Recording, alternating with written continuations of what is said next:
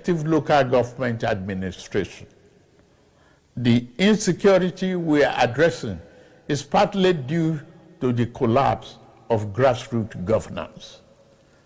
The renewed hope agenda is about ensuring that all Nigerians benefit from governance.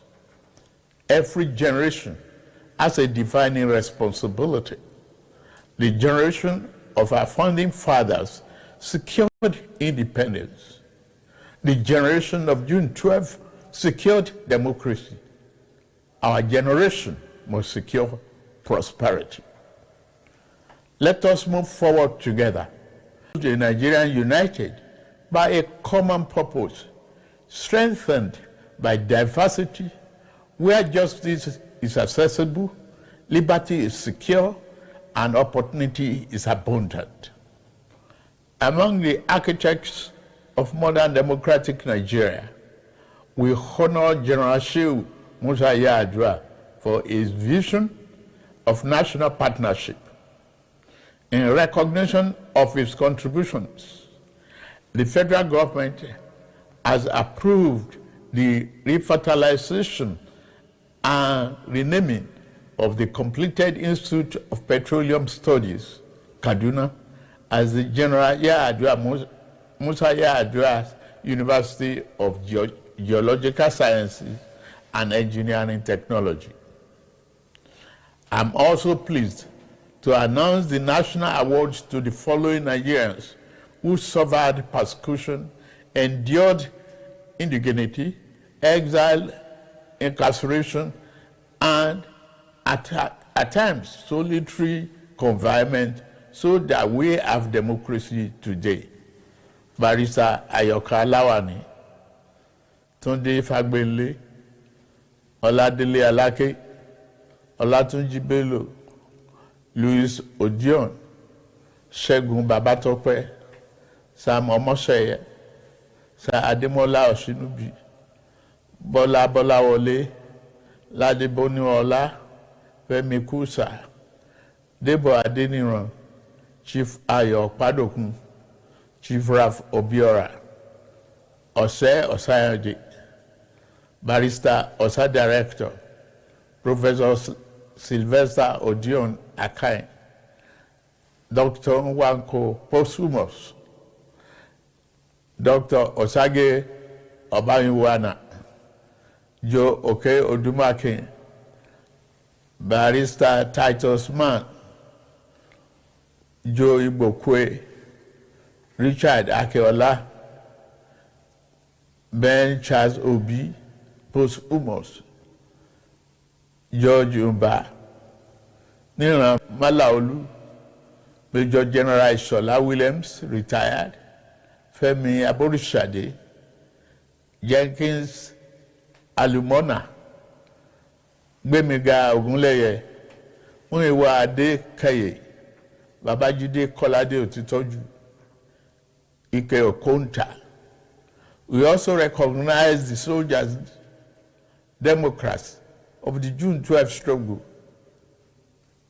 Major General M.A. Garba, Brigadier General Lawal Jafaru Isa, Colonel Umar Farouk Ahmed, Colonel Sambo Dasuki, Colonel Lawal Gwadabe, Brigadier Jonathan Ndan Temlong, Colonel Musa Shehu, Major General Chris Eze, Major General Aris Dama, Colonel Isa Jibrin, Major General Joseph Oshanokwe, Colonel Olusegun Oloruntoba, Olugbede of Gbede Kingdom, Lieutenant Colonel Api Kevas Bulus, Colonel J. Okai, Colonel Emmanuel Unduboeze, Lieutenant Colonel Yakubu Muazu, Brigadier Yaya Abubakar, the current Esu Nupe, who is already the holder of CFR title. The honored list will be released in the next few days. Fellow Nigerians, 27 years ago, many doubted democracy would survive here because of our diversity. Today, our diversity sustains our democracy. The road ahead is steep, but June 12 reminds us, Nigeria do not break. We bend, we bleed, but we do not break. Let us renew our covenant that the labors of our heroes past shall never be in vain, and that our government of the people, by the people, for the people, shall not perish from this land. May God bless the heroes of our democracy. May God bless the Federal Republic of Nigeria. May God continue to bless us all. Happy Democracy Day.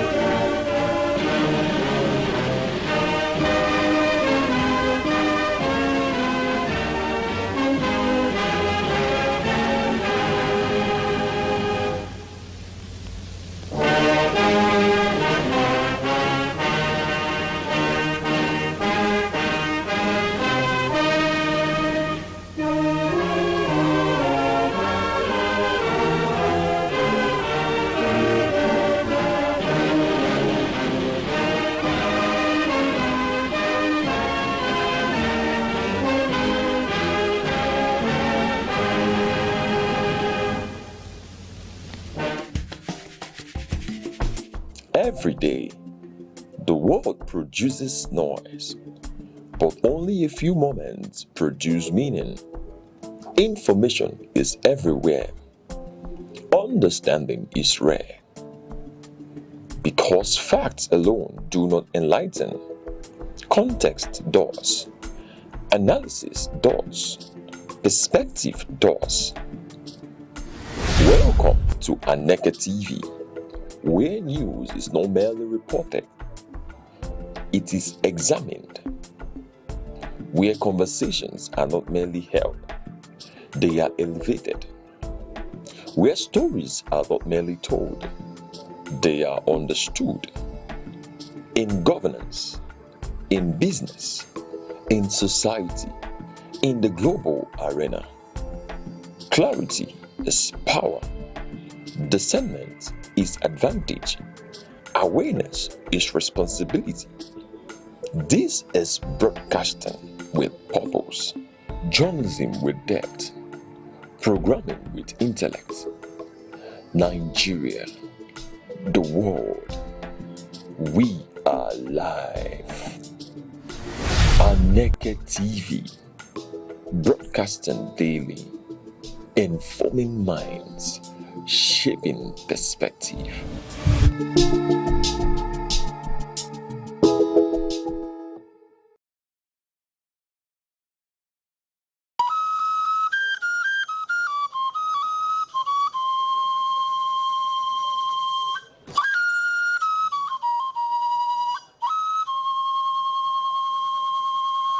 There are two types of kola nut produced in Nigeria: kola nitida, otherwise called gworo, and widely eaten in northern part of Nigeria. Kola acuminata, also referred to as Igbo kola, is of local origin and occupies an important position in social, religious, and sacred ceremonies in Igbo society.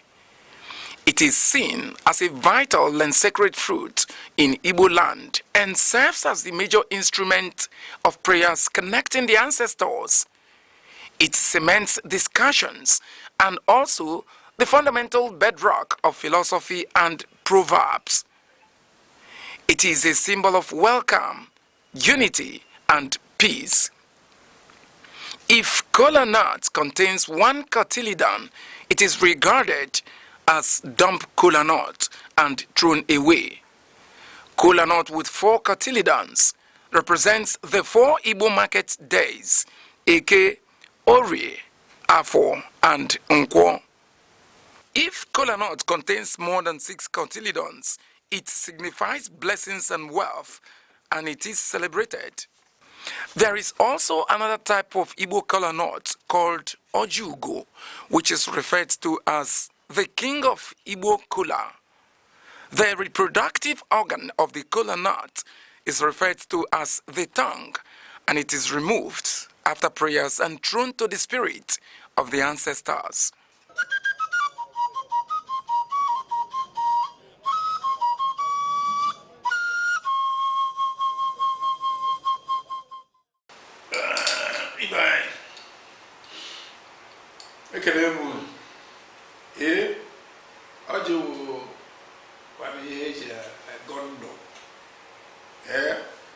ndụ a na-atọka onye anabara nke ya na ụlọ agwọ ibe anyị adị nọ ogologo ndụ arụ ike na ọdụmma ihe eji ene ndụ anya na onye nwere ihe eji ene ndụ anya na ịlụfụta nwụrụ ya ị mara na nsogbu rere ya olise bụ anyị na-ekene gị Chukwu okike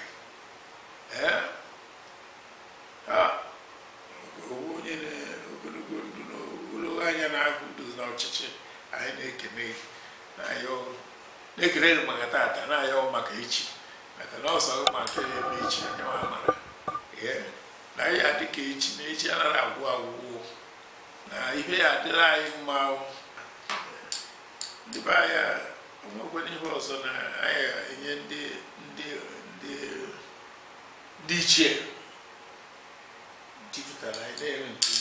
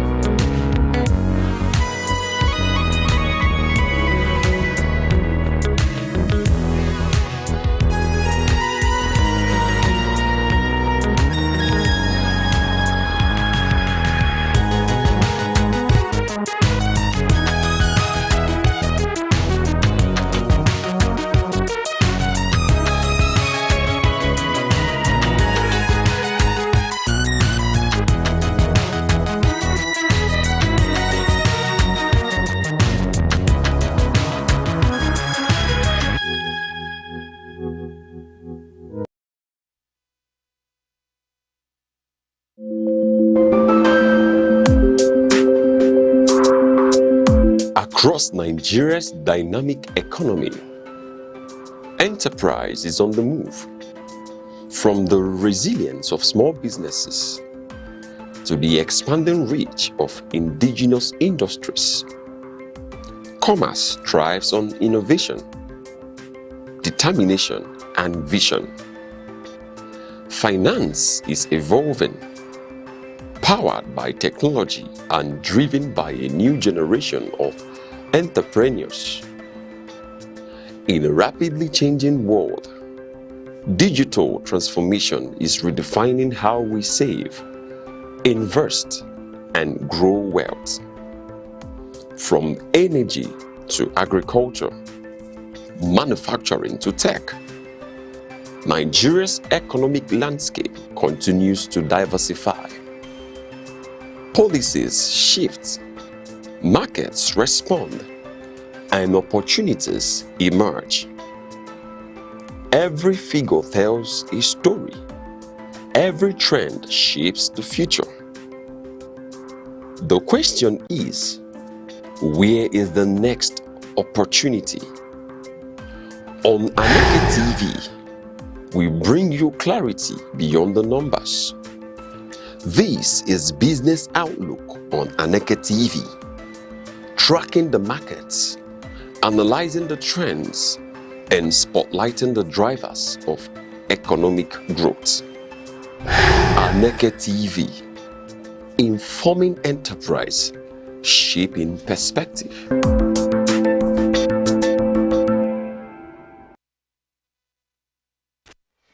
Many thanks and welcome to Aneke TV, broadcasting live from Enugu. Happy Democracy Day, and this is the business desk from Aneke TV, wishing you happy Democracy Day celebration.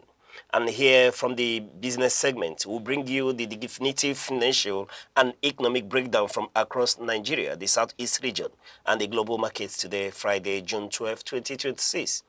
As we wrap up the trading week, the business landscape demands sharp focus. From the latest policy shifts coming out of Abuja to the local manufacturing and entrepreneur pulse right here in Enugu and the wider Southeast, we are tracking the numbers that directly impact your pocket, your investment, and your enterprise.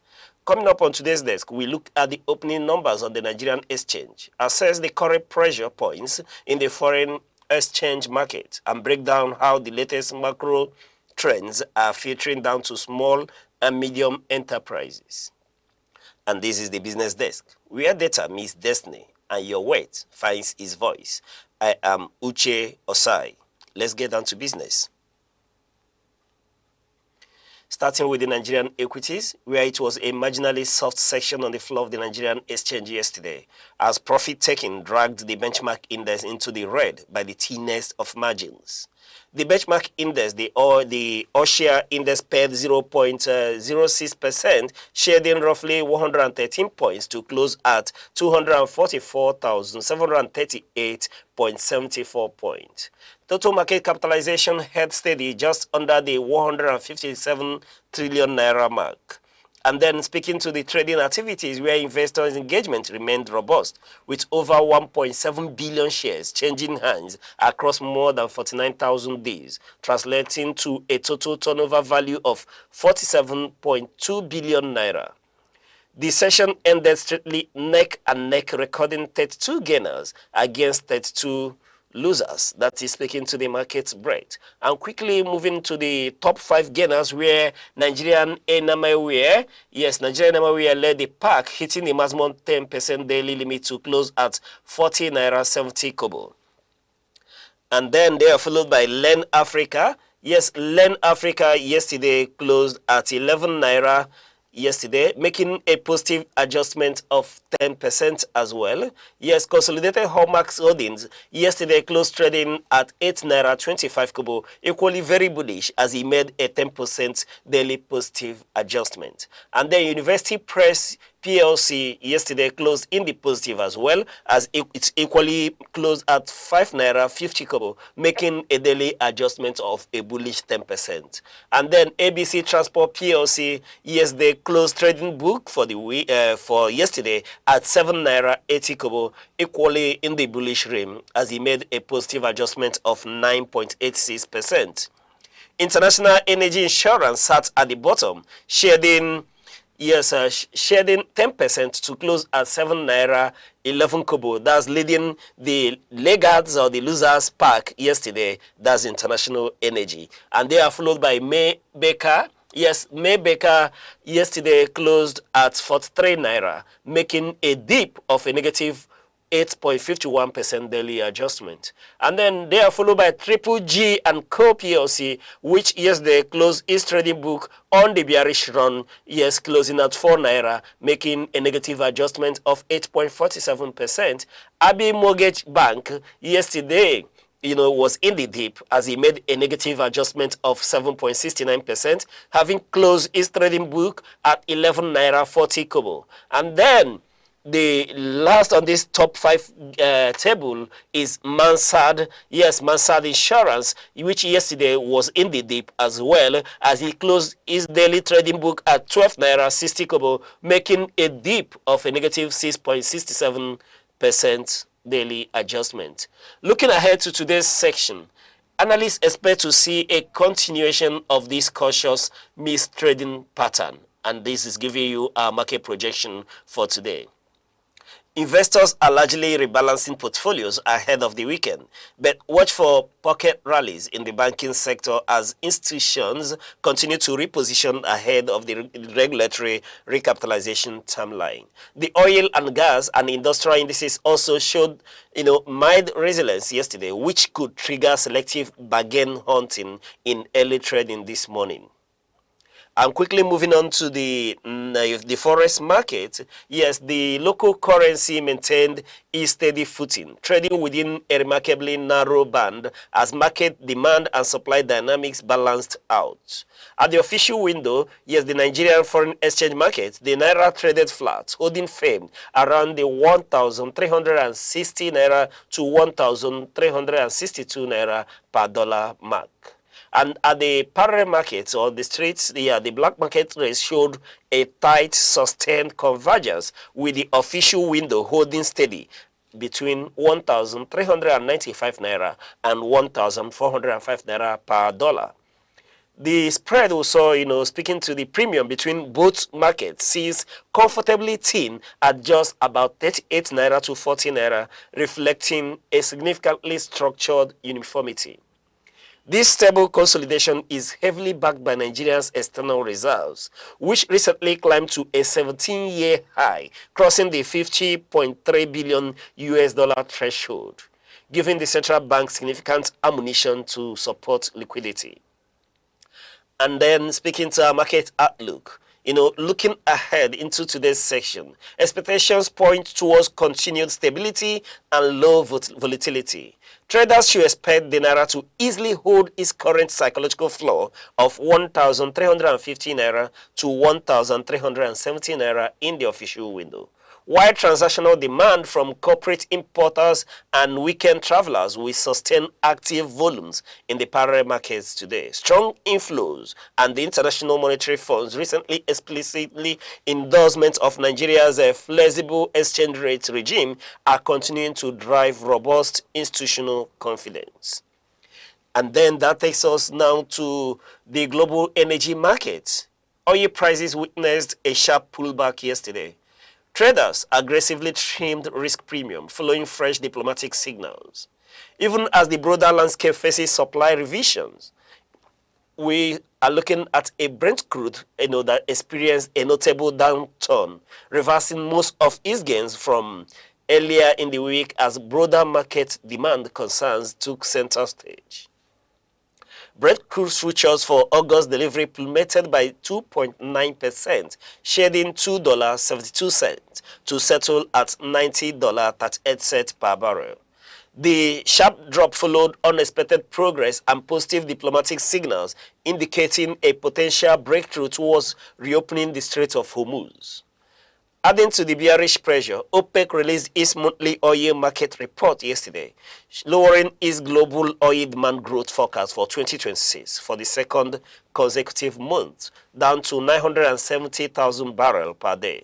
The price drop occurred despite very strong fiscal fundamentals at home in the Atlantic Basin. The U.S. Energy Information Administration EIA reported a massive draw of 7.2 million barrels in commercial crude inventories, highlighting deep ongoing tightness in immediate supply.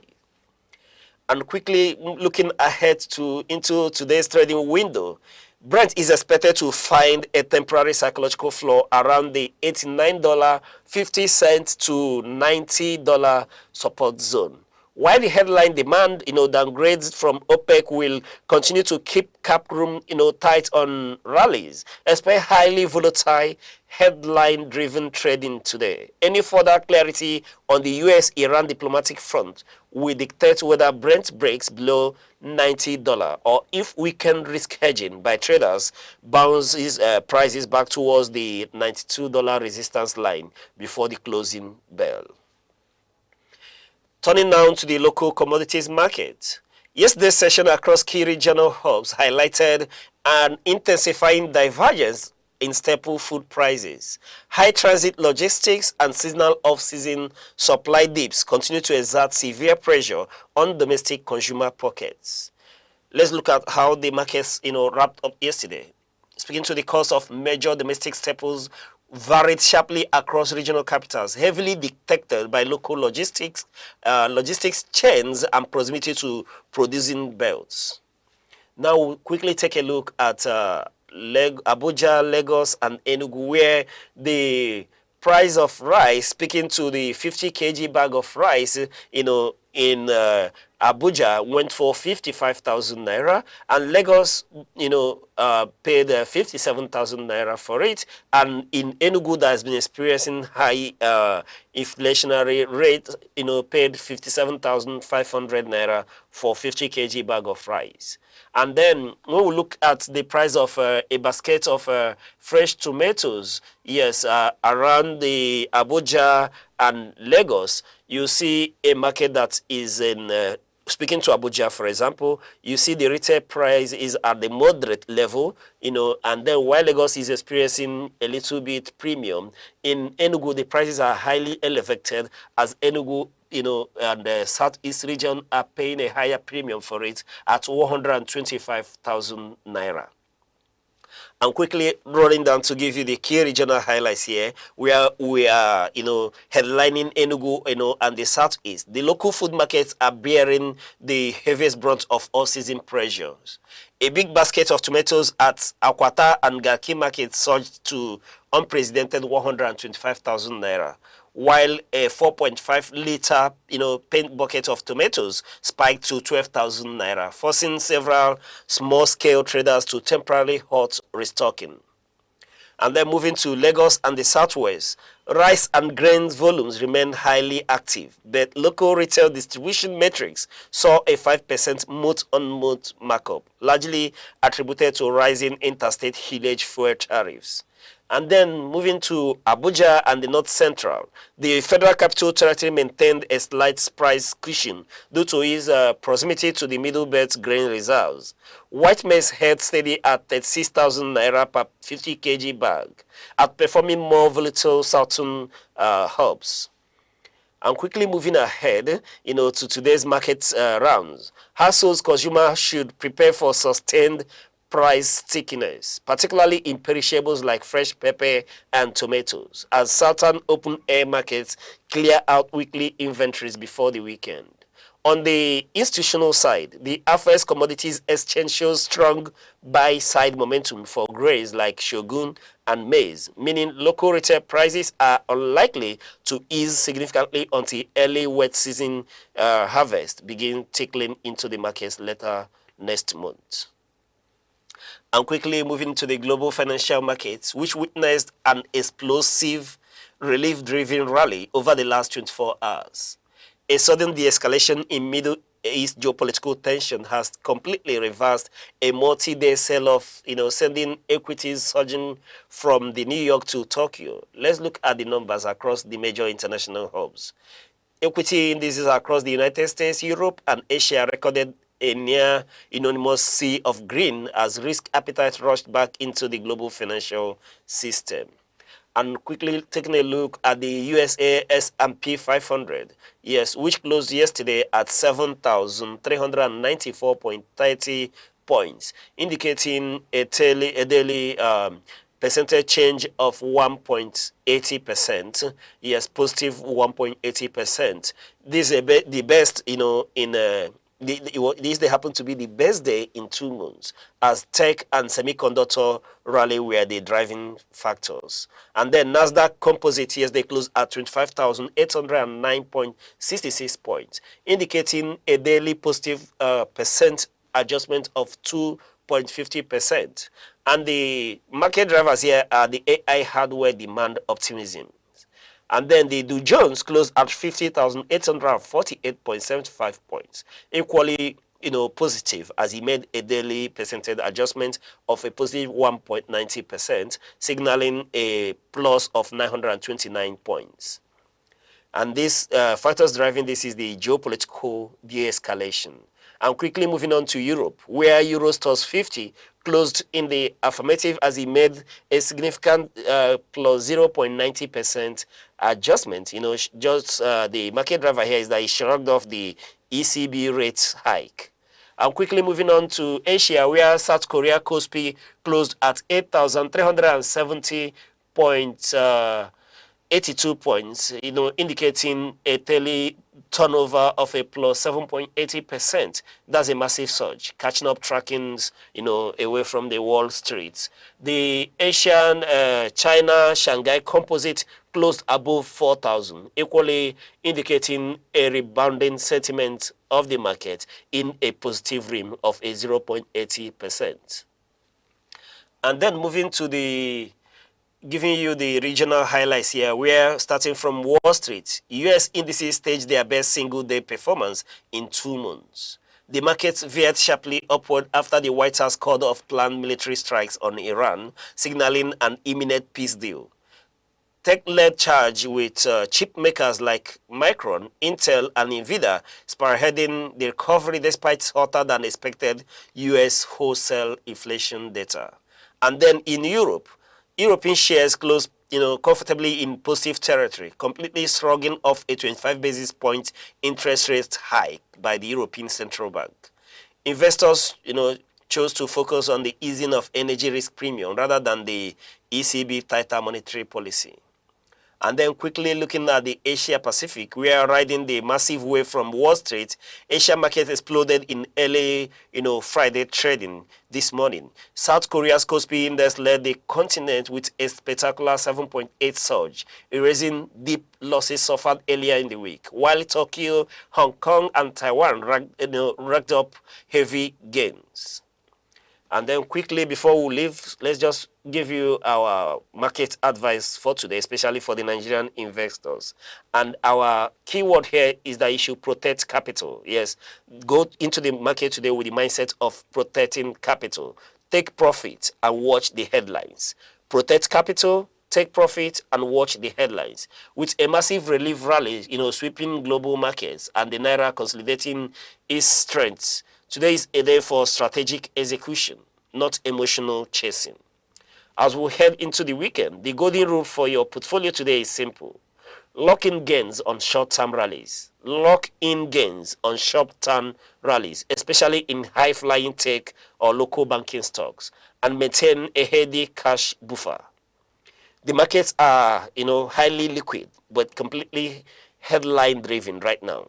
Don't let, green screen tempt you into over-leveraging before closing bell. So that's our market advice today, especially for the Nigerian investors. And that's the business segments for this morning. Remember, in a volatile market, the data doesn't lie, but it pays to read between the lines. I am Uche Osai. Invest wisely.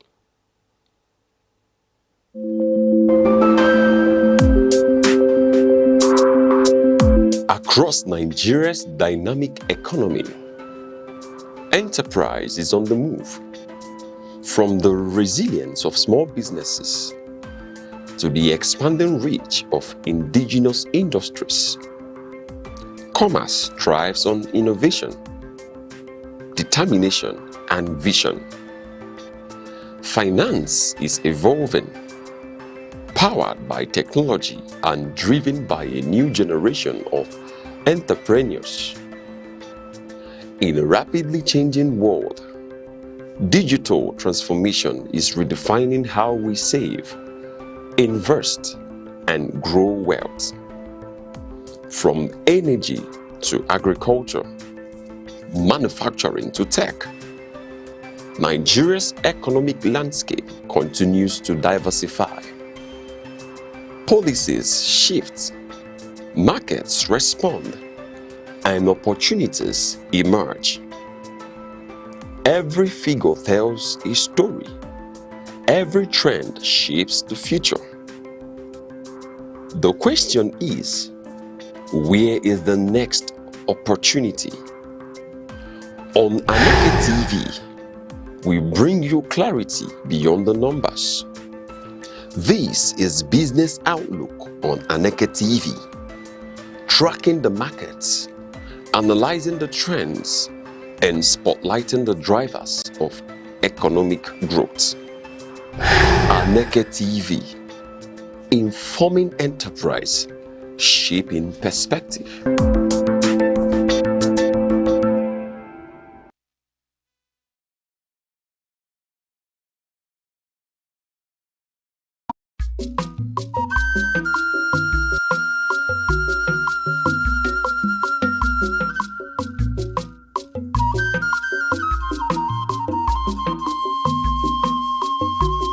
Aneke television.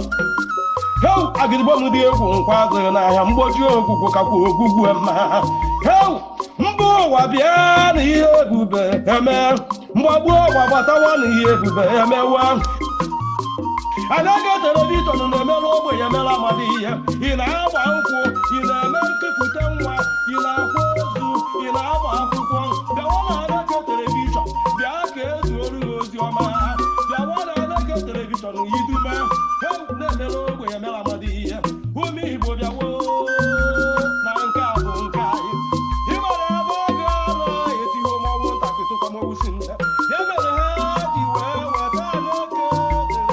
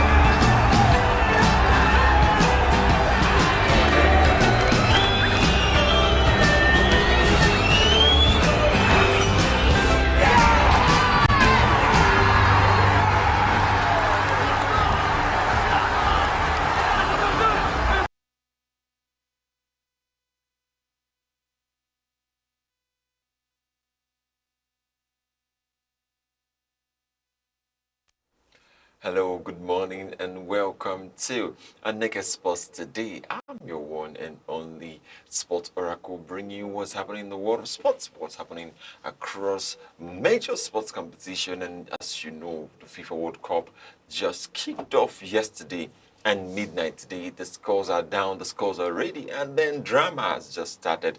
Before we delve into that, I would also like to bring you that the Formula One is going to take place this weekend, with other updates around the athletes and the rest of them. Yes, worldwide, we are here again. Yeah, good morning, my fellow sport lovers. You know, of course, the World Cup season has I'm kicked off. not a fellow sports lover. Okay, I'm just a regular guy that dream and live sports. Yeah. But good morning, everyone watching us. You know, we are already in the season of World Cup, and we are yet, to dissect. I'm just excited because I don't know whether it's because South Africa lost that I'm excited, or because it's the World Cup season. Actually, everyone wanted South Africa. Yeah, I was praying so hard. In fact, it was the whole world against South Africa. I'm not going to lie to you. No, they deserve to lose. Because some people will feel like, okay, are we now talking about, political issue? No, it's not it's political. The whole world against South Africa. It's what you are doing. It's what you are doing to your fellow brothers. So are you expecting your brothers to support you? How is it going to be? It was a time of our life, I would tell you. Yeah, we enjoyed the match. We enjoyed the match yesterday. Me, for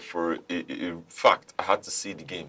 Yeah. And I saw how they were swallowed up. Yeah, they were swallowed up. And also, before we go into that details, you could see the drama, the red cards. No, I don't know whether they thought they were still fighting Nigeria in their country. Maybe that's why they were still wanting to fight on the pitch, looking at Mexico. Mexico, we are wearing green. So they were seeing similarly that this might be Nigerians in this form, trying to pretend to be Mexican. So they were still, you saw the aggressiveness they brought into the game.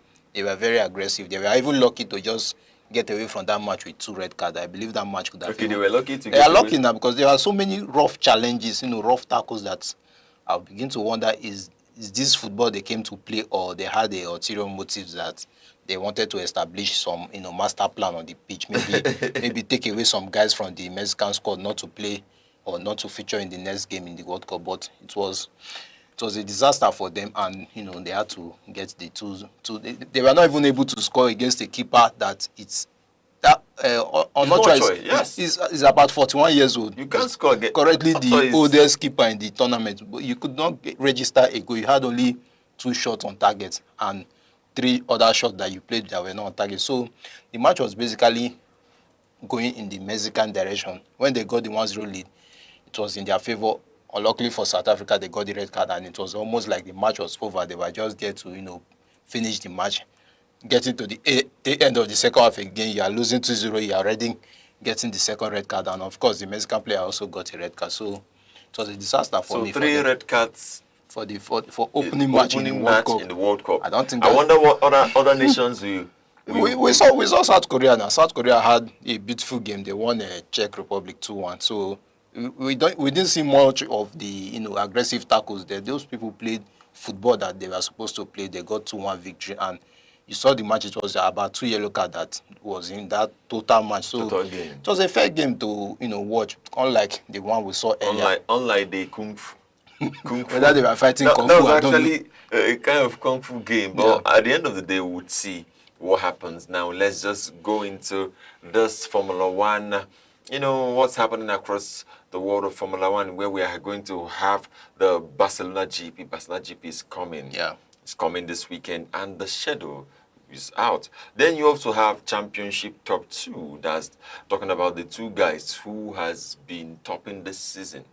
And not coming close here should be the McLaren guys. McLaren guys are not just, last season it was Max Verstappen and McLaren that were ruling the Formula One game. But we have just the 2, talking about Kimi Antonelli, who has 156 points in the Formula One of 2026, and then Hamilton also having 90 points. And someone was asking, how will now Hamilton meet up with this point that they are having? Now, it's so important to also notice that there has been, some tensions around both of them, climbing or having the stage and the pole position. Yeah. So it is something that we have tried to look into professionally, because it's going to, as they head into Barcelona, it's going to be a memorable time for the people of Formula One. I mean, the guys who have been driving. Now, let's just give you a little bit of Kimi Antonelli's records and the records he has held so far. Youngest driver to lead the championship, talking about Kimi Antonelli, and the youngest pole-sitter.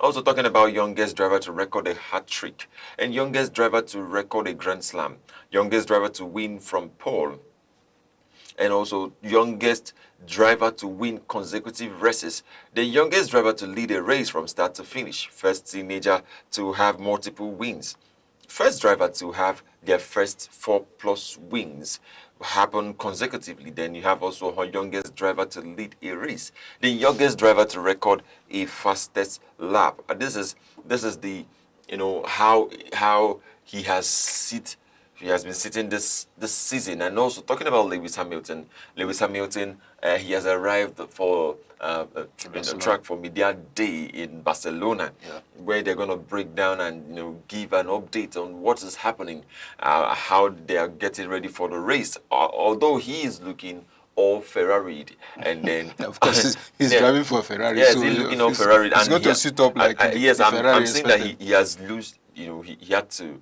you know, lose his hair, and I mean, Maybe he wants to wear a new I think he wants to wear a new look. a challenging look this time around. He does not want to see, you know, you guys to see him without his normal plating of hair. So he wants to appear different to, you know, tell you that I'm ready for this new challenge. Let's give it. Let's give it. He also said that you can see I've got decent pace in me. He was talking to, you know, when he was talking about how he's preparing, how he has been faring at Ferrari. He says, regardless of all the negative comments that people have made, he has been doing well. Yeah. And negative comments could be that he has been here for a while, and he's 41, but he's looking very young. Still looking young, and, you know, the negative comments for me might not be necessary, because this guy have done well over time, you know. Despite him not, it's just this, will I say, this year or this season that he has maybe not gotten the win, that's not taking first position, but he has been there. If he's not taking first, you saw the last race in Monaco. He came out second. So I don't know why people will start, you know, bringing up a negative comment for someone that outperformed, you know, over time. He has been, you know, locking up with this race, coming out in the first position, taking all the podiums. Just this year that, you know, we have the like of Kimi coming in to steal this position from him, and you are now commenting negatively. I don't know if people do not appreciate the works of the past, you know, the good works that somebody has put into the sport, you know, in the terms of Formula One, getting good results, you know, setting records that are yet to be broken, because he has some record that Kimi has not broken. And coming to comment negative, I don't know how people, you know, tend to do such things, and I don't think I'm a fan of that. Someone is coming out second, is also doing well. People are, you know, he have more than 20-something people racing in this Formula One, and he came second, and you are commenting negatively. Is he going to always come out first? Are you expecting him to be since, will I say, 2015? This is 2026. He should always be coming out first, as if he's the only one driving the race.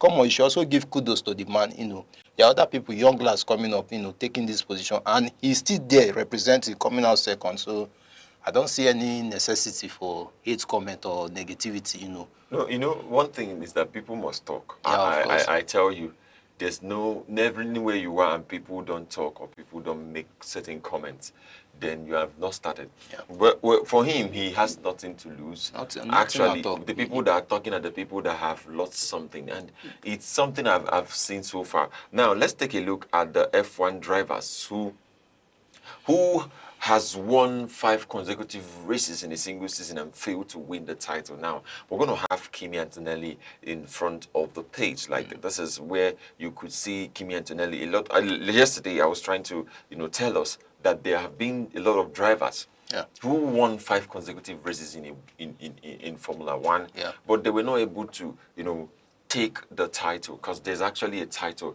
that comes up. Now, we are looking at we're talking about Ascari 1952. He won 5 consecutive races in a single season and failed to win the title. Talking about Brabham 1960, then Clark 1965, then Mansell 1992, then Schumacher 2004, Vettel 2013. Say, then Hamilton, 2014, Hamilton again, 2020, then Verstappen 2022, then Verstappen 2023, then Antonelli is loading.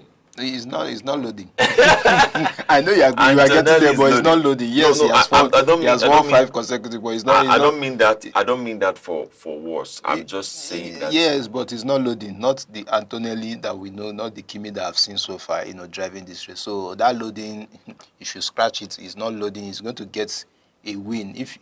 If you want to mark my words, you can mark it. He's going to get the win in Barcelona. So it's not going to be part of the history books that he's going to go down as one of the drivers that won 5 consecutive races. I don't know. I don't see what if. It's just like when we say what if South Africa had won Mexico yesterday. There is no what if. There was no what if. So this time around, there is no what if. He's going to get the win. For me, he's going to get tomorrow or on Monday. We are still going to come. I'm going to tell you that I told you that he's going to get the win. So he's not going to be part of that list. Well, it's not going to be part of that list, but does it matter? Yeah, well, he has done well. If let's assume, worst come to worst, he did not get the win, but at the end of the day, he has done so superbly well. So him not getting the win, I don't even want to tilt in that direction. So yeah, he's going to get the win.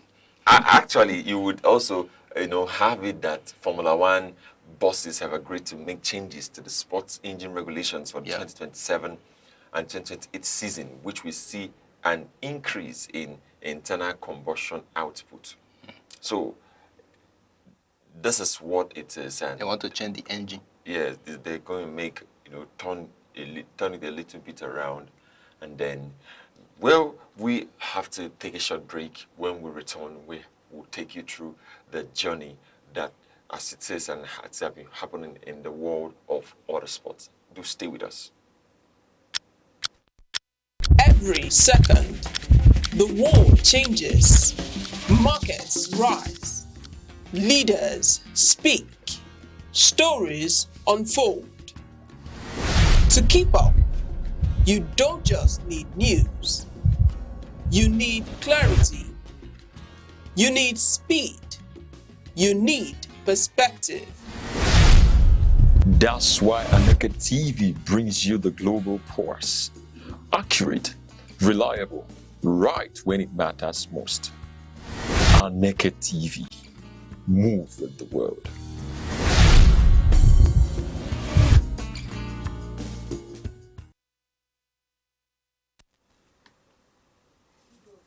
Eh?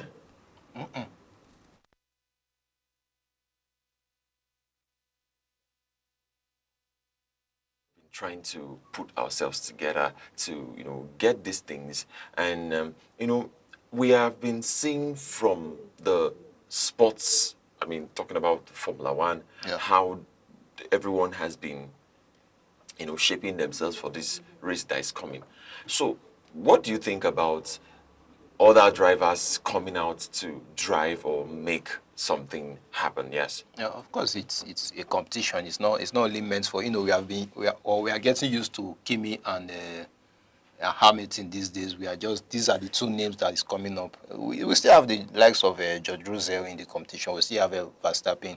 We still have Leclerc. We still have so many other guys. So basically, these guys are also preparing, for the fact that, okay, maybe we don't get to see them often coming out, either first or second, but these guys are also doing well in the race, maybe luckily for them this time around with enough preparations, putting a lot of work into what they do best, in the driving race. And for me, we could see a change. Of course, there's always room for changes, there's always room for another person to take the win. It does not mean it will always be Kimi all the way, or it will always be, the other guy. So we could see some other driver coming in to take the podium this time around. It's a sport, there's nothing that we cannot say it cannot happen. So there's always a time where another name might come up, depending on how you perform, or some other guy might be unlucky. I might say unlucky. They might have a problem with your car or something. So something could either happen. Other guys, I know other guys are coming up. Yeah. That's all I know. Other guys are coming up. But they might take the win this time. And they will just need to sit back. No, they have to do a lot of work, because you coming to take a win, this it's like these guys are now so used to winning. They put in a lot of preparation. So for you to come and take a win from someone like Kimi, you have to do extra. Well, you have to do extra. Well, I think from what the research I've made and what I've seen, you would see, with all due respect, that Mercedes, the way they handle their cars, they are the best in this. The way they handle their cars. Mercedes has the best cars for Formula One. I mean, I'm not saying Ferrari doesn't have, but Mercedes, they have the best cars. So it's something I'm watching to understand. And they have some of the best drivers. The best drivers having also. the best cars, some of the best drivers. So, now, I don't want you to always be removing, just be giving kudos to this guy, one of the best drivers. I will, of course. Now, let's take a look at the top 10 youngest F1 Grand Prix winners. That's the top 10 youngest. F1 Formula One Grand Prix winners. We're talking about Max Verstappen. He won his Grand Prix at 18 years, 7 months, 15 days. That's in 2016 Spanish Grand Prix. Then you're talking about Kimi Antonelli, 19 years, 6 months, 2026 Chinese GP. Then you're talking about Sebastian Vettel. That's at 21, 2 months and 12 days, 2008 Italian GP. You're talking about Charles Leclerc. That's the Ferrari guy. He won it at 21 years old, 21 years, 2 months, 12 days. Then Fernando Alonso, 22 years, 26 days. That's in 2003 Hungarian GP. Then Troy Ruttman, same with 22 years, but 2 months difference and 3 days gap. That's in 1952 Indianapolis 500. So 1950. Yes, you are now wondering where we were in 1952. 1952, it has been a long. That's ages ago. Ages ago. Then you have Bruce McLaren. That's a 22 years, 3 months and 10 days, 1959. Wow. Where were you? Then you have Lewis Hamilton, 22 years, 5 months, 6 days, 2007 Canadian GP. Then you have Oscar Piastri, 23 years, 4 months, 12 days, 2024 Hungarian GP. Then you have Kimi Raikkonen, that's 23 years, 5 months and 3 days. That's from the 2003 Malaysian GP. You see that this year, one thing about this sport is it varies. Yes. It can come anytime and people can drive anytime. So it's very important that we know that when you talk about Formula One, you're talking about a side of sports that people should not take away, because people actually drive. Yeah, of course, people drive. And from the list you have given, so Verstappen was actually the youngest to have won. I was thinking it was still Kimi, but now that I'm aware that it was Verstappen at 18 years, that's quite phenomenal. That's quite a record.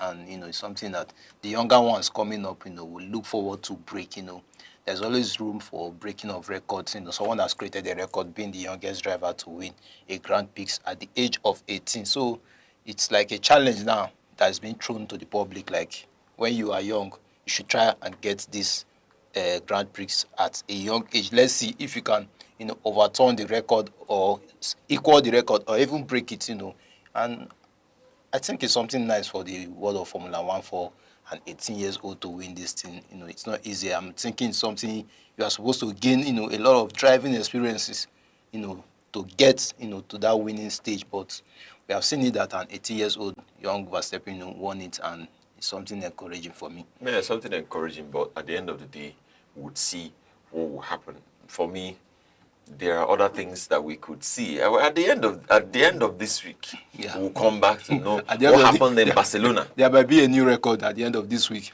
And you can match up, like this season. Kimi is stopping, so you can match up. You can, mesh it up. Yes, that's what I really think. Now let's go over to talking about the issue around tennis. I mean, there has been this tension since Serena Williams had her time to come back. Then you're talking about that wonderful young man, talking about Vedev, who had the Australian Open, who made that progress just this week. Alexander Zverev. Yes, he said that he wants to, his target is to be world #1. That's what he said. He said of course, his target after is winning, to be world #1. The Australian Open this time around, you have to, motivate yourself, give yourself a new target. Maybe prior to winning the Australian Open, your target could have been, to win the Australian Open. Now you have gotten it. You have to set higher standard. Look for higher, background to lay your, trophy on. you wanted to be the number one. There was a time, in this sport, Roger Federer was the number one.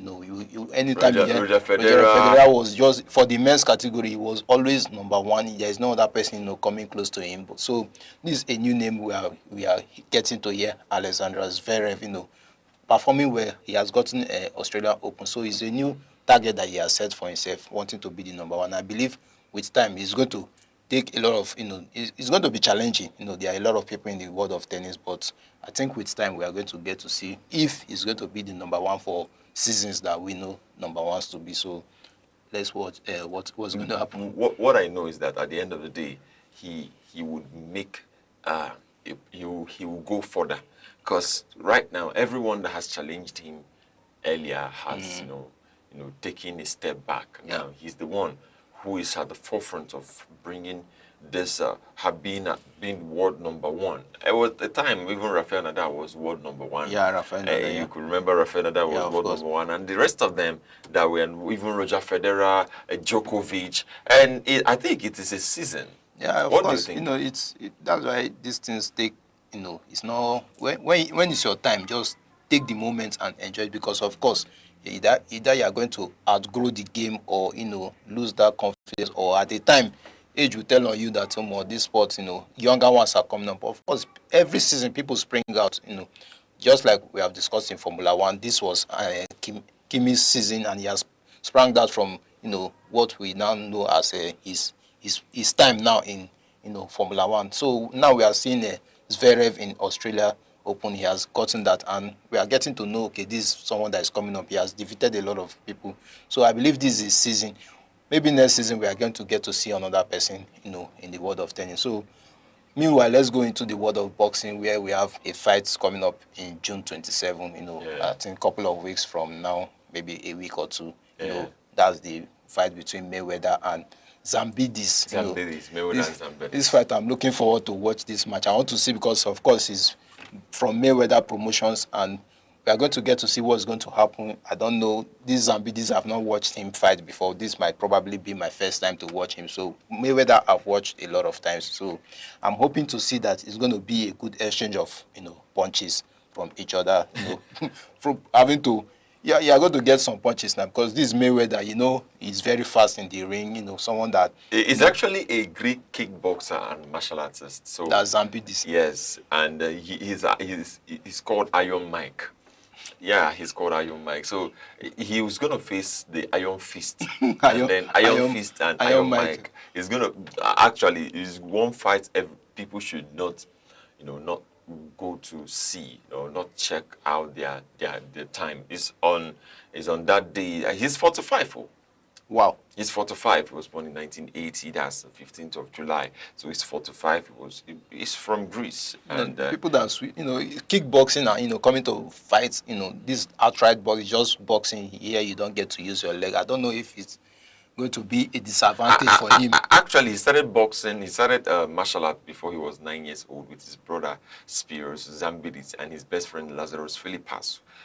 He has trained in Shokotan, Karate, boxing, kickboxing, Muay Thai, Sanda, and Pakrashan. He has done a lot of all the even judo. He has been so active, trying to get himself to the position where he will. But we'll see what him and Mayweather has to bring this. Mayweather is an expert in this boxing. You have been around, let's say judo, kickboxing, martial arts, and this is just boxing. You don't get to do all those judo skills in the ring for a boxing match. You don't get to use your feet, of course, in the boxing match. So I believe it's going to be like a new challenge for him, to take on the boxing profession and to come up against someone like Mayweather. Of course, we might say it's a Mayweather promotion. It's like something that is being promoted by Mayweather himself. I believe he chose this opponent by himself, that to get him back to shape or get him back to form. But this is actually a good challenge for me, for someone of this category who has been in the world of kickboxing, who have been a martial artist, who even done judo, coming, to take on this guy.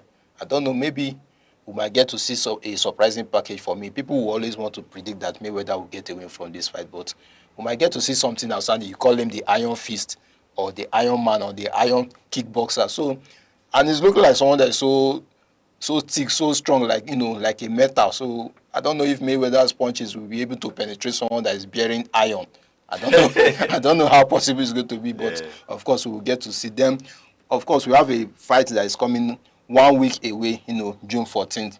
You know, this is already June 12th, and we are having a fight slated for June 14th, which is a UFC Freedom 250 fight. You know, it's going to take place on June 14th, and we are already seeing that Paramount. You know, I like to see when this Paramount, because of course I watch movies a lot, and I get to see that it's being produced by Paramount, and they are the ones, you know, going to be responsible for airing this match, and I believe it's going to be a lovely fight. It's happening on June 14th, and I urge you guys to go and see the fight. So, what do you have to say about this fight? It is one of the fights that you actually see is the UFC. Yeah. And UFC has been so influential to, you know, gather and sponsor games across sports, and basically they are just into boxing and anything fights. Yeah, it's sometimes fights. Wrestling. You know, you have the UFC wrestling competition. Yes, and all that. but then for me, if this fight is coming up, that's 2 days from now. Yeah, it's going to be one of the fights that will make this weekend. Of course. There are not too many fights this weekend. This weekend we don't have much fights. There are not too many Mayweather fights. Fight is till June 27th. It's still like 2 weeks from now. So, but then we're going to still see what comes out from this game, and then we're going to understand how it could, you know, influence the world of UFC. Of course, I'm telling you that UFC has many of their activities, you know, being to make people. They have featherweight, they have middleweight, they have lightweight. Yeah. So they have been so influential to get it around this time. So we're going to see what happens in the fight and in the game that you've been expecting. Yes, it's the game that we've been expecting to come our way. So well, at the end of the day, it's going to be a wonderful time. So viewers, you're going to go and check this fight. Go and check it out. It's coming just 2 days time. Go to Paramount and then also check it on Netflix. Netflix will show it. Will it be aired on Netflix? Yes, it will be aired on Netflix too. Then it will also be aired on DAZN. So Okay, if you're subscribed to DAZN, kindly go and check. In case you're wondering what's DAZN, is DAZN. DAZN. Yes, I say ZN because it's kind of looking very together. So, but DAZN, go and check, and then you can follow it up from there. Yes. So I believe before we go into this, because you know I love football so much. But before we go into the footballing world, there are a lot of, you know, activities. You know, just yesterday the World Cup that took place, we had the opening ceremony, which was very, you know, fantastic for me. You know, I got to, you know, see the opening ceremony. I got to see Burna Boy performing alongside Shakira. You are bringing entertainment into this. No, it was in the world of football that it's a world of football. But then I want to bring more of the entertainment. No. because at the final Yeah. of this World Cup, there will be a halftime Show. kind of Super Bowl show Yeah. that will happen. It's looking like a Super Bowl kind of show that they want to integrate sports into entertainment. Of course. So even if you know what the World Cup, if your favorite artist, you get to what the halftime show. Yes, You know, it's 15 minutes now. It's 15 minutes, and everyone would really see this entertainment side of the World Cup. And seeing the performance, you see Davido performing, you know, having his iconic jacket about the issues in his country. Then also seeing other artists coming up. Then you would see Tyler had to sing the national anthem yesterday before South Africa had to kick off their game. Then you would see other artists. You see Shakira, Dai with Burna Boy, Rema still there. Performance everywhere, 90 minutes show. And I think FIFA would just create this, would just carve this out for us to go and see on YouTube. No, I think we should go on short break because you are driving the points to. I wanted us to just give them a snippet, then go on short break. Now you are taking everything, you are bringing out everything. Let's just go for a short break. Then when we come back, you will continue with all that you have to, you know, tell the people of our football lovers. Please, let's just take a short break and we'll be right back. In a world that never stands still, where stories break in seconds and moments shape history. One station keeps you connected to your nation, to the continent. From breaking news to powerful stories, from business and politics to culture, lifestyle and entertainment, we inform, we inspire, we keep you ahead. This is more than television. This is your window to everywhere that matters. Aneke TV. Move with the world.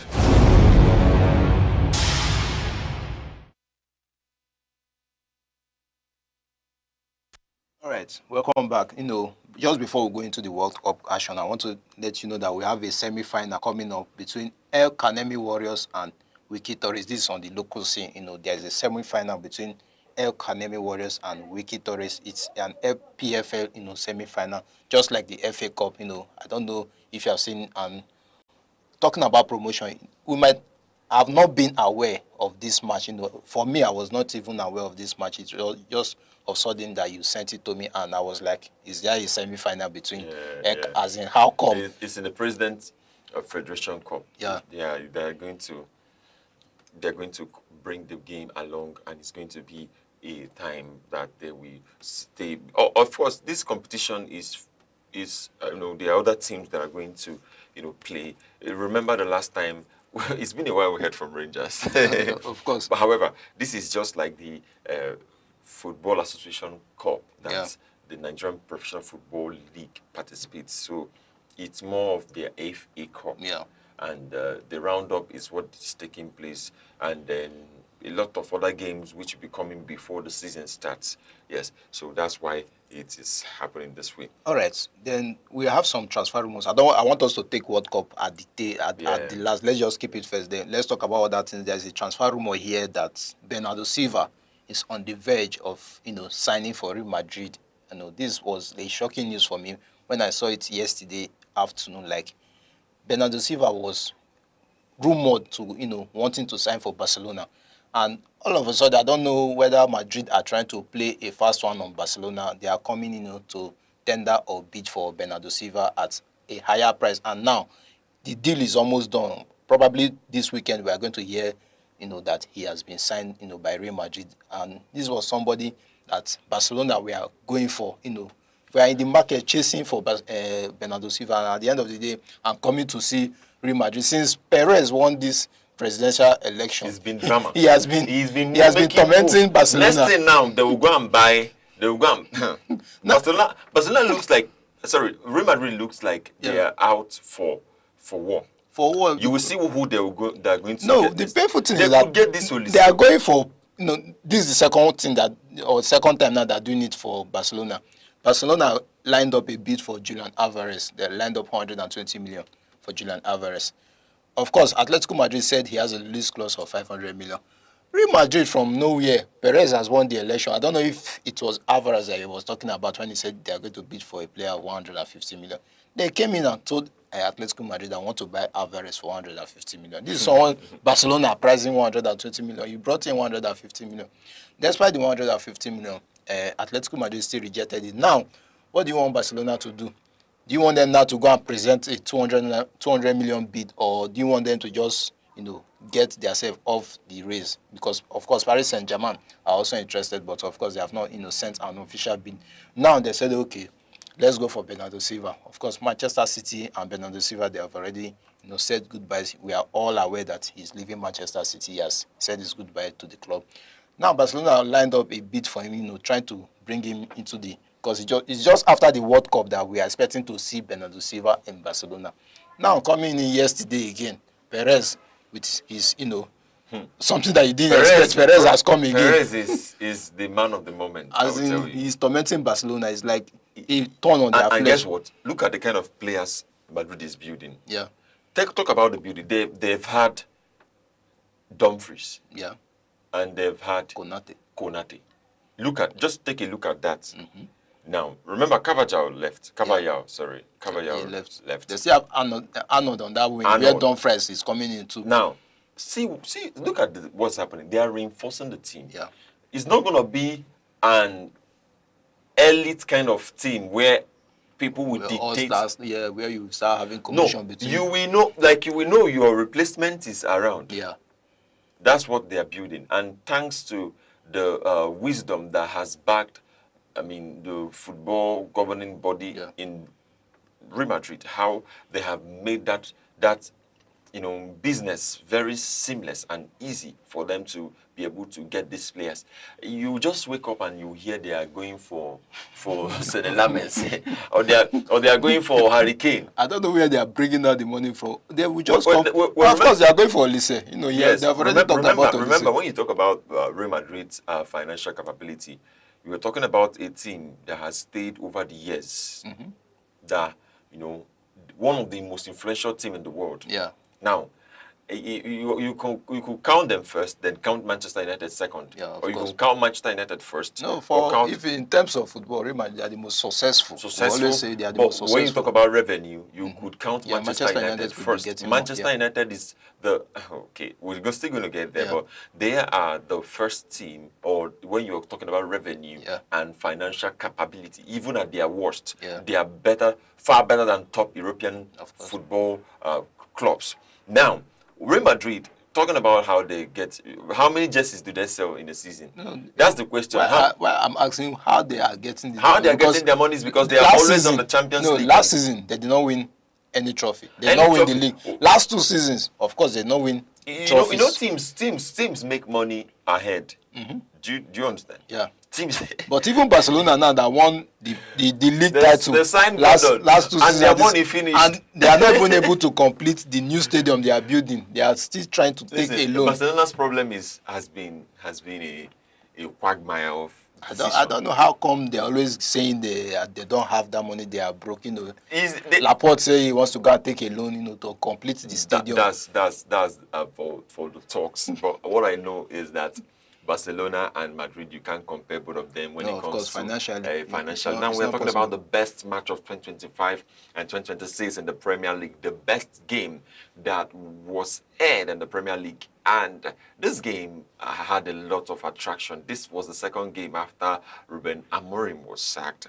Talking about Arsenal versus Manchester United. Arsenal played against Manchester United. Arsenal had to score first. Then Manchester United had to reply with Brian Mbumo's goal. While they were still on that, Patrick Dogu's goal. Rumor has it that the goalpost is still shaking till now. No, that fantastic it was a fantastic strike. It was a fantastic strike and an assist from Bruno Fernandes.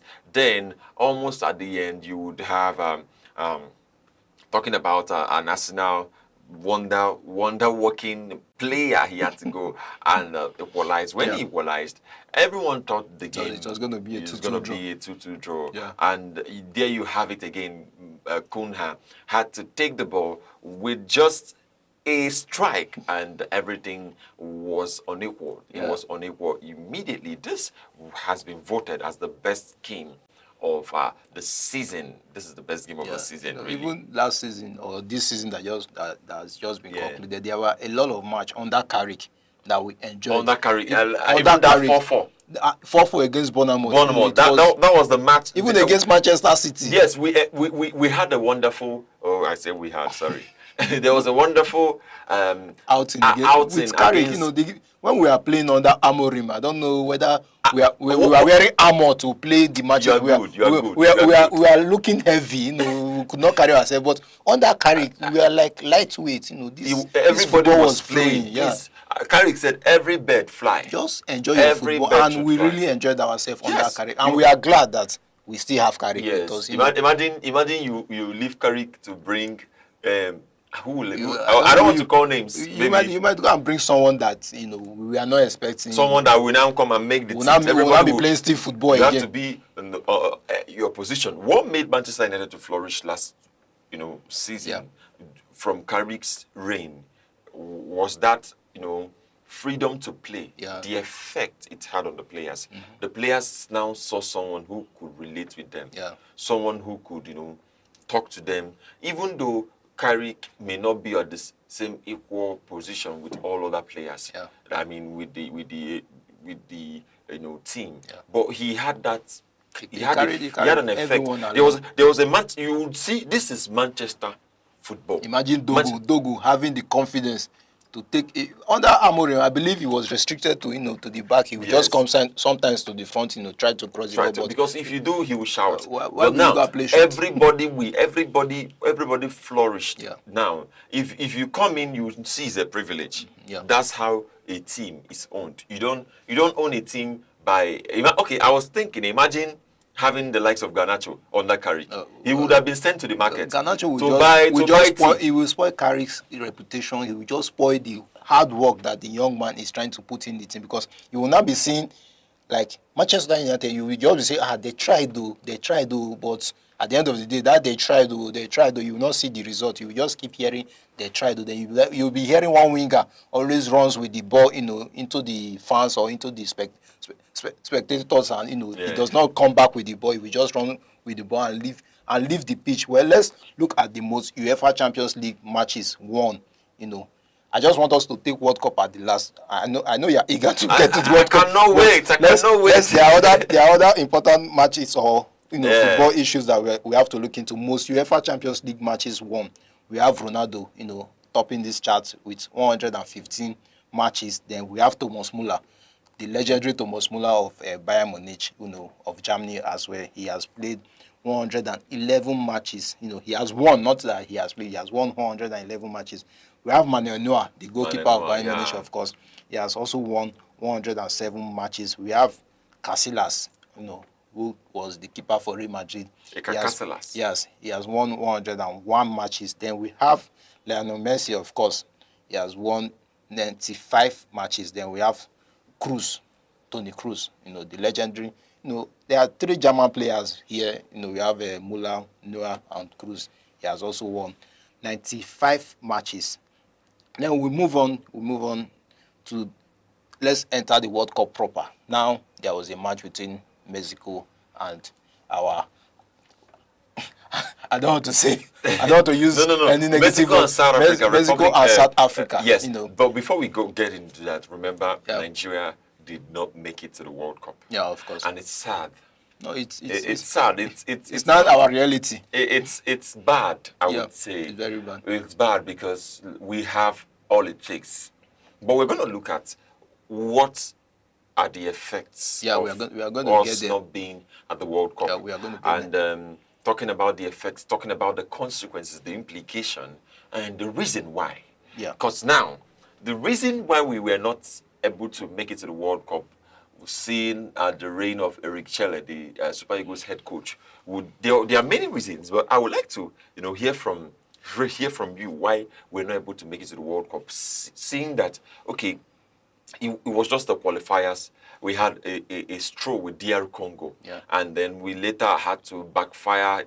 We had to backfire them to FIFA to report to lodge a complaint. In case that we could not come out victorious, that I was hoping, because we had every evidence, how can you feed somebody that is not approved to play the game? Nobody said anything. FIFA said, not even FIFA. CAF said, because it was CAF that was judging the case, and they said nobody said there was nothing wrong with it. So at the end of the day, if Nigeria comes out in another tournament and we feed someone that is not registered, I hope it's going to be accepted, because how can you break the rule in football and you said there is nothing wrong with it, that they should go on there, that they have qualified? You can feed someone that is not registered and there is no problem. So let's not take that as the main factor, because of course Chelle did not come in early for me. He did not come in early enough. If Chelle had taken the team right from the beginning, from the day they started playing for qualification, would have been there. There will never be a time. Yeah. Do you understand? There will never be a time that Eric Chelle, in his position, would come in as Super Eagles head coach, and we're playing from start of his time to the finish. We are playing for the World Cup qualifiers. That he will not want. He will not push. He will not do anything for Nigeria to win. We will get the win, because of course we saw the matches. Nigeria, I don't know if they didn't have that desire to qualify because there were matches that we were taking the lead. And at the end of the day, you see that the match will just end up as a draw. You begin to ask yourself, how come Nigeria will be taking maybe a 1-0 lead and they become complacent, they become relaxed. Guess what? That thing still happens till now. No, under Richelle now, those things have changed. No, it happens because we saw in the friendly against that of course, I will not want to take it because I will not want to count it as it happened because we played AFCON.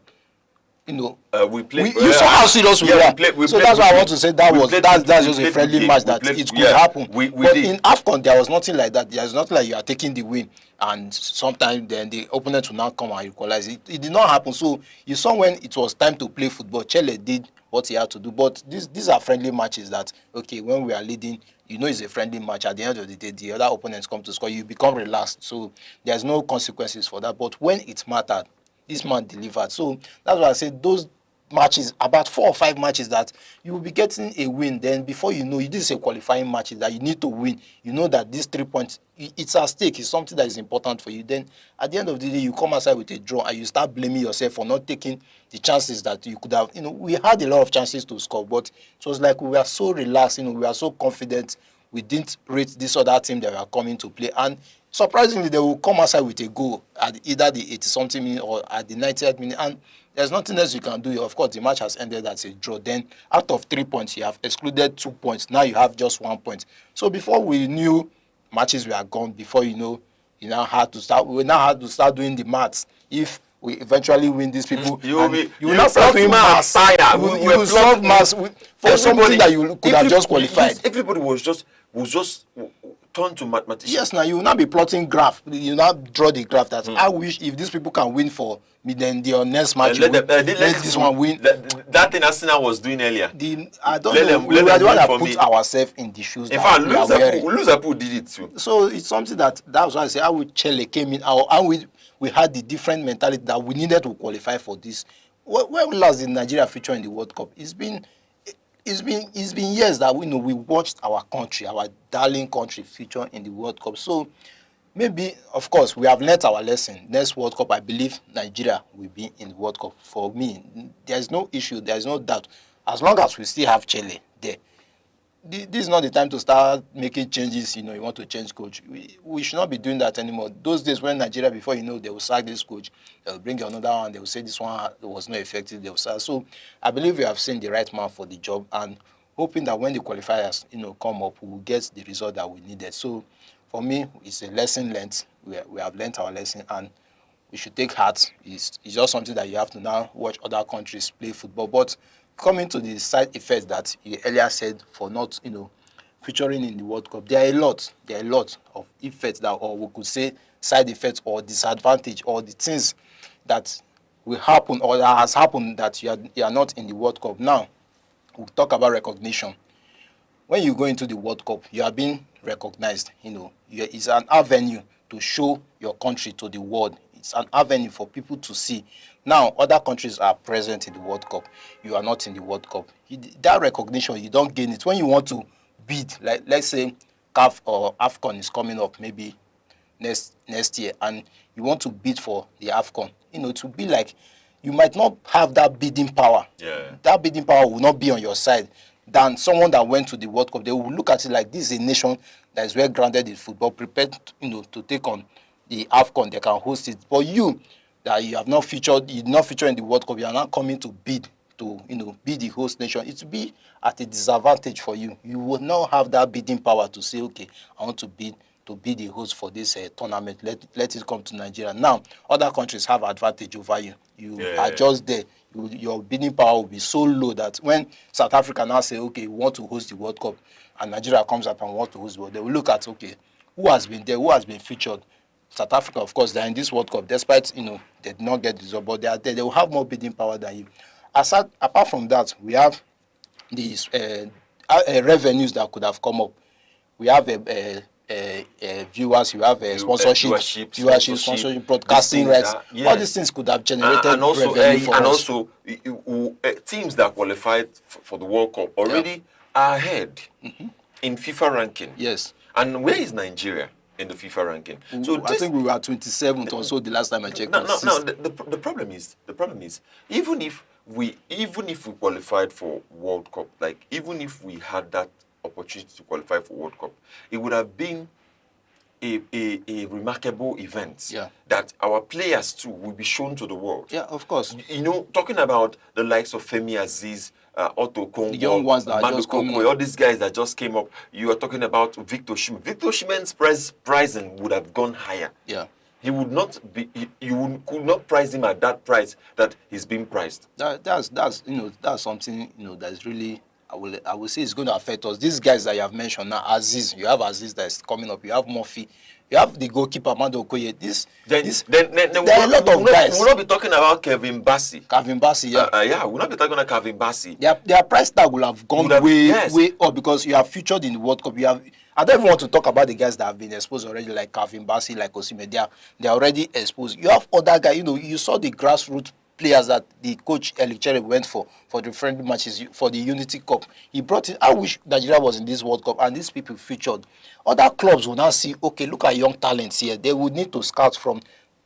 How many times do scouts come to watch an NPFL that they are going to see this young lad or these grassroots players play? They don't have that opportunity to watch the NPFL. This is the World Cup that scouts will now have opportunity to watch. Okay, there are young talents in this country. Let's take 2 or 3 players, and you get your grassroots team members exposed to the world, and they will get better deals. Then another thing is, even among the fans, there are disappointment. Now, people are not that, they don't want to even go to, view the World Cup because, of course, your country is not there. So that enthusiasm to watch football is already dropping in the country. If you continue like this consecutively, we are not in the World Cup, the last World Cup that was hosted. We are not in the last 2 World Cup. So that enthusiasm among fans is also reduced. That next time, maybe when you qualify for the World Cup, they will not want that turnout will not also come the way it used to be, like when we used to play, almost every time we are at the World Cup, even though we don't win. But there is that joy amongst the fans that, okay, my country is in the World Cup, I want to watch the World Cup. Then another thing is that sales, there are business that profit from you just being in the World Cup. There are businesses in Nigeria that will profit from it. That the country is in the World Cup. People are going to sell. People are going to sell jerseys. There are people that sell. The boutique owners, the traders will sell because, of course, now we don't have a World Cup jersey. We saw that Ghana's jersey was named the best jersey, the most beautiful jersey. They're going to sell jerseys in their country. Now, what are we going to say? When last did Nigeria make jersey that we are going to say? If we want to buy jersey, then you are going to go back to the ones we have used to buy. Now, there's no jersey to sell. So these people are not going to get anything to sell. Then the viewing sports will not get customers to come and watch football to sell their businesses will not thrive. The hospitality industries will not have much people coming in to watch the World Cup. So these things we just reduce business. The turnout that could have come into the business aspect of it. So well, the thing is that at the end of the day, we still have to qualify for the next World Cup. We have to because it's open for everyone to it's open, of course. It's going to tell on our revenue. It's going to tell on the country's footballing body. It's also going to tell on how we are putting ourselves and on the quality of our players, because it's part of it. Look at Raul Jimenez that scored yesterday. Yeah, I'm sure his price tag has gone up. Yes, and then talking about the South Korean team and the rest of them, people who played, I'm sure everyone would have been seen and looking out for who to take. Yeah, so that's what we are saying, because now people have been, the prices of players now, of course, the league just finished, last month, player before for 70 million, euros. Now that he will perform in the World Cup, maybe he gets to perform well, the price tag will go up. And also not to forget that J.J. Okocha had, he was given that award, a special man of the match, for his iconic performance against Spain in 1998 FIFA World Cup. That dribbling, he dribbled that guy, of course, it was amazing. He was given that special award for that, for that game that he played, and he had to dribble the next game that they played. So it's one of the things that we have seen, and it's part of the greatest display of an African footballer, yes, in the biggest stage. It's one of the things that has really made a lot of sense from FIFA. Thank God he was rewarded. Thank God things have to come back. And thank God this is where we're drawing the curtain close on this edition of Aneke Sport. I hope you had a wonderful time. And we are coming your way, same time, same station tomorrow, where we're going to be bringing you the updates and what's happening across the world of sports. I am Good Hope Chukuma, the Sports Oracle. Yeah, and I remember worldwide, it's still the World Cup season. There's a match coming up today. Don't forget, you should go out, and view these matches. It's going to be between Cape Verde, and Bosnia. Yeah. Of course, then later, early in the morning, there's still going to be another match. So there's also a lot of match for you to watch, and this is where we draw the curtain for today. I am worldwide. Have a lovely day. Bye.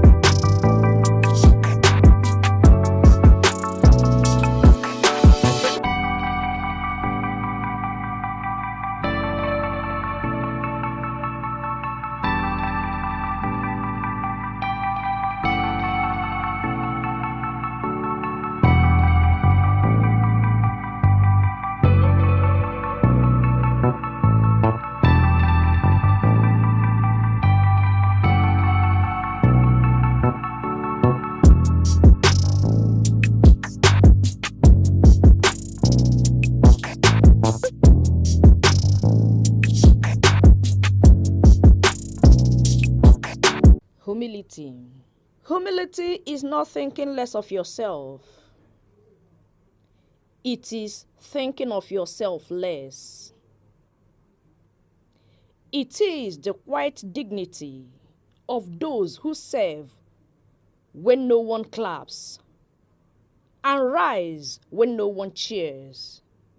In a world shouting for attention, humility whispers truth.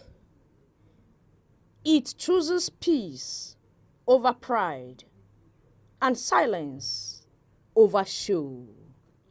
It knows that value isn't in volume and honor isn't always visible. The humble carry unseen power. They lift others without needing a pedestal.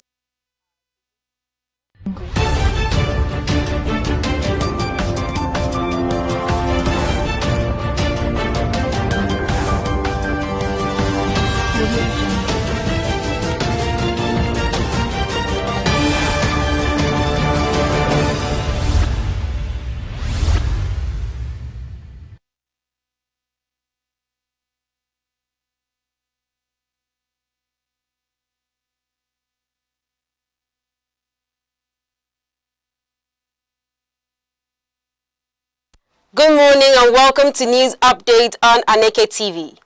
Today marks Democracy Day in Nigeria, a significant occasion dedicated to reflecting on the country's democratic journey, strengthening national unity, and reaffirming commitment to democratic governance, peace, and civic responsibility. From all of us here at Aneke TV, we wish you a happy Democracy Day. I'm Princess Ken Ochomma. Now the headlines. President Tinubu calls for unity, security, democratic stability on Democracy Day. Senate orders security agencies to track, arrest bandits flaunting ransom and weapons on social media. Katsina State Governor Diko Rada extends amnesty offer to bandits urges surrender and reintegration.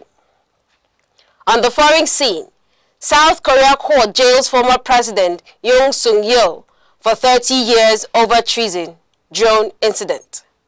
Now the news in details. President Bola Tinubu has called on Nigerians to remain committed to democratic values, national unity, and peaceful political participation as the country marks 27 years of uninterrupted democratic governance.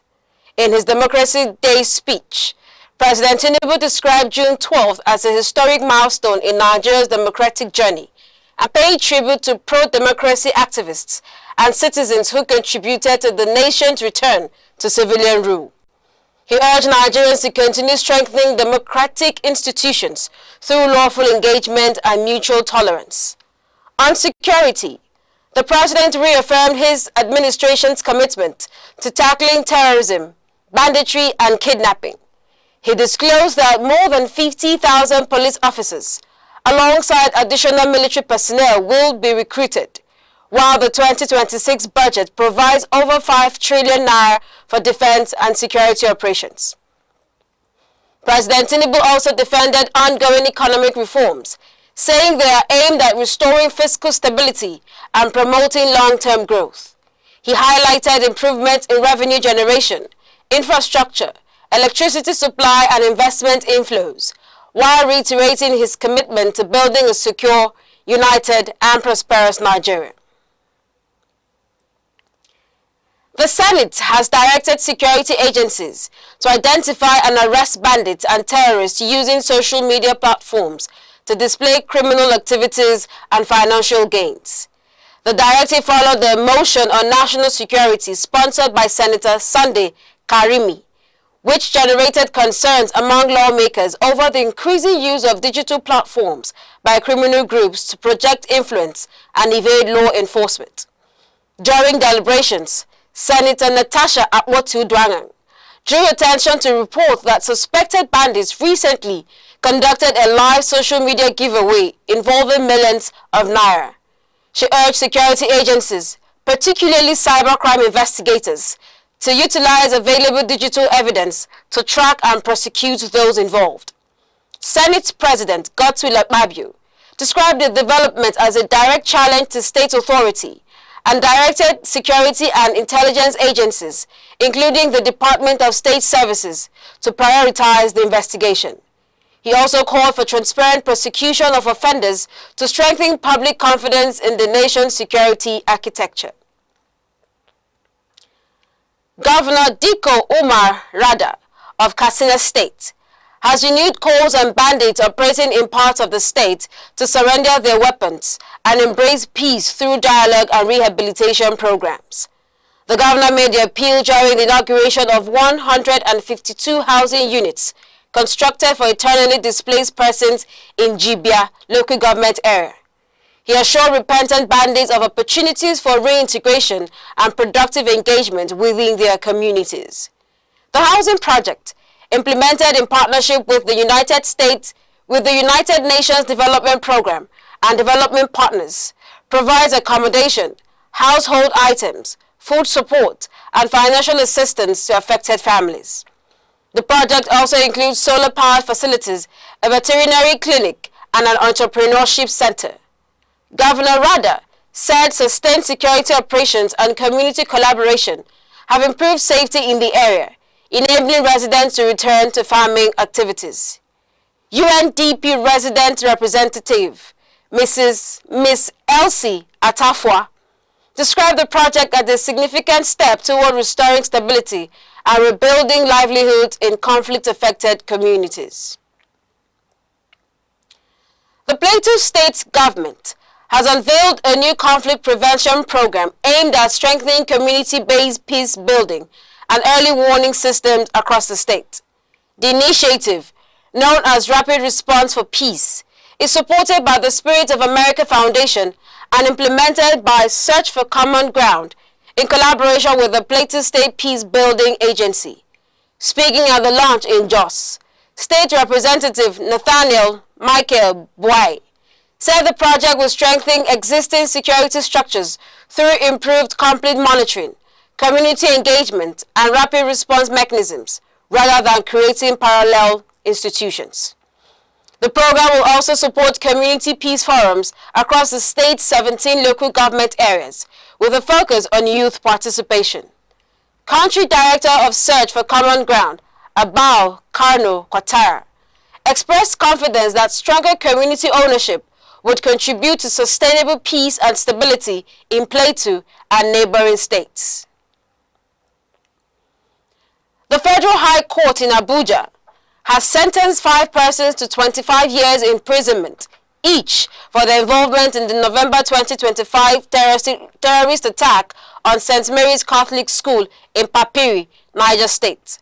Justice Binta Nyako delivered the judgment after the defendants pleaded guilty to terrorism-related offenses, including providing logistical support and weapons to members of the Boko Haram terrorist group. The court heard that the convicts facilitated the movement of 15 AK-103 rifles and more than 1,400 rounds of ammunition from the Republic of Niger into Nigeria.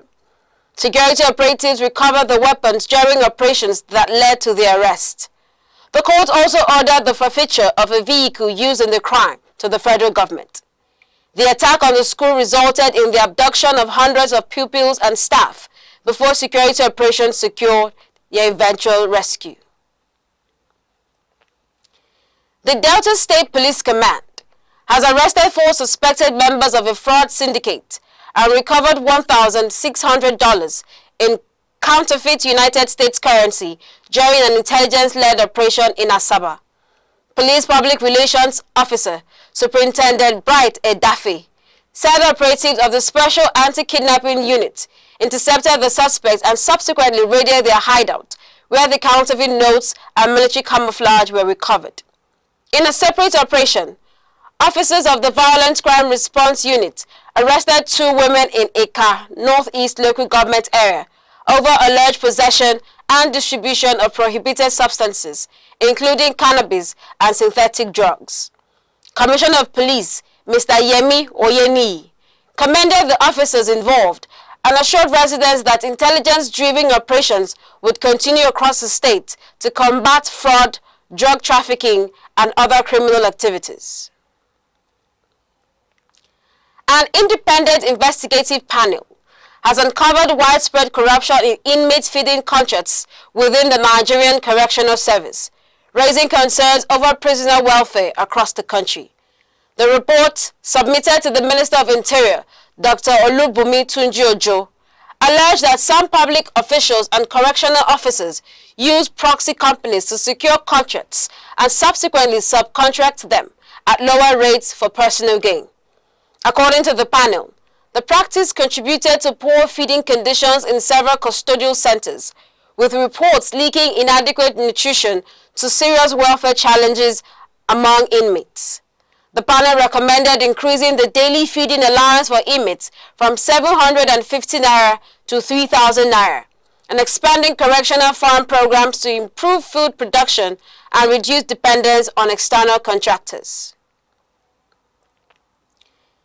The Senior Staff Association of Nigerian Universities, SANU, has expressed concern over delays in concluding the renegotiation of its 2009 agreement with the federal government.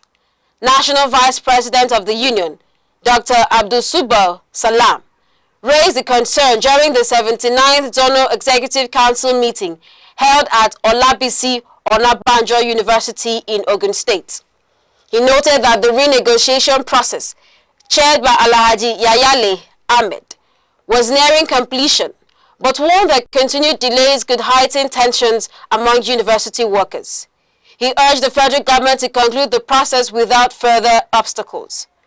The union also called for improved staff welfare, better working conditions, and expanded career advancement opportunities for non-teaching personnel, while warning that members may reconsider industrial action if negotiations remain unresolved.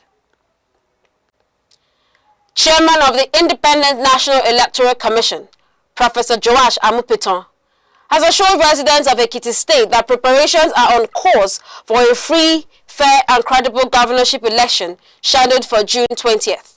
Speaking during a stakeholders meeting in Ado-Ekiti, Professor Mupito said the Commission had completed major logistical and technological arrangements to ensure a smooth electoral process across the state's 16 local government areas.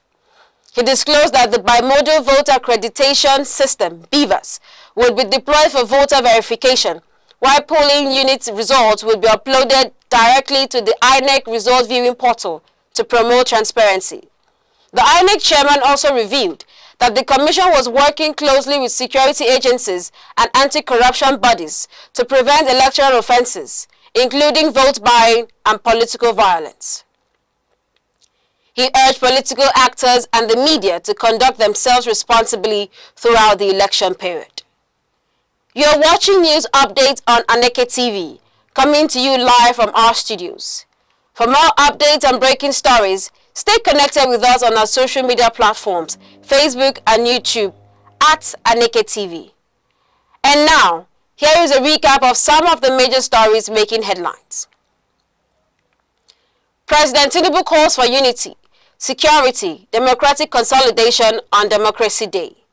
Senate directs security agencies to arrest bandits displaying ransoms, weapons on social media. Katsina Governor Diko Rada extends amnesty offer to bandits, urges surrender and reintegration. Coming up shortly on the foreign scene. South Korea court jails former President Yoon Suk-yeol for 30 years over treason drone case. Do stay with us. Frontline Africa is Aneke TV's flagship current affairs program, where critical national and continental issues take center stage. On Frontline Africa, we examine politics, the economy, security, business, health, and a wide range of other key sectors shaping society. The program is insightful, engaging, and interactive, providing a platform for informed analysis and meaningful public discourse. Here, issues are discussed raw, balanced, and expertly with depth, clarity, and a commitment to fact and accountability. Join us every Saturday at 5 in the evening, only on Aneke TV. Welcome back. A court in the Republic of South Korea has sentenced former President Yoon Suk-yeol to 30 years in prison after finding him guilty of aiding the enemy and abuse of power. The Seoul Central District Court delivered the ruling on Friday. The court held that Mr. Yoon conspired to authorize a military drone incursion into North Korea in October 2024. Prosecutors said the operation was intended to create a security justification for a later declaration of martial law. The prosecution further alleged that the move formed part of a broader political strategy that contributed to a national crisis after the failed martial law declaration in December 2024. The defense, however, denied any involvement by the former president. Mr. Yoon, who is already in detention and has been impeached, retains the right to appeal. The ruling adds the previous convictions, including a separate life sentence for alleged insurrection during the martial law attempt.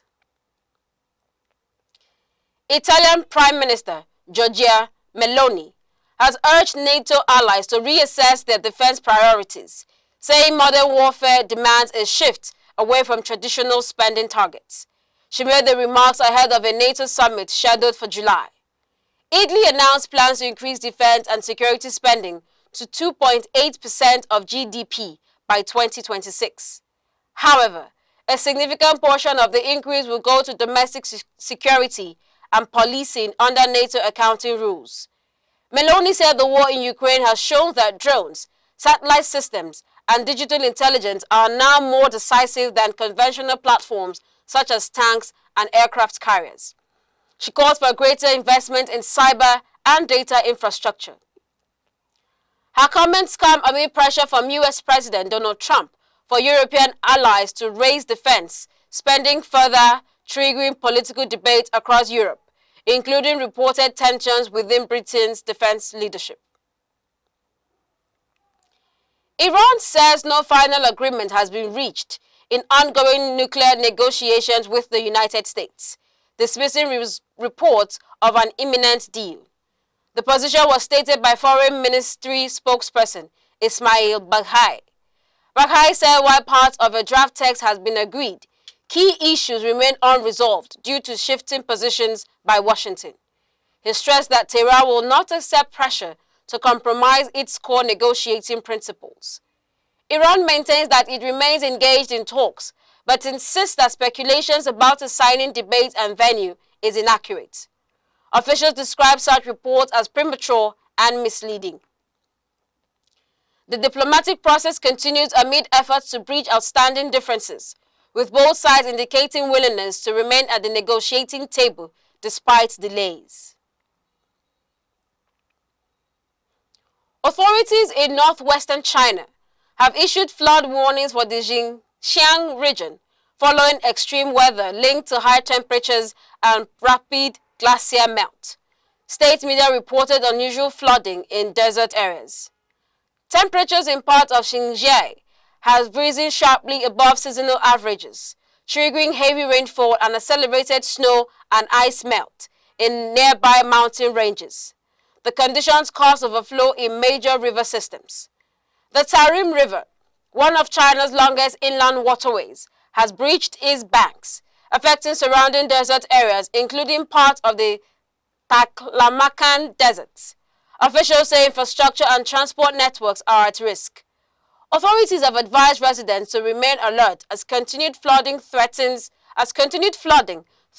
roads, rail lines, and energy installations in the region, despite the temporary formation of desert water channels.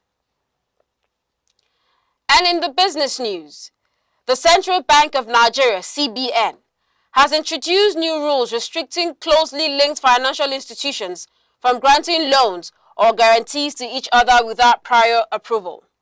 The directive was issued in a draft regulatory guideline. The CBN said the measure is aimed at strengthening financial stability, improving governance, and preventing the mixing of customer funds between related entities in the banking sector. Under the guidelines, institutions are required to operate independently with adequate capital and liquidity, while boards must ensure structural and operational separation within related entities. The Apex Bank warned that breaches of the rules will attract sanctions, including fines, management changes, and license revocation under existing financial laws. South Korea national football team opened their World Cup campaign with a 2-1 victory over the Czech Republic in a match decided late in the second half. The game was played at the sparsely filled stadium in Guadalajara. South Korea dominated early possession but failed to convert chances, with Captain Song Heung-min among those who missed key opportunities in the first half. The Czech Republic took the lead before South Korea responded through Hwang In-beom, who leveled the score with a composed finish. Substitute Oh Hyun-gu later scored the winning goal in the 80th minute. The result gave South Korea a winning start in the tournament, despite earlier wastefulness in front of goal. Nigeria's 100-meter record holder, Kayinsola Ajayi, has advanced to the final of the NCAA Outdoor Championships in Eugene, Oregon, United States.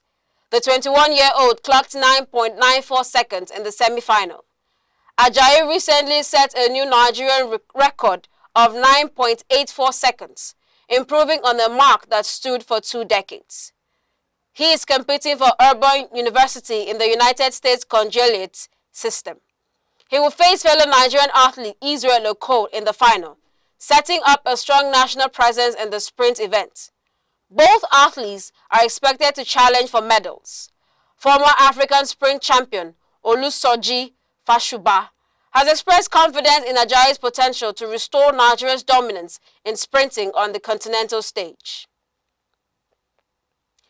And on the entertainment story, Nollywood actress Nancy Sime has sparked public debate following her appearance at a service of songs held for late actor Alex Ekubo in Lagos, Nigeria. The event took place on June 10th at a venue in Lekki. She wore a white gown accessorized with a scarf tied around her eyes, a style that drew criticism on social media, with some attendees describing the outfit as inappropriate for a memorial service. Online reactions questioned the suitability of the attire, with users expressing concern that the solemn nature of the event was overshadowed by a fashion statement. As of now, the actress has not issued any public response to the criticism. And now to end the news, the main point again. President Bola Tinubu has called on Nigerians to remain united, committed to national security, and dedicated to the strengthening of democratic institutions as the country marks Democracy Day. In his address, the president emphasized the importance of peaceful political engagement, national cohesion, and the protection of democratic values. The Nigerian Senate has directed security agencies to immediately track down and arrest armed bandits who have been openly displaying ransom payments and weapons on social media platforms. In Katsina State, Governor Dikko Umar Rada has renewed his administration's amnesty initiative for bandits operating in the state, urging them to lay down their arms and embrace peace. On the international scene, a court in South Korea has sentenced former President Yoon Suk-yeol to 30 years in prison after convicting him on charges linked to treason and a controversial military drone operation involving North Korea. And that concludes news on Aneke TV. For more updates and breaking stories, follow us on all our social media platforms, Facebook and YouTube at Aneke TV. Thank you for watching. I'm Princess Ken Ochomma. Good morning.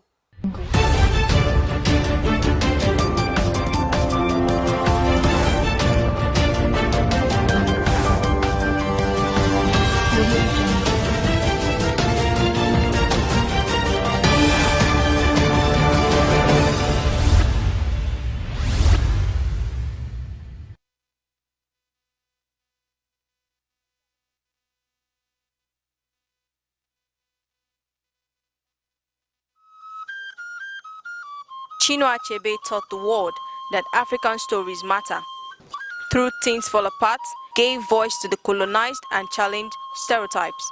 His legacy is proof that the pen can shape perception and preserve identity.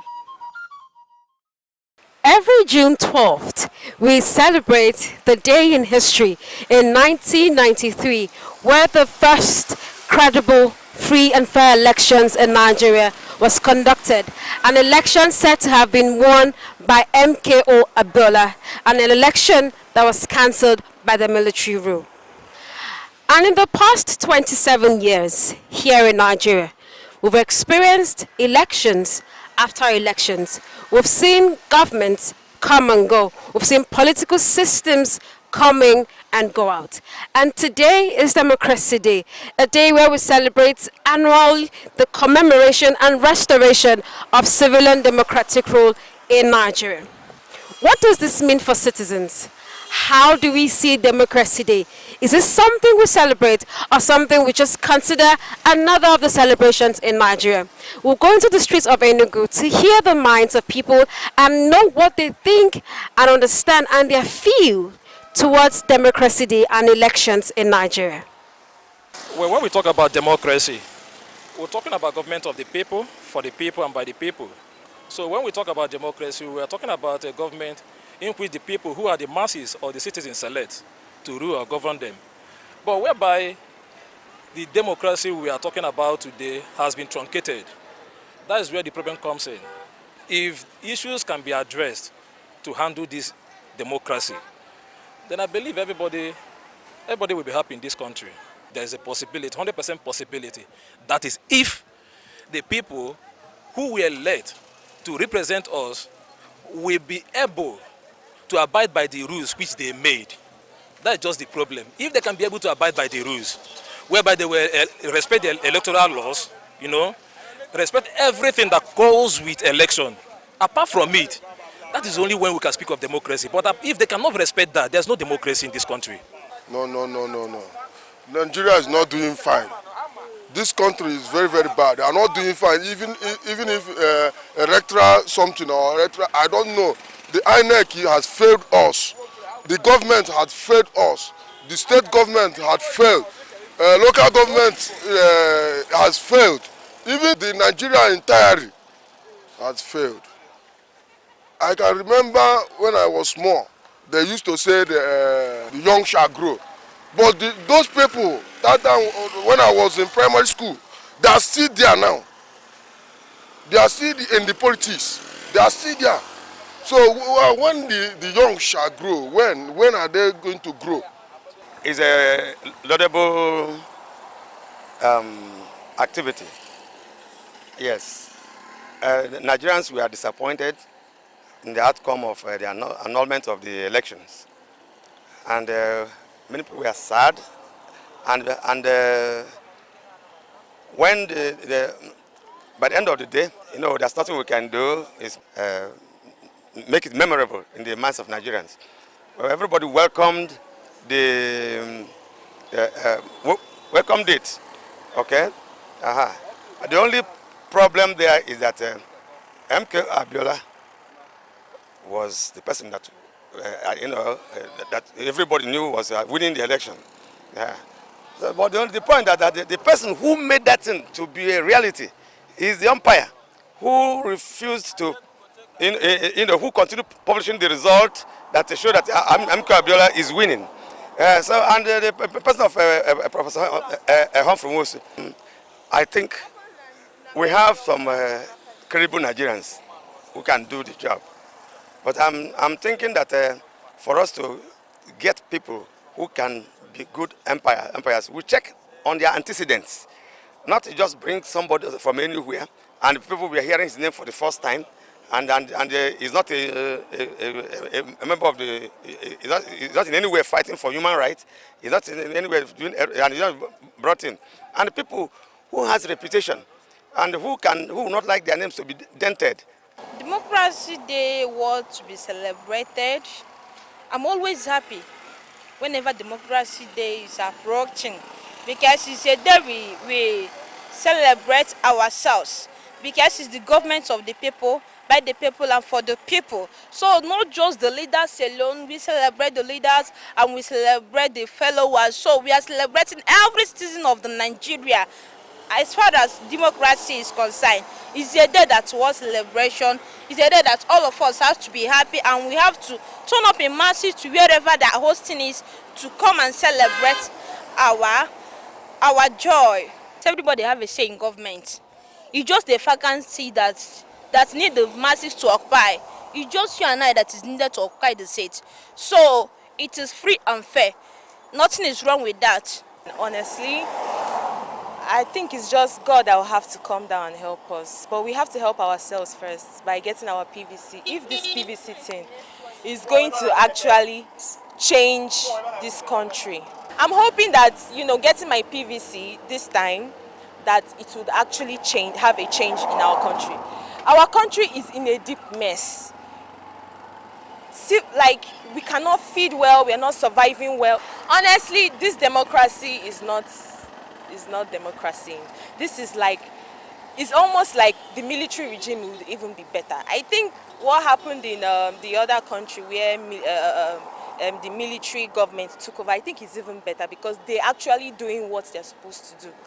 I don't know the African country, I don't know if it's Congo or Burkina Faso, but then Nigeria, the democracy is not, there should be nothing like democracy there. In fact, sometimes I wish that the whites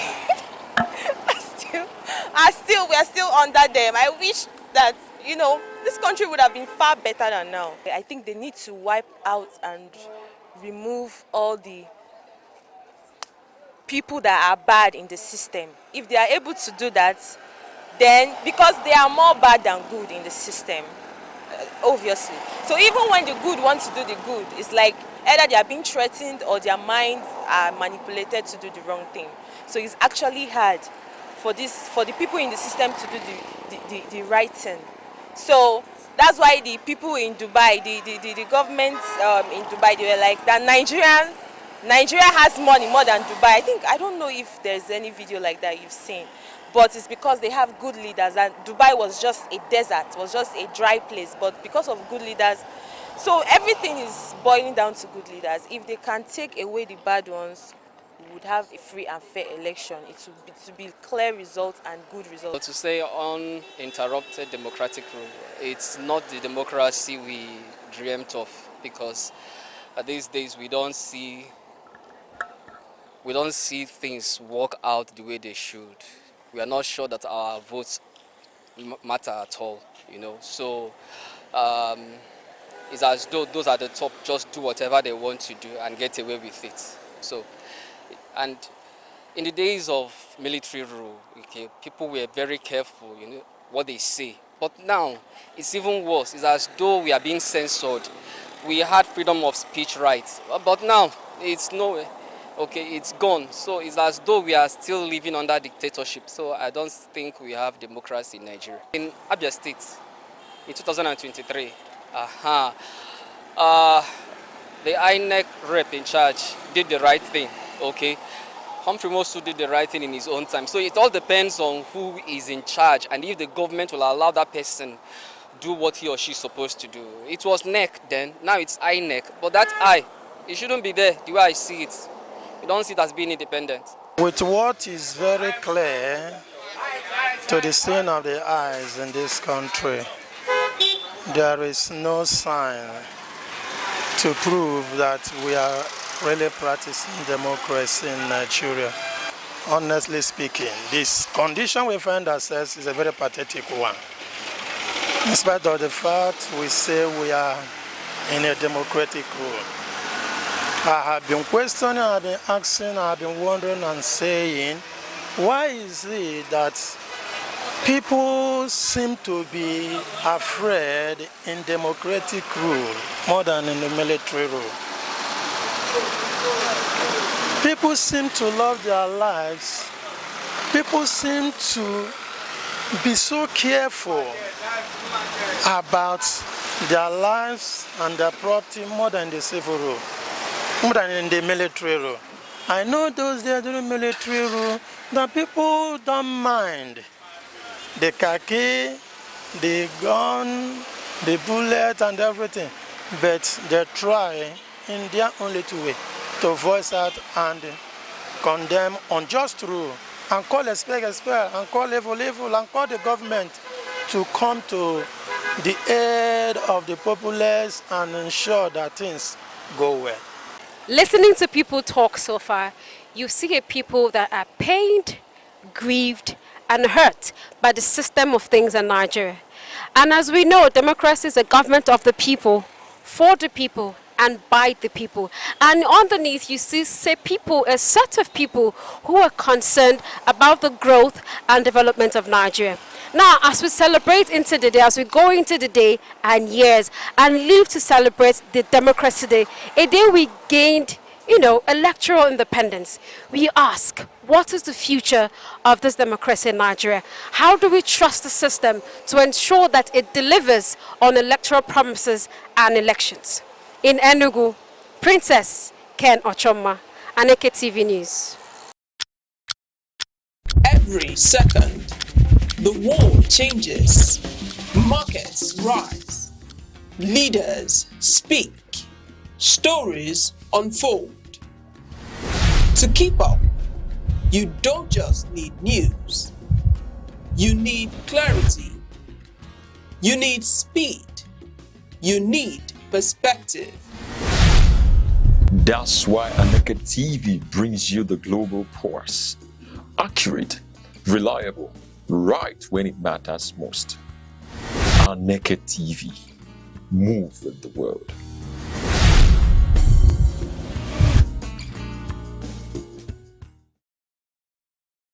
Nigeria's Democracy Day offers an annual moment of reflection on the country's political journey since they returned to civilian rule in 1999. Today, marked on June 12, commemorates the historic 1993 presidential election, widely regarded as one of the freest in the nation's history and the broader struggle for democratic governance. Over the years, Successive administrations have recorded notable gains in strengthening democratic institutions, including regular elections, improved electoral processes, and a more active civil society space.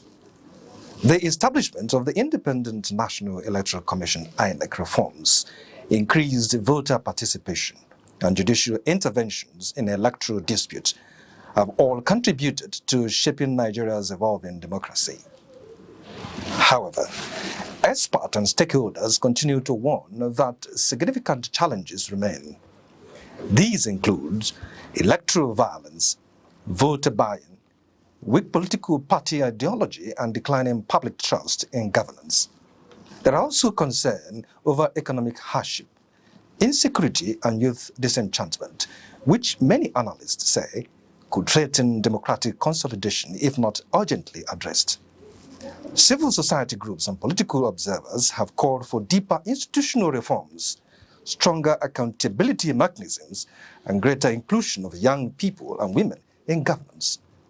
They argue that democracy must go beyond elections to deliver tangible improvement in living standards, justice delivery, and public service efficiency. As Nigeria reflects on its democratic journey, the message from stakeholders is clear. While progress has been made, the system remains a work in progress. Sustaining democracy, they say, will require continuous commitment from leaders and citizens alike to uphold the principles of transparency, participation, and the rule of law.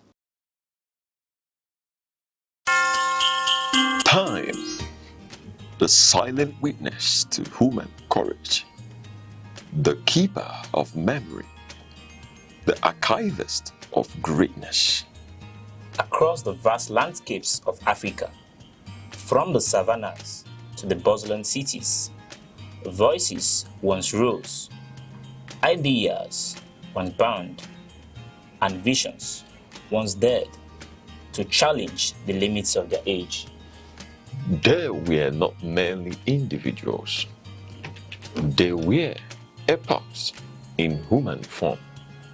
In literature, minds such as Chinua Achebe, Wole Soyinka, and Ngugi wa Thiong'o reclaimed the African narrative.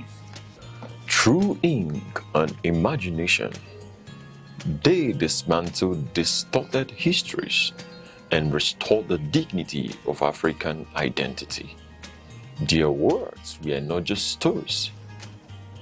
They were mirrors, reflecting a people long misunderstood, and windows opening the world to the depths of African civilization. In the realm of science and knowledge, pioneers like Philip Emeagwali proved that African intellect could reshape the frontiers of computing and technology. Their work was a quiet revolution, reminding the world that innovation knows no geography. And in leadership, towering figures emerged when history demanded courage. Men like Nnamdi Azikiwe, Kwame Nkrumah, Nelson Mandela, and Julius Nyerere redefined freedom, not as a privilege bestowed, but as a right reclaimed. They spoke for millions. They endured prisons, exile, and resistance. Yet, their vision transcended the politics of their time. They dreamed of a continent awakened. Today, their echoes travel through generations. In every African classroom, in every curious mind, in every dream that refuses limitation. For history is not merely what has passed, it is the foundation upon which tomorrow stands. The past still speaks. Its lessons remain. Its voices endure. This is not just remembrance, it is inheritance. Echoes of the past, where history breathes and legacy lives on.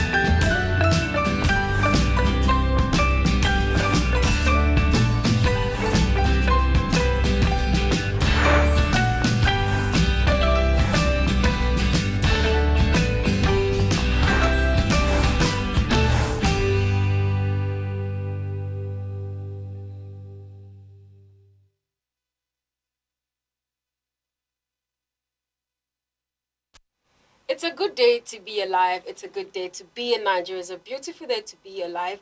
And yes, it's a beautiful and bright morning here in the cold city. Welcome to Sunrise here on Aneke TV. Thank you for joining us this morning.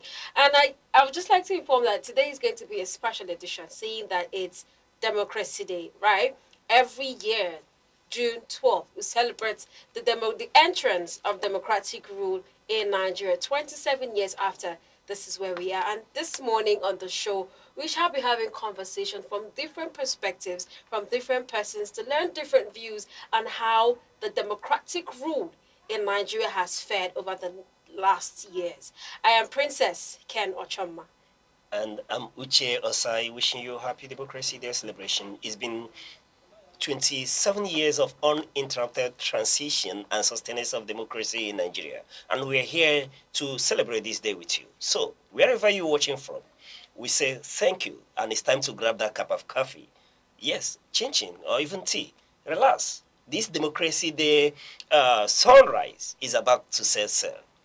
All right, speaking of coffee, I think I have mine here with me today. So today I'm going to sip on it and sit, because I'm privileged to sit among, persons who are more skilled, who are wiser. It's an privilege, honestly, to sit with you this morning, Mr. Uche. I don't know about talking about the privilege of sitting with me, but we are all privileged to witness this momentous moment in Nigerian history.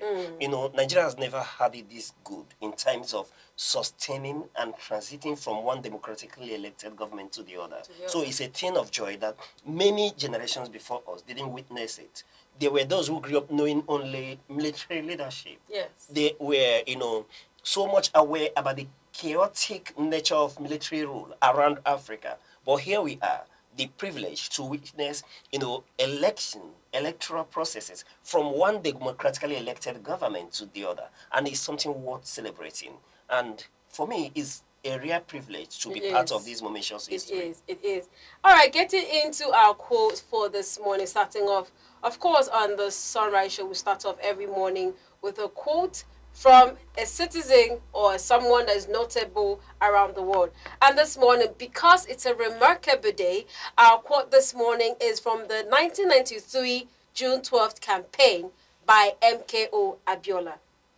And I quote, "No one can give you power. It is yours. Take it. From this day, show the world that anyone who takes the people of Nigeria for fools is deceiving himself and will have the people to answer to." Now imagine yourself at a campaign ceremony, and the presidential candidate at the time, the leader candidate at the time, is giving this, empowering speech. It sure does something to the system. When you hear things like this, it just rejigs your morale. It just heightens your spirit and enables you to want to conquer the world. I'm sure, the frame of mind MK Abiola had on that day was to take your nation back, however it is, take it by force. It was a mix of many things. Yes. One is that we were really not from a military regime. It was during the era of President Badamasi Ibrahim Babangida, the self-styled military president of the nation. And then here the military were willing, to, let us go through the electoral process and elect our own president. Yes. And it was something of joy. That election, in that moment, there was a unification of Nigeria. There wasn't this divide. Yesterday we did speak to that issue. Yes. Where growing up, we didn't know what the divide is in this, that Nigerians unanimously, elected one person. They went into that pool, and he saw Abiola campaigning.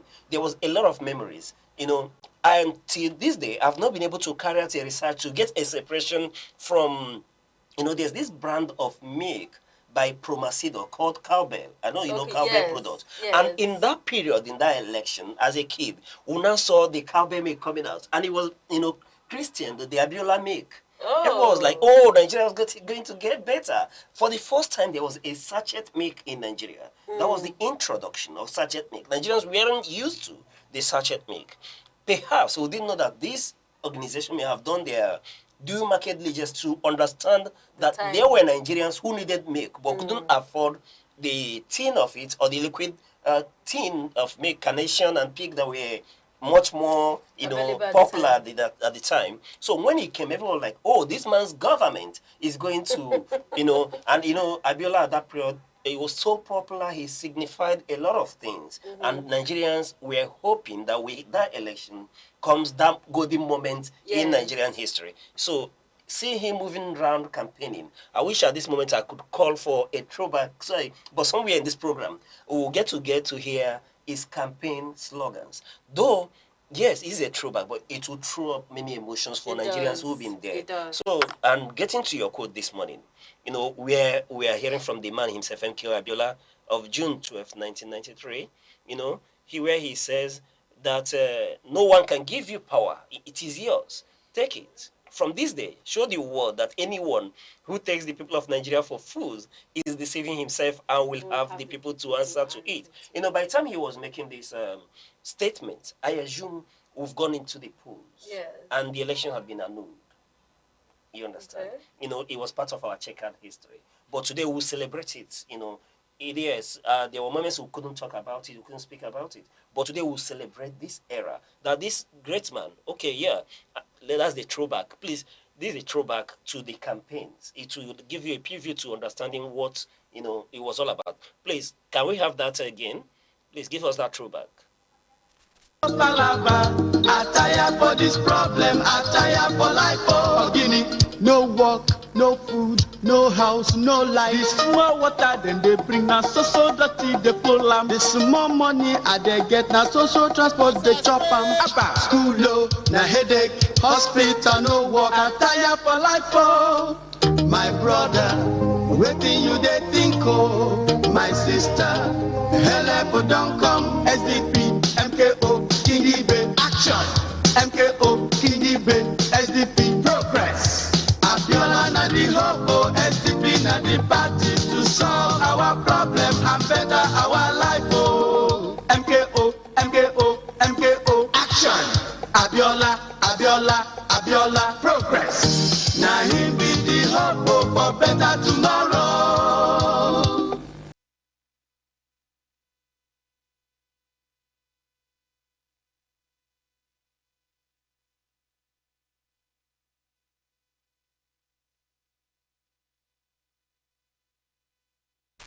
You saw how it was.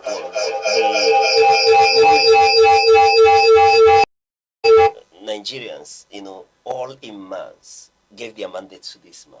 Though it was annulled, today it becomes part of our celebration. And like he was telling us in this quote here, that power is yours for the taking. We knew that when it mattered most, he didn't chicken out. He stood up and demanded for his mandate, landing him in prison and the family, if I would say, the untimely death. Though in where I come from, we don't believe that no death is untimely. You understand? But he paid the ultimate sacrifice without getting that mandate. And part of the celebration today is that posthumously, we've now recognized. And if you did listen to the president's speech this morning, you will see that they continue to celebrate him and his vice, King Gibe.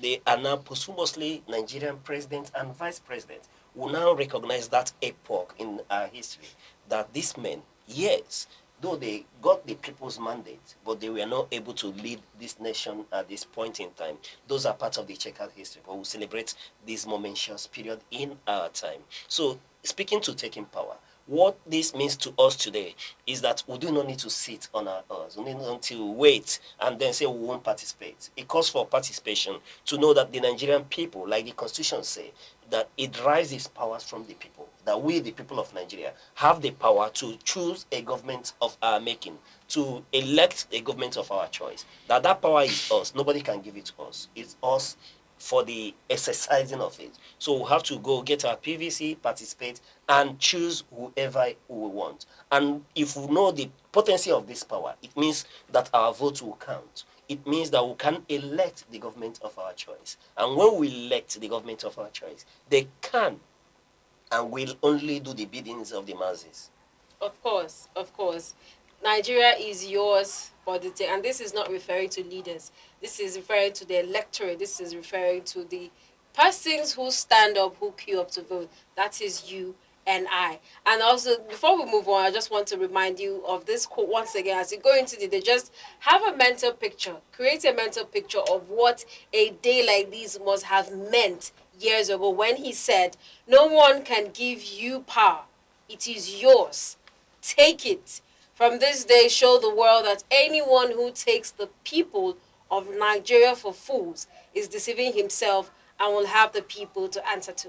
We'll take a short break, and when we come back, we'll be reading out our weather report for this morning. Do stay with us. Every second, the world changes, markets rise, leaders speak, stories unfold. To keep up, you don't just need news. You need clarity. You need speed. You need perspective. That's why Aneke TV brings you the global pulse. Accurate, reliable, right when it matters most. Aneke TV. Move with the world.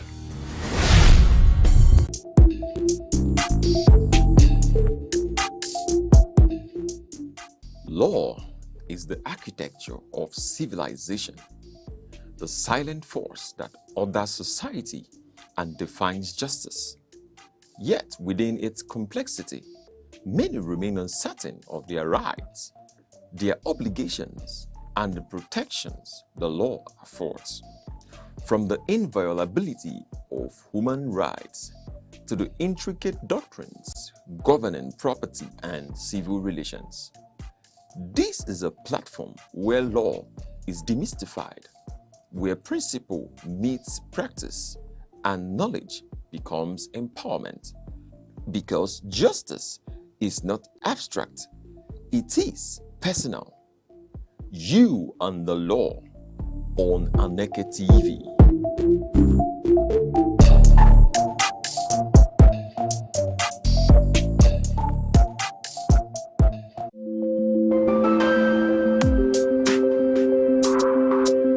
Across Nigeria's dynamic economy, enterprise is on the move.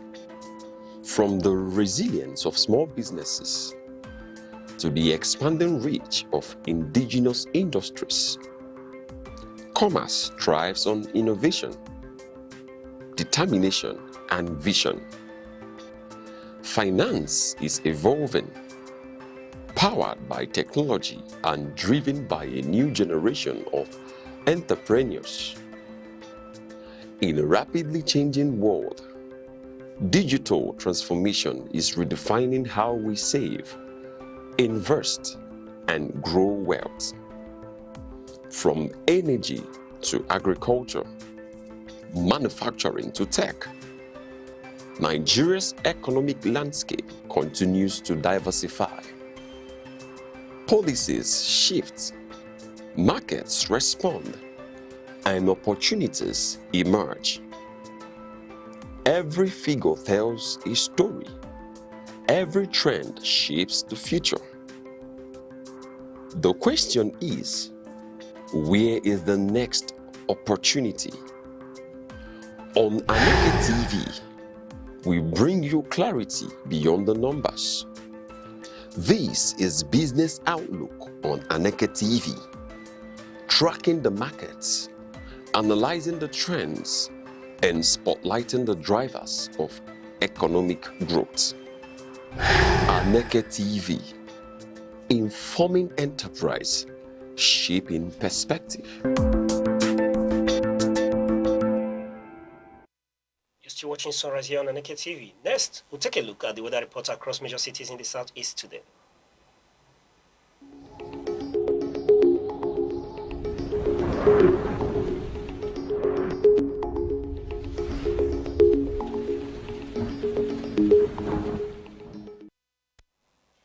Good morning, Awka, Anambra State. The day in Awka begins calm and breezy at 25 to 27 degrees Celsius, but don't get too comfortable.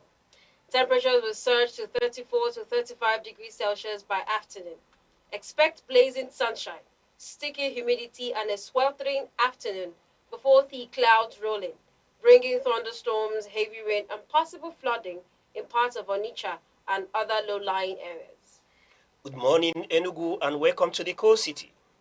Enugu this morning wakes up to a calm and cloudy weather at 23 to 25 degrees Celsius. Temperatures climbing to 30 to 31 degrees Celsius later.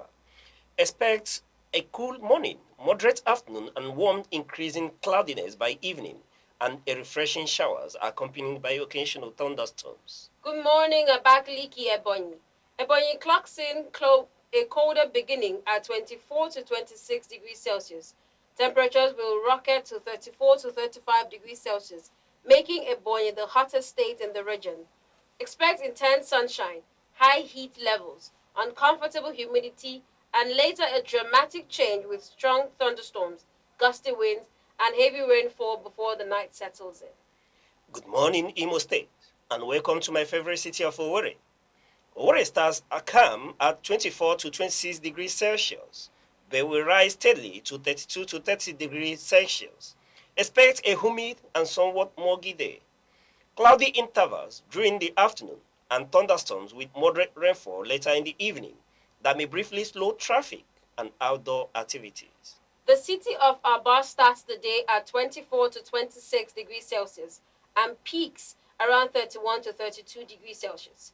Expect warm, humid conditions, a cloudy afternoon sky, and evening thunderstorms with rain that could create visibility challenges and slower movement around busy areas like Aba.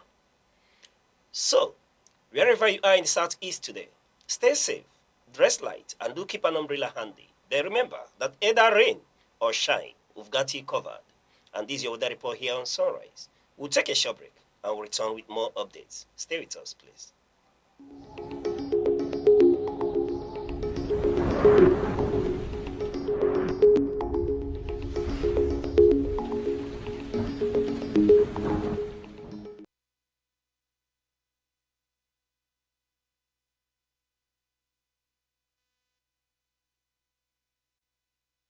All right, you're welcome back. Now, as I mentioned earlier, we will be having a special edition this morning, but we'll be starting off with our newspaper headlines before we get right into other conversations with our special guest that will be appearing on the show. And the newspaper headlines, or the newspaper we shall be handling this morning and treating, will be The Guardian, The Daily Trust, Daily Sun, and The Vanguard. And joining us as always is Aneke TV's finest, with the in-depth analysis and knowledge on issues. Mr. Res, Arum. Mr. Res, what a pleasure to have you on the Democracy Day. Thank you for having me. And of course, we are commemorating the Democracy Day, June 12th. Of course, Buhari made it so for us to now say it is a public holiday. And we're remembering that somebody won an election that's adjudged the freest and the fairest in Nigeria, but was annulled by a military president, who later, many years after, concurred that actually Aneke Abiola won that election. All right, that's wonderful. You know, I will have asked you my signature question, and being that it's a Democracy Day, but I will come right to it. And also joining us this morning is a Nigerian, a youth at that, a president and founder of Enugu State Young Farmers Association and board member, Lead Network. He's here not just because he is the president and founder of Young Farmers, but because he is a youth, and today is Democracy Day. And we'll be getting a youthful perspective to this celebration. We are speaking about Kenneth Eze. Mr. Kenneth, a pleasure to have you on Sunrise this morning. Thank you very much, Mr. Uche. Thank you, viewers. I'm so happy to be here. You know, we're celebrating a great day in the history of Nigeria. And everyone who is in Nigeria should be happy as a time where we are preparing for another election. So I just believe that the president right now, or the people in government, should be relieved from what happened in June 12, 1993. Awesome, awesome. But before I will go into other issues, let me ask you my signature question. How's Nigeria been treating you? I know it's quite tricky and dicey at the same time, but I believe Nigeria has left everything to myself, you know, to me, to my hands, to actually cater for myself, you know, compared to other countries, you know, where they actually take care of their citizens. But I believe Nigeria has left everything in the hands of God, and we believe like the citizens now should now do something on their own to survive. But I believe with what is happening now, we are trying to go into another government, another change of government. I believe things will change. I'm hopeful. Yeah, the world is hopeful. Mr. Kenneth, it's a pleasure to have you on Soul Right. Thank you, Mr. Chair. Okay, starting off from the Guardian newspaper, the headline says, June 12th at 33, a thriving democracy still in search of trust, credible polls, and dividends. 33 years after the historic June 12 election, Nigeria's democracy is being assessed against key expectations such as public trust,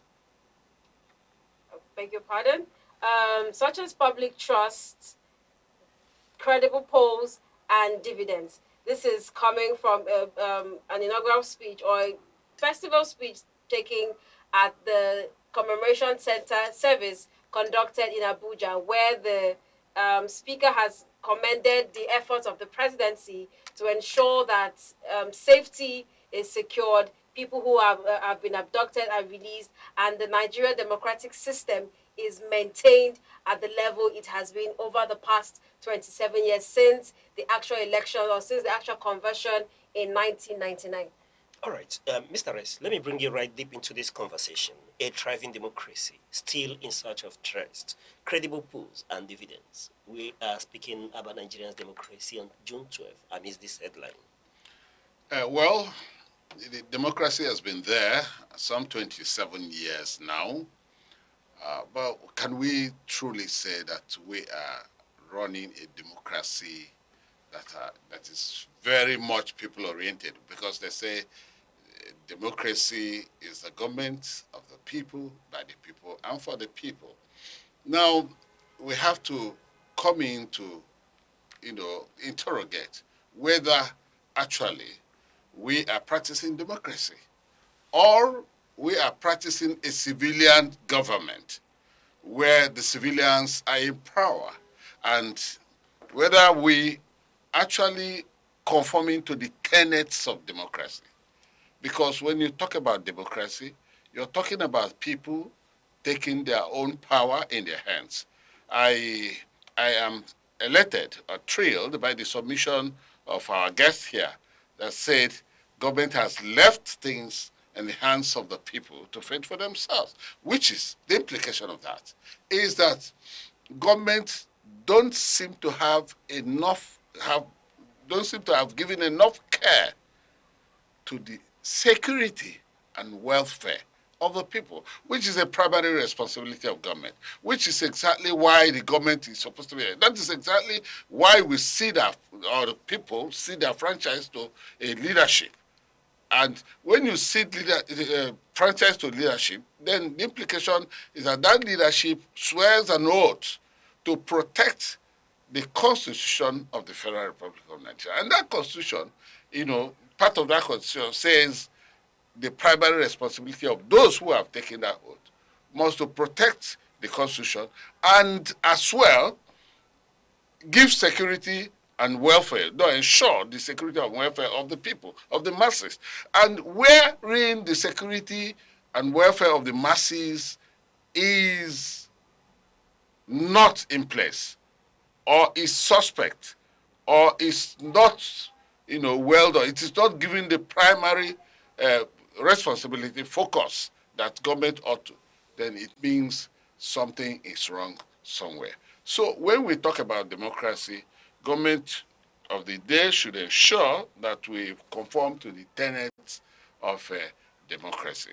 And for the president, who has made an emotion-laden speech where he recognized the fact that democracy without security of lives and property, security of everything, even food security, is a waste of time. It has not worked. And it's saying for the president to acknowledge the fact that our democracy does not have those tenets, that is lacking in those tenets. Although he said that we're not going to run away, we're not going to abandon ship, but we must stay in and salvage it. And I like your submission somewhere. I mean, our guest here, Kenneth, who said that he's fending for himself. which means most Nigerians have resorted to self-help. And but at the same time, some of the laws do not even allow you to exercise completely the self-help in the area of security.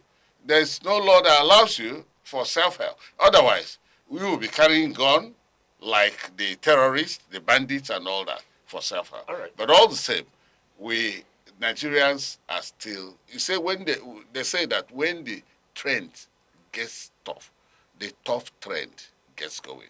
Nigerians are very, very hard in getting along with a hard situation. All right. Just for clarifications, before I get to our guest, Mr. Kenneth Eze, you were speaking and you were talking about asking a question: are we in a civil governance, or what's the separation between democracy and civil rule? That is exactly why I said, when you talk about democracy, there are some accompanying things that makes it democratic. That is to say that the whims and caprices or the will of the people must prevail. Let's take a look at the amendment of the Electoral Act 2022 that's amended in 2026. We looked at it, and the whims, the collective aspiration and will of the people were not followed. And that's exactly why people started making demand on the system. The demand was protest and all others. There were tongue lashes, and of course we have seen in that amendment that the Electoral Act is defective. It is flawed, and it is beginning to show in unexpected places. And remember that the moment you are carrying through, you are going through a process, and the credibility is in doubt, then the outcome of such process will eventually be in doubt, because it will not be credible. The outcome will not be credible. So if the Electoral Act, which actually gave us room to organize a free, fair, and credible election, is flawed already, then how are we expecting a free, fair, and credible election come 2027? It is very difficult, because already certain things are not working.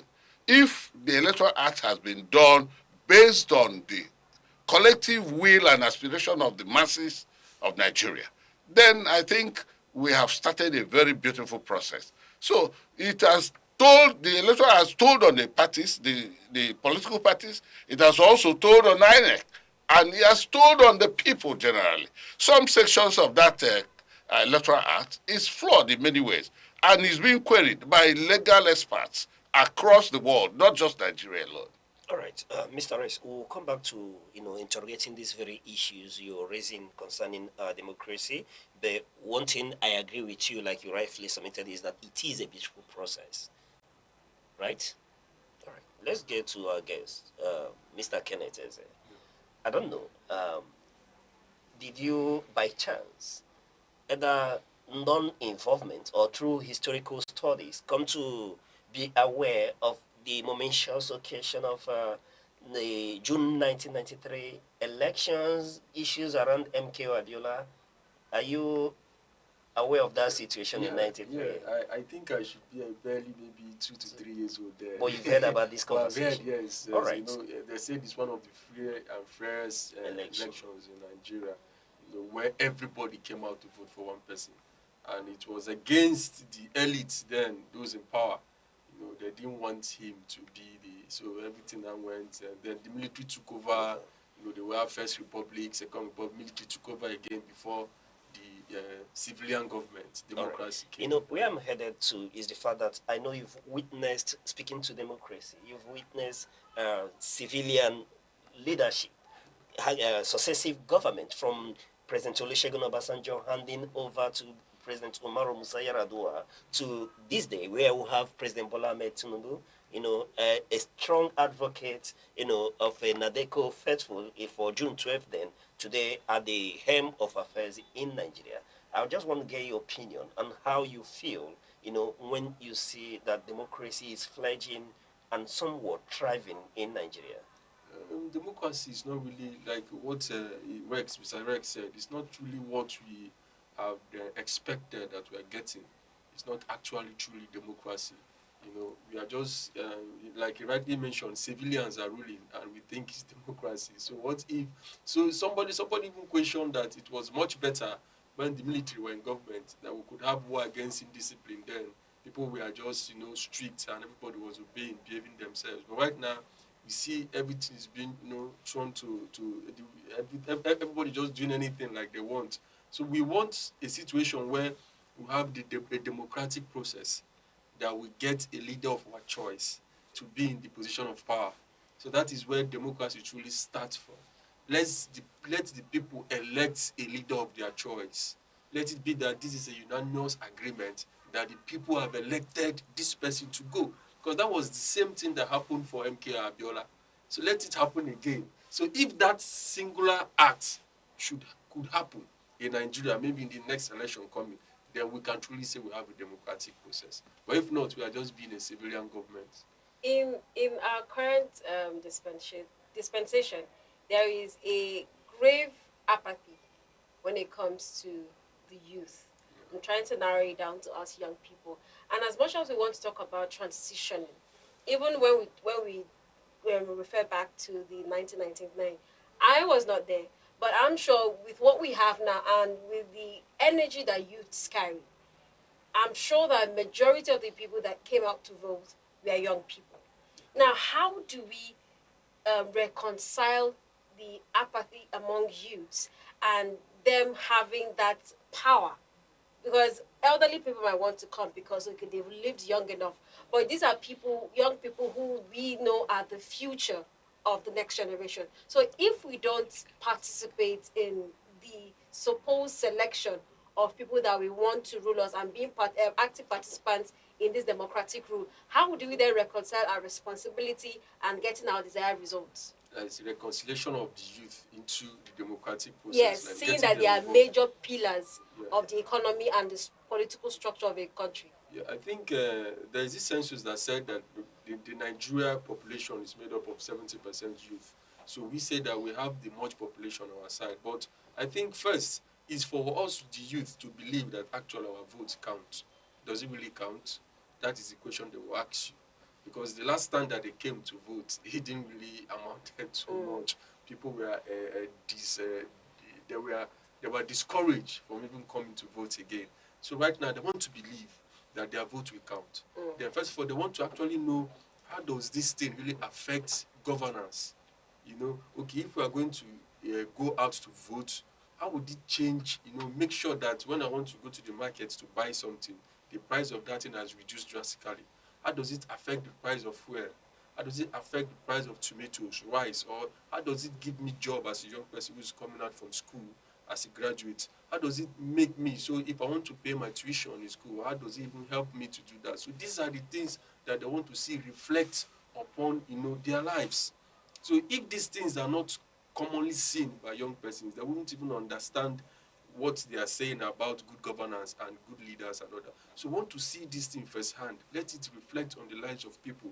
Let it be that, okay, I went to the market the other day, and this thing that I used to buy 1,000 is now 200. Okay, I entered the bus now for me to get to this one kitty to Holy Ghost. It's now from 500 to 200. So these are the things we want to see. Let it reflect on the pocket. Let it know these visible things, not just go and vote, the governors, get good leaders. No, we want to see it happen. Let there be a change in the lives of these young persons. So drastically, that is when we can reconcile. We can actually bring them back to vote. Because those days, youth used to come. Those youth now are the old men now. Yes. So it's like, that's why we say reconciliation. They still have old people voting. So we need to get new breeds of young persons getting into politics to vote, just like myself. Yeah. So they must feel this pain. I think it's a burden, actually. And I don't want to go spiritual, because you must actually feel the pain of someone for you to go out to say, okay, there must be a change. But if you're not, Nigerians, like I said, Nigerians have gotten accustomed to pain. We don't feel pain anymore. We don't feel hardship. Whenever it comes, we adjust. Whenever it comes, we adjust. That is, we keep adjusting. When are we going to say enough is enough, please? Yeah. Let's come to the round table and make sure we settle this thing out. So I believe that reconciliation is actually good and necessary. The youth should feel the burden of, now we have about how many children in the bush kidnapped, and now it's about days have passed, and it feels like nothing is happening. So the youth now might not really understand what is happening until they grow up, get married, and give birth to children. And a day will come, they will come back and they will see that their children is in the bush doing what. So we should actually sit down. I know if you can feel the pains of these people. When we feel the pains and the burdens, we can answer, okay, there must be a change. All right, speaking of change, 2020 we had the NSAS protest, and we saw the revolution that brought. And between that time and now, do you think that the youth of Nigeria would ever at some point reconcile to have a unanimous agreement to protest against a government and, you know, demand for this? Because like you said, it's only when you feel a certain pain that you get to that point where you burst out. So how do we, you know, get the youth to be aware of the environment enough to institute change? Just like, you know, somebody, Samson Itodo, Not Young to Run, that spearheaded the Not Young to Run bill that reduced the age of people that can contest for election. This was actually, you know, helped by Yaga Africa. Yeah. Then, so, but now you see, that was a very good way of actually affecting change.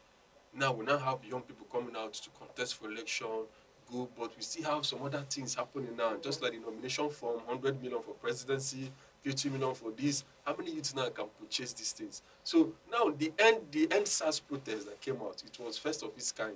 So many people just came out to say, okay, enough is enough. They all die and I die. We need to get this thing out of the way. But now, you know what happened? They now use youths of other, you know, segment or sector or area to combat the youth that we're actually fighting for this thing. So we need to change pattern. We need to go on educating the youth more. Sensitization, everyday sensitization, daily sensitization, awareness. People are not aware. Awareness is different from knowledge. You can know something, but you're not aware it's happening to you.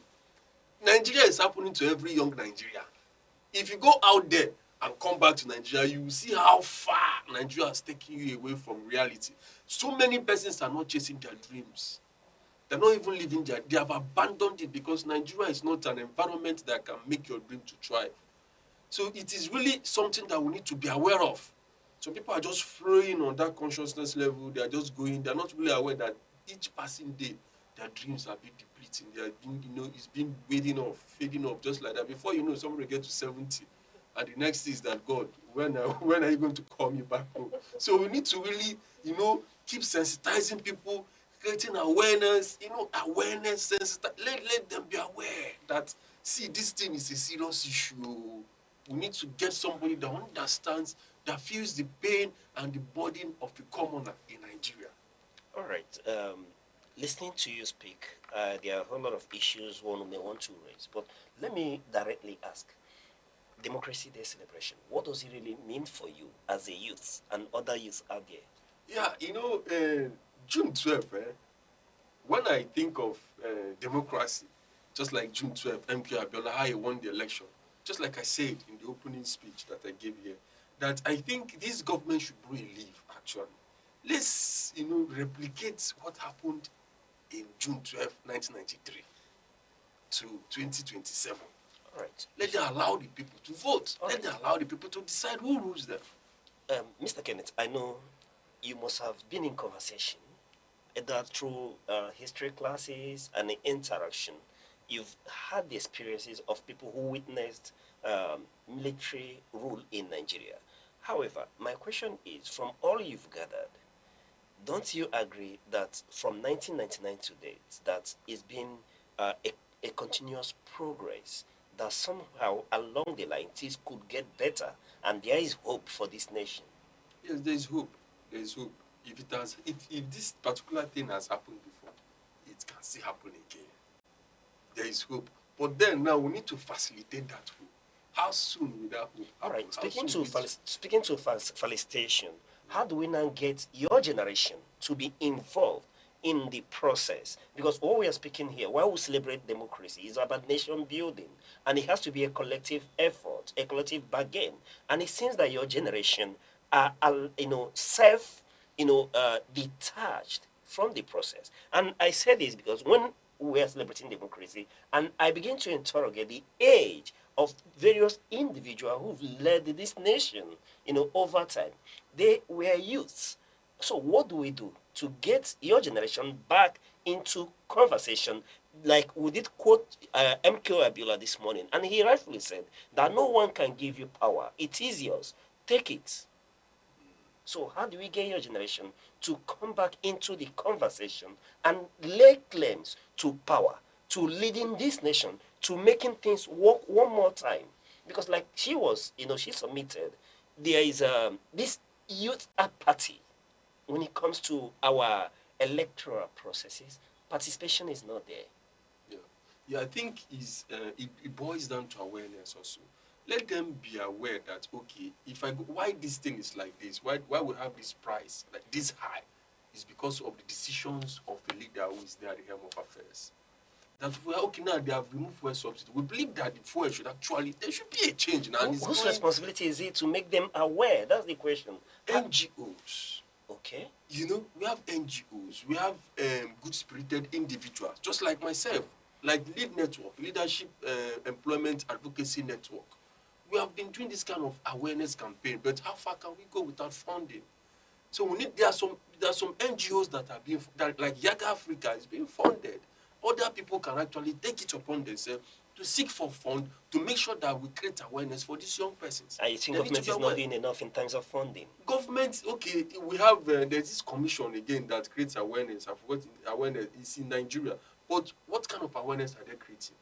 We need an NGO that is separated from the government. From the Ministry of National Orientation and Exactly. Information? Because I don't think they're doing enough. They will even tell those people that will even come and change the election results in that process. They are brothers and sisters in the other organ. Allegedly. So let's get, allegedly, right? Let's get something outside the system that is unbiased from what is happening.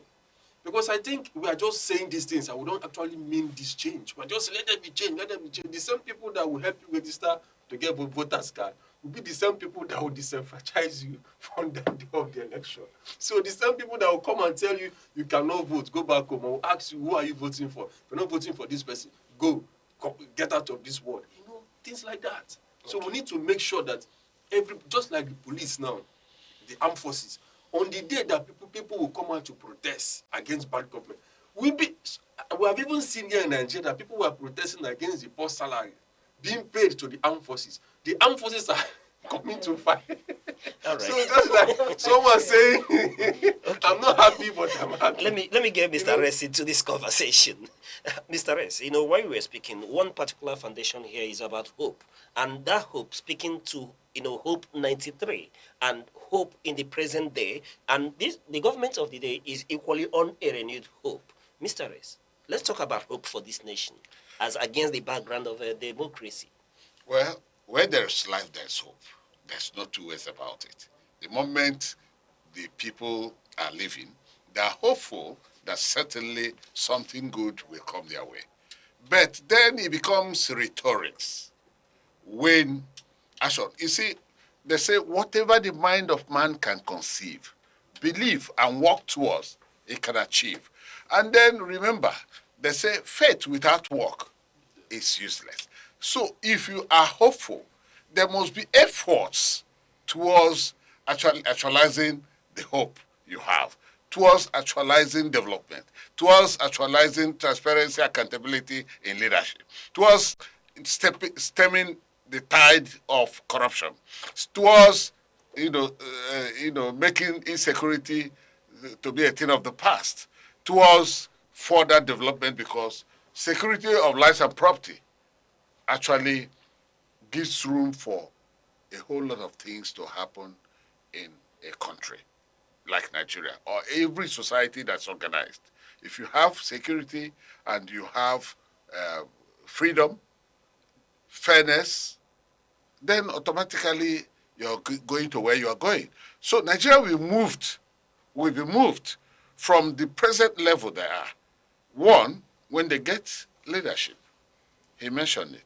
The moment you get leadership, and a good leadership, and that will come through a free, fair, and credible election. That will not come if there is apathy. It will come when the people participate. Then when you get that leadership, then every other thing will fall in line because the leader will lead by example. And you see everything flowing. Then the institutions will get stronger again because we have institutions that are very weak. We have mighty people, strong personalities, and all that. That's why when I talk about democracy, we have strong individuals. And these strong individuals don't, conform themselves to the rule of law. We have seen people who were invited to the courts, to other gatherings like the National Assembly. They refuse to come. Why do they? Because they feel they are strong. Ordinarily, they are supposed to conform themselves to the rule of law. A rule of law prevails in a pure democratic society. It does not prevail in a society that has a lot of imbalances, a lot of things not working. It does not. Therefore, the leadership is primary. And if people will come together, jettison apathy, come together to choose their very own, then Nigeria would be on the path of greatness again. All right. Before I hand over to Ochoma, you speak about leadership. And I mean to ask, we've had leadership, at least from 1999 to date. What is wrong with the leadership that we've had? Okay, you see, we are anchoring most of these things on democracy. And from the beginning, I said that we seem to be in a civil rule. I'm talking about democratic norms. So these democratic norms are those things that will enable us to get the right leadership. Okay. So if we have gotten the right leadership, Nigeria wouldn't be the way it is presently. So, Mr. Ray, sorry to cut in.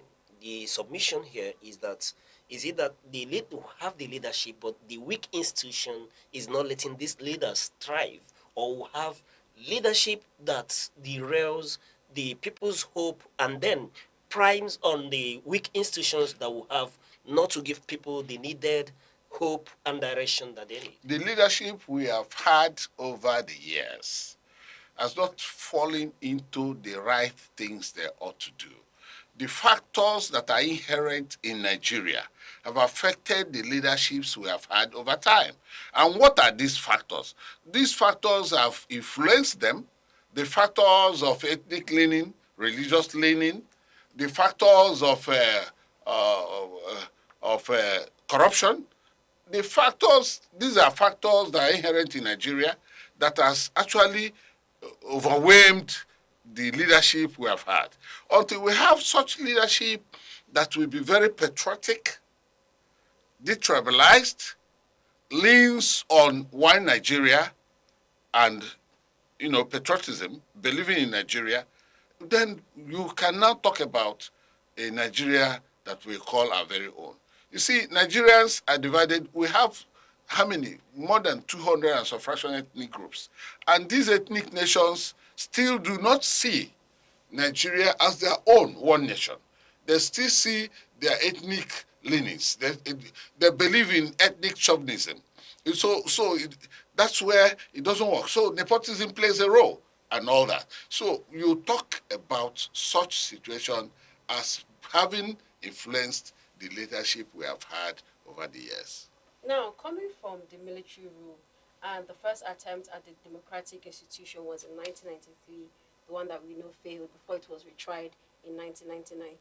Would you say, with what we have currently in our democratic system, would you say that there wasn't much planning for a futuristic democracy? Because I'm sure with the structure the then politicians had to transition into democratic rule, enough to make people want to come out and vote in the 1993 election and again in 1999. What would you say, at what point did we lose that synergy when it comes to, okay, this is what we want, we are going for what we want, and we establish it? Secondly, would you say that the idea of democracy has made Nigerian politicians prone to impunity and playing above the law? Because what I understand by the military rule, there are certain things you cannot do, right? There are certain grounds you cannot play on because you are not allowed by the law to play. But when we now have democracy, it seems like it has granted a certain level of leniency on all sides. So how do we fix these two issues? Is it that they don't know what it entails? See that Nigeria is a huge nation and all that is involved in it. And then again, how did we lose the morals set out to run a democratic rule in Nigeria? See, your question is multiple, but let me begin to approach it from the 1993 election. You see, we had two political parties. These two political parties were based on ideological politics. It is either you are a Republican or you are a social democrat. You see, and that is exactly what the planning, what the people, or of course the military, who were being guided by technocrats in Nigeria. So that's exactly what they coined and asked every other person to join. They did, and that was the election that brought MK Abiola to win the election. And it was smooth.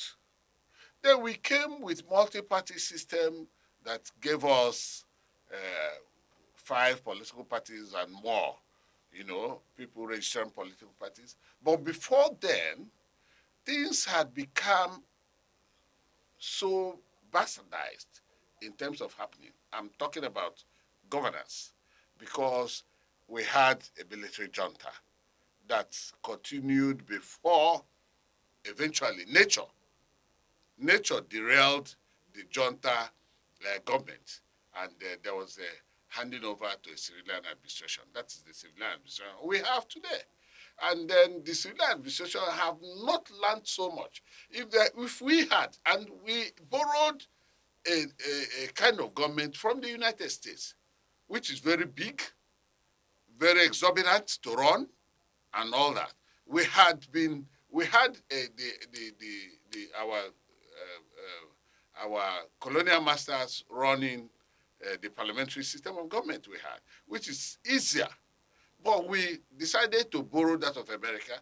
And on that learning stage, we have not actually imbibed all that it takes to run the kind of democracy that America runs. So we somehow derail.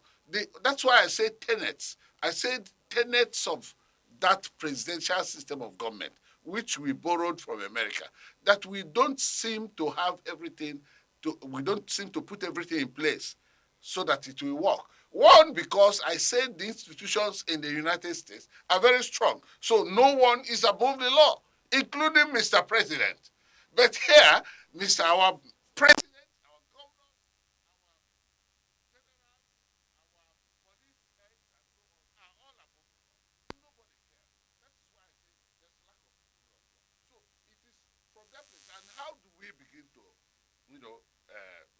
get an antidote to this, I said.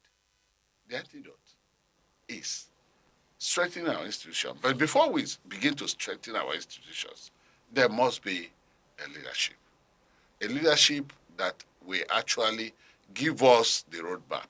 Because it is from the leadership that we begin to learn what to do. We'll follow our leader. Then we pray that somehow we give ourselves orientation of good followership, so that when we get a good leader, Nigerians will follow. And with that, Nigeria will certainly begin to move better than it is presently. All right. Thank you very much. Mr. Kenneth, just before I let you go, I would want you to speak to the youth of Nigeria. Okay, thank you. To the youth of Nigeria listening to me right now, I would say let's be hopeful. I know a lot of things have been left in our hands to handle as young persons. And we are beginning to think, why were we born into a country called Nigeria? But I believe there is hope. Once we are alive, there is hope. And we should keep, we should all go out to get our voter's card. Yes, if you have not gotten your PVC, it's very important. Good a time like this that we are discussing about the democratic process. So let's just believe that we can actually get somebody to represent us, somebody to lead us So with that, I'm asking and I'm also urging every young person, if you have not gotten your PVC, go out there to get your PVC. Thank you very much. Thank you so much, Mr. Kenneth, for joining this morning. I do hope you have yourself a wonderful, wonderful day. Yeah, thank you. Thank you. All right, Sunrise continues in a moment. Do stay with us.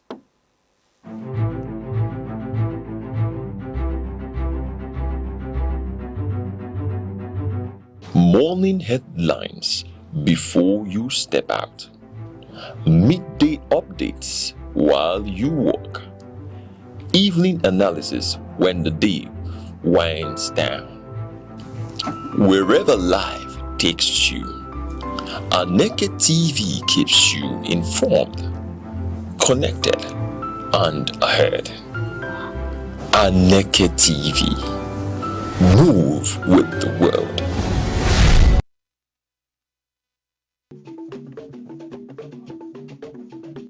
The Insight with Uche Osai. Having the political will to confront whatever is the challenges. Igbo man wrestles with the tortoise that had a lot of ingenuity, a lot of ideas, and the tireless. It will take the broad mind of government in power to say, let there be electoral reform, no matter whose house is God. I was there. We did everything. All of us came and supported him with our last blood. In-depth analysis, expert views, real voices. Uncover the stories shaping Nigeria today. Deep dive, honest, unfiltered, only on The Insight with Uche Osai on Aneke TV. Join us. In every generation, there exists a defining force. A force shaped by curiosity, driven by ambition, fueled by possibility. Where ideas evolve into innovation, skills transform into enterprise, and vision becomes impact. Because empowerment is more than progress. It is transformation. The voices shaping tomorrow. The idea redefining possibilities. The generation building the future.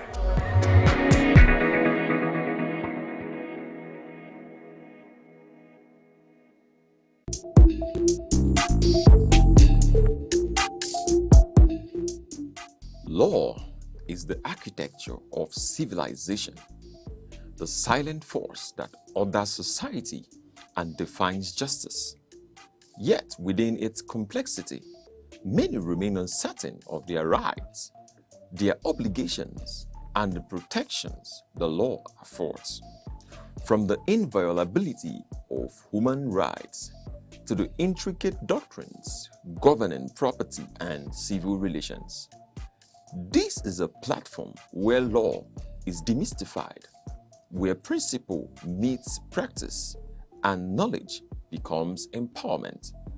Because justice is not abstract, it is personal. You and the law on Aneke TV.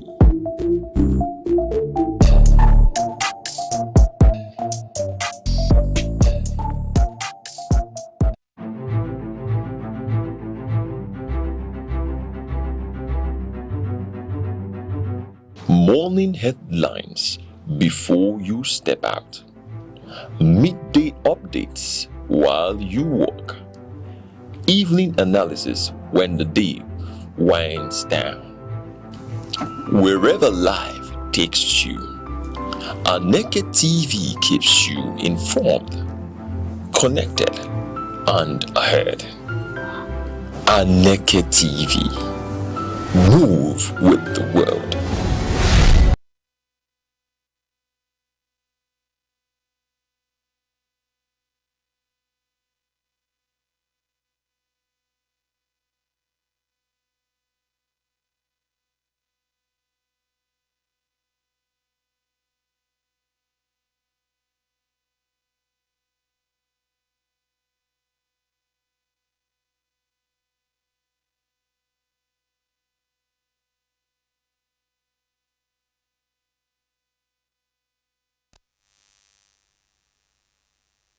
the celebration and conversation here in our studio at Aneke TV. And joining us with deeper insight on these issues is Dr. Maswell Ngene. Dr. Maswell, it's a pleasure to have you here. Thank you very much for inviting me. All right. Doc, there's been conversation, but before we get into it proper, let me bring you into the conversation. We are looking at the Democracy Day celebration, and we want to get your perspective on what the trajectory has been. You know, we celebrate the successful handover from one civilian administration to the other, and it's been 26 years. Nigeria has never had it this good. You know, we've had interruptions from the First Republic and other military, but here is 26 years and counting. Let's get your opinion on this trajectory. When we start from that point of view, it is all thank you, God, thank you, Jesus, for what you've done for us. Because finally, we've been able to ensure that the military have no say in how our nation is governed. Because, as they normally would say, the best military, the worst civilian government is by far better than the best military government anyone can ever have. So, to that extent, that is very, very good, considering what we went through during the annulment of Abiola's election victory in 1993, the June 12th, that we are celebrating today. If we now know that we've had election in 1999, which marked the re-emergence of democracy in our nation after all the stuff done by Ibrahim Badamasi Babangida, who had to institute political parties for our country, the SDP, the NRC, you know, the party on the left, the party on the right, which he was sponsoring at the time. He would decide after waking up in the morning to suspend whoever, cancel whatever, and say, oh, no, these people are not running this and that and stuff like that. So, but in terms of how democracy has fared, why are we really celebrating? We are celebrating because at least we are having, to a reasonable degree, freedom of the press. To a reasonable degree, we are seeing that we are now having a vibrant civil society organizations. To a reasonable degree, we, even though imperfect, because of the corruption in our country, the pervasive corruption with the INEC in particular, even the judiciary, politicians that bring talks, that buy votes, that falsify results, that snatch ballot papers. We are still happy that we have done an unmitigated 26, 27 years of democracy. So to that extent, we are extremely happy. We are extremely happy, for instance, that as bad as Buhari was as head of state or president of Nigeria, he still did something good. What is it that he did? He was able to do a posthumous award. He exhumed Abiola from the dead and made him Grand Commander of the Federal Republic of Nigeria. He was able to change Democracy Day from the 29th May to June 12th, which exactly is the date that Nigerians want to use to remember a stolen mandate.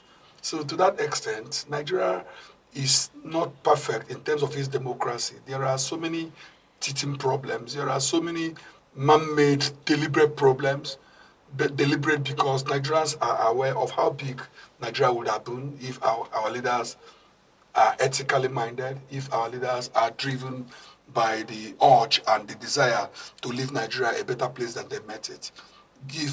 Judging from the prism of, or the lens of our God-given endowment, in terms of natural resources, in terms of our numerical strength or population. These are indices that are used to measure a great nation.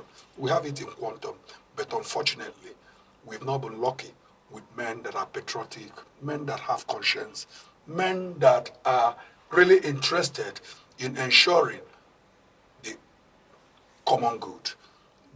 We have people who are thinking of how to become lords, men who suddenly forgot that we live in a transient society where people must come and go. All right. Listening to you talk about this thing, I understand that ordinarily, we always have a common ground. The blame is pushed at the doorpost of the leaders. But let's ask the question, what about the followership? And why is it that it's been difficult for us? Because I hear you talk about the June 12th, speaking to MK Abiola's mandate. And here we had a throwback to one of his campaigns, slogans and all that. It's all about hope. And how come it's been difficult for successive civilian administration to begin to replicate, this is political ideology of making Nigeria a better place?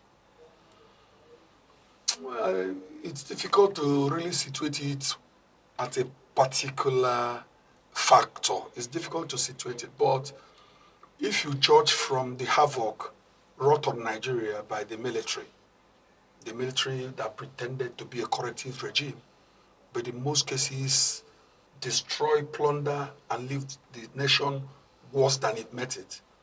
If you judge from the fact that every man is selfish and most people are always thinking they are not sure of a stable Nigeria, so they continue to compete in stealing, in monumental thievery, everybody wanting to outdo the other to ensure that he never lacks anything again, because Nigerian leaders see political parties and platforms as not just an opportunity for doing good. They see it as an opportunity to steal from the coffers, our collective patrimony. They see it as an opportunity for primitive accumulation of wealth. And that had been a major problem. Because if you ask me, people like Atiku, people like Babagana Kingibe, some of these people, some of these people were apostles of MK Abiola. Of course, why are Nigerians celebrating Abiola? Abiola won an election that cut across all ethnic divides, all religious divides. This is a Muslim man, but he was a billionaire and a detribalized Nigerian because in his employment, were the people from different parts of the country. He had a printing press where he was even printing Igbo newspaper publications, the Unoka, and so on.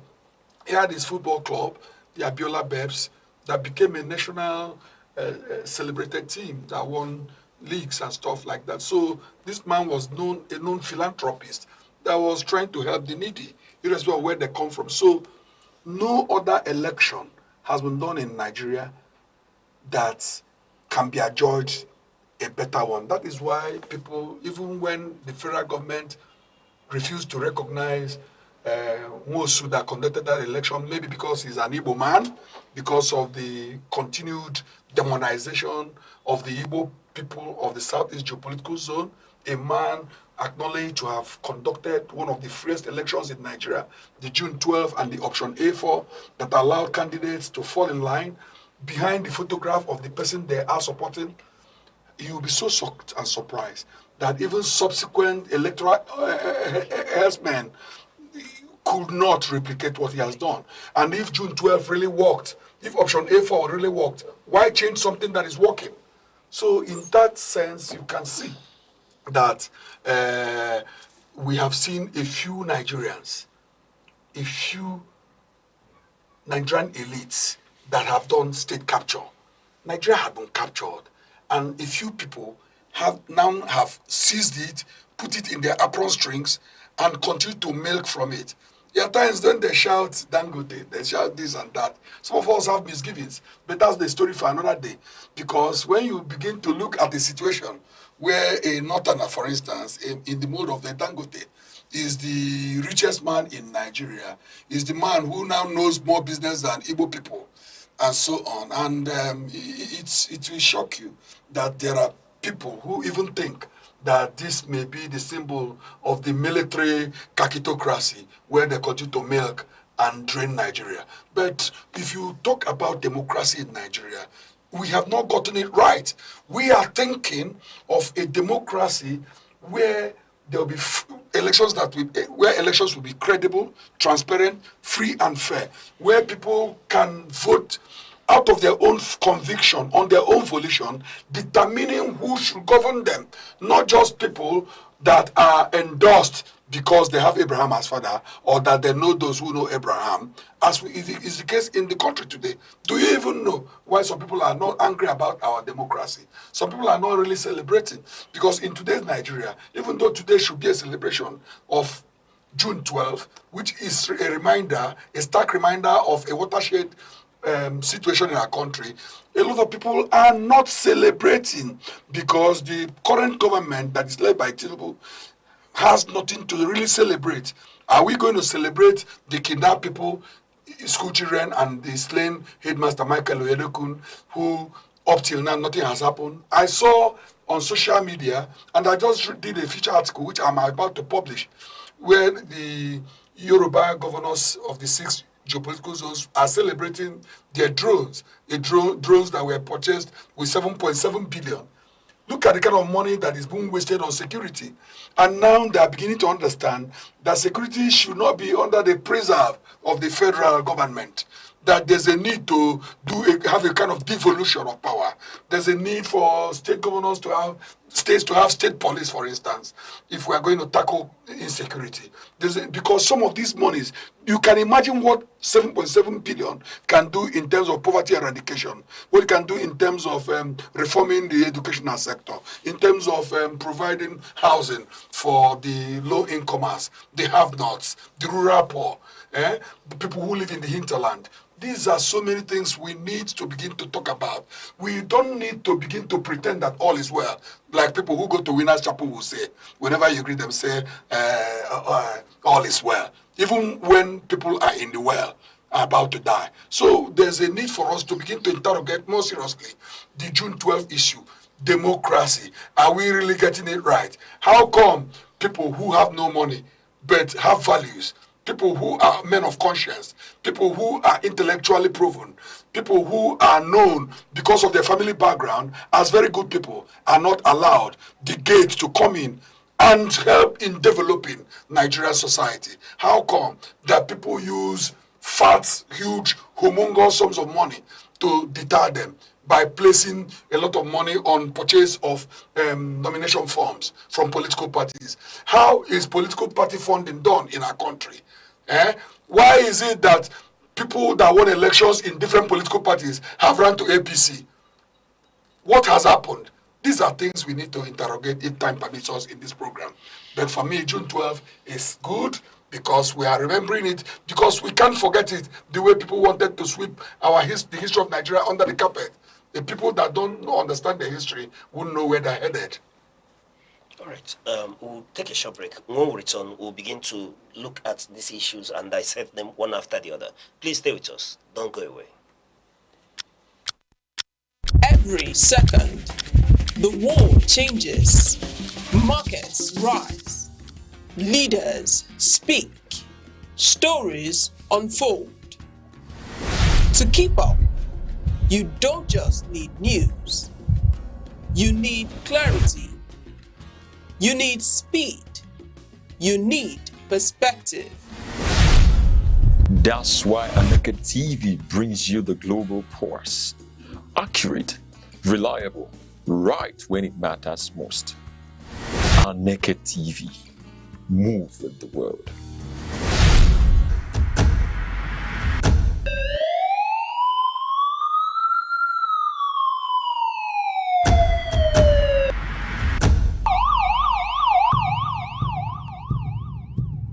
In a world where safety matters and vigilance saves lives, Information is power. Awareness is protection. from our streets to our homes, from local communities to national security, Security Watch brings you timely reports, expert analysis, and trusted updates on security issues that matter to you. Stay alert. Stay informed. Stay safe. Security Watch, every week only on Aneke TV.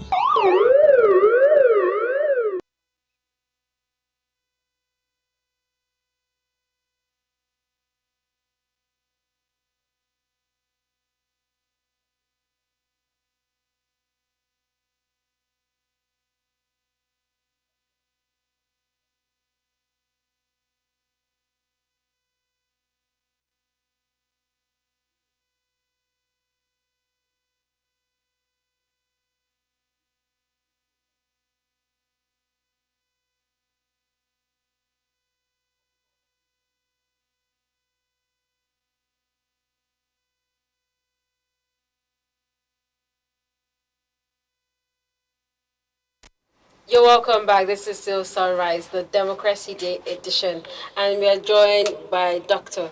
Doctor, as I sat and I've been listening to everything, honestly, I feel like I'm in a fresh class and I'm learning from elders about what happened. But I have, Are you really classifying me as an elder now? Well, when it comes to knowledge, and wisdom, and obvious age difference. Yes. All right. My hands haven't turned. Thank you. But I would like to ask, now, I may not have been born in the military era to know how things are done, but I've read books, I've had studies, and I understand that there are things, like I mentioned in the first segment, there are things that are obtainable in the military rule that shouldn't be in the democratic rule. But we still see some of these things occurring. Taking power by force, or breaking arms to achieve things. And then you mentioned there are some element that you've mentioned: vote buying, trying use of talks and all of that. And these are things that that shouldn't be associated with a democratic rule. How then do we, since we are trying to preserve a culture, preserve a tradition, and maintain a democratic rule, even in this past 27 years, how do we come around to rectify these issues so that we can, at some point, recognize the reason why we even wanted to move from the military to the democratic rule in the first place? Well, it's very simple. It depends on leadership. Still leadership. It depends on leadership. Just like Achebe said, while alive, that the problem of Nigeria is not the air we breathe or the water we drink, that everything is pegged on leadership, squarely on leadership. For instance, Nigeria today is being led by President Bola Ahmed Tinubu. Take your mind back. You weren't born during the military era, but at least you saw the transition that led to his emergence. At the time, it became very clear to Nigerians that in spite of the roles he played in helping a man that had failed 3 previous elections to finally emerge, talking about Buhari. Buhari, a man that chose 3 different Igbo vice presidential candidates and sat for an election and failed on those 3 occasions before selecting Osibajo, who was a former commissioner under Tinubu.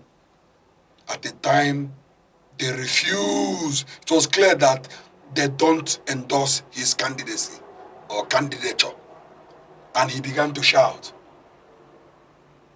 as if to say, have you forgotten our discussion? Have you forgotten our agreement? It is my turn, oh. It's my Emilokon.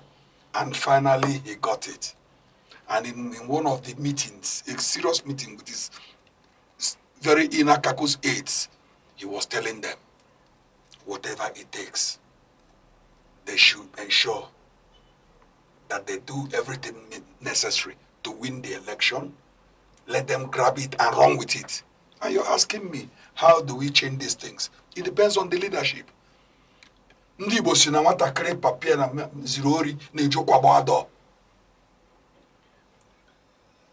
English parlance, a child whose father asked to go and steal will brook no fear. When he gets to the door, he will use his leg and break it because he's been imbued. He's been motivated. He's been encouraged. In fact, he was directed by his own father to go and get it done. That is the situation where we find ourselves. If you have a leader, for instance, like Peterobi, who had continued to position himself as a man of character, as a man of integrity, as one who does not care about self, but that is there as a corrective person that want to change and help Nigeria to regain itself, to go into the path of honor, to do things the way it should be done, the way I was taught growing up.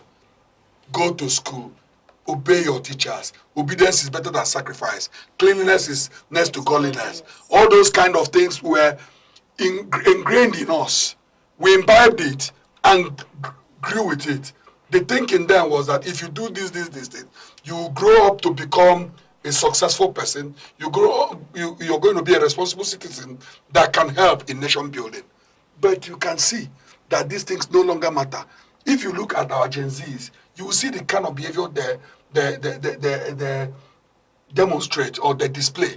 You see them not willing to even learn from those that can teach them. They don't believe in process. They believe in outcome. And this is where we are. It can happen. The truth is that we have so many problems. Electoral integrity. There's a deficit. There's a deficit. There's a lot that is happening. The get-rich-quick syndrome. The winner takes all kind of politics.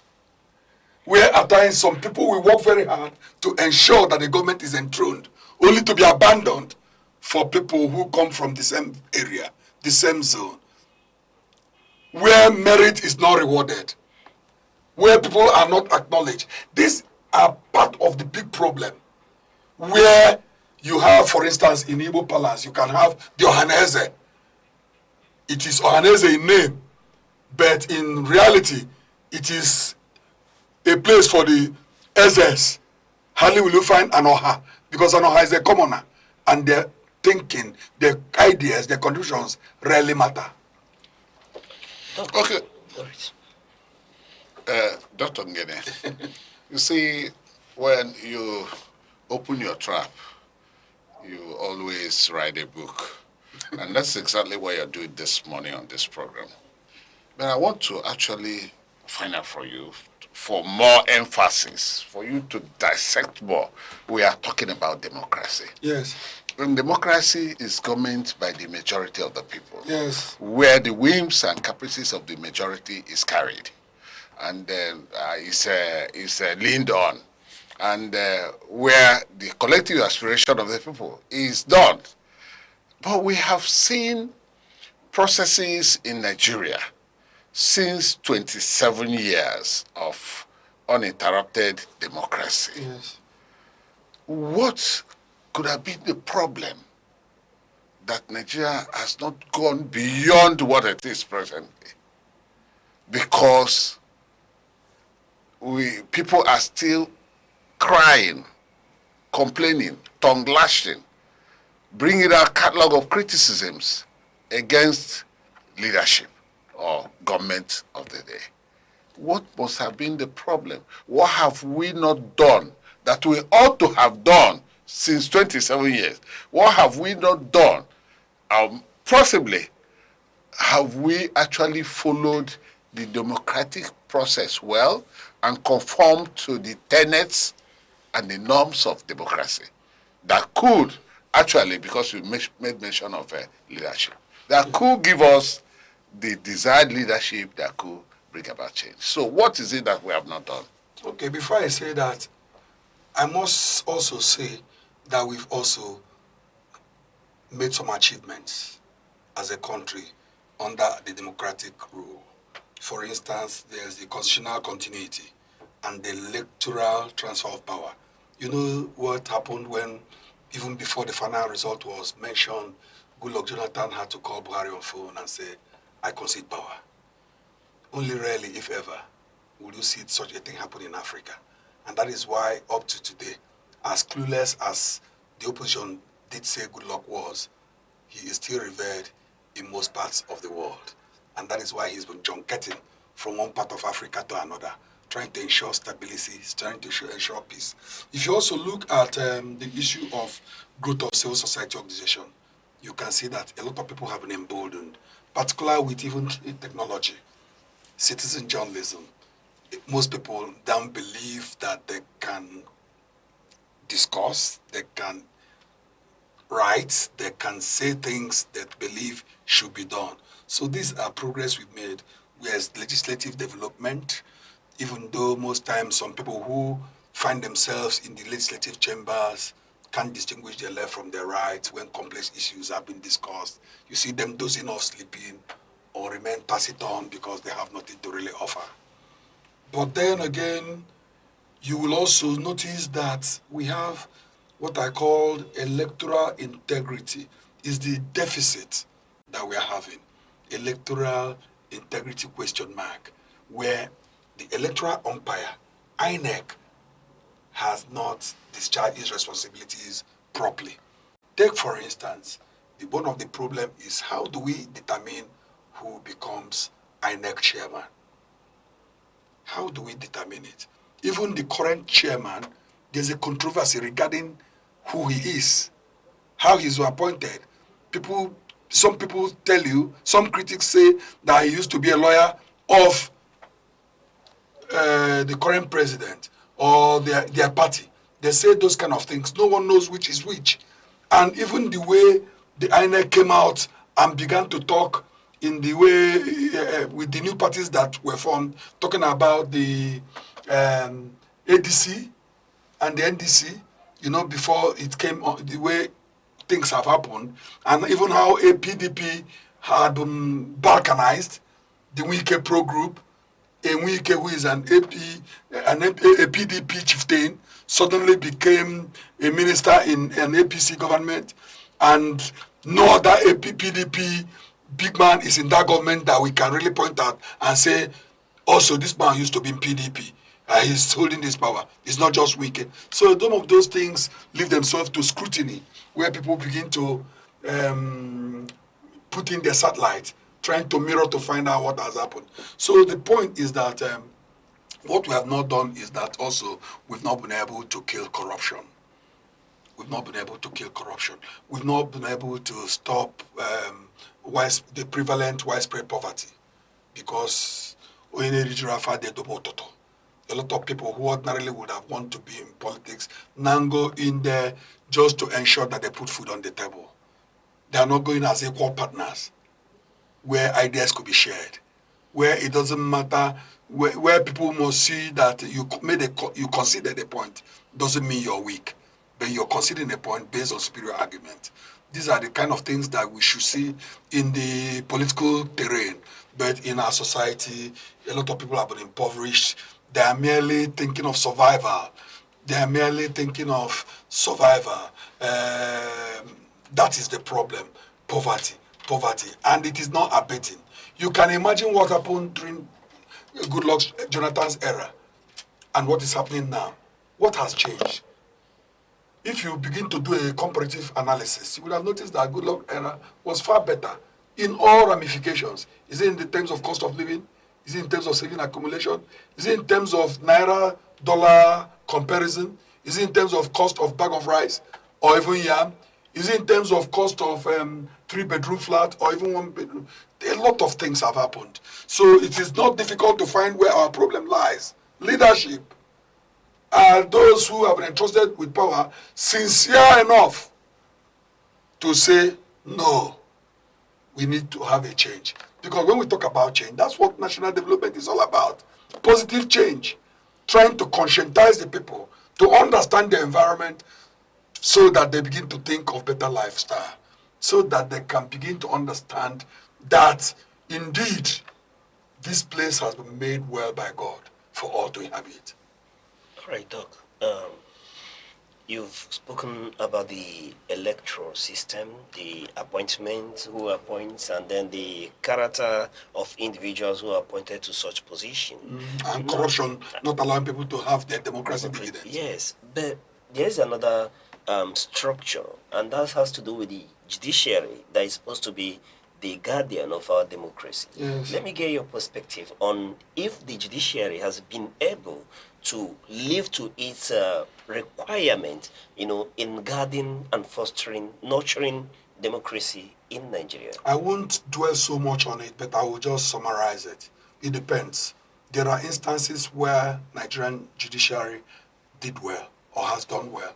There are also instances where the judiciary had come under serious criticism, scathing remarks by members of society, because the judiciary is supposed to be the last hope of the common man, where people who are seeking justice will go to the temple of justice and obtain justice. Unfortunately, this is not what could be said about the Nigerian judiciary. How come the judiciary has not helped in ensuring that election victories should be obtained at the polls and not in the courtrooms? But it also has to do with the bigger picture of what is happening in the larger environment, where those who belong to the judiciary, lawyers, judges, magistrates, are also aware that people who are even inferior to them in terms of intellectual ability, in terms of exposure, in terms of knowledge, have benefited from a skewed system, a very corrupt system, and maybe some of them want to get their benefit here on earth rather than waiting to go to heaven. That happened the situation. I have a question. Of course, it's a question and answer. Well, let's talk about the Constitution.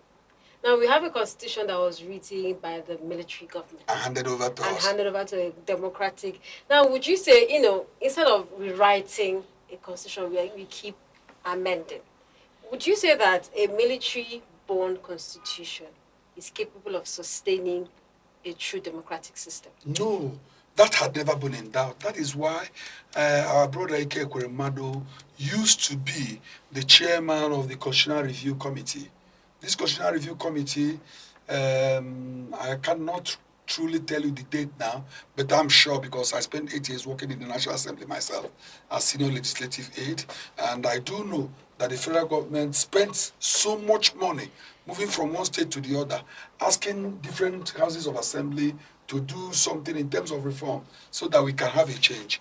But in spite of all those things, the outcome of those electoral reform processes ended in shelves, in places. Nothing has happened about it. And that was why people were calling on Buhari back then to ensure that he gives vent to it. It's signed into law. This. Nothing happened. That is why people of this. God, that is why people from our. The 2023 General League. That is why. Time, the silent witness to human courage, the keeper of memory. In every generation, there exists a defining force, a force shaped by curiosity. And it does appear that it is deliberate because, of course, you know, the number of states in a geopolitical zone is also an indices that is used to share federal allocations. That is why when they call for voting or meetings, you see that people from Southeast are the least in number in terms of numerical strength. That has been the problem.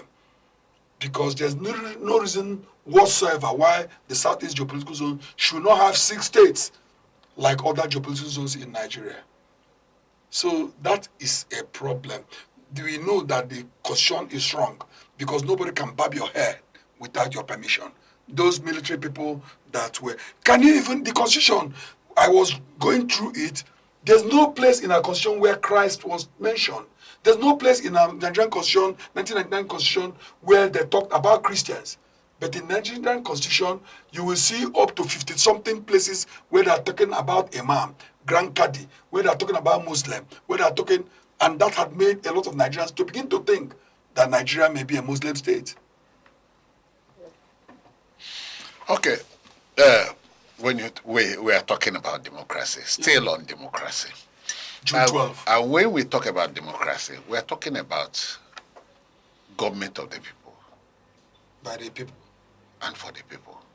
Which means that people must be involved in whatever that government is. That it should be a widely participatory process. Beautiful. But I want to find out, from your perspective, if actually that Nigerian people, because it actually, you know, take a link from the constitution not made by the people. It is also part of it, which you just rightly answered. Are the people of Nigerians actually participating in this democracy? And if the laws that are inherent, the laws of the land, is it made for the little number of people that you alluded to have hijacked the power in Nigeria? Power. Is the laws made for them or for the common masses who are now being marginalized in terms of legal implications? Well, you know, ideally, The law is meant for everybody. There should be no sacred cows. Ideally, all things being equal, the law for the rich should be the law for the poor. There should be no discrimination whatsoever about what it should be. But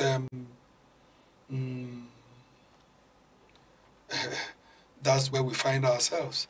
If you ask me why our democracy is no longer widely participatory, why is it that when there's an important person that will visit a state like a president, that government will begin to hire people that will come to where it is designated for the people to come to welcome the visitor? Why is it so? I will tell you that there's a trust deficit. Trust deficit because members of society, the ordinary people, the commoners, are no longer sure that those in power are really there to speak for them, are really there to work for them in terms of their well-being, in terms of delivering good democratic dividends. So that's been the problem. So to that extent, it is right to say that Nigerians are apathetic. They don't believe in the way our democracy is being practiced. They don't believe in the way our democracy is being practiced. They believe that the democracy we have is now survival of the fittest, that our political environment can be likened to a battlefield where only the fittest survives.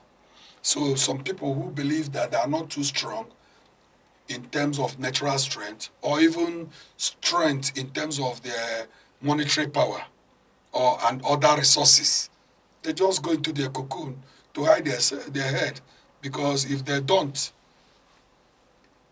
they will look like people that caterpillar are jammed.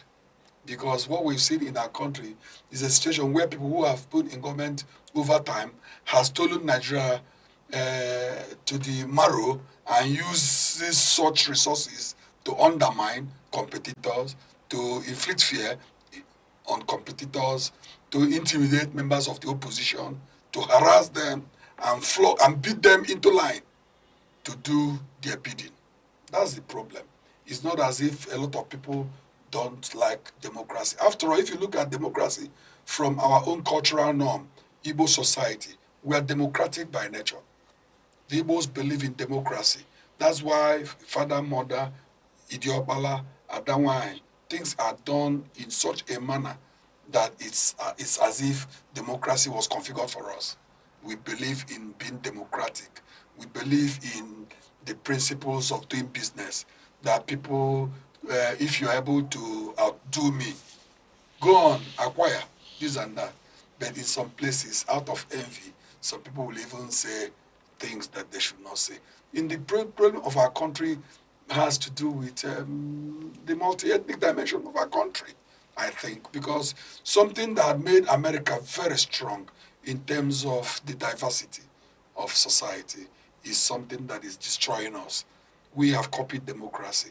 We've not copied other things that will help our democracy to grow, to make us strong.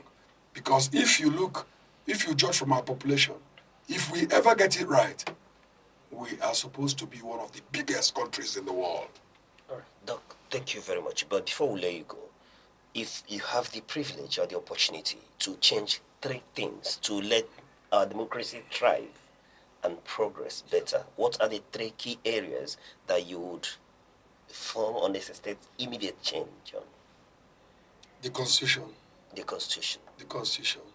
The Constitution should be such that it should be the Constitution of the people, not a Constitution that people made and asked people to obey. It has to come from our own volition. We have to come as a people, irrespective of where we come from. Maybe 250 ethnic groups, Kanuri, Ijo, Igbo, Efi, Hausa, Fulani. We need to come as a people and say, this is what we want for our country. We need also to ensure that we don't have our police under the federal government. We need state police. We also need resources that belong to each geopolitical zone to remain with them, so that people will now know that it pays to be hardworking, not to wait for federal allocation, not to rub Peter to paper, not for people who are in far north to finally say that oil that is found in the south or east belongs to Nigeria, but cocoa or things that come from their own place is meant for them. There's a need for equity. There's a need for fairness. There's a need for proper integration of the Igbos. Since the Civil War, the no victor, no vanquished thing had been a mere lip service rather than something that should be seen to have been done.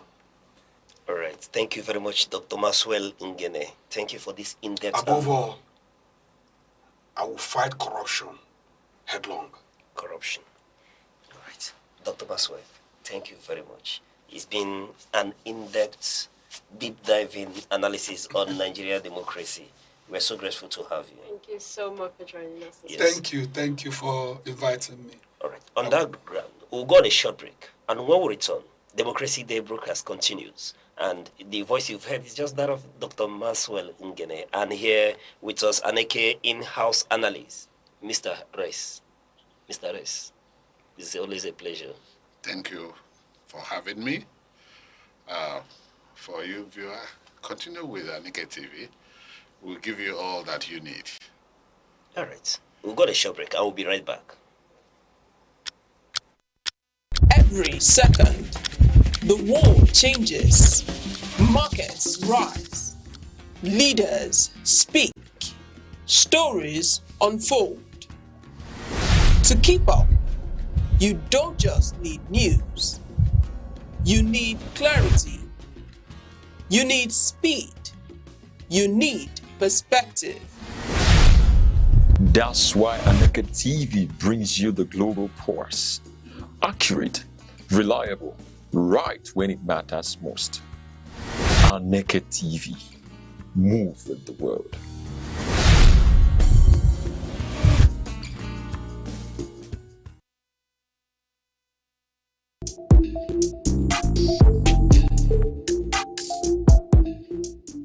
Law is the architecture of civilization, the silent force that orders society and defines justice.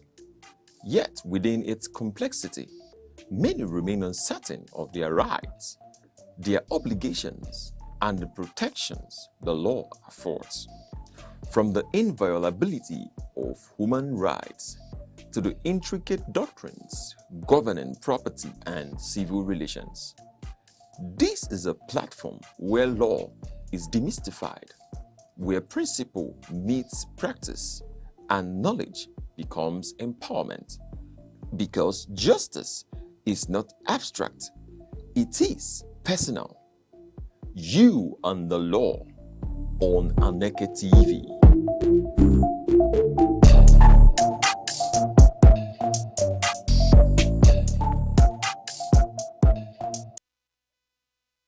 Nigeria's Democracy Day offers an annual moment of reflection on the country's political journey since the return to civilian rule in 1999. Today, marked on June 12, commemorates the historic 1993 presidential election, widely regarded as one of the freest in the nation's history and the broader struggle for democratic governance. Over the years, successive administrations have recorded notable gains in strengthening democratic institutions, including regular elections, improved electoral processes, and a more active civil society space. The establishment of the Independent National Electoral Commission (INEC) reforms, increased voter participation, and judicial interventions in electoral disputes have all contributed to shaping Nigeria's evolving democracy. However, experts and stakeholders continue to warn that significant challenges remain. These include electoral violence, voter buying, weak political party ideology, and declining public trust in governance. There are also concerns over economic hardship, insecurity, and youth disenchantment, which many analysts say could threaten democratic consolidation if not urgently addressed. Civil society groups and political observers have called for deeper institutional reforms stronger accountability mechanisms, and greater inclusion of young people and women in governance. They argue that democracy must go beyond elections to deliver tangible improvement in living standards, justice delivery, and public service efficiency. As Nigeria reflects on its democratic journey, the message from stakeholders is clear. While progress has been made, the system remains a work in progress. Sustaining democracy, they say, will require continuous commitment from leaders and citizens alike to uphold the principles of transparency, participation, and the rule of law. In a world that never stands still, where stories break in seconds and moments shape history, one station keeps you connected to your nation, to the continent, to the world. From breaking news to powerful stories, from business and politics to culture, lifestyle and entertainment, we inform, we inspire, we keep you ahead. This is more than television. This is your window to everywhere that matters. Aneke TV. Move with the world. Every June 12th, we celebrate the day in history in 1993, where the first credible, free and fair elections in Nigeria was conducted. An election said to have been won by MKO Abiola, and an election that was cancelled by the military rule. And in the past 27 years here in Nigeria, we've experienced elections after elections. We've seen governments come and go. We've seen political systems coming and go out. And today is Democracy Day, a day where we celebrate annually the commemoration and restoration of civilian democratic rule in Nigeria. What does this mean for citizens? How do we see Democracy Day? Is this something we celebrate or something we just consider another of the celebrations in Nigeria? We'll go into the streets of Enugu to hear the minds of people and know what they think and understand and their feel towards Democracy Day and elections in Nigeria.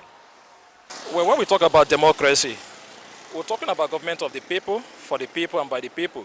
So when we talk about democracy, we are talking about a government in which the people who are the masses or the citizens select to rule or govern them.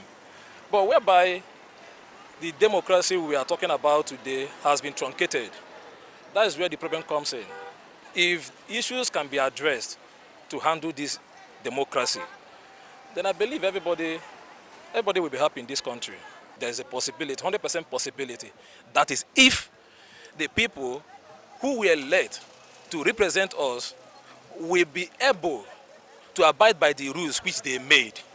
That's just the problem. If they can be able to abide by the rules, whereby they will respect the electoral laws, you know, respect everything that goes with election, apart from it, that is only when we can speak of democracy. But if they cannot respect that, there's no democracy in this country. No. Nigeria is not doing fine. This country is very, very bad. They are not doing fine. Even if electoral something or electoral, I don't know.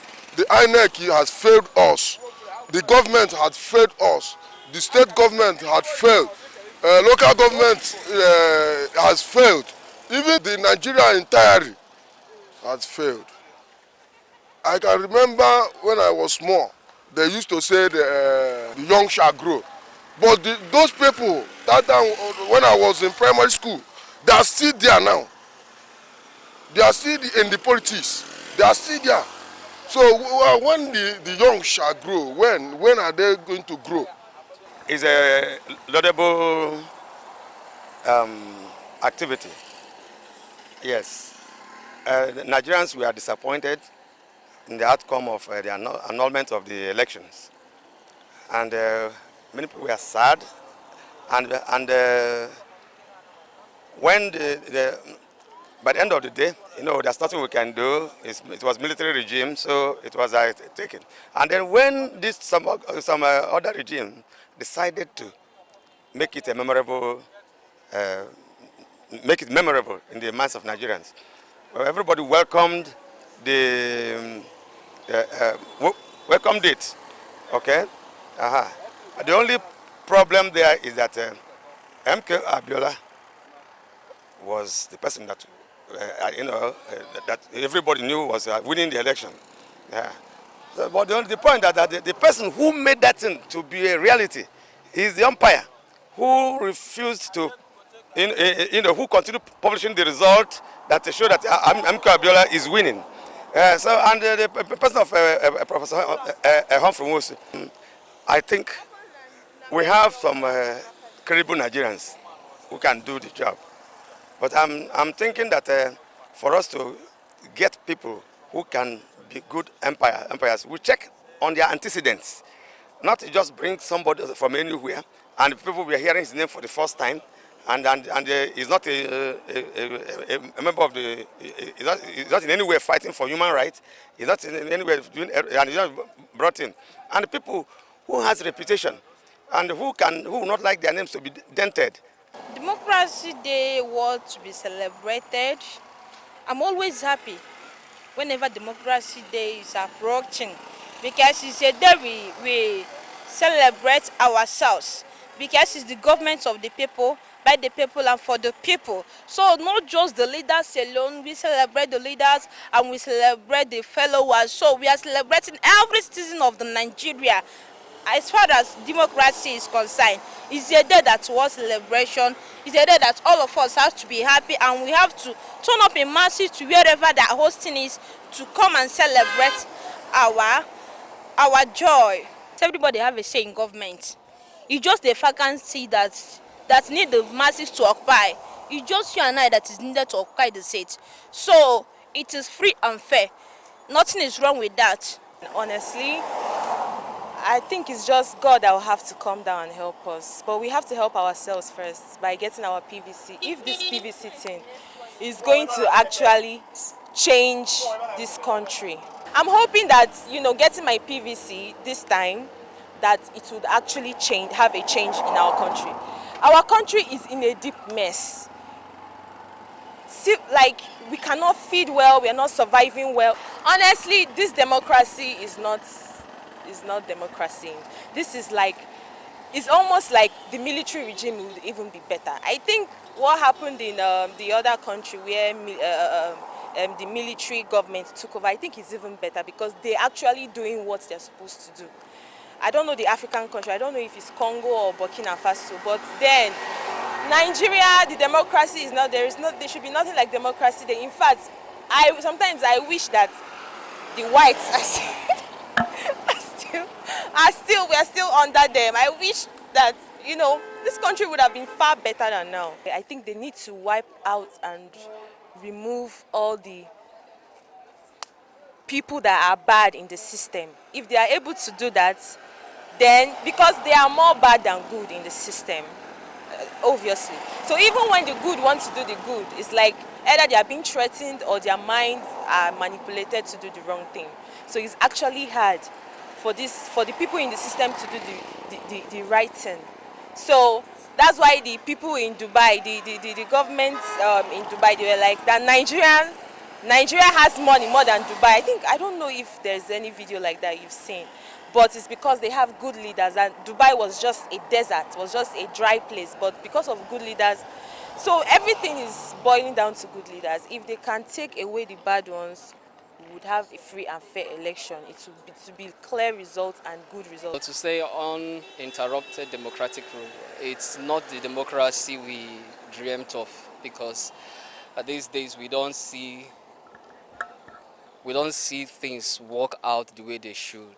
We are not sure that our votes matter at all, So it's as though those at the top just do whatever they want to do and get away with it. So, and in the days of military rule, people were very careful, what they say. But now it's even worse. It's as though we are being censored. We had freedom of speech rights, but now it's nowhere. It's gone. So it's as though we are still living under dictatorship. So I don't think we have democracy in Nigeria. In Abia State, in 2023, The INEC rep in charge did the right thing, okay? Humphrey Mosu did the right thing in his own time. So it all depends on who is in charge and if the government will allow that person do what he or she is supposed to do. It was NEC then, now it's INEC. But that I, it shouldn't be there the way I see it. You don't see it as being independent. With what is very clear to the seeing of the eyes in this country, there is no sign to prove that we are really practicing democracy in Nigeria. Honestly speaking, this condition we find ourselves is a very pathetic one. In spite of the fact we say we are in a democratic rule. I have been questioning, I have been asking, I have been wondering and saying, why is it that people seem to be afraid in democratic rule more than in the military rule? People seem to love their lives. People seem to be so careful about their lives and their property more than the civil rule, more than in the military rule. I know those there during military rule, the people don't mind the khaki, the gun, the bullet and everything, but they try in their own little way to voice out and condemn unjust rule and call a spade, and call evil, and call the government to come to the aid of the populace and ensure. Every day, your health shapes your life, your strength, your choices, your future. Because knowledge is the first step towards well-being. This is Health Matters, only on Aneke TV.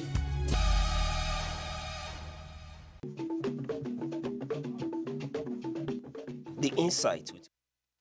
All right, you're welcome back. This is still Sunrise on Aneke TV, Democracy Day special. And we have with us a special guest in the studio. You've seen his face more often. I mean, he's a regular. He's a friend of the family, and he's joining us this morning to further discuss on the issues surrounding democracy and the democratic rule in Nigeria. Yes, he's not just a friend of the family, but he's a communication development expert, and he's here with, in-depth insights on democracy celebration. Mr. Mekodom, it's a pleasure having you here one more time. Thank you so much. I want to say good morning to you, good morning to our viewers. And again, happy Democracy Day to you and to Nigerians. Happy Democracy Day. All right, let's get deep into this, Mr. Meka. There's no time. After over 2 decades of uninterrupted civilian rule, can one, our Nigerians generally say that democracy has delivered on its core promises? Okay, thank you so much. Well, first and foremost, we must acknowledge the fact that, just like you said, over 2 decades of uninterrupted civilian rule. And I'm happy for your choice of words, not just democratic rule, but civilian rule, because a lot of people make this mistake. Civilian rule does not automatically equate to democratic rule. However, you can, to a certain degree, say that we have democracy here. But I must also tell you that it is not exactly what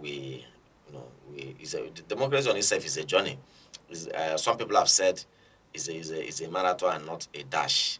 A dash, you give a specific time, and before you know what's going on, you've already got into your destination. But on a marathon, you keep swimming. It takes a lot of strength.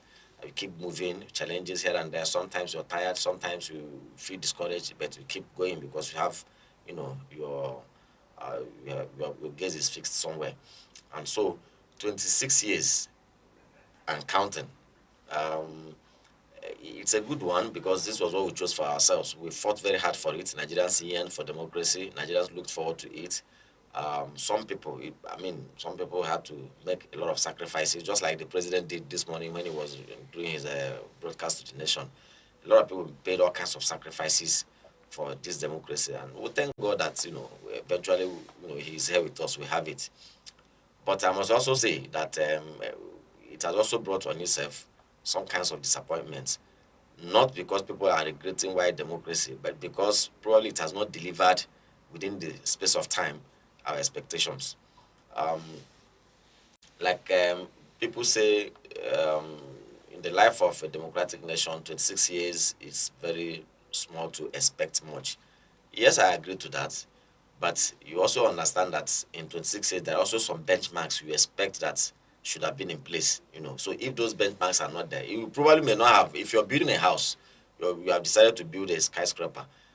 If you say this skyscraper is going to take me 20 years to finish, well, that is what you have chosen for yourself. And so, if after 6 months, it may not be too much to blame you. I mean, it may not be good enough to blame you because the skyscraper hasn't come up quite,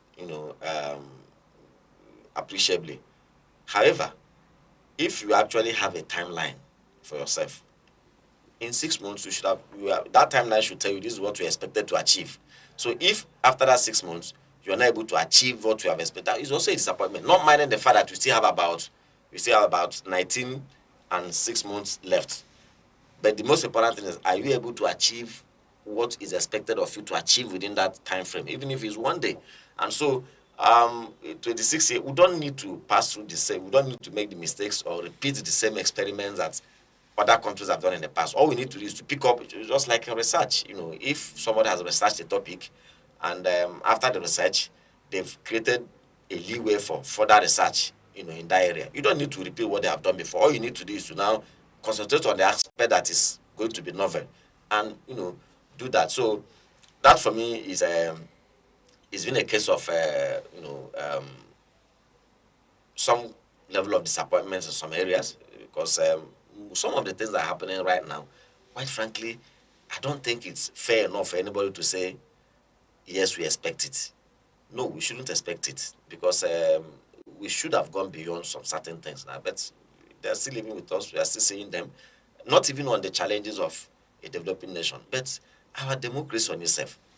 I don't understand why, after 26 years, we still find it very difficult to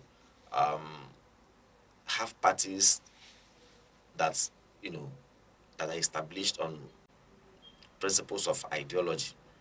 I don't understand after 26 years why vote buying, we characterize our democracy. I don't understand after 26 years why we cannot have internal democracy in the parties. I don't understand after 26 years, why we can't have, some level of transparency in the way we conduct our elections. I mean, we have been fast enough to embrace technology in the area of, in some aspects of our election. So why can't we? I mean, if we have embraced technology in voter registration, embrace technology in voter accreditation, why can't we embrace technology in the proper voting, the actual voting itself? And even if for any reason you say, well, that aspect is still a bit technical, we should be more careful. After the votes are counted and the results are known, what is the big deal in everybody agreeing to transmit the results electronically? Why must we hold on to, manual transmission as the ultimate, point to lean on? So these are some of the things that, for me, our democracy is perhaps intentionally, dragging in these aspects. Intentionally in the sense that, some characters somewhere who hold a great influence are intentionally, not wanting it to speed up. All right. Let's talk about issue of marginalization. Now, we're in a country where some regions believe to be marginalized. The Igbos say, oh, they haven't been a president since 1999. The Northwest say, oh, they are being played by Boko Haram. The Niger Delta say, oh, their oil is being stolen and they're not getting enough precautions for it. Now, this democracy, is it one that unites people or just, helps to manage division? And if so, how do we, in a bid to have a stronger system, try to address these issues and create some sort of synergy among all these regions that have claims on being marginalized? Yes, Ordinarily, democracy as a system, democracy is not the only system of government that exists. There are quite a number. So we of can them. opt for another system? No, not really. But see, the reason what I wanted to say is that democracy is not the only system of government that exists. But there's a reason why everybody acclaims that, look, this is the best out of an array of other, Now, that is not to say it doesn't have its own problems. It has a whole lot of problems. But you struck the right chord. You asked, can democracy help to manage diversities? The answer is yes. Can democracy help to unite? The answer is yes. So it's a potpourri, of various solutions that are there. Now, if you follow democracy, like I said, it doesn't mean that you will not encounter challenges. There are many, in fact, some systems of government are even far more linear, in nature. You follow it and it looks as if everybody is falling in place, whether intentionally or unintentionally, whether consensually or not, everybody is falling in place. But that may not ultimately give you the best result in terms of some of the elements you talked about, in terms of managing diversity and cohesion.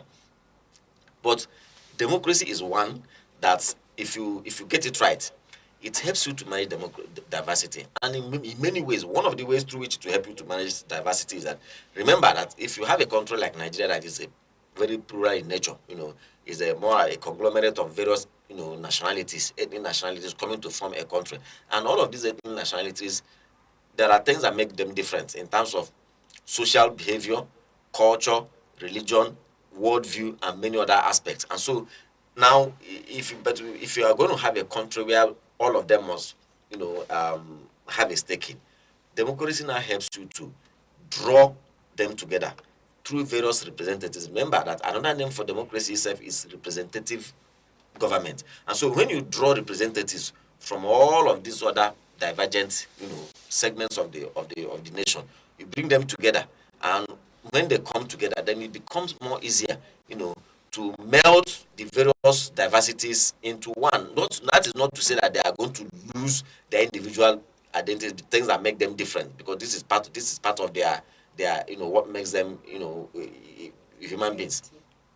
But they do what in simple terms we call disagree to agree. Yes. And so when that happens, decisions are collectively reached in a very collegiate manner. And so once that is done, no single person can come and say that he is not part of that, right? So in that case, you are managing your diversity, and not only in terms of decision making, also in terms of the spreading of the resources. So it moves. Everybody knows how it is come about. Everybody knows how it is shared. Everybody knows and understands. So if Mr. A is supposed to take one, Mr. A takes one, Mr. B takes one. So everybody understands. Now, if somewhere along the line something happens and you need Mr. B to take more than one, everybody understands that, look, this man has there's a certain need we need to save the situation by conceding to him more than his usual portion. So everybody, we're on the same page. So that is what democracy does for you, where it is gotten right. Now, when that is already done, we are fostering cohesion. Cohesion is automatically, setting in. So that is why we have all said democracy is but where all of these cardinal principles of democracy are not followed, where they are abridged surreptitiously, or they are abridged, in a very criminal manner, then of course what we have is discontentment, cries of marginalization, and all kinds of, all kinds of manifestations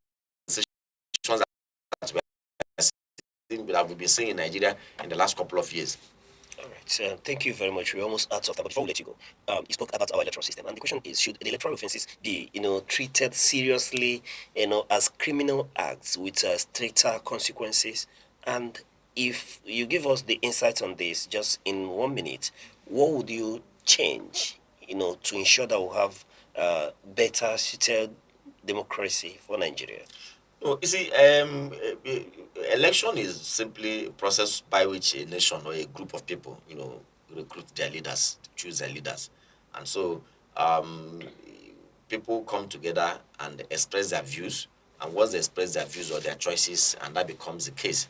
Now, it becomes very criminal when such choices are made and some other people, either 1, 2, 3 or more people decide, to to trample that choice. It becomes very criminal. There are many other, criminal things that people can do with subject to, in connection to an election. But I think the most criminal is when you subjugate and disregard the choice that people have made collectively. It's you undermine the will of the people. It's a very serious offense in democracy. And so for me, once it is spotted, it has to be punished as a deterrent to other people, and not just paying a lip service to it, but ensuring that those who rig election, those who undermine the outcome of elections, are made to pay the price. They are made to face the full wrath of the law. For me, that would be that would be a very good encouragement to free, fair, and credible election. All right. All right, thank you so much, Mr. Emeka. It's always a pleasure having you around on the show. Thanks for having me. All right, this is the what we can take on this first segment of this special edition, the Democracy Day edition. We will take a short recess, and when we get back, we have more guests in the studio to talk more on democracy and how this has affected us and is affecting us as a nation. Do stay with us. Every second, the world changes, markets rise, leaders speak, stories unfold. To keep up, you don't just need news, you need clarity, you need speed, you need perspective.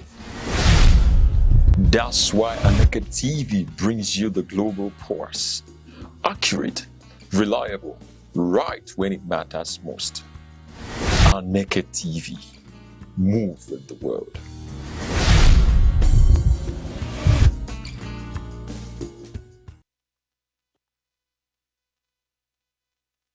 Nigeria's Democracy Day offers an annual moment of reflection on the country's political journey since they returned to civilian rule in 1999. Today, marked on June 12, commemorates the historic 1993 presidential election, widely regarded as one of the freest in the nation's history and the broader struggle for democratic governance. Over the years, successive administrations have recorded notable gains in strengthening democratic institutions, including regular elections, improved electoral processes, and a more active civil society space. The establishment of the Independent National Electoral Commission (INEC) reforms, increased voter participation, and judicial interventions in electoral disputes have all contributed to shaping Nigeria's evolving democracy. However, experts and stakeholders continue to warn that significant challenges remain. These include electoral violence, voter buying, weak political party ideology, and declining public trust in governance. There are also concerns over economic hardship, insecurity, and youth disenchantment, which many analysts say could threaten democratic consolidation if not urgently addressed. Civil society groups and political observers have called for deeper institutional reforms, stronger accountability mechanisms, and greater inclusion of young people and women in governance. They argue that democracy must go beyond elections to deliver tangible improvement in living standards, justice delivery, and public service efficiency. As Nigeria reflects on its democratic journey, the message from stakeholders is clear. While progress has been made, the system remains a work in progress. Sustaining democracy, they say, will require continuous commitment from leaders and citizens alike to uphold the principles of transparency, participation, and the rule of law.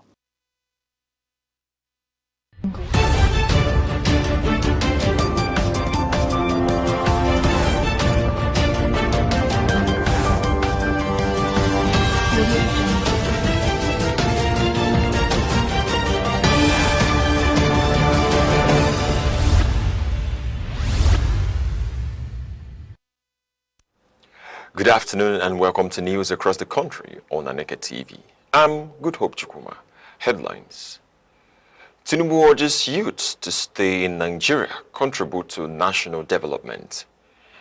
And so, to begin statewide enforcement against unauthorized outdoor advertisements in Enugu. CSOs, youth groups protest in Lagos over insecurity, economic hardship. Now the news in details. President Bola Tinubu has urged Nigerian youths to remain in the country and contribute to national development. In his Democracy Day address, the president said Nigeria's future belongs to young people who choose to stay and solve challenges at home. He encouraged youths to build here, code here, work here, and vote here, noting that every great nation was built by those who stayed to fix problems. He said Nigeria's current generation must secure prosperity just as earlier generations secured independence and democracy. President Bola Tinubu has called on Nigerians to remain committed to democratic values as the country marks 27 years of uninterrupted civilian rule. In his Democracy Day message, he said June 12th remains a defining moment in Nigeria's democratic history and praised those who fought for the return of democracy. The president reaffirmed government's commitment to tackling insecurity, including terrorism, banditry, and kidnapping across the country. He also defended ongoing economic reforms, saying they are aimed at strengthening the economy and improving national development. President Bola Tinubu has announced national honors for several June 12th pro-democracy activists and stakeholders. The announcement was made during his Democracy Day address on Friday in Abuja. He said the awardees made sacrifices including persecution, exile, and imprisonment to ensure Nigeria's return to democracy. The president also said the full honors list will be officially released in the coming days.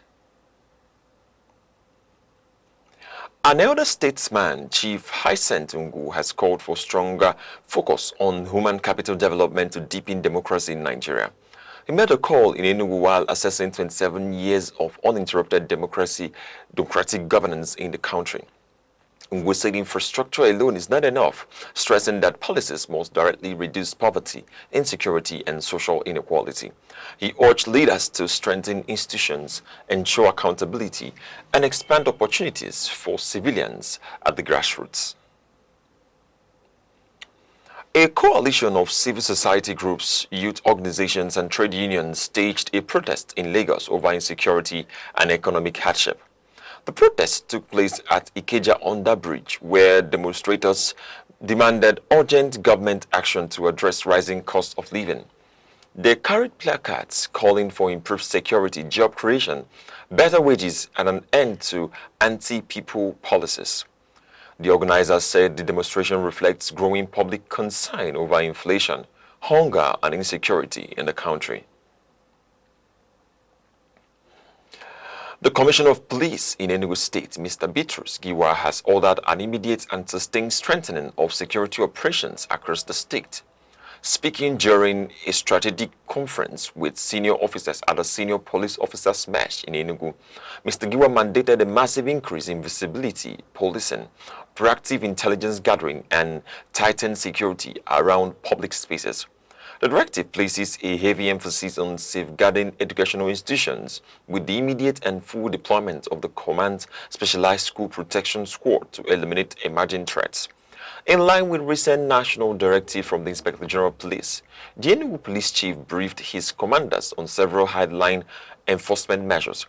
Officers have been ordered to aggressively clamp down on unregistered vehicles and concealed number plates, while also expanding inter-command cooperation through a new collaborative patrol initiative.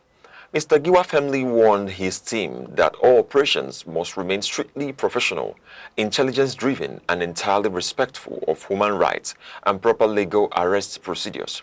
The strategic session, which brought together area commanders, divisional police officers, and tactical heads, also focused on modernizing the force representations on integrating artificial intelligence into case management. Before diving into the operational strategies, The command observed a solemn minute of silence to honor the late former Enugu Commissioner of Police and Assistant Inspector General for Zone 9, Kanayo Uzoebu.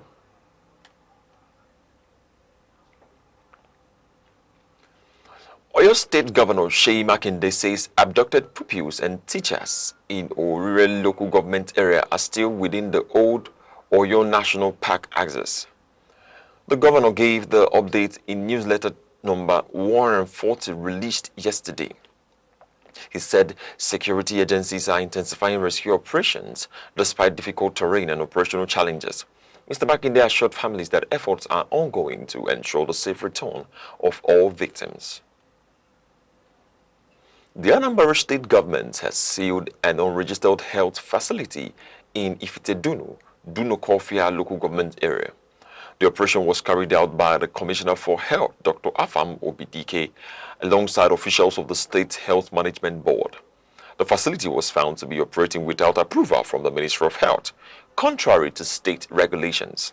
The government warned that illegal health facilities will be prosecuted, urging residents to patronize only approved medical centers. You're watching Aneke TV news across the country. Remember, you can follow us on Facebook and YouTube at Aneke TV. Now a quick reminder of major developments in the news. Tinubu urges youth to stay and build Nigeria, says nation belongs to those who remain and solve problems. And SAR to begin statewide enforcement against illegal outdoor advertisements in Enugu State. Coming up shortly, CSOs, youth groups stage protest in Lagos over insecurity and rising cost of living. We'll be right back shortly. Stay with us. Frontline Africa is Aneke TV's flagship current affairs program, where critical national and continental issues take center stage. On Frontline Africa, we examine politics, the economy, security, business, health, and a wide range of other key sectors shaping society. The program is insightful, engaging, and interactive, providing a platform for informed analysis and meaningful public discourse. Here, issues are discussed raw, balanced, and expertly with depth, clarity, and a commitment to fact and accountability. Join us every Saturday at 5 in the evening, only on Aneke TV. Welcome back. The Enugu State Structures for Signage and Advertisement Agency has announced plans to begin a statewide enforcement exercise targeting unauthorized outdoor advertising. The general manager of the agency, Mr. Francis Wike, said the operation will cover Enugu metropolis and all local government areas in line with the agency's law 2016.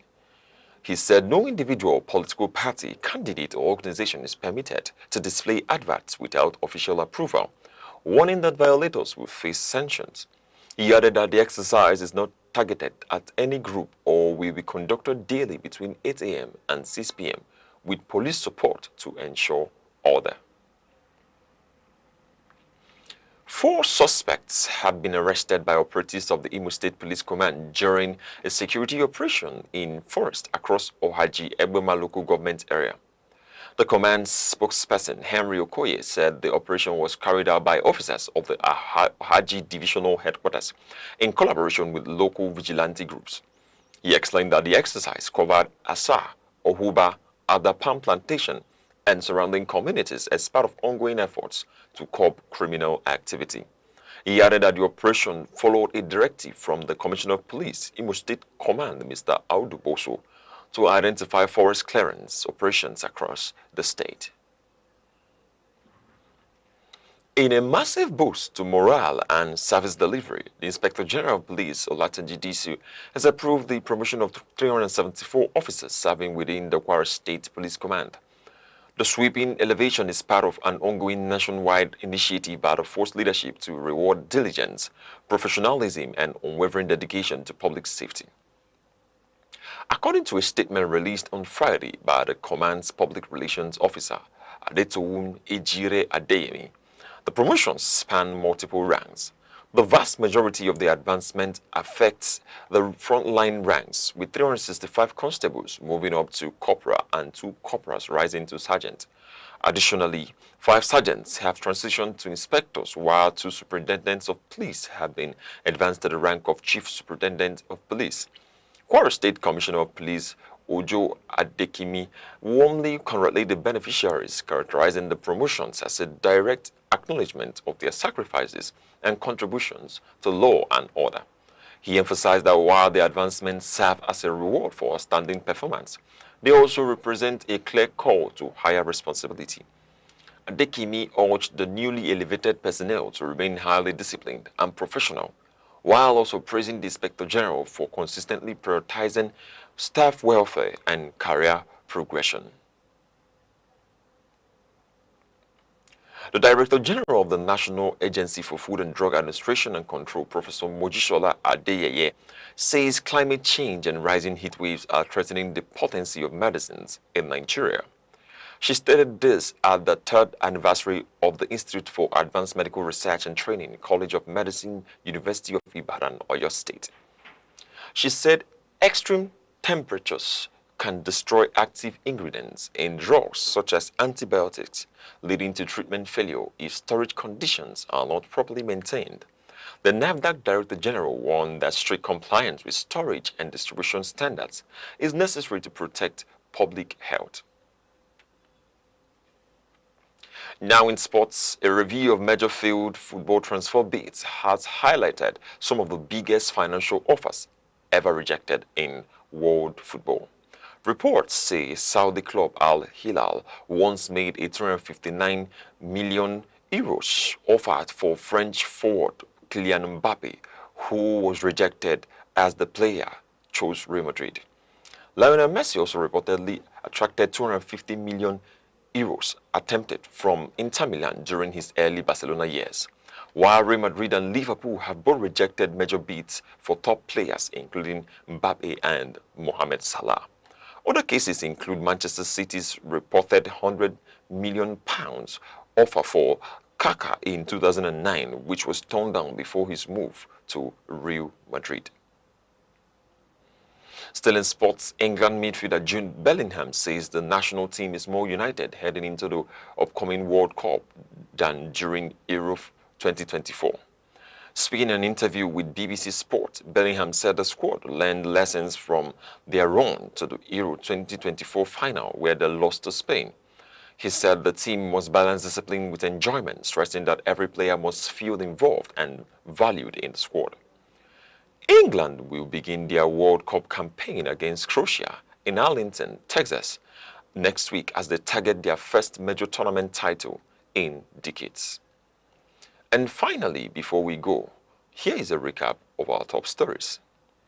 Tinubu urges Nigerian youths to stay and build nation, says future depends on those who remain to solve national challenges and drive development. And SAB to begin statewide enforcement against unauthorized outdoor advertisements in Enugu State as agency moves to enforce advertising laws. CSOs, youth groups protest in Lagos over insecurity and economic hardship, demand urgent government action on rising cost of living and safety concerns. And that's the news. For more news and live updates, follow us on all social media platforms on Facebook and YouTube at Aneke TV. I'm Good Hope Chukuma. Thanking you for watching. Have a wonderful afternoon.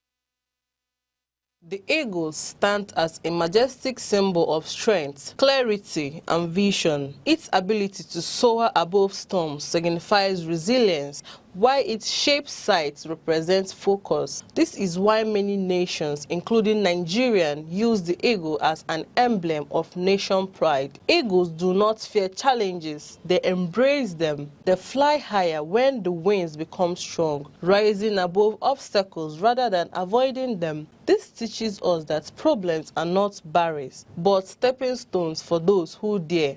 To live like an eagle is to stay focused, courageous, and disciplined. It is to see opportunities where others see only difficulties. The sky is not your limit, it is your launch pad. Nigeria's Democracy Day offers an annual moment of reflection on the country's political journey since they returned to civilian rule in 1999. Today, marked on June 12, commemorates the historic 1993 presidential election, widely regarded as one of the freest in the nation's history and the broader struggle for democratic governance. Over the years, successive administrations have recorded notable gains in strengthening democratic institutions, including regular elections, improved electoral processes, and a more active civil society space. The establishment of the Independent National Electoral Commission (INEC) reforms, increased voter participation, and judicial interventions in electoral disputes have all contributed to shaping Nigeria's evolving democracy. However, experts and stakeholders continue to warn that significant challenges remain. These include electoral violence, voter buying, weak political party ideology, and declining public trust in governance. There are also concerns over economic hardship, insecurity, and youth disenchantment, which many analysts say could threaten democratic consolidation if not urgently addressed. Civil society groups and political observers have called for deeper institutional reforms, stronger accountability mechanisms, and greater inclusion of young people and women in governance. They argue that democracy must go beyond elections to deliver tangible improvement in living standards, justice delivery, and public service efficiency. As Nigeria reflects on its democratic journey, the message from stakeholders is clear. While progress has been made, the system remains a work in progress. Sustaining democracy, they say, will require continuous commitment from leaders and citizens alike to uphold the principles of transparency, participation, and the rule of law.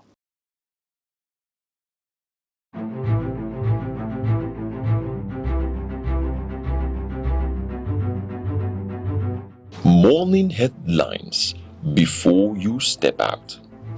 Midday updates while you walk. Evening analysis when the day winds down. Wherever life takes you, Aneke TV keeps you informed, connected, and ahead. Aneke TV. Move with the world.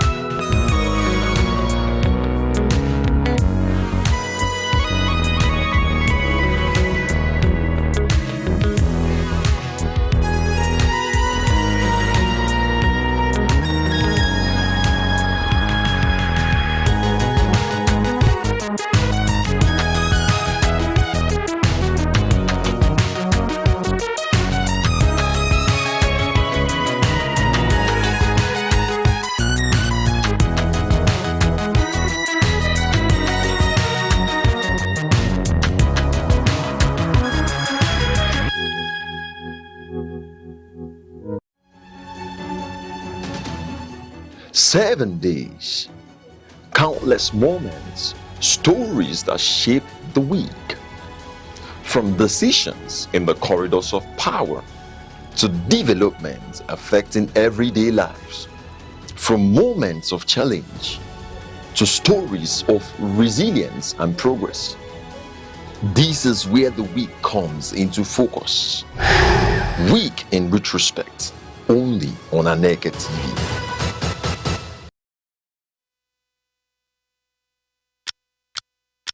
Every second, the world changes, markets rise, leaders speak, stories unfold. To keep up, you don't just need news, you need clarity, you need speed, you need perspective. That's why Aneke TV brings you the global pulse. Accurate, reliable, right when it matters most. Aneke TV. Move with the world. Thanks for staying with us up to this moment. This is still the special edition of the Democracy Day, an extension, of course, of our morning breakfast show, Sunrise. Welcome back, and we'll be getting right into conversations in this next phase with our special guest who has joined us right now in the studios. Yes, and joining us at this hour is Ada Innocent Rachel Ngozi, who is the CEO, Refreshing Hope Youth Initiative, Secretary General, Abriba Communal Improvement Union, and the Deputy Chairman, labourparty, Ohafia GA, Abia State. St. Rachel, it's a pleasure to have you on this Democracy Day broadcast. Thank you very much. It's my pleasure to be here. All right. Okay, I don't know if I should. You go first, woman to woman. Yeah. Okay, I'm a young woman. Let's talk about. I mean, we've had a couple of men earlier in the studio talk about democracy, and on a holistical level, let's bring it down to women and girls in participation with democracy, election, politics. On a holistical level, when they talk about the effects of a civilian system, in this past 27 years of living in a democratic state, what would you say are the major contributions democratic state has had on the affairs of women, and also how the affairs of women have influenced the democratic state of Nigeria? Thank you very much for having me. It's a thing of joy to be here again to talk about women in politics in Nigeria. Actually, there have been progresses made in, of course, the number of appointments in Nigeria in recent years, and that have also reflected positively on the side of the performance, because, of course, when you have women in leadership positions, the positive impact they make can never be overemphasized. However, on a more general note, and in legislation and other arms of governance, women has been grossly underrepresented, having about 3.3 to 4% in legislative arms, the federal houses, and of course a total of around 6.7 on the whole, which is grossly inadequate. Even with the appointment, we have seen improvements in some areas and in some parts where more women have been called up to take up positions as commissioners, as ministers, as this or that, but that is still underrepresented, being the lowest or one of the lowest in the whole of Africa, with less than 15% inclusion. And when you look around, the expected number of women, at least in other African countries, is like 23.5%, and we have not reached there. But there is a way forward, and that is why women continue to clamor for the extra seats. Yesterday, they said the Federal House of Assembly sat to move motions to pass the bills that have been culminated. It was good news for us as women that the special seat bill for women was one of the items that were projected, or that was projected. However, they went earlier on recess, and so it could not be voted upon. So we actually are looking forward to the 7th of July when they will reconvene, and hopefully that agenda will be top on the list. And of course, it will do us a lot of good, because if we have more women, more mature, responsible women, women of integrity, taking up leadership positions, our nation will be much better in every sense of it. We've had some, like you said, efforts that has been made. But in order to have, like I mentioned in the first question, have an equal playing ground for society, every other demographic needs to be represented. And we've experienced some sort of inequality when it comes to political space now. When I say political space, I mean political positions. Now, because on the voting ground, I mean, there is equal opportunity that has been provided by democracy. But we are moving in the past 7 years now. We should have some certain level of playing ground that ought to be provided. Why do you think we don't have that yet? Actually, when you really look at it, from what we had in 2011 and what we had in 2023, we saw a decline in women inclusion in governance or in having political positions, elective political positions. And in this era, after the primaries, most of the primaries of the different parties have been concluded, we also saw that women were also not, so much included as we had anticipated. And this cannot, we cannot say that it is unconnected to, patriarchal way of looking at, patriarchal attitude of our culture of the Nigerian people. We can also not take it away from the financial incumbrances that are associated, because oftentimes they make the cost of coming to to contest for elections, they make it so high that women are not equally positioned. We're asking for level ground, we are asking for equal opportunities, and for crying out loud, women form half, like it's 50% of the population, if not more actually. And they come out, like you talked about, rallies, they come out during campaigns, they come out in mass to to support and to see that these things happen. They form the majority of the electorate that show. But when you come to actual leadership positions in the closed doors, like I call it, in the places where these decisions are taken, they are excluded, and that is tactically done.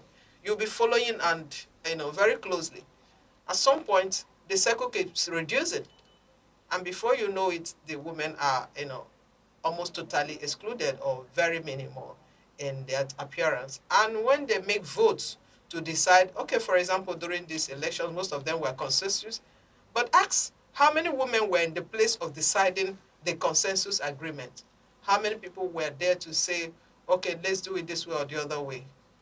Most of those decisions were, closed up, and, we all had to follow suit. And that's what we are asking.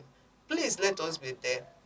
We know how to, discern. We know how to suggest. We know how to think, and we know how to reason. And that very well, too. And those are ways to make improvement. So like I said the other time when I was here, I mentioned that the issue of logistics, the issue of finance, Osai asked me if I would actually want the thing to be free. And I said, yes. If they can make the ticket free for women, that would be added advantage. It will encourage more women, more competent and capable women to come forward. We need to encourage women in every sense of it. I mean, both the women and the men alike, because of course we see situations where women, will be bought over, just like the other men. And we believe that with education, more sensitization, more encouragement, both from the males and the females, that more women will be included in leadership positions, in governance. More women will be involved.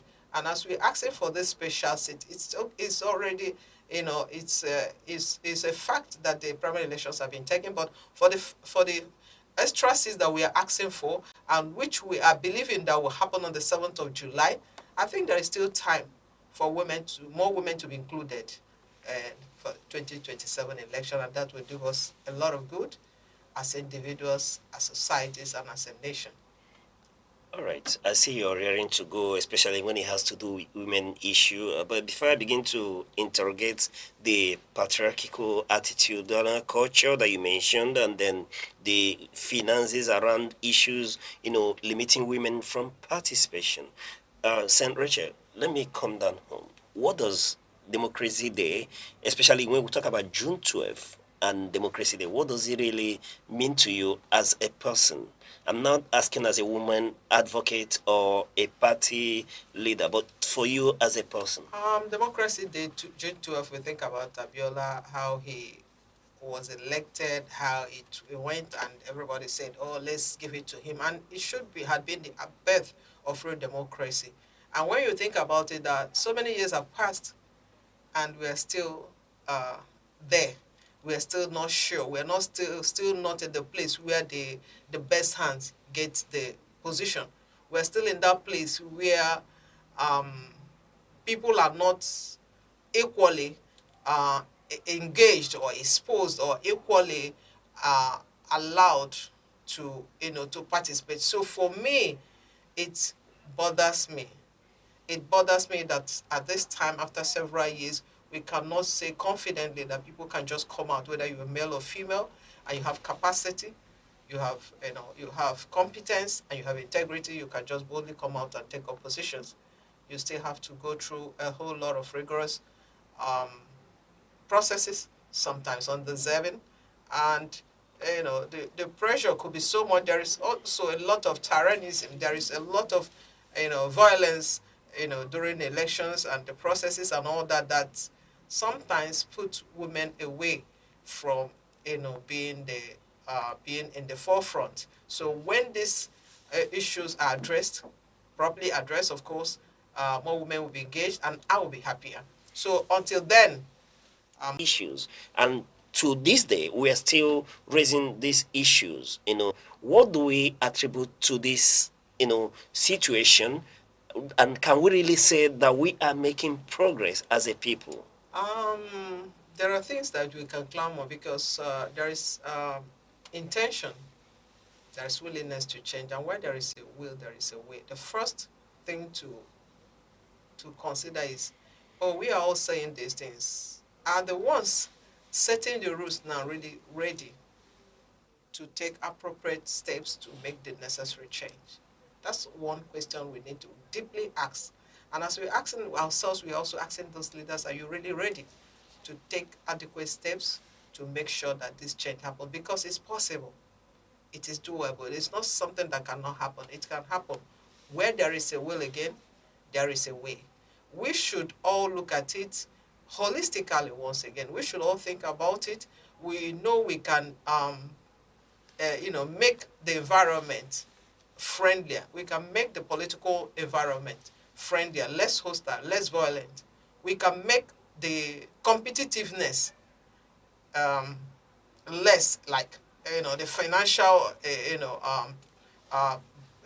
demands on it. We can also make it a little bit less, and by the time we do that, it is possible. I believe so much in possibilities. I believe so much in change, and I believe that when we make efforts to make the change, that change will come. All right. Sir Richard, against the background that the man, Abiola, today, whom we raised in our quote, says that no one can give you power. It is yours. Take it from this day. So he makes understand that even when women advocates, speak to, for women inclusion, that power cannot be given. It has to be taken. Incidentally, like we said, they had to leave earlier for recession, which also, of course, could be tactical. Women are doing a lot, but I mean, of course, you continue to push until something happens. We continue to go ahead and do much more. Do the lobbying that we know to do all that we need to. Of course, we also pray, women pray always, and we see things change. So we don't give in because it is not happening, or it has not been for a woman to manifest. So it is not going to be rubbing the shoulder who has greater muscle. Of course, yes, men might have more, money at their disposal to, to invest and to throw around. Women are making frantic effort. We are training. We are building our muscles. We are building our capacity. And we are getting better by the day. And we're not stopping until we get that change that we desire. So yes, there is still more to be done until we achieve what we are doing. But yes, there are women also that have been losing their sleep and making sure that the necessary bills are put in place. And of course, as we ask that we be allowed to be in the house. If you are the one inside the house and you've locked the house, until you open the door, will not be able to access it. Except, of course, I had to break it, and we don't want to break the house, but we keep pushing until the door gets open for us.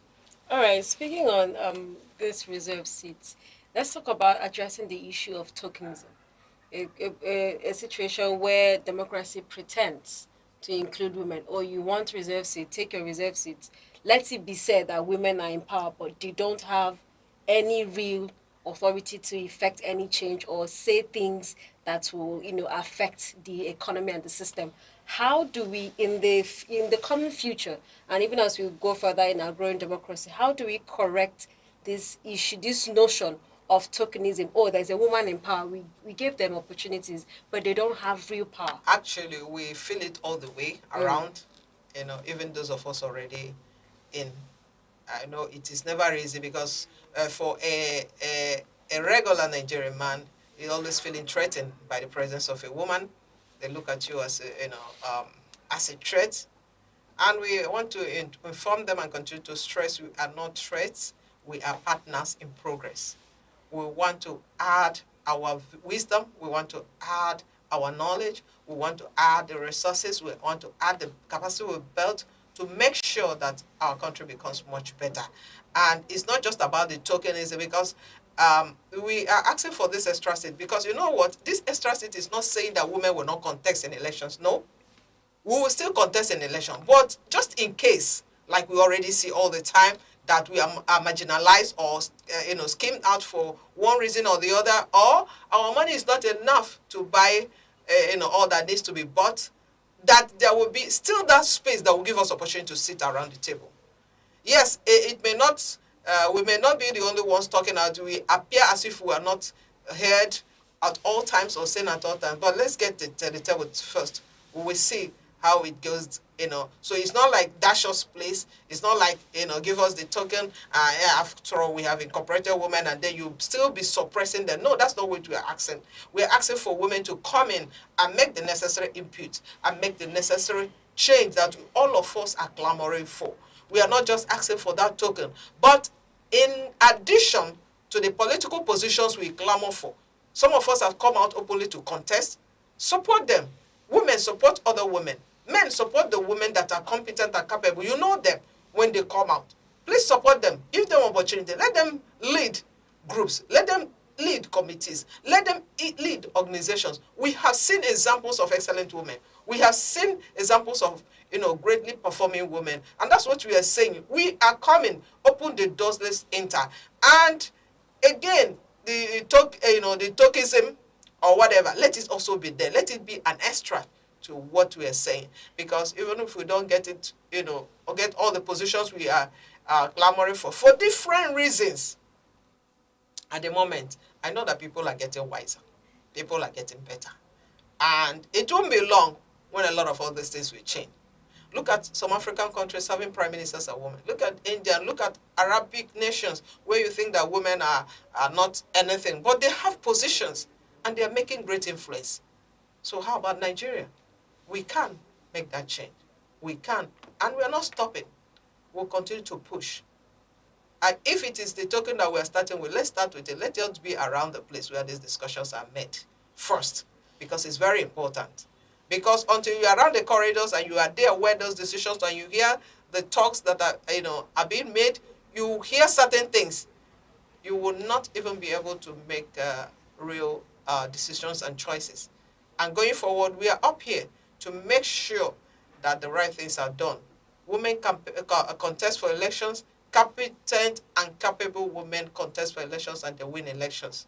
Beyond that, they are winning because they are still lower in number, so they cannot match the men. So that is why we are still asking for that extra seat. Right, Senator Rachel, if one listens to you speak about women, involvement in politics and giving opportunity to women, a number of times one may want to think that women are outrightly, not allowed or given the right opportunity. The question remains that women with capacity are allowed, to thrive in positions of authority. And we've seen that over time in Nigeria. We had Okonjo-Iweala, who had Obiose Kwesili, who had many of them.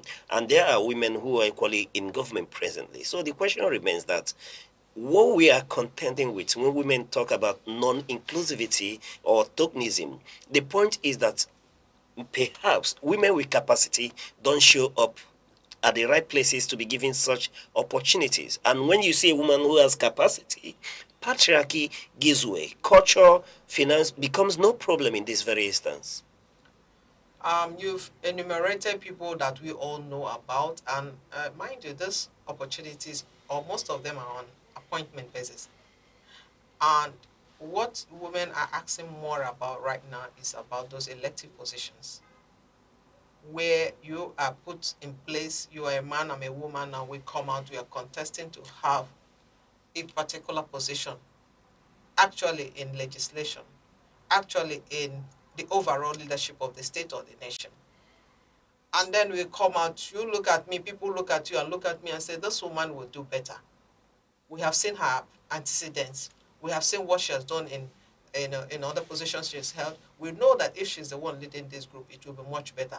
She is more transparent, or she'll be more transparent, she'll be more accountable, and she'll be more responsive. And then the woman is ignored because probably she doesn't have so much money to give out. That is what you're saying. No, it shouldn't be so. Money given and vote buying should not be. All healthy women are not ready for physical combat. Men are. Many women are not ready. Like I said the other time again, we have a little bit of different priorities. Men are looking at the accountants. Men are looking at what will benefit most, how best to maximize the resources we have. They are asking about how the families should be taken care of or be taken care of. They are interested about the children welfare, and they are not just thinking about them, they are practically involved in them. And that is why we are saying that we need that opportunity. We need that possibility. Why we are asking for it is because the room has been filled with men. The room has been closed up, so to say. And that is why we are asking to, it's not like default out. We are not saying any woman that comes around should be given opportunity to lead. Like I normally say, when you see competence, you know it. When you see integrity, you know it. When you see people, high-performing women, you also know them.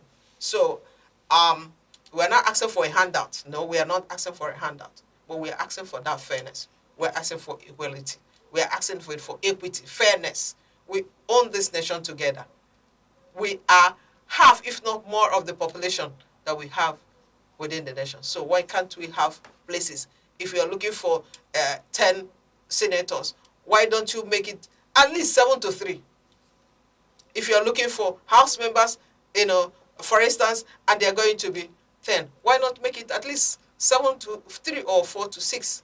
It is still, on the other side, it's still favoring the men higher, but give more women opportunity, at least to show themselves, to show that if you are not aware that they've got the capacity, let them in politics with men. Actually, when we think about women supporting women, it is the same thing with everywhere. And like I always emphasize, you are not just coming out from nowhere to come and start clamoring for positions. Women should train and build their capacity. You should understudy the area you want to work in. As a young woman, for instance, it is expected of you to work under older women that have been doing what you intend to become or what you intend to do, and see how these things play out and see how you can become. And I can tell you for sure, there are a lot of women mentoring women just like men also deviate from initial plans and agreements when money is involved. And it is not peculiar to women. It is a general thing. People tend to go towards, especially with the economic in the nation. So people are actually looking out for where it's going to pay them most, who is going to give them much more thing, which are actually temporary relief. At the end of the day, the problem is still there until we begin to look away from all the peanuts, from all the, all the things that we get distracted about, both as males but also as women. It will be difficult for us to get it right. Women support women when they see those that are competent enough. All right, Sir Richard, thank you so much. But before we let you go, from where you sit and as a woman, what are the things you feel that should be done so that our democracy will thrive more? What I think should be done that our democracy, of course, will thrive more is that women, of course, I mean, we're talking generally, what could be done to, improve democracy in Nigeria is fairness, is justice, is the rule of law, having things. If you have constitutions that is binding the organization, the nation, let us abide by it. Let us follow and play by the rules.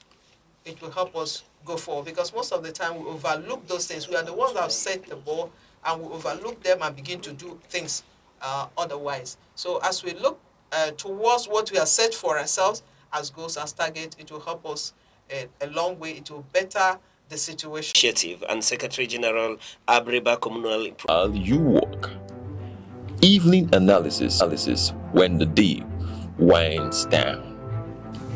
Wherever life takes you, Aneke TV keeps you informed, connected, and ahead. Aneke TV. Move with the world. Nigeria's Democracy Day offers an annual moment of reflection on the country's political journey since the return to civilian rule in 1999. Today, marked on June 12, commemorates the historic 1993 presidential election, widely regarded as one of the freest in the nation's history and the broader struggle for democratic governance.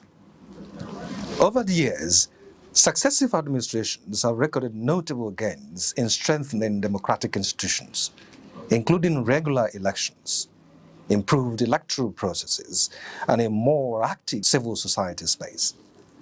The establishment of the Independent National Electoral Commission (INEC) reforms, increased voter participation, and judicial interventions in electoral disputes have all contributed to shaping Nigeria's evolving democracy. However, experts and stakeholders continue to warn that significant challenges remain. These include electoral violence, voter buying, weak political party ideology, and declining public trust in governance. There are also concerns over economic hardship, insecurity, and youth disenchantment, which many analysts say could threaten democratic consolidation if not urgently addressed. Civil society groups and political observers have called for deeper institutional reforms, stronger accountability mechanisms, and greater inclusion of young people and women in governance. They argue that democracy must go beyond elections to deliver tangible improvement in living standards, justice delivery, and public service efficiency. As Nigeria reflects on its democratic journey, the message from stakeholders is clear. While progress has been made, the system remains a work in progress. Sustaining democracy, they say, will require continuous commitment from leaders and citizens alike to uphold the principles of transparency, participation, and the rule of law.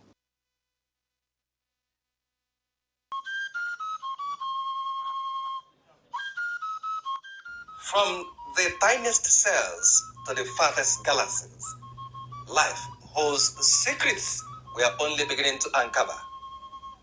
Why are we here? What connects us all? What unseen forces shape our destiny? Join Professor Jude Odenta as he explores the wonders, the questions, and the revelations that define existence. Mysteries of life, where every answer sparks a new discovery. Watch now on Aneke TV every Monday.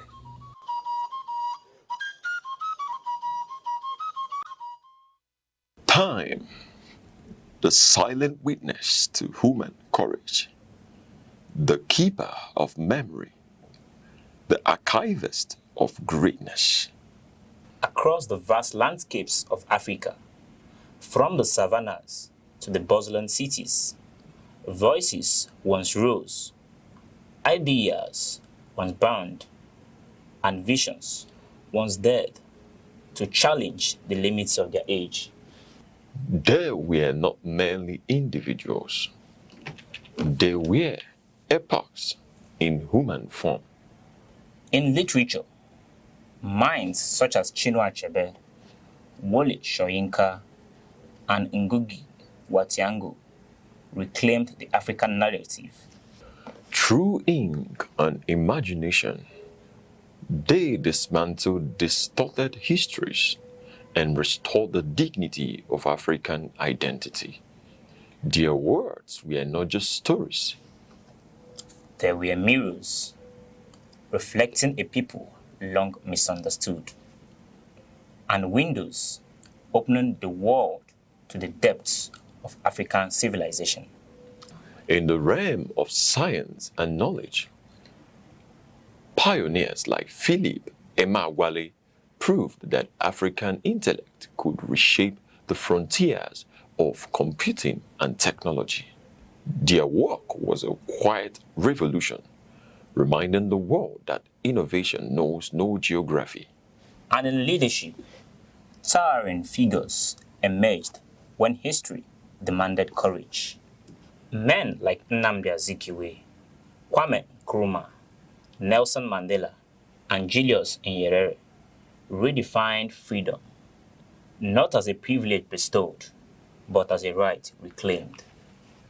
They spoke for millions. They endured prisons, exile, and resistance. Yet, their vision transcended the politics of their time. They dreamed of a continent awakened. Today, their echoes travel through generations. In every African classroom, in every curious mind, in every dream that refuses limitation. For history is not merely what has passed, it is the foundation upon which tomorrow stands. The past still speaks. Its lessons remain. Its voices endure. This is not just remembrance, it is inheritance. Echoes of the past, where history breathes and legacy lives on. Every second, the world changes, markets rise, leaders speak, stories unfold. To keep up, you don't just need news. You need clarity. You need speed. You need perspective. That's why Aneke TV brings you the global pulse. Accurate, reliable, right when it matters most. Aneke TV. Move with the world.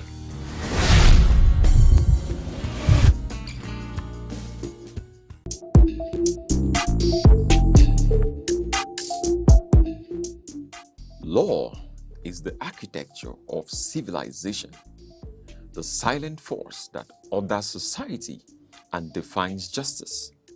Yet, within its complexity, many remain uncertain of their rights, their obligations, and the protections the law affords. From the inviolability of human rights to the intricate doctrines governing property and civil relations, This is a platform where law is demystified, where principle meets practice, and knowledge becomes empowerment. Because justice is not abstract, it is personal. You and the law on Aneke TV.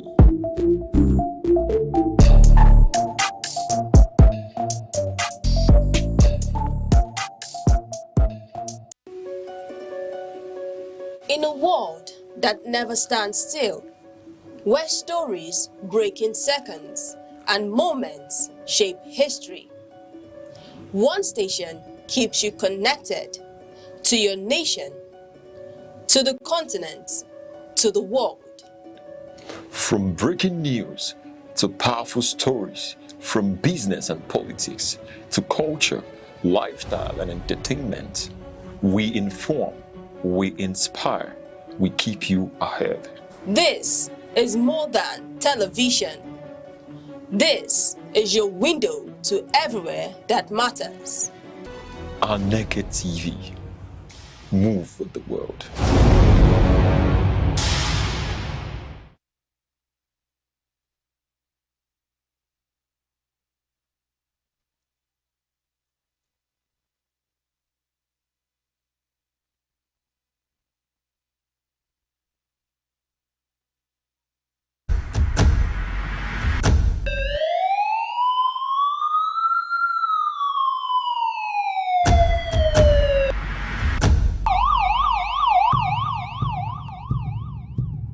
In a world where safety matters and vigilance saves lives, Information is power. Awareness is protection. from our streets to our homes, from local communities to national security, Security Watch brings you timely reports, expert analysis, and trusted updates on security issues that matter to you. Stay alert, stay informed, stay safe. Security Watch, every week only on Aneke TV.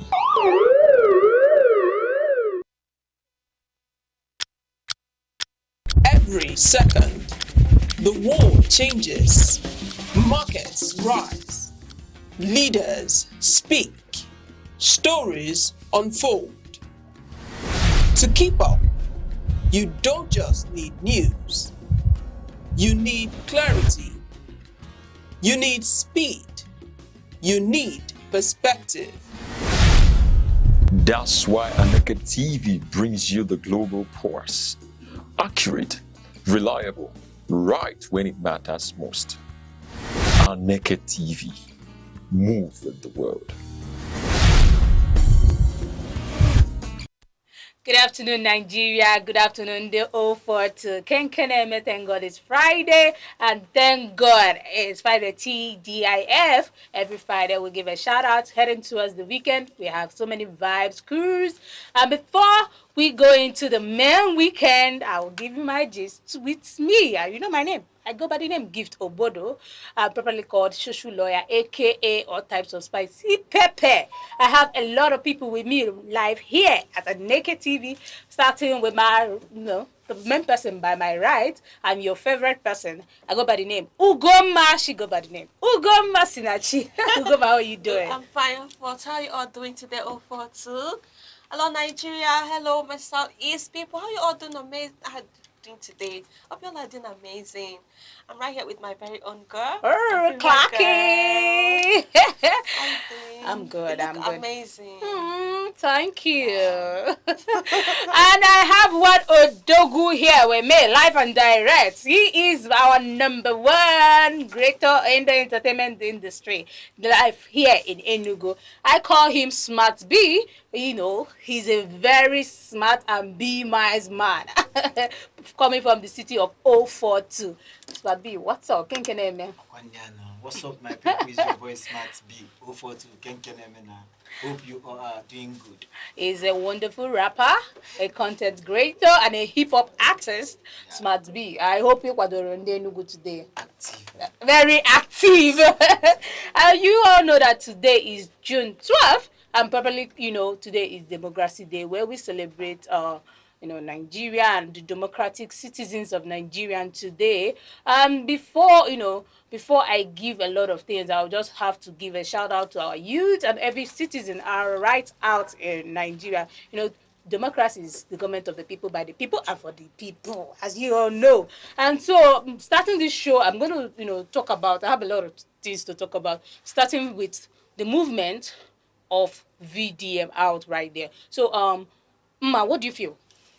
VDM, his movement and, these cheers of, people out there, like, bringing people to, tell people that we need a lot of impact and a lot of change in this country. And how does it relate to democracy? Like, it being the government of the people, do you think he's making the right step, or do you think he's overstepping his boundary? Well, for now, I would say Very Dark Man is doing amazing. He's stepping up. He's trying to help the citizen get a good governance, okay? Because we all deserve the best in this country, and a lot is happening, and we are not seeing our leaders doing anything about it. They're all reluctant, okay? They're just focusing on the election, trying to win election again, so that they will come in and mischief us again, and all that insecurity is going on in the country. I think Very Dark Man coming out, in as much as the way things are right now, the leaders are not helping matters. No matter how long, how much we protest, we seek for our rights and seek for the betterment of the state, the country at large. No matter how much we protest, I don't think these people are ready to even listen to us. Yeah. They are so selfish to the point that they don't care about the citizens. So you actually feel like Very Dark Man is doing enough? Yes, for now, he's doing enough for the citizen, for the state, for the country. Like, he's doing enough.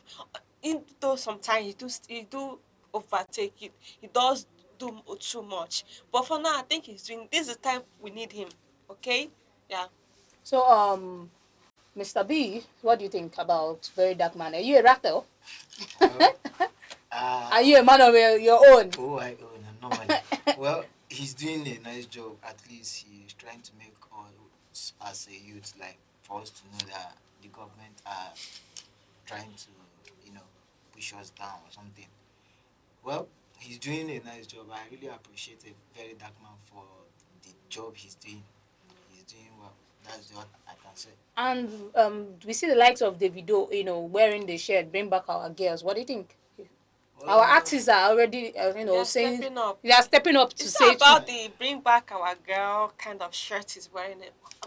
I love Davido fan. But we need actions, okay? We need action, not about wearing a shirt, bring back our girl, when nothing is being done. I know he has upper hand when it comes to all these things. His father, his uncle is a governor. He can actually do something. It's not about wearing a shirt, bring out a girl, right? Are they acting up? Are they doing anything about it? Okay? So back to Mr. Smart B, you are the man of the moment. So let's bring it down to your comedy skit and comedy show. What's it about comedy for you? Where did you start this comedy? Well, I started acting in, I think, when I was 16. 16? Yep. I act with Nollywood then. Since then, I decided to be creating content by myself. Yep. So since then till now, I've been pushing. Pushing hard. Yep. And I'm not planning to stop it, because stopping is a sin. It's a sin. Yeah. Giving up is a very big sin, you know that. So what's your favorite role model in the industry that you actually pushed you? Okay. In terms of comedy. Yeah. My role model is I don't know if you know him, the UK. Our late day the UK. Who doesn't know the UK? He's alive for you're talking about the Monday. Exactly. Yeah. The UK is the present actor that I'm trying to the UK. Do you know the UK you're talking about is a lawyer and actually happens to be my classmate? Exactly. Yes. Oh, what a coincidence. Dede has been doing well in the industry, and with Skip Nation and the rest, the trio has made a lot of impact. The sliding guy. The sliding guy, Mr. Slide. Yeah. We have a lot of clip of Dede UK. I've watched on his page, and he has just been moving very fast. It's the day that we know, he started very small, our classmates, you just come and entertain us. Exactly. But we didn't know that one day that there would be the public voice of the people, like. Which he is now. Yeah, he is, it's such a great move. And I'm going to play you some of your clips, that, and then you tell us what's behind the motive. I'm going to start with your first clip. You tell me when you are trying to, steal something from a bag. So what's the real deal about this? Let me play this clip right here. Watch right here. More like a rolling stone, cause I have no stopping time. Can nobody rolling?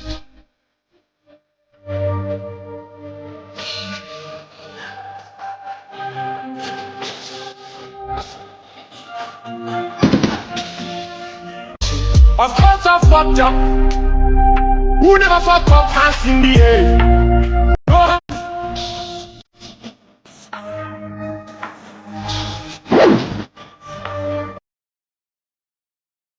This clip is a whole lot for me. I think I've watched this clip over and over, and I was like, what is the motive behind this clip? And I have the second clip. I was like, were you trying to check the girl, or what were you trying to? I'm trying to check her, but she insulted me. Just give us some, I was like, hi, pretty. Can I have your number? She was like, with this thing. My phone thing. How can you call my phone a thing? Let's play the clip. I was just watching the clip and it was so amazing. Like, let's just play the clip. The clip is just something that whenever I see the clip, I would just be like, women. What do women want? That's money. Like, I was about telling you, why didn't you bring out money? Why didn't you bring out money? Maybe who get money go give. Oh my God. So poor man cannot love again, or what? Poor man can love. Poor man can love, but when money enter the show, it's sweeter. You need to like go for your standards. You need to go for someone you can afford. So are you trying to say? In fact, they will play that video. They play on that video because we need to know if we can afford it.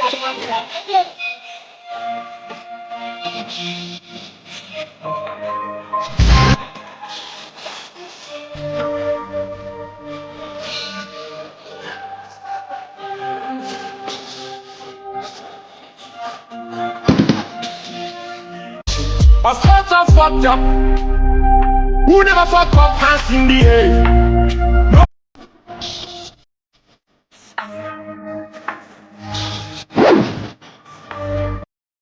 You're so glad that actually the lady turned you down, or so you know what to spend. It's a blessing. It's a blessing. She no day. She buy no day. She no day. Why did you say she no day? Like why? Money that I use and take care of myself. Yeah. The lady owns the money. Like why you being stingy at this point? She don't accept me now. If she accepts me, at least I can spare some cash for her. Exactly. But she not. So any woman that doesn't accept you, you not spend any cash on her. 1 naira enough. I talk. Okay, yeah, now that's how it's supposed to. How would you spend on her if she doesn't accept your proposal? Exactly. In Thank you, my sister. Even you, ma. Oh. Yes, now. Ma, you. Wait. So okay, if a man meets you now, like, and he's just, he's looking the way he's looking, and like he has a lot of bag of trouble, and he just walk up to you, you just. It's not like I'm gonna accept him immediately. We're what would you do at this point? For a while. Thank you. Start communicating. Communicator. I'll get to know him. He gets to know me. I would decide if he's someone I can, accept, right? That's how it works. Even to give number, she couldn't give me number. She threw away my phone. So let's move to the industry.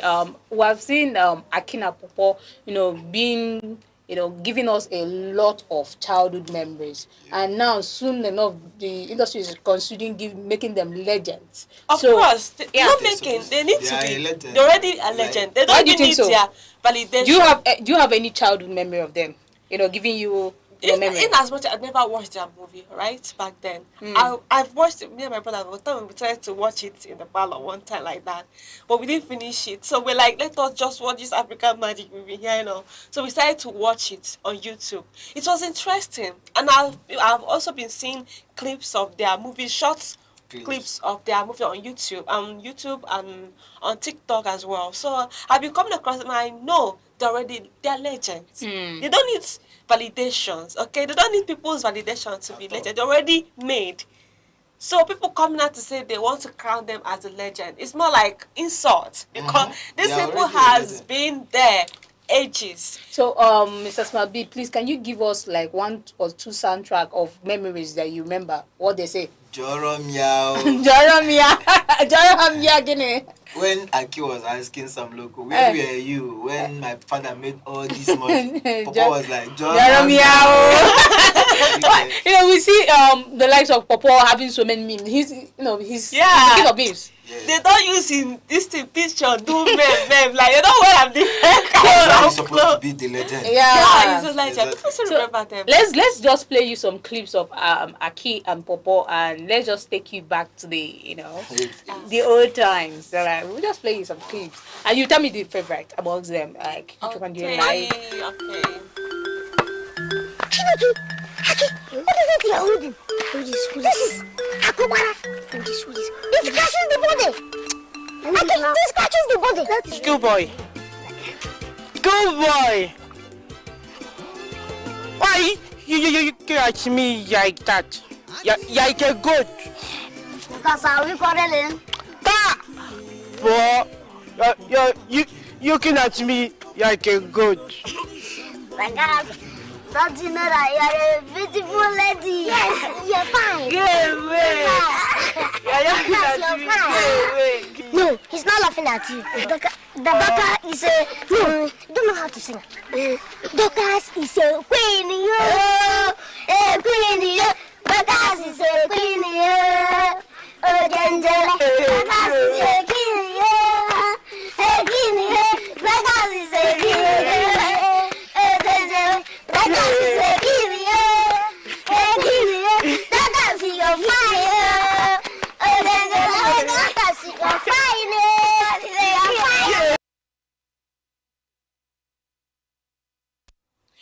that was a clip. Dorcas is a winnie, a winnie, Dorcas is a queen, Very interesting.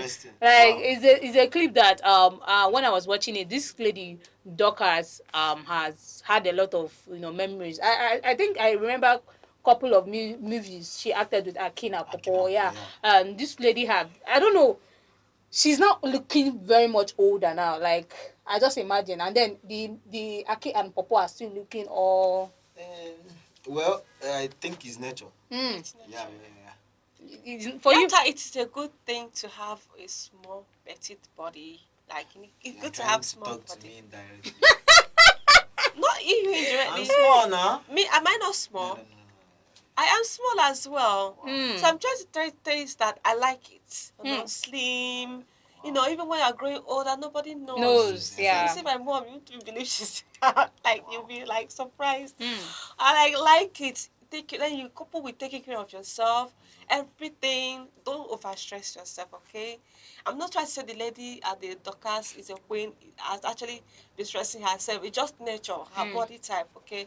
So I have a question for you. All right. What do you like? What difficulties have you faced in making skits? Okay. What the challenges you faced making your skits? One challenge is maybe you try to shoot, you call your colleagues for them to come, you will not see anybody. You'll be disappointed. You might be like, Alpha, can you act? You look for another random person to just so the secondly is you might be shooting on a day like this, rain will start falling. That's the end of it. To ruin the whole thing. Exactly. What about? Let's talk about the views. What is it? How do you, the views and promotion of your skits? Well, they are trying their best. Yes, at least TikTok helps. Yeah, a lot in promoting with the content creators and all that. Because if you post, all you have to do is share and beg your followers. Yes, for them to share it as well. Because it cannot be acting, post, and the thing will just be there. Yeah, okay. It's very, very bad. But let's get to this point that what do you feel at some point where after you you act, take your energy, act, and tell them to repost, and still you don't have a massive turnout like people watching. I always cry. I used to see myself as if I'm not trying. Emma, your face is funny. I could imagine Emma crying. Like your face is funny. It can be so heartbreaking. It can be disappointing as well. It can be so heartbreaking. You will suffer. Pay transport, buy food, find for location. your colleagues, do many things. Find location. After all that, 6 views. 6 views. Daddy, mommy, like I think what you should do more is to go live. Going live. Well, when I started TikTok, or I think on 2021, yes, I was going live, and I'm getting a lot of engagement. Yeah, but all of a sudden.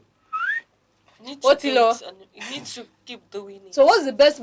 Have you thought about any other best way you could do this better and get people to watch and expand your views here? Well, I've thought of that, but what's your official name on TikTok? SmartB000, like 3 On Instagram. Instagram, very funny. Instagram blocked me. Facebook, the same thing. Why did they block you all of a sudden? I don't know. If I try to create Facebook or Instagram now, within 10 minutes they'll disable it. Why? I don't know. I've told them. I've told him sorry. I'm telling you this on air, but it's smart me. Your face is funny. It's just the same way when I remember Aki and Popo. I just remember you. Have you ever been in that situation where they have called you Aki and Popo? Yes, when we were small, me and my junior bro. They actually, you see. I'm the Aki. Can you call me a pastor? Can you? I just prophesy. Can you just call me a pastor? I have a second clip for Aki and Popo. This clip actually made my day. I watched it and I was like, Aki. And immediately I just remembered what Mabi just said. I said, nothing. There's nothing you cannot tell me. Someone that is funny is funny. Exactly. You as a commenter, you just need to keep a funny face. Effortlessly funny. Mabi, I'm giving you that. You keep it straight. Thank you. So let's play you the second clip for Aki and Popo. Go kill somebody. Aki and Popo. Go. What is it? I say a lot of I love you that Miss Coco wrote to Papa. Darling, I miss you. I am thinking about you. I want you to meet me in my house tomorrow by 3 p.m. I will be waiting for you. You are sweetie. Hey, what? Hey, sweetie. To be glad.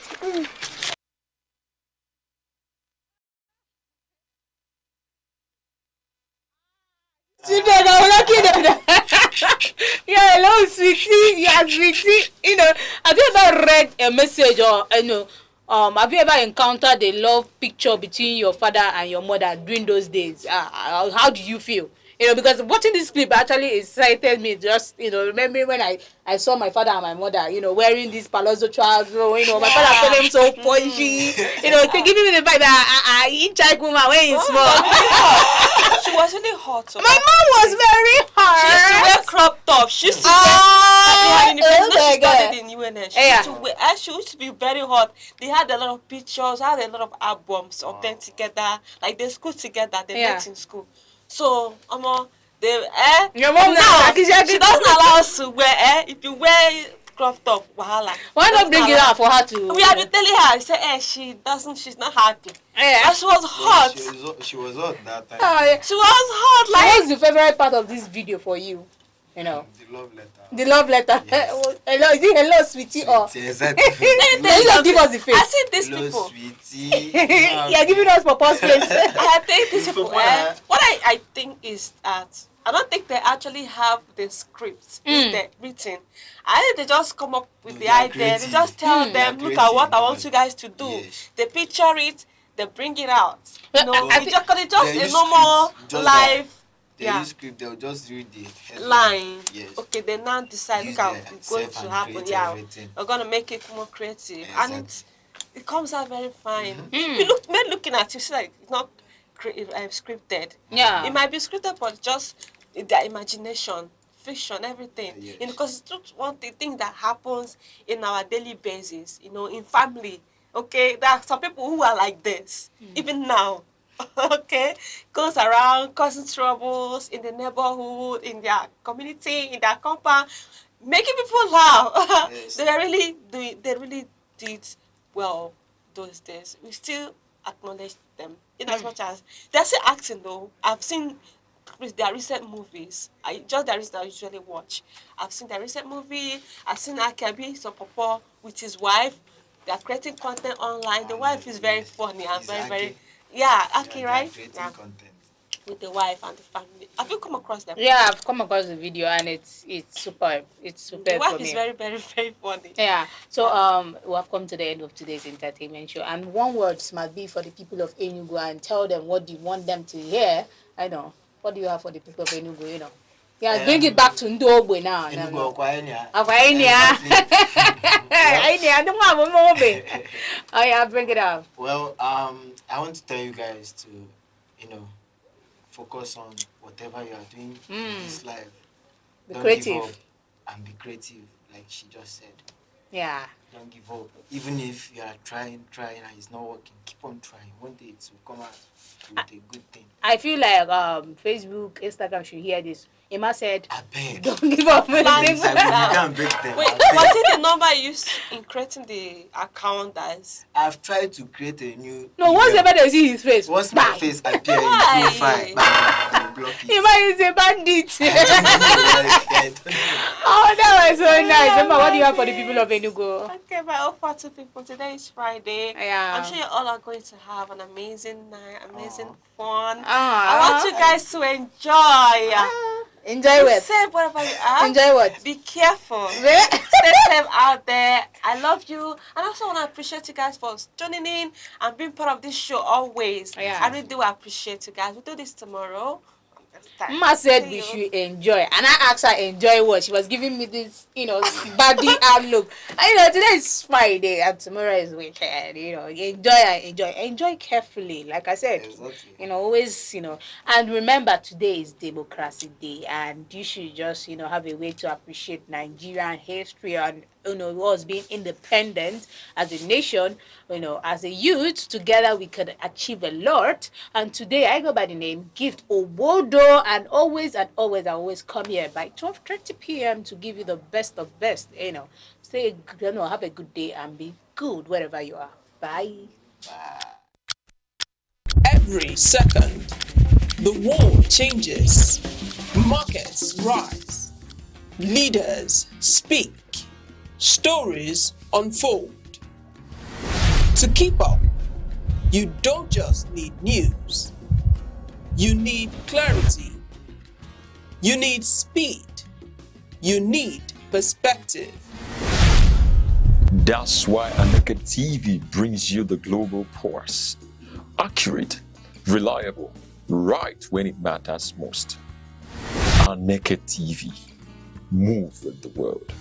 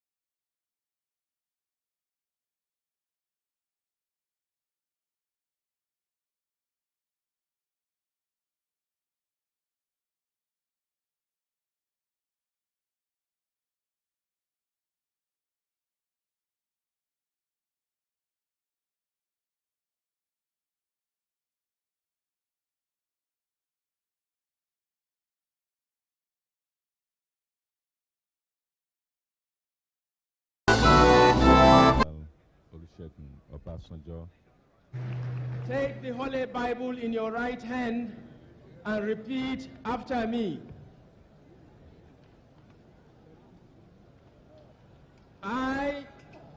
Olusegun Obasanjo. I, Olusegun Obasanjo, Do solemnly swear. do solemnly swear That I will be faithful. that I will be faithful And bear true allegiance. and bear true allegiance To the Federal Republic of Nigeria. to the Federal Republic of Nigeria. And that I will preserve.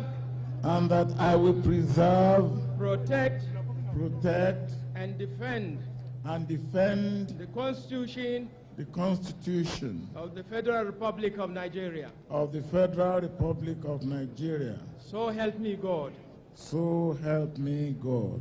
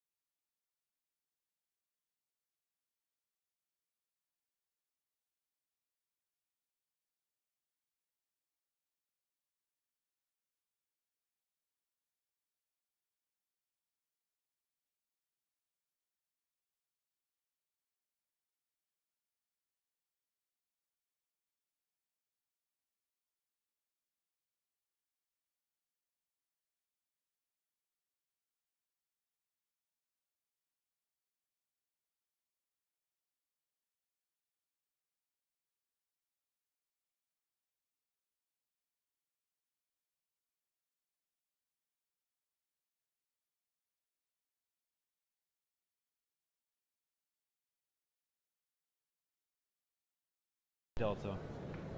The crisis in the Niger Delta commands our urgent attention. Ending it is a matter of strategic importance to our country.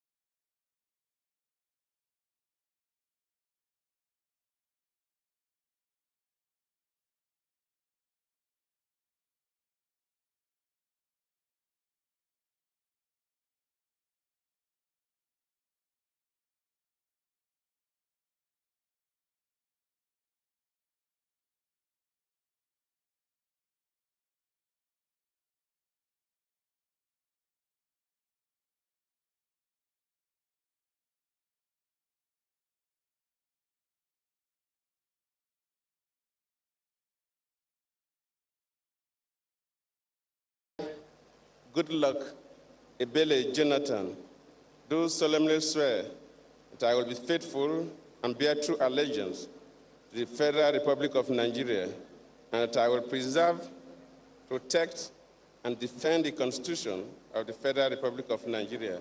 So help me God.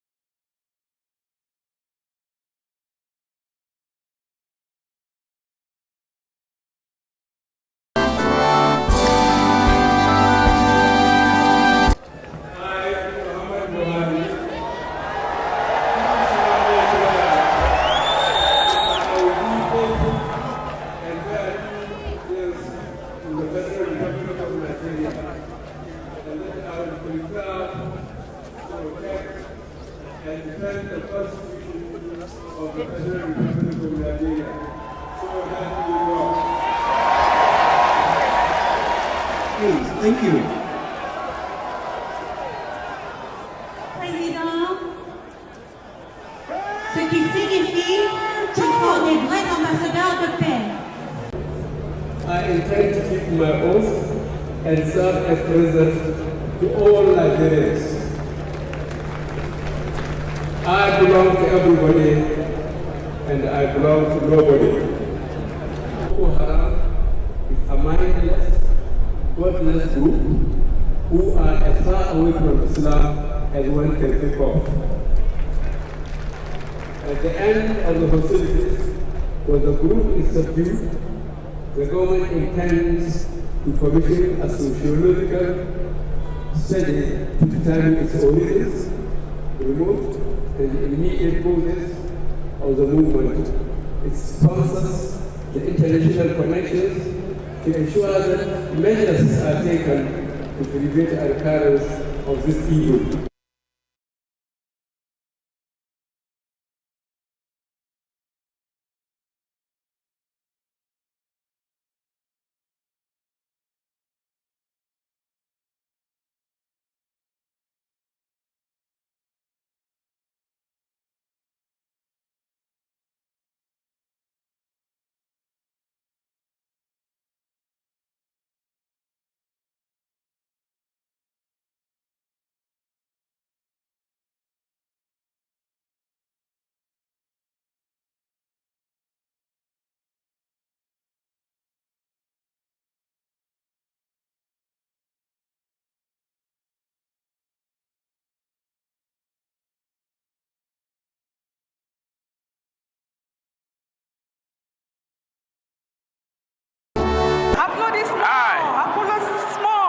Bola Ahmed Tinubu, do solemnly swear that we will be faithful and bear true allegiance to the Federal Republic of Nigeria, that as President of the Federal Republic of Nigeria, I will discharge my duties and perform my functions honestly, to the best of my ability and faithfully in accordance with the Constitution of the Federal Republic of Nigeria and the law. That I will abide by the Code of Conduct contained in the 5th schedule to the Constitution of the Federal Republic of Nigeria. That I will not allow my personal interest to influence my official conduct or my official decisions. That I will preserve, protect, and defend the Constitution of the Federal Republic of Nigeria. So, help me God.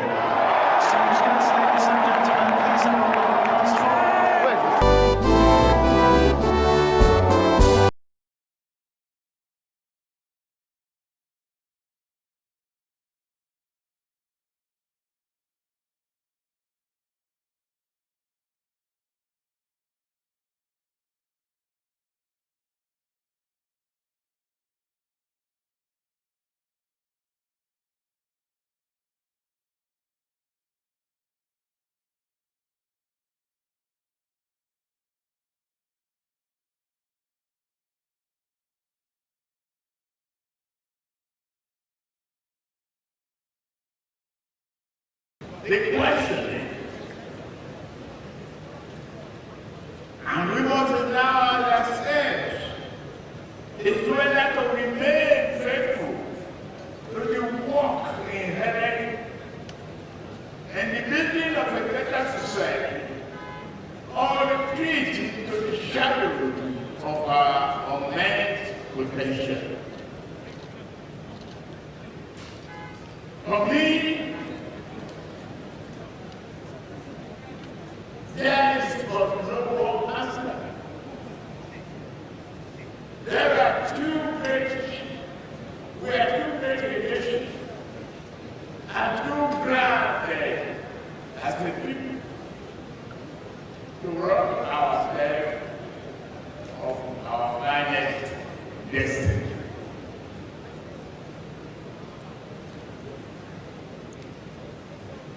The nation's journey has been shaped by the prayers of our founding fathers and other millions, and the collective sacrifices of us all. We have endured a hardship that would have made other societies crumble. We have shouldered the heavy burden to arrive at this sublime moment, where the prospect of a better future matches with our improved capacity to create that future.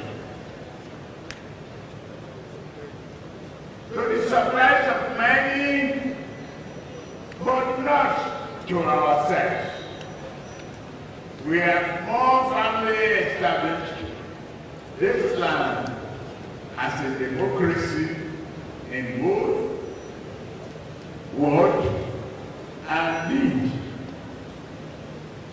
The peaceful transition from one government to another now is our political tradition. This handover symbolizes our trust in God, our enduring faith in representative governance, and our belief in our ability to reshape this nation into a society it was always meant to be. My brothers and sisters, permit me to say a few words to my predecessor, President Muhammadu Buhari, Mr. President, former.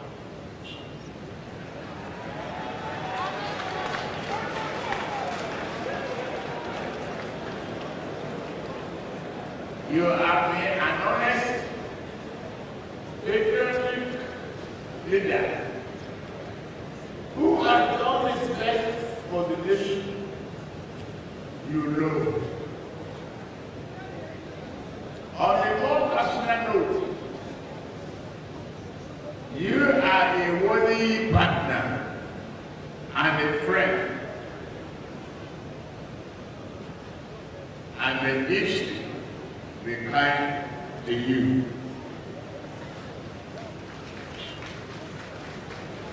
For many years, Nigeria's critics have trafficked that the rumor that our nation will break up, even perish. They have even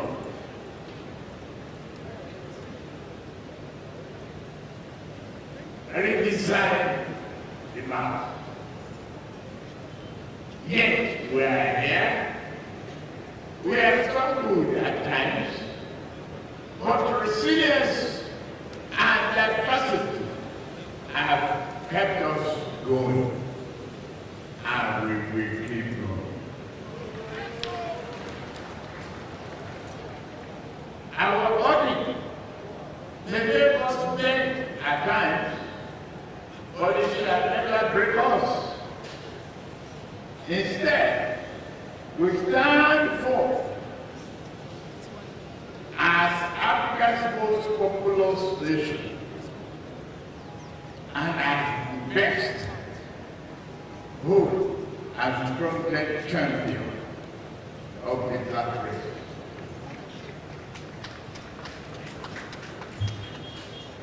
As a citizen, we declare as one unified people, devoted to one unified nation, national cause, that as long as this world exists, Nigeria shall exist.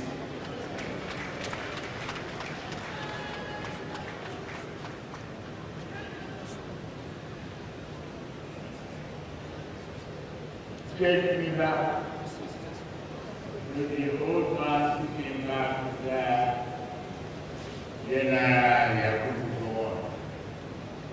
created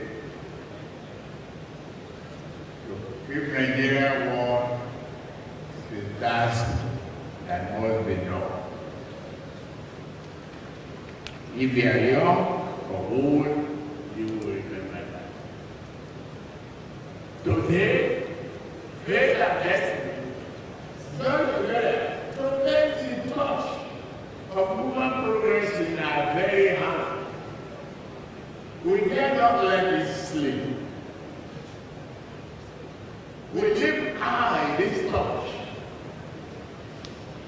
so that it might shine on every household and in every heart that calls itself Nigeria. We hold him aloft because it lights our path with compassion, brotherhood, and peace. May this great light never extinguish. Say amen. Our administration will govern you only on your behalf, but never rule over you.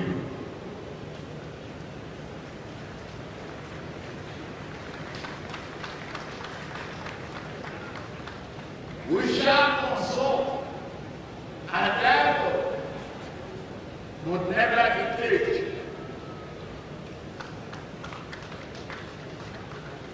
We shall reach out, go on, but never put down a single person for holding views contrary to our own.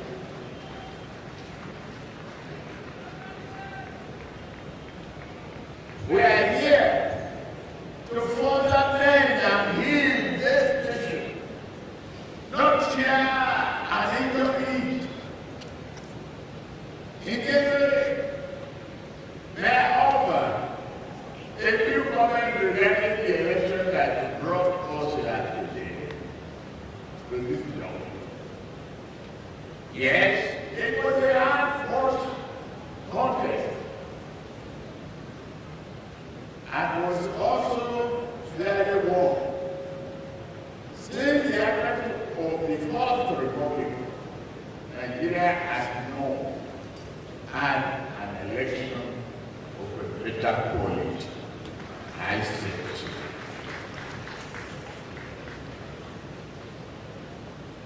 The outcome reflected the will of the people.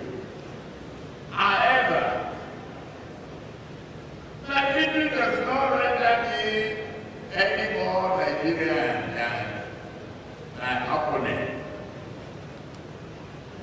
Nor does this render them any less patriotic.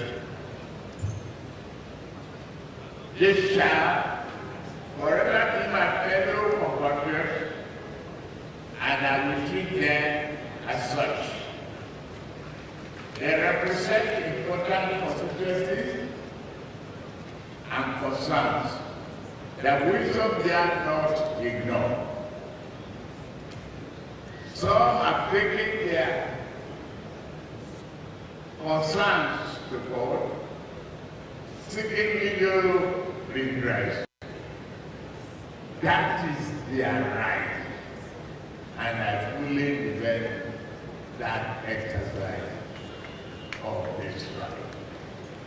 This is the essence of the rule of law. Over decades ago, our founding fathers bravely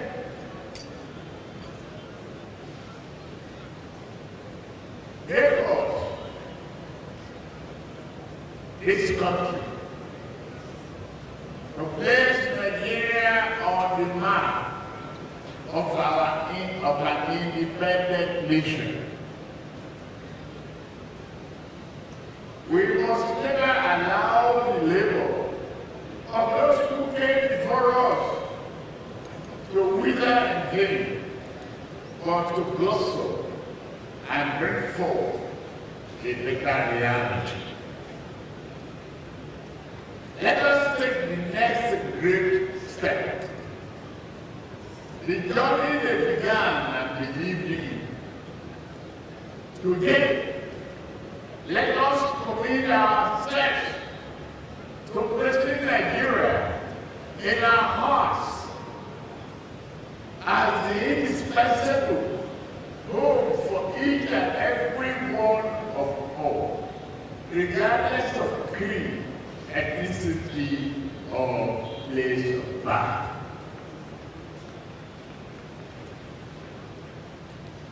My supporters, I thank you. So who did vote for me? I thank you as well. I send my hand across the political divide. I ask you to draft the national affinity and brotherhood. For me, political coloration has faded away. All I see here are Nigerians.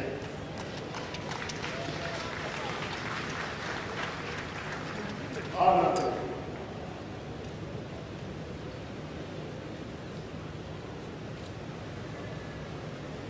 May we uphold this vision and excellent notion as a new Nigerian idea. My fellow citizens, Nigeria again, which I speak of, is more than just an improvement in economic and statistics. These things are important, but they can never convey the fullness of our story.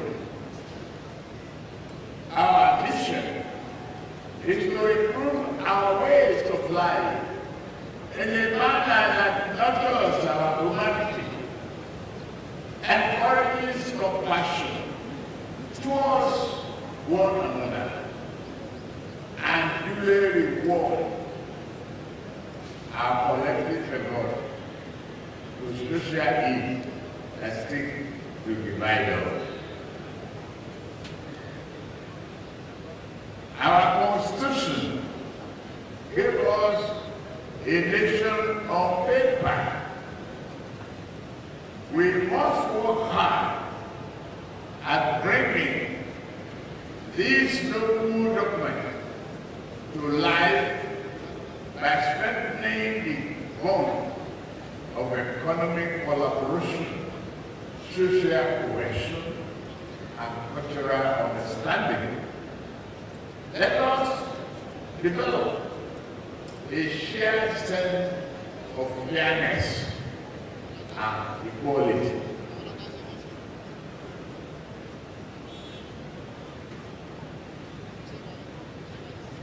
Staff must not only see good for itself, but must understand that interest as staff where goods come to the north. North must not see the south likewise. Whether from the winding creeks of Niger Delta, the farmlands of northern Savannah, the boardroom of Lagos, the building bustling capital of Abuja, and DC market of Onitsha. You are all the people. As your president, I shall serve you with prejudice towards none, but compassion and amity towards all.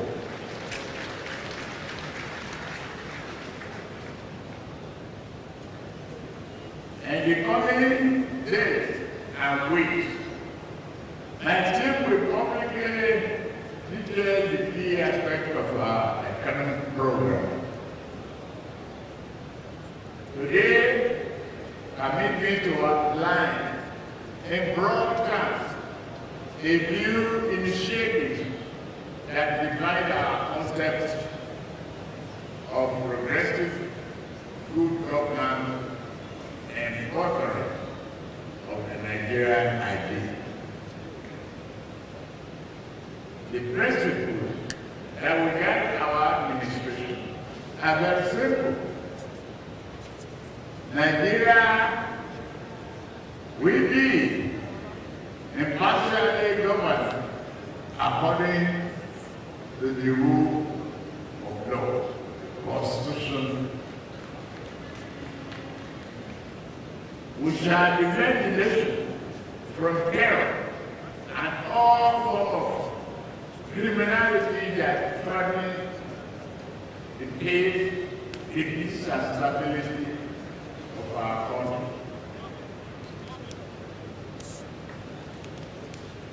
We shall remodel our economy to bring our growth and develop the GDP much better, achieve the GDP much better than we have today. I assure you.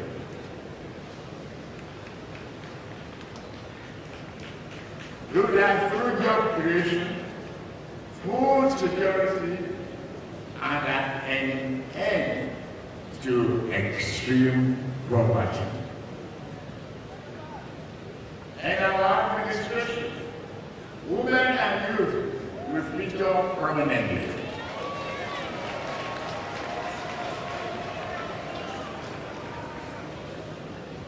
Our government will continue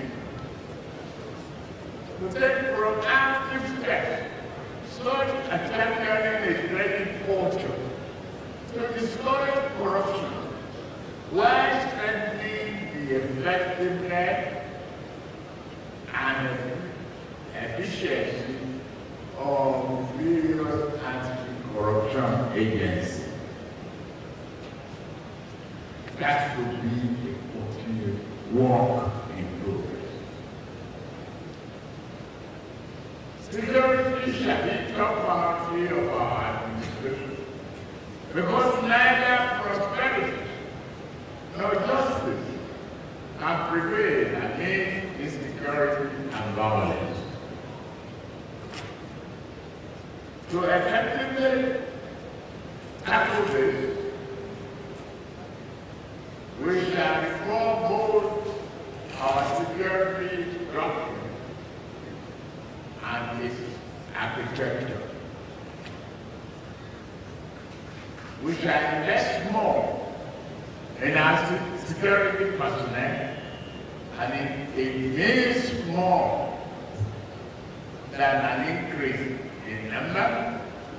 We shall provide better training, equipment, pay, and power.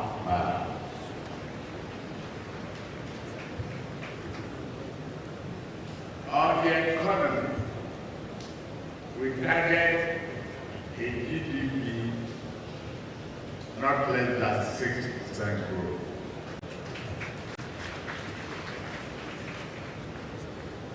We aim to accomplish all of this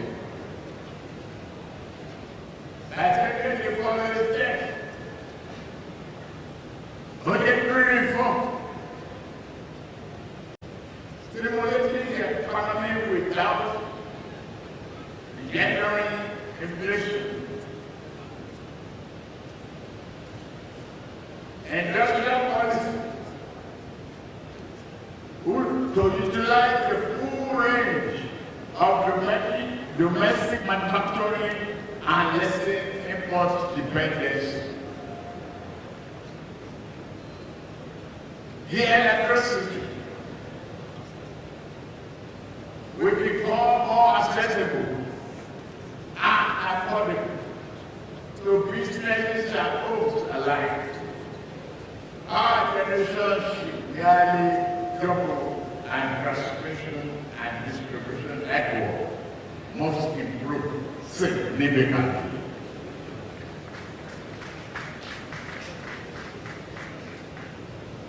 We will encourage various state governments to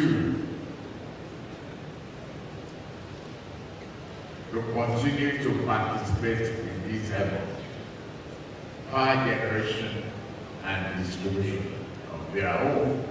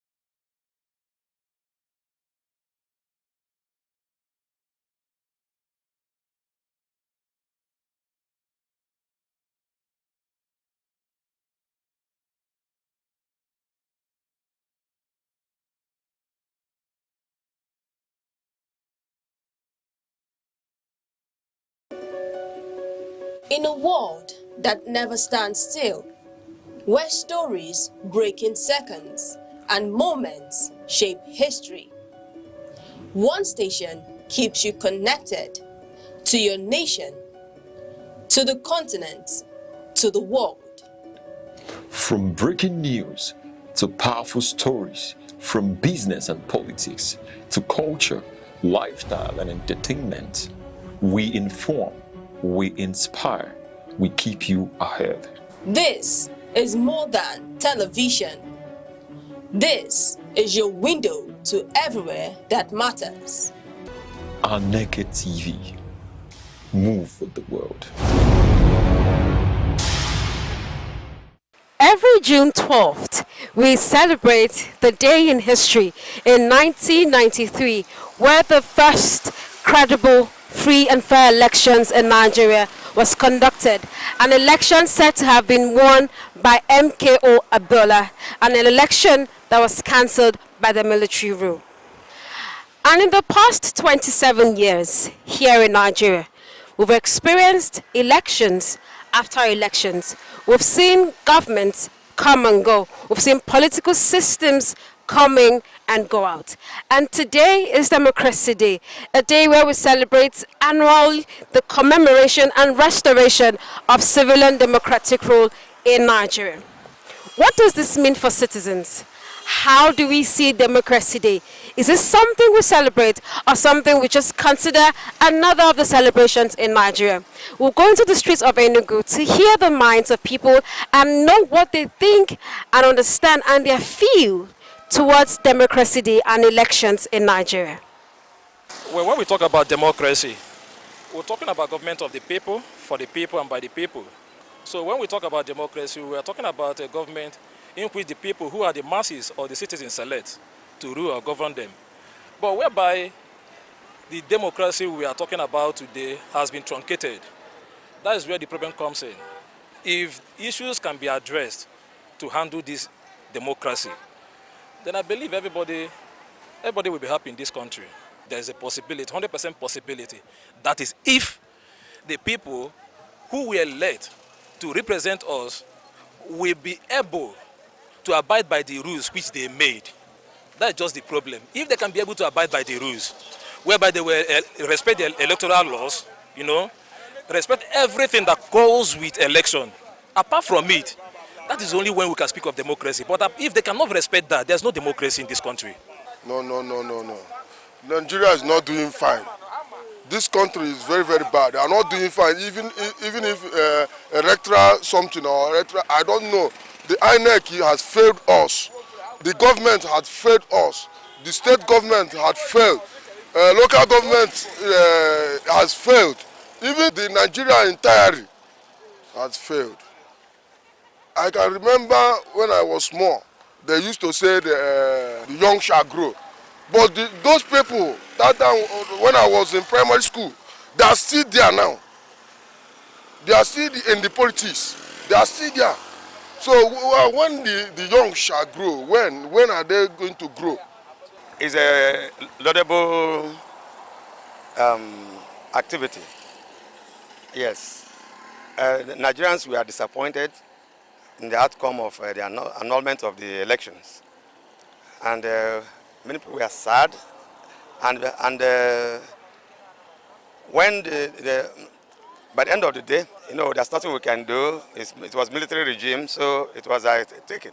And then when some other regime decided to make it a memorable, in the minds of Nigerians, everybody welcomed welcomed it. Okay. The only problem there is that MK Abiola was the person that that everybody knew was winning the election. Yeah. So, but the point that the person who made that thing to be a reality is the umpire, who refused to, who continued publishing the result that show that MK Abiola is winning. And the person of Professor Humphrey Moose, I think we have some credible Nigerians who can do the job.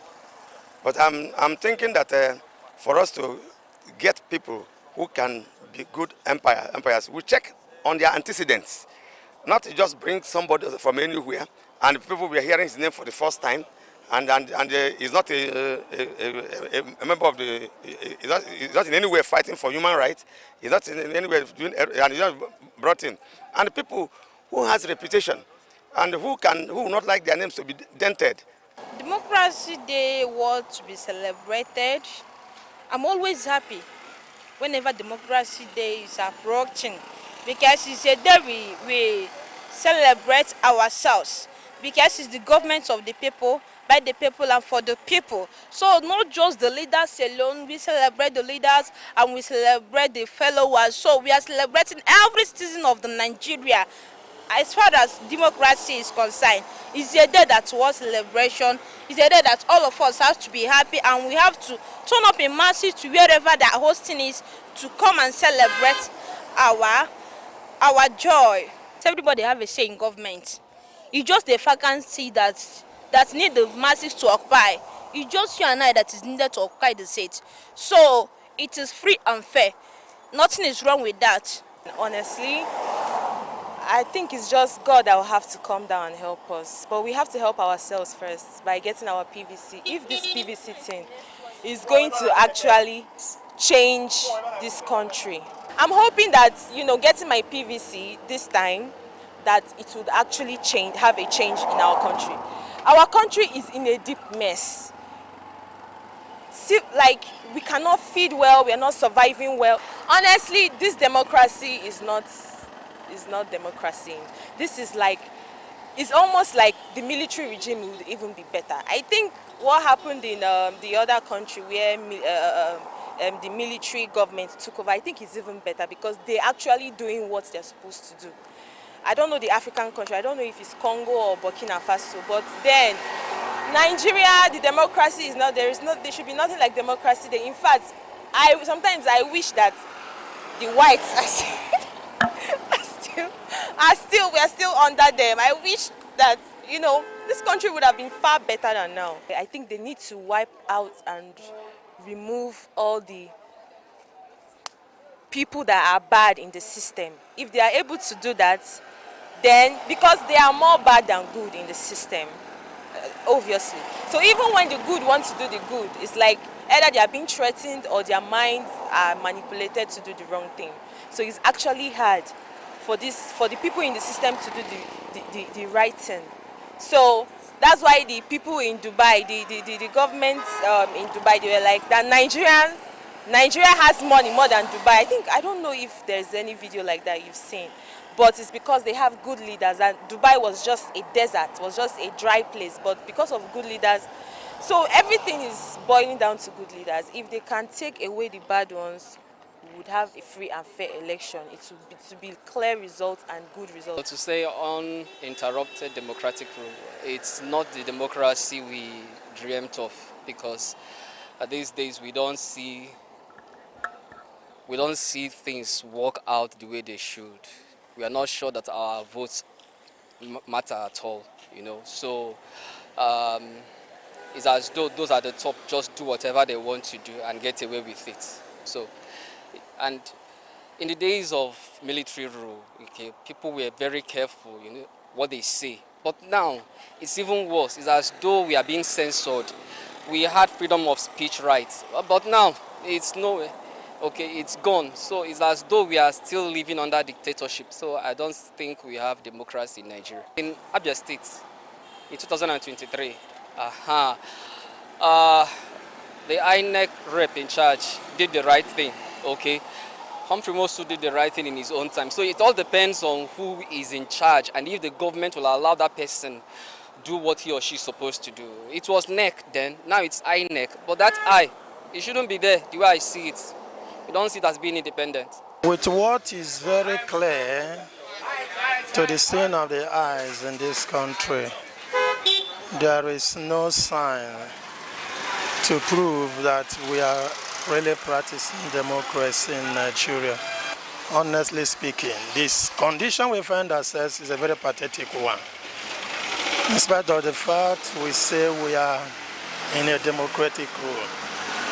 I have been questioning, I have been asking, I have been wondering and saying, why is it that people seem to be afraid in democratic rule more than in the military rule? People seem to love their lives. People seem to be so careful about their lives and their property more than the civil rule, more than in the military rule. I know those there during military rule, the people don't mind the khaki, the gun, the bullet and everything, but they try in their own little way to voice out and condemn unjust rule and call a spade, and call evil, and call the government to come to the aid of the populace and ensure that things go well. Listening to people talk so far, you see a people that are pained, grieved, and hurt by the system of things in Nigeria. And as we know, democracy is a government of the people, for the people, and by the people. And underneath you see people, a set of people who are concerned about the growth and development of Nigeria. Now, as we celebrate into the day, as we go into the day and years and live to celebrate the Democracy Day, a day we gained electoral independence, we ask, what is the future of this democracy in Nigeria? How do we trust the system to ensure that it delivers on electoral promises and elections? In Enugu, Princess Ken Ochoma, Aneke TV News. Every second, the world changes, markets rise, leaders speak, stories unfold. To keep up, you don't just need news. You need clarity. You need speed.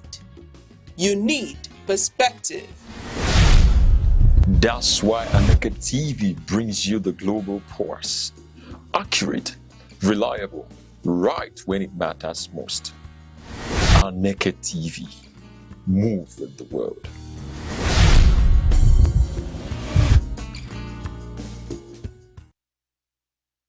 Nigeria's Democracy Day offers an annual moment of reflection on the country's political journey since they returned to civilian rule in 1999. Today, marked on June 12, commemorates the historic 1993 presidential election, widely regarded as one of the freest in the nation's history and the broader struggle for democratic governance. Over the years, successive administrations have recorded notable gains in strengthening democratic institutions, including regular elections, improved electoral processes, and a more active civil society space. The establishment of the Independent National Electoral Commission (INEC) reforms, increased voter participation, and judicial interventions in electoral disputes have all contributed to shaping Nigeria's evolving democracy. However, experts and stakeholders continue to warn that significant challenges remain. These include electoral violence, voter buying, weak political party ideology, and declining public trust in governance. There are also concerns over economic hardship, insecurity, and youth disenchantment, which many analysts say could threaten democratic consolidation if not urgently addressed. Civil society groups and political observers have called for deeper institutional reforms, stronger accountability mechanisms, and greater inclusion of young people and women in governance. They argue that democracy must go beyond elections to deliver tangible improvement in living standards, justice delivery, and public service efficiency. As Nigeria reflects on its democratic journey, the message from stakeholders is clear. While progress has been made, the system remains a work in progress. Sustaining democracy, they say, will require continuous commitment from leaders and citizens alike to uphold the principles of transparency, participation, and the rule of law.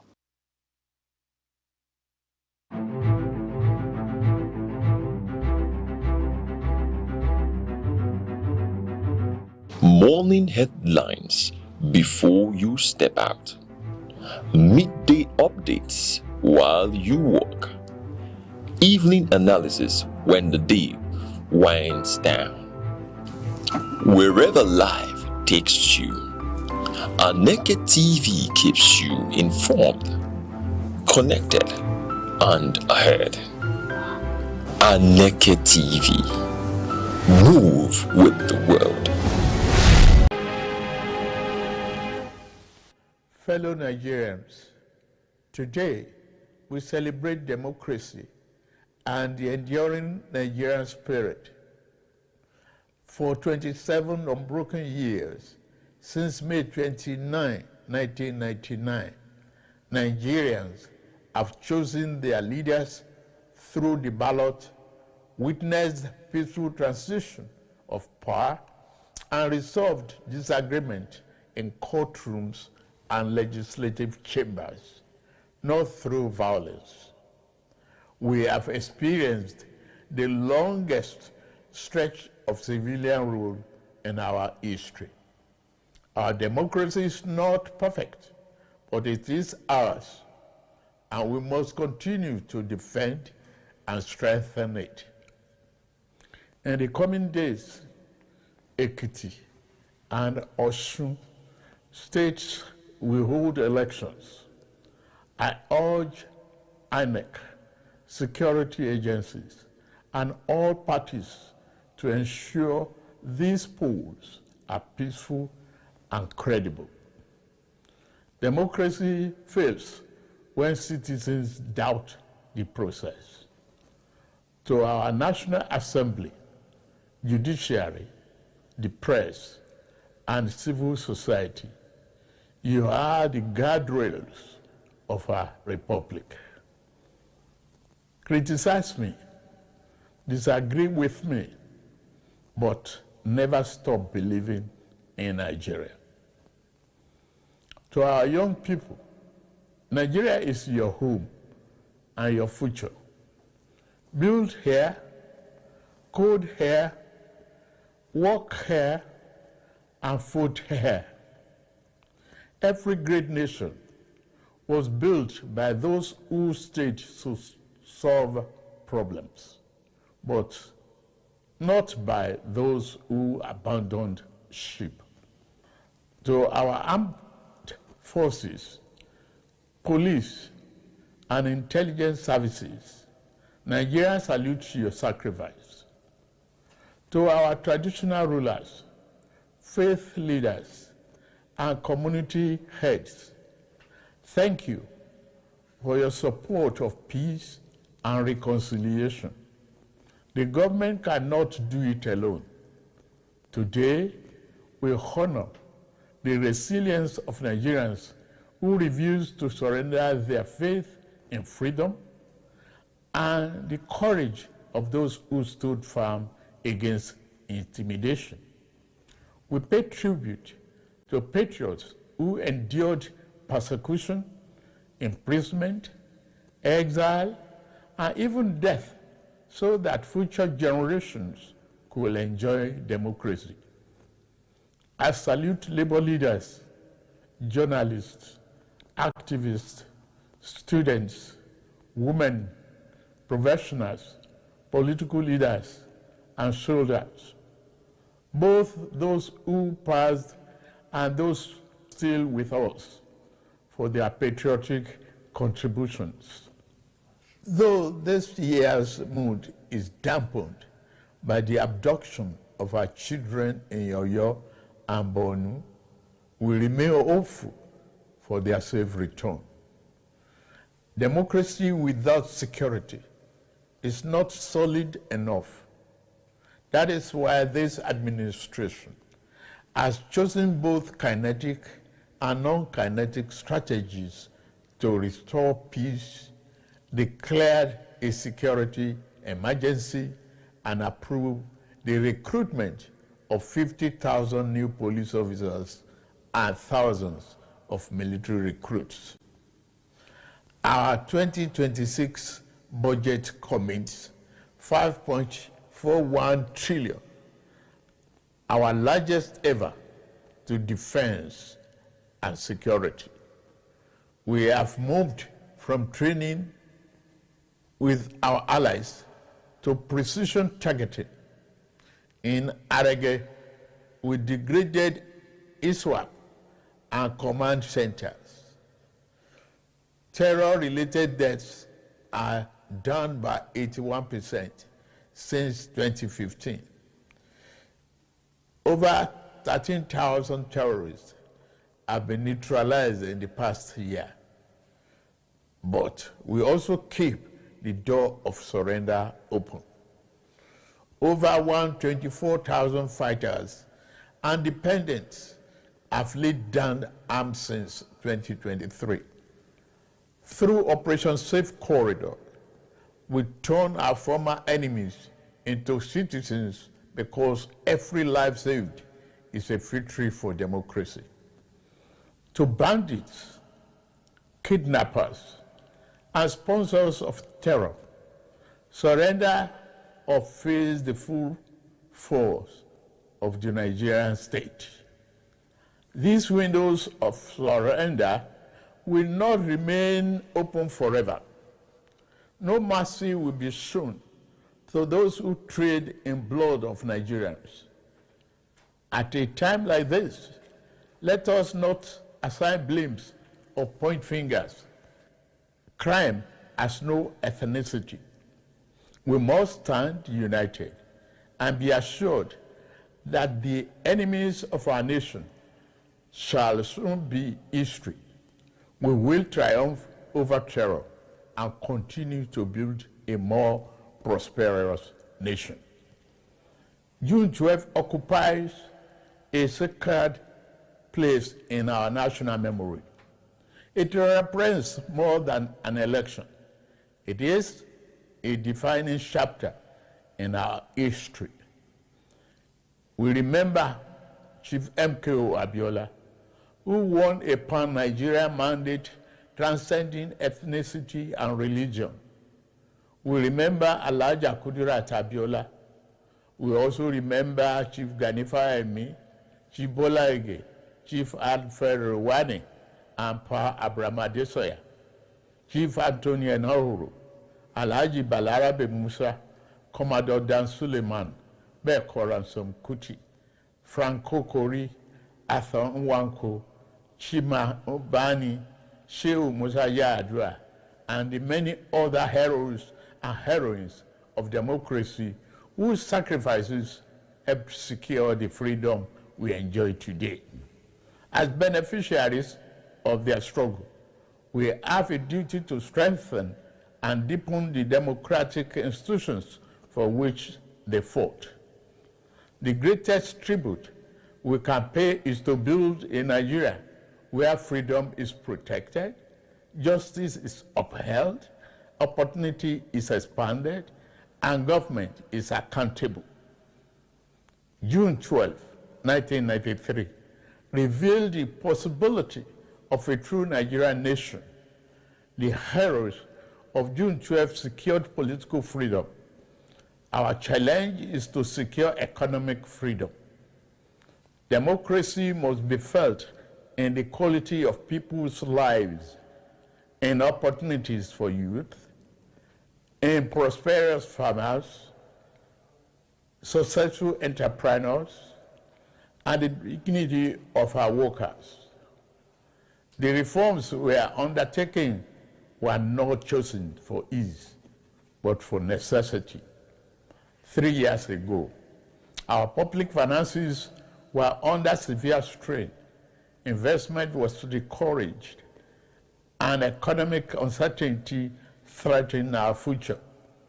We chose to act, embracing reforms to advance Nigerians' economic freedom. Since 2023, our reforms have restored stability and credibility to economic management. Federation revenues have risen, providing state and local governments with more resources for infrastructure, education, health care, and security. Fiscal transparency has improved. Leakage has been reduced, and public funds are better directed to national priorities. Investors' confidence has returned with investment in agriculture, energy, manufacturing, technology, mining, transportation, and the creative industries growing. Domestic refinery capacity has increased, strengthening energy security and reducing our reliance on imported petroleum products. By 2023, when we came on board, the electricity sector was characterized by chronic generation shortfalls and unreliable gas supply and transmission infrastructure, so fragile that they could not evacuate available power. Distribution companies were burdened by massive losses and a metering deficit of over 4 million. Worst of all, the value chain was drowning in legacy debt. The result was a sector that generated less than 13,500 megawatts installed capacity, a sector that transmitted less than it generated, distributed less than it transmitted, and collected revenue far below what it needed to sustain itself. To address the problem besetting the sector, I signed the Electricity Act, which grants state authority to generate, transmit, and distribute power. The Presidential Power Sector Task Force is working hard to reduce the metering deficit. It has also been authorized to raise a 4 trillion bond to settle verified legacy debts. Rural Electrification Agency, supported by the World Bank and the African Development Bank, has deployed off-grid and mini-grid power to underserved communities, universities, markets, and hospitals. Electricity is a democratic dividend we owe every Nigerian. We intend to deliver it.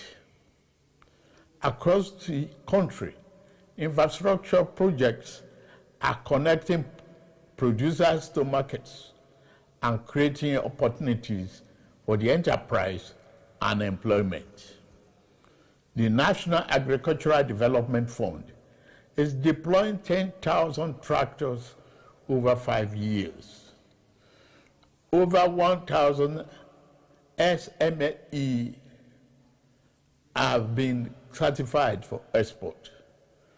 Non-export grew by 21% last year. Yet, many Nigerians still face economic hardship.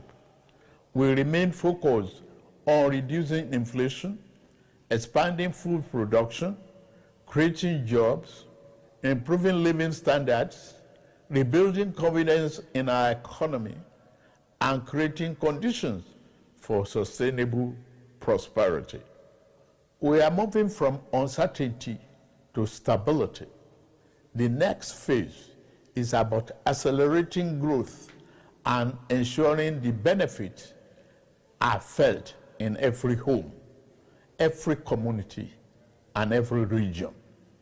We believe that democracy must be felt in the pocket, recognizing that democracy is undermined when people do not feel its impact.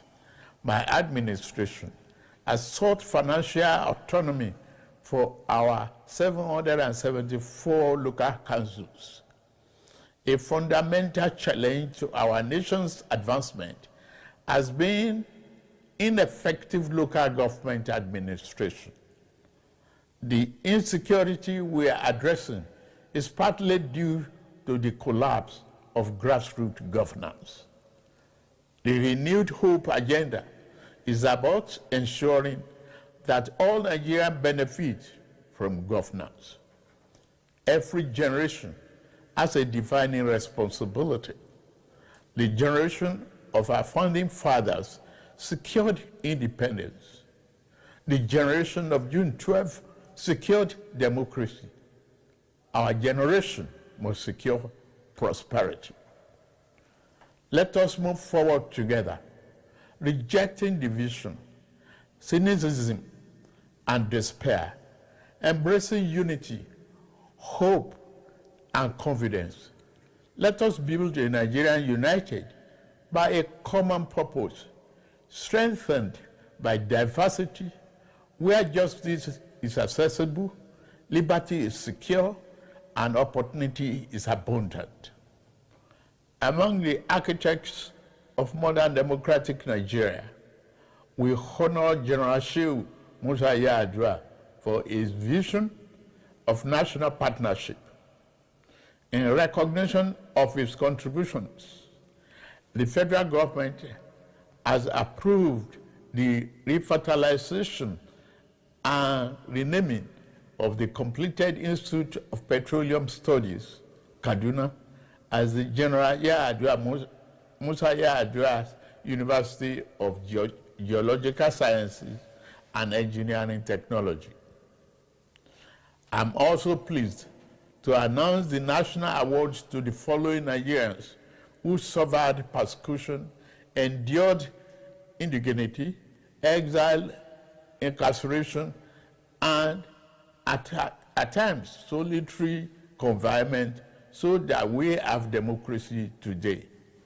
Barrister Ayoka Lawani, Tunde Fagbenle, Oladele Alake, Olatunji Bello, Louis Odion, Segun Babatope, Sam Omoseye, Sir Ademola Oshinubi, Bola Bolawole, Ladeboniola, Femi Kusa, Debo Adeniran, Chief Ayo Padokun, Chief Raf Obiora, Ose Osayanje, Barrister Osa Director, Professor Sylvester Odion Akai, Dr. Nwanko Posthumous, Dr. Osage Obayinwana, Joe Oke Odumake, Barrister Titus Mann, Joe Ibokwe, Richard Akeola, Ben Charles Obi, Posthumous, George Umba, Niran Malaolu, Major General Shola Williams, retired, Femi Aborishade, Jenkins Alumona, Gbemiga Ogunleye, Muyiwa Ade Kaye, Babajide Kolade Otitoju, Ike Okonta. We also recognize the soldiers, Democrats of the June 12 struggle, Major General M.A. Garba, Brigadier General Lawa Jafaru Isa, Colonel Umar Farouk Ahmed, Colonel Sambo Dasuki, Colonel Lawa Gwadabe, Brigadier Jonathan Ndan Temlong, Colonel Musa Sheu, Major General Chris Eze, Major General Aris Dama, Colonel Isa Jibrin, Major General Joseph Oshanokwe, Colonel Olusegun Oloruntoba, Olugbede of Gbede Kingdom, Lieutenant Colonel Api Kevas Bulus, Colonel J. Okai, Colonel Emmanuel Unduboeze, Lieutenant Colonel Yakubu Muazu, Brigadier Yaya Abubakar, the current Esunupe, who is already the holder of CFR title. The honored list will be released in the next few days. Fellow Nigerians, 27 years ago, many doubted democracy would survive here because of our diversity. Today, our diversity sustains our democracy. The road ahead is steep, but June 12 reminds us, Nigeria do not break. We bend, we bleed, but we do not break. Let us renew our covenant that the labors of our heroes past shall never be in vain, and that our government of the people, by the people, for the people, shall not perish from this land. May God bless the heroes of our democracy. May God bless the Federal Republic of Nigeria. May God continue to bless us all. Happy Democracy Day. The soul is part of us that survives every storm. You can't see it, but you can feel it in silence, in longing, in every heartbeat that keeps going. It asks for more than food and fame. It hungers for meaning, for stillness, for the divine. The soul is where music is born, where peace begins, where truth hides. To care for your soul is the greatest act of self-love. For in the end, what we were fades, but what we are at our core remains. Nigeria's Democracy Day offers an annual moment of reflection on the country's political journey since they returned to civilian rule in 1999. Today, marked on June 12, commemorates the historic 1993 presidential election, widely regarded as one of the freest in the nation's history and the broader struggle for democratic governance.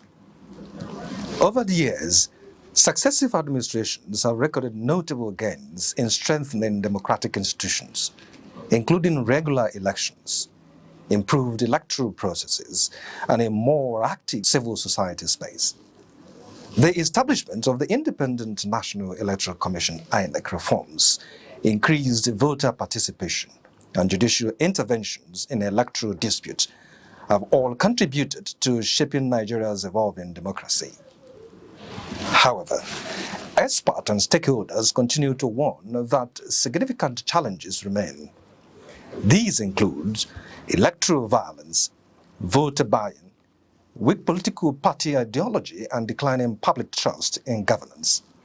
There are also concerns over economic hardship, insecurity, and youth disenchantment, which many analysts say could threaten democratic consolidation if not urgently addressed.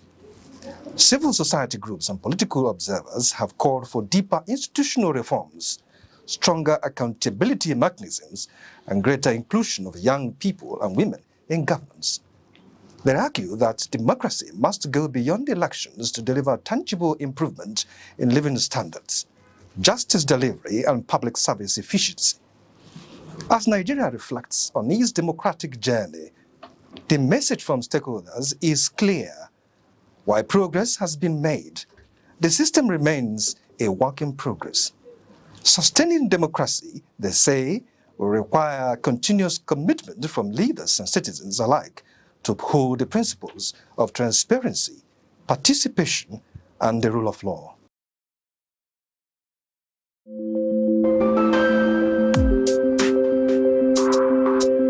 Across Nigeria's dynamic economy, enterprise is on the move. From the resilience of small businesses to the expanding reach of indigenous industries, commerce thrives on innovation, determination, and vision. Finance is evolving, powered by technology and driven by a new generation of entrepreneurs. In a rapidly changing world, digital transformation is redefining how we save, invest, and grow wealth. From energy to agriculture, manufacturing to tech, Nigeria's economic landscape continues to diversify. Policies shift, markets respond, and opportunities emerge. Every figure tells a story. Every trend shapes the future. The question is, where is the next opportunity? On Aneke TV, we bring you clarity beyond the numbers. This is Business Outlook on Aneke TV, tracking the markets, analyzing the trends, and spotlighting the drivers of economic growth. Aneke TV, informing enterprise, shaping perspective.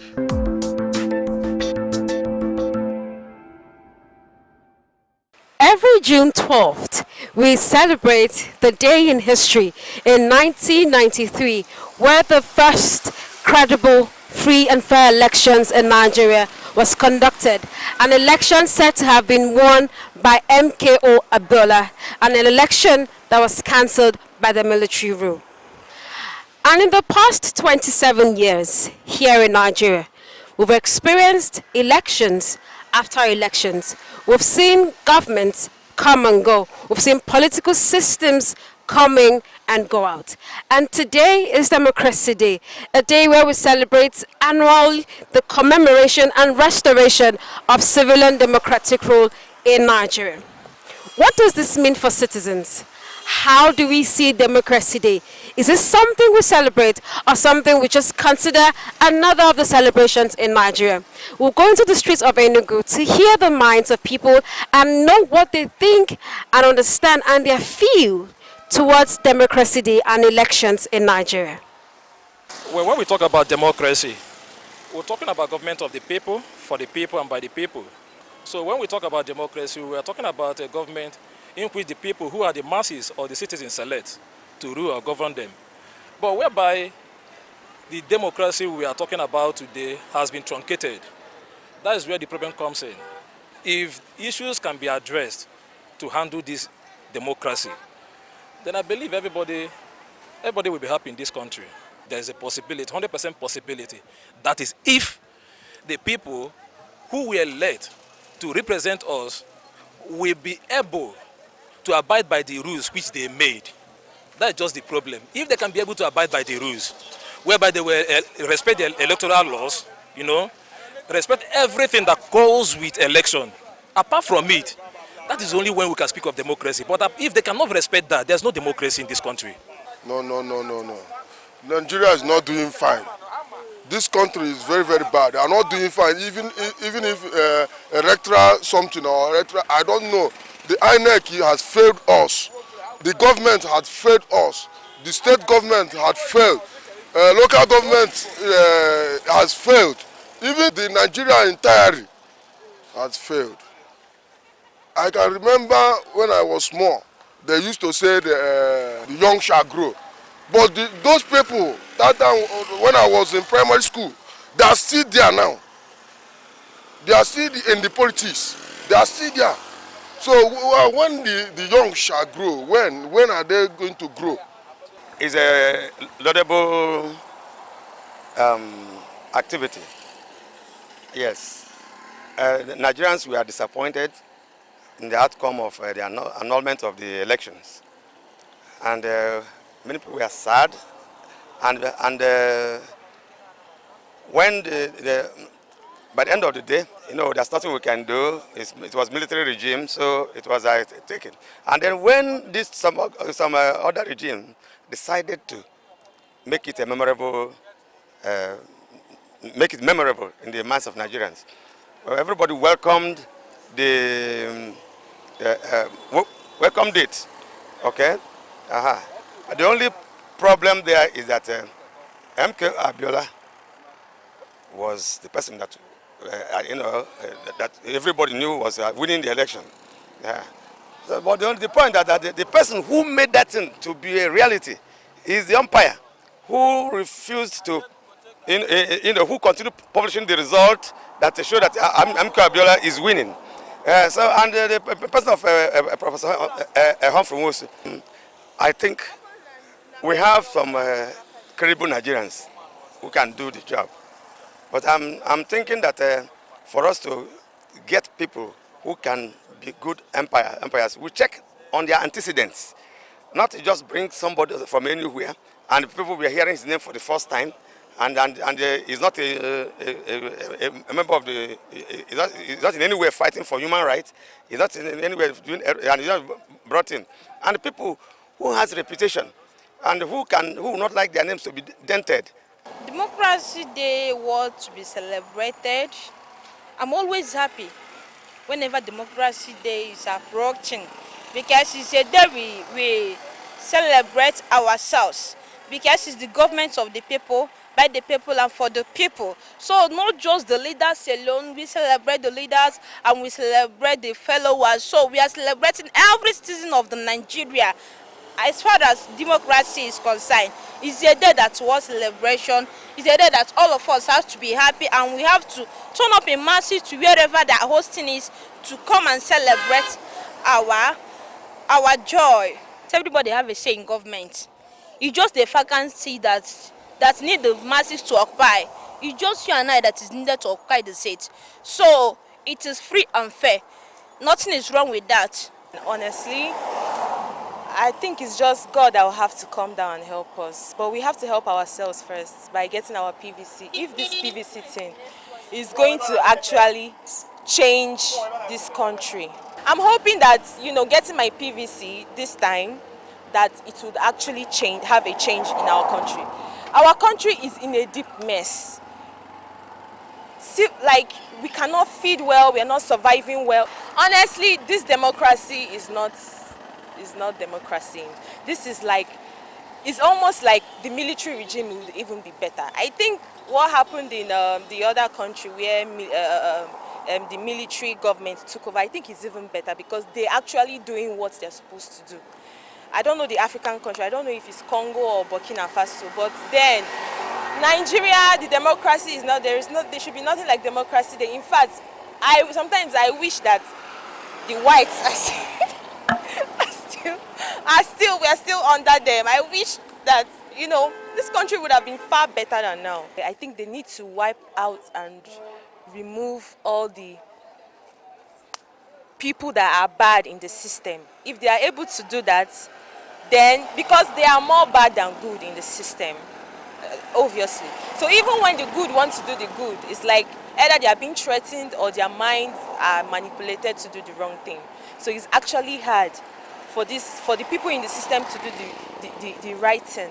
So that's why the people in Dubai, the government in Dubai, they were like that Nigeria has money more than Dubai. I don't know if there's any video like that you've seen, but it's because they have good leaders, and Dubai was just a desert, was just a dry place, but because of good leaders, so everything is boiling down to good leaders. If they can take away the bad ones, we would have a free and fair election. It would be clear results and good results. To say uninterrupted democratic rule, it's not the democracy we dreamt of, because these days we don't see things work out the way they should. We are not sure that our votes matter at all, So it's as though those at the top just do whatever they want to do and get away with it.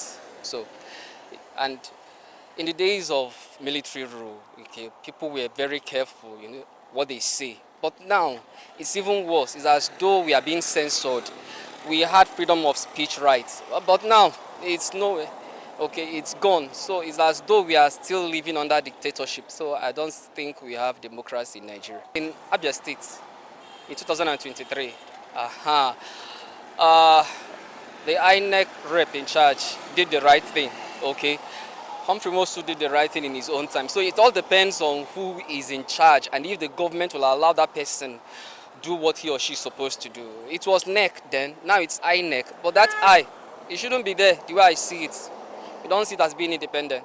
With what is very clear to the seeing of the eyes in this country, there is no sign to prove that we are really practicing democracy in Nigeria.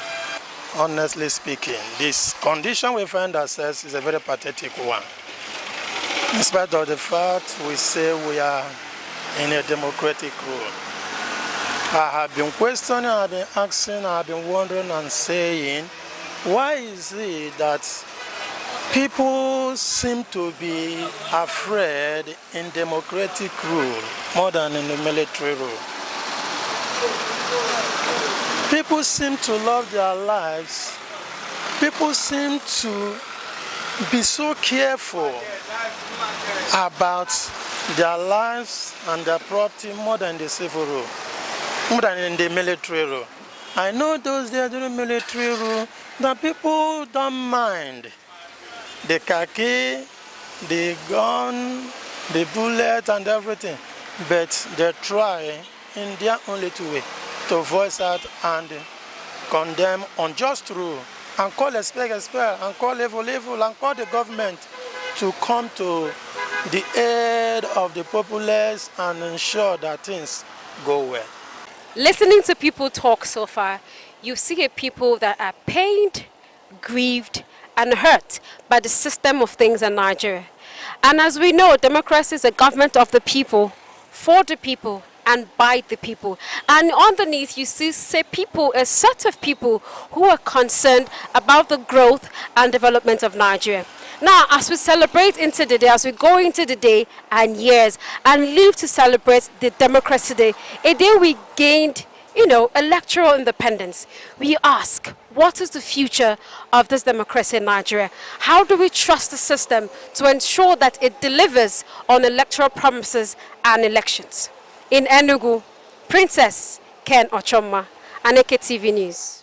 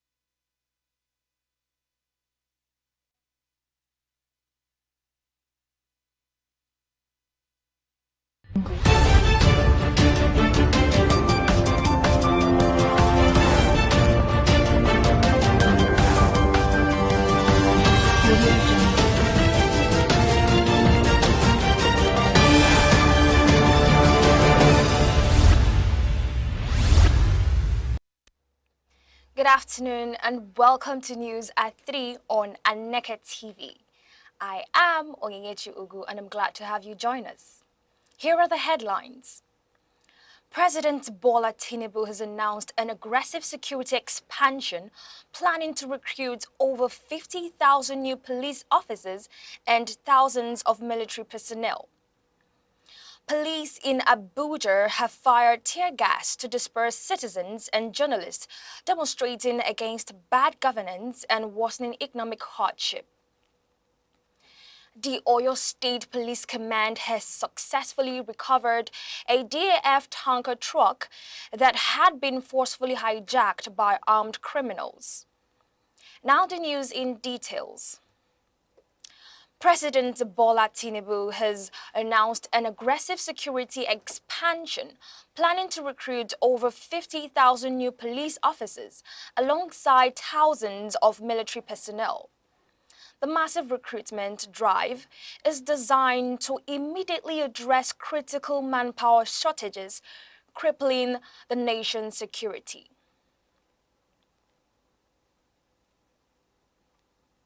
Speaking on the initiative, the president emphasized that bolstering the workforce will dramatically improve emergency rapid response capabilities and enhance internal security operations nationwide. The federal government expects this surge in personnel to heavily boost policing presence, focusing primarily on underserved communities and high-risk border regions. The new boost on the ground will also provide vital support to ongoing counter-terrorism, anti-banditry, and local intelligence operations. Administration officials state that specific timelines and application guidelines for the recruitment process will be released by relevant security agencies shortly. The Edo State government has ordered the immediate reopening of 3 schools in the Akolo Edo local government area, just 4 days after they were shut down over security concerns. Ososo Grammar School, Ososo Comprehensive High School, and the Makeke Secondary School were closed following intelligence reports of a planned mass abduction of students in the Edo North Senatorial District. While classes were suspended, West African Senior School Certificate Examination candidates were still permitted to sit for their papers under heavy security. A new directive from the Ministry of Education confirms that academic and administrative activities will fully resume on Monday, June 15, 2026. The permanent secretary of the ministry, Enodoluwami Otamere, stated that the decision follows a comprehensive security review and the deployment of enhanced safety mechanisms across the affected communities. Government officials are urging parents to return their children to school promptly, assuring the public that adequate measures are now in place to protect students and teachers. President Bola Tinubu has conferred national honors on a select group of Nigerians who suffered severe persecution, exile, and incarceration during the historic struggle for the nation's democracy. The president made the announcement during his nationwide 2026 Democracy Day address on June 12th. Among the prominent civilians honorees are human rights activist Dr. Joe Oke Odumaki, political commentator Joe Ibokwe, and veteran media figures Sam Omaseye and Sir Ademola Osunubi, alongside several posthumous awards for heroes and the democratic movement. In addition to civilian activities and journalists, the president also recognized a distinguished group of military officers termed Soldier Democrats for their pivotal roles in the June 12th struggle. The list includes prominent figures such as Colonel Sambo Dusuki, Colonel Lawan Wadebe, and current Esu Nupe Brigadier Yahaya Abubakar. State officials have confirmed that the full comprehensive honors list detailing the specific categories and ranks of the awards will be officially released to the public within the next few days. Police in Abuja have fired tear gas to disperse citizens and journalists demonstrating against bad governance and worsening insecurity. The protest erupted on Friday as Nigeria marked 27 years of uninterrupted democracy. Demonstrators filled the streets of the federal capital to demand immediate government action to combat severe economic hardship, high unemployment, and the skyrocketing cost of living. The protests come amid growing national anxiety over a recent spike in violence, including the high-profile abductions of school children and teachers in Oyo and Borno states.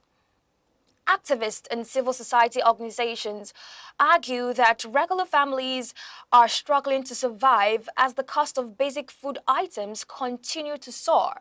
Security forces moved in swiftly to break up the gatherings, leading to chaotic scenes in parts of the capital city.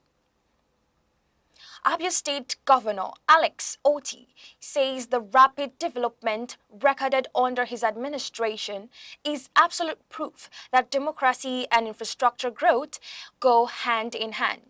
In his 2026 Democracy Day address titled "Of Freedom and Development," Oti declared that Abia citizens have successfully reclaimed their destiny, permanently shutting the door on what he described as an old order of mediocrity.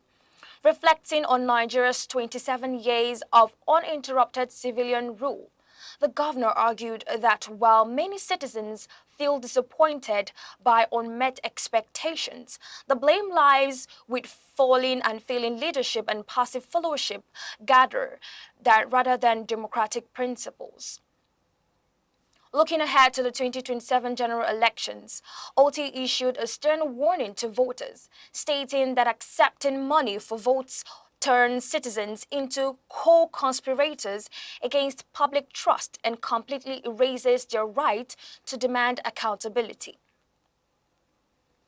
The Ekiti state government has launched a high-level emergency health committee to protect residents against deadly disease outbreaks. Chaired by the Commissioner of Health and Human Services, Dr. Oyebanji Filani, the Public Health Emergency Operations Center Steering Committee will spearhead the state's defense against recurring threats like cholera, Lassa fever, and measles. State officials emphasized that the move is a proactive, cost-effective investment in health security rather than a delayed response to crisis. The newly formed committee brings together key government leaders from information, environment, finance, and agriculture to enhance and ensure rapid coordinated resource mobilization and data tracking during health emergencies. The Kano State Geographic Information System has sealed more than 50 illegal structures across the Kano metropolis in a major crackdown on unauthorized urban development. The enforcement exercise targeted plazas, garages, and commercial construction sites in areas like Hotoro, the Eastern Bypass, and the Onguwa-Uku axis. Officials state the sweeping operation is part of ongoing mission to sanitize the city's building sector, protect the environment, and enforce the state's master plan. According to authorities, the targeted development either lacked proper building permits or completely violated local zoning laws, such as converting commercial spaces into residential properties. While the government warns that non-compliant developers risk losing their properties, residents with valid documentation have been assured that their cases will be fairly reviewed. Enforcement teams plan to sustain these inspections across the state to ensure strict adherence to urban safety regulations. The news at 3 comes to you live from Aneke TV. For more updates and breaking news stories, follow us on Facebook and YouTube at Aneke TV. And now, here is a recap of the major stories making the headlines. President Bola Tinubu has announced an aggressive security expansion, planning to recruit over 50,000 new police officers and thousands of military personnel. Police in Abuja have fired tear gas to disperse citizens and journalists demonstrating against bad governance and worsening economic hardship. Coming up shortly, the Oyo State Police Command has successfully recovered a DAF tanker truck that had been forcefully hijacked by armed criminals. We will be back shortly. Frontline Africa is Aneke TV's flagship current affairs program, where critical national and continental issues take center stage. On Frontline Africa, we examine politics, the economy, security, business, health, and a wide range of other key sectors shaping society. The program is insightful, engaging, and interactive, providing a platform for informed analysis and meaningful public discourse. Here, issues are discussed raw, balanced, and expertly with depth, clarity, and a commitment to fact and accountability. Join us every Saturday at 5 in the evening, only on Aneke TV. Welcome back.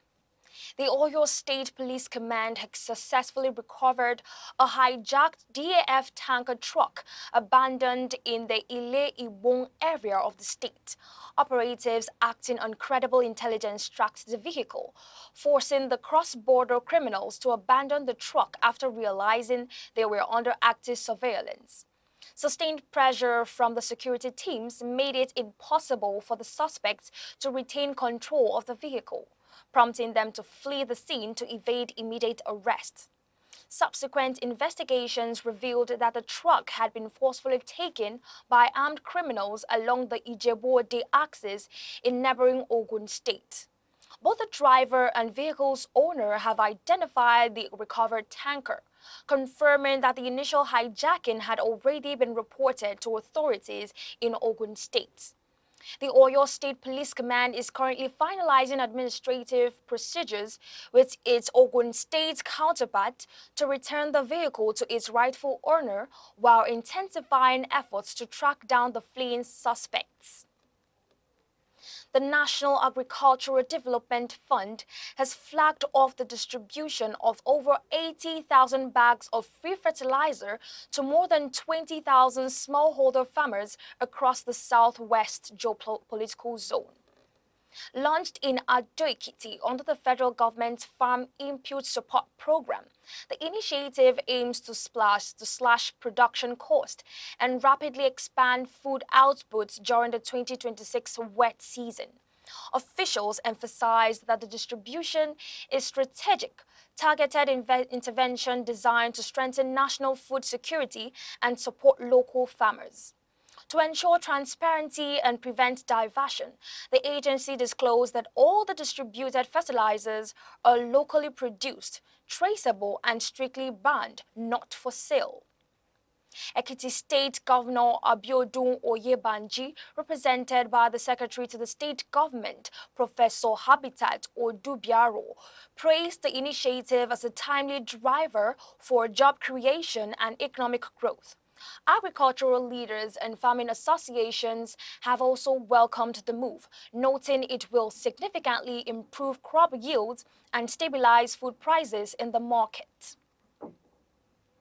Portugal head coach Roberto Martinez has defended his decision to play captain Cristiano Ronaldo for over an hour despite a wave of missed chances against Nigeria. The 41-year-old forward struggled in front of goal during Wednesday night's friendly match in Leiria, which Portugal narrowly won 2-1. Ronaldo was eventually substituted in the 65th minute, sparking questions about why he remained on the pitch so long given his disappointing form. Addressing reporters after the game, Martinez explained that Ronaldo's extended playtime was entirely pre-planned rather than a tactical reaction to the match dynamics. The manager revealed that the coaching staff had a strict calculated schedule for multiple players, mapping out specific minutes for squad rotation ahead of the World Cup. Martinez expressed complete satisfaction with the players, focused and praised the team's overall synchronization as they prepare for their tournament opener against the Democratic Republic of Congo next week. Celebrity fashion designer and entrepreneur Toyi Lawani has raised a major alarm over the skyrocketing cost of living in Nigeria, declaring that even 1 million naira can no longer properly stock a kitchen. In a video shared online, Lawani openly questioned how everyday Nigerian families are coping with the historic inflation gripping the food market. She described the current economic climate as a severe, painful reality for millions of households struggling to put basic meals on the table. To illustrate the stark reality of the crisis, the entrepreneur pointed to outrageous market prices she encountered firsthand. She noted that a small basket of Irish potatoes has spiked to roughly 30,000 naira, while just 4 pieces of plantain now trade for around 2,500 naira. Lawani lamented that food costs have become completely ridiculous, leaving citizens wondering how regular people are expected to eat and survive. And now to the end of the news, here are the main points again. President Bola Tinubu has announced an aggressive security expansion, planning to recruit over 50,000 new police officers and thousands of military personnel. The massive recruitment drive aims to immediately address critical manpower shortages and bolster internal security operations nationwide. Meanwhile, police in Abuja have fired tear gas to disperse citizens and journalists demonstrating against bad governance and worsening economic hardship. The unrest erupted as the nation marked 27 years of uninterrupted civilian rule, with demonstrators demanding immediate federal intervention.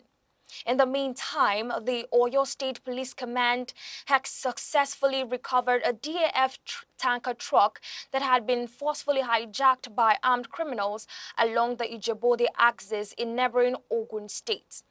Heightened tracking and intelligence-led pressure from Oyo State operatives forced the suspect to abandon the vehicle in the Ile-Iwon area and flee to evade arrest.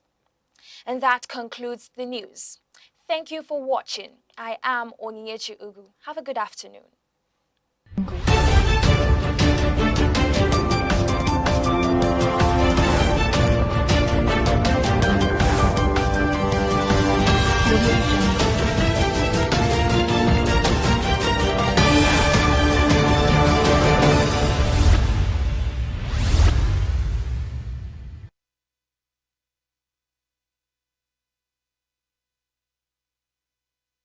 Palava, attire for this problem, attire for life, oh Guinea.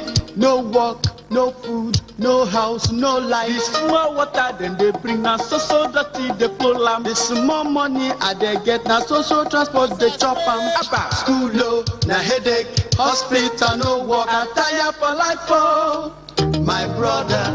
Waiting you they think, oh my sister. Help don't come, SDP, MKO. Kingibe action, MKO, Kingibe, SDP progress. Abiola na the hope, SDP na the party to solve our problem and better our life. Oh, MKO, MKO, MKO action. Abiola, Abiola, Abiola progress. Now him be the hope for better tomorrow.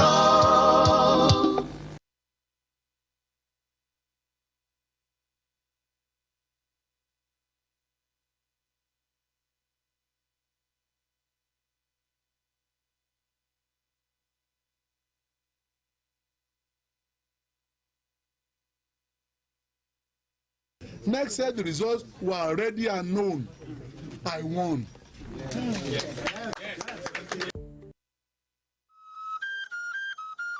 Chinua Achebe taught the world that African stories matter. Through Things Fall Apart, gave voice to the colonized and challenged stereotypes. His legacy is proof that the pen can shape perception and preserve identity. Nigeria's Democracy Day offers an annual moment of reflection on the country's political journey since the return to civilian rule in 1999. Today, marked on June 12, commemorates the historic 1993 presidential election, widely regarded as one of the freest in the nation's history and the broader struggle for democratic governance.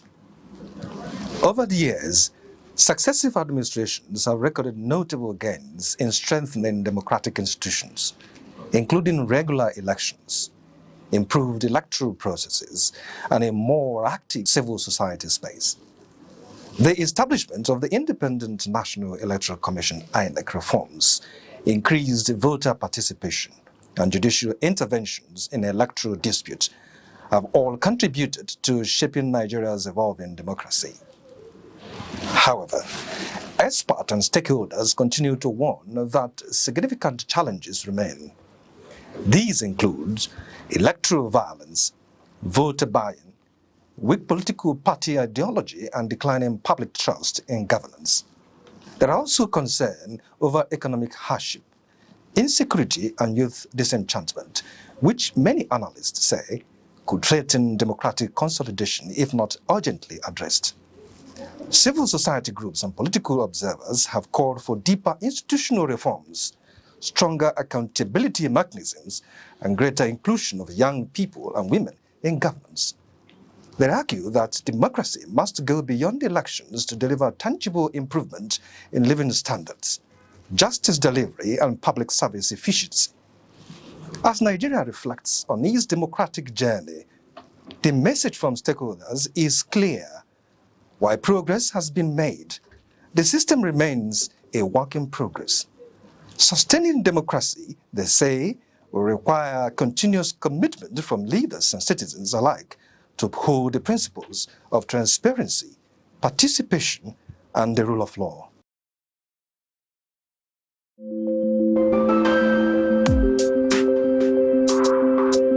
Across Nigeria's dynamic economy, enterprise is on the move. From the resilience of small businesses to the expanding reach of indigenous industries, commerce thrives on innovation, determination, and vision. Finance is evolving, powered by technology and driven by a new generation of entrepreneurs. In a rapidly changing world, digital transformation is redefining how we save, invest, and grow wealth. From energy to agriculture, manufacturing to tech, Nigeria's economic landscape continues to diversify. Policies shift, markets respond, and opportunities emerge. Every figure tells a story. Every trend shapes the future. The question is, where is the next opportunity? On Aneke TV, we bring you clarity beyond the numbers. This is Business Outlook on Aneke TV, tracking the markets, analyzing the trends, and spotlighting the drivers of economic growth.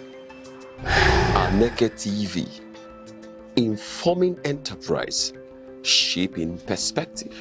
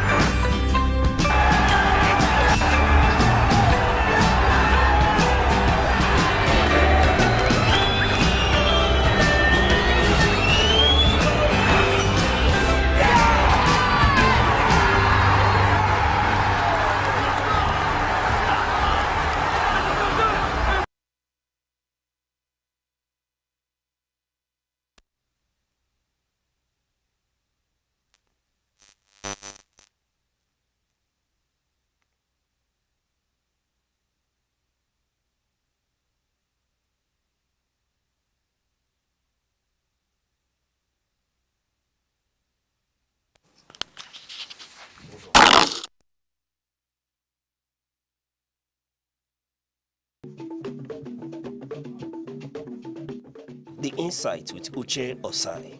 Having the political will to confront whatever is the challenges. Igbo man wrestles with the tortoise that had a lot of ingenuity, a lot of ideas, and the tireless.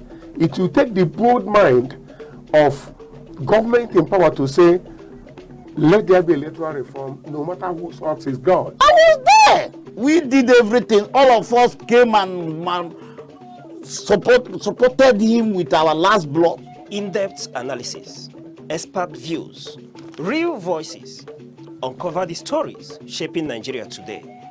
Deep dive, honest, unfiltered, only on the insight with Uche Osai on Aneke TV. Join us.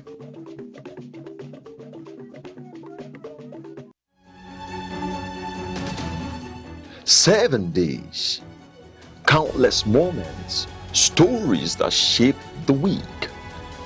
From decisions in the corridors of power to developments affecting everyday lives. From moments of challenge to stories of resilience and progress. This is where the week comes into focus. Week in retrospect, only on Aneke TV.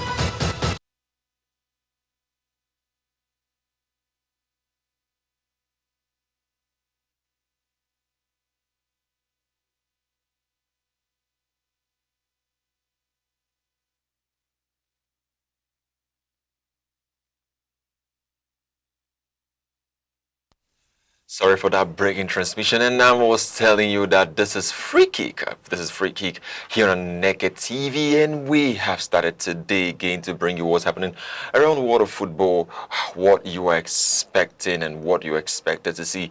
Well, I must tell you that the FIFA 2026 World Cup just started yesterday with teams talking about Mexico and Republic of South Africa having to squash it out, where South Africa had to lose to, that Mexico. A lot of people have been talking about that game, citing the issues that have been coming around about the xenophobia and other things which made South Africa to lose. But that's not the focus. See, that's not the focus. What we are focusing on here is that the game was a World Cup game, that the match that everyone enjoyed, every football lover enjoyed that game. It was a competition. It was not for any side tribal or ethnic thing. It was just a game, a FIFA World Cup game, where you have teams from the east down to the north coming together to play for one thing, to compete for one thing. And that was what happened yesterday. Now, still talking about that, that the World Cup has started, like I've told you, and the games are coming up. But I would like to keep that by the end, towards the end of the show. But for now, I would like to go into details about the signings and also the awards that are coming. Bruno Fernandes has been making it again, and he has been on the map for an award that is incoming. The season has ended, but he has been on the limelight because of how much improvement, how much contribution he had to bring into the team. Now Bruno Fernandes is said to be nominated as the player Fans of the Year award. He has been nominated for that award, and it's a time that everyone has been expecting him to win more awards and win have more of this coming to him. While talking about Bruno Fernandes, we're also talking about the likes of David Raya of Arsenal. That's the Arsenal's goalkeeper, who also had a wonderful season, having his second Golden Glove for the season. This guy made a lot of saves. Not just making a lot of saves, he also had a lot of clean sheets, and that's what is used to qualify what is happening. Now we go over to the FIFA World Cup, where I will tell you that the youngest FIFA World Cup appearance makers, where we have the likes of Whiteside, who was just 17-year-old and 41 days. Then you have Samuel Eto'o of Cameroon. He was just 17 years old and 99 days. Talking about Opabunmi of Nigeria, like our very own Opabunmi, he was just 17-year-old and 18 days. Now Olembe of Cameroon, also 17 years old and 185 days. Then I'm still talking about the man Pele, oh my days, that's the man Pele. He was 17-year-old and 235 days. Now we have from yesterday's game, that's the Mexican side, Gilberto Mora. Gilberto Mora just he is 17 years old and 240 days. Now, one wonderful thing that I saw yesterday in the game, immediately he was there was a lot of shout on the pitch, on the podium. It was a moment for him, and everyone from Mexico is proud of him. I tell you for a fact that this World Cup is making a lot of rounds across the world, and I don't want to go into the opening ceremony, because if I go there, it would have been, or it would be, something will not come out from today. So we still have the likes of Ogbeche, 70-year-old, and 244 days. Then Song from Cameroon, still having it at 17-year-old, and you still have Mukoko of Germany. Mukoko of Germany had it 17 years and 3 days. Then Carvalho of Brazil, that's just the second Brazilian on the list. And this is actually what has been moving on now. A lot of people have been asking questions. What happened? Why is Nigeria not playing at the World Cup? Why? What happened? And the qualifiers, how did it go? What are the losses that we would have as a nation, as a footballing nation, as a sports nation? What are the losses? What are the lessons to draw from this? And what are we expecting to see? How do we make this up? First of all, you know that every team that has participated in this FIFA World Cup from the time of inspection since 1930, which has only been Brazil, that's the national team of Brazil, that has, consistently repeated the appearance every year, every time of the World Cup, that in the period of 4 years, it has been only Brazil that has been the team that has always, returned to the World Cup since the inception in 1930. Now, you know that this particular competition, there is allocation. Allocations are given to countries to prepare, and also the flights and what they need to have, the preparations, the places to be, and the rest of them. Allocations, especially in funds, are being given to countries who qualify for the World Cup. Let's talk, for instance, DR Congo, had to qualify in place of Nigeria after all the complaints lodged of fielding an ineligible player, of course. So this actually became an issue where Nigeria was not able to make it to the next round, and it was DR Congo who had to scale through, and they have been represented by their players across several leagues. And still talking about that, you would see that in DR Congo with the team, they have their location down, they have their jet down, they have everything they needed for the World Cup down, and it is proudly sponsored by FIFA. Of course, there are some allocations that go from the countries, a footballing body like CAF, down to FIFA, but generally there is a prize if you qualify for the World Cup. And now talking about Nigeria, Nigeria did not qualify. It's so sad seeing how much we have improved as a nation, as in a squad, I would say, seeing the likes of Wilfred Ndidi, the likes of Eberechi, the likes of players who has made registered one or two things, one or two assists, one or two support across top flight European leagues.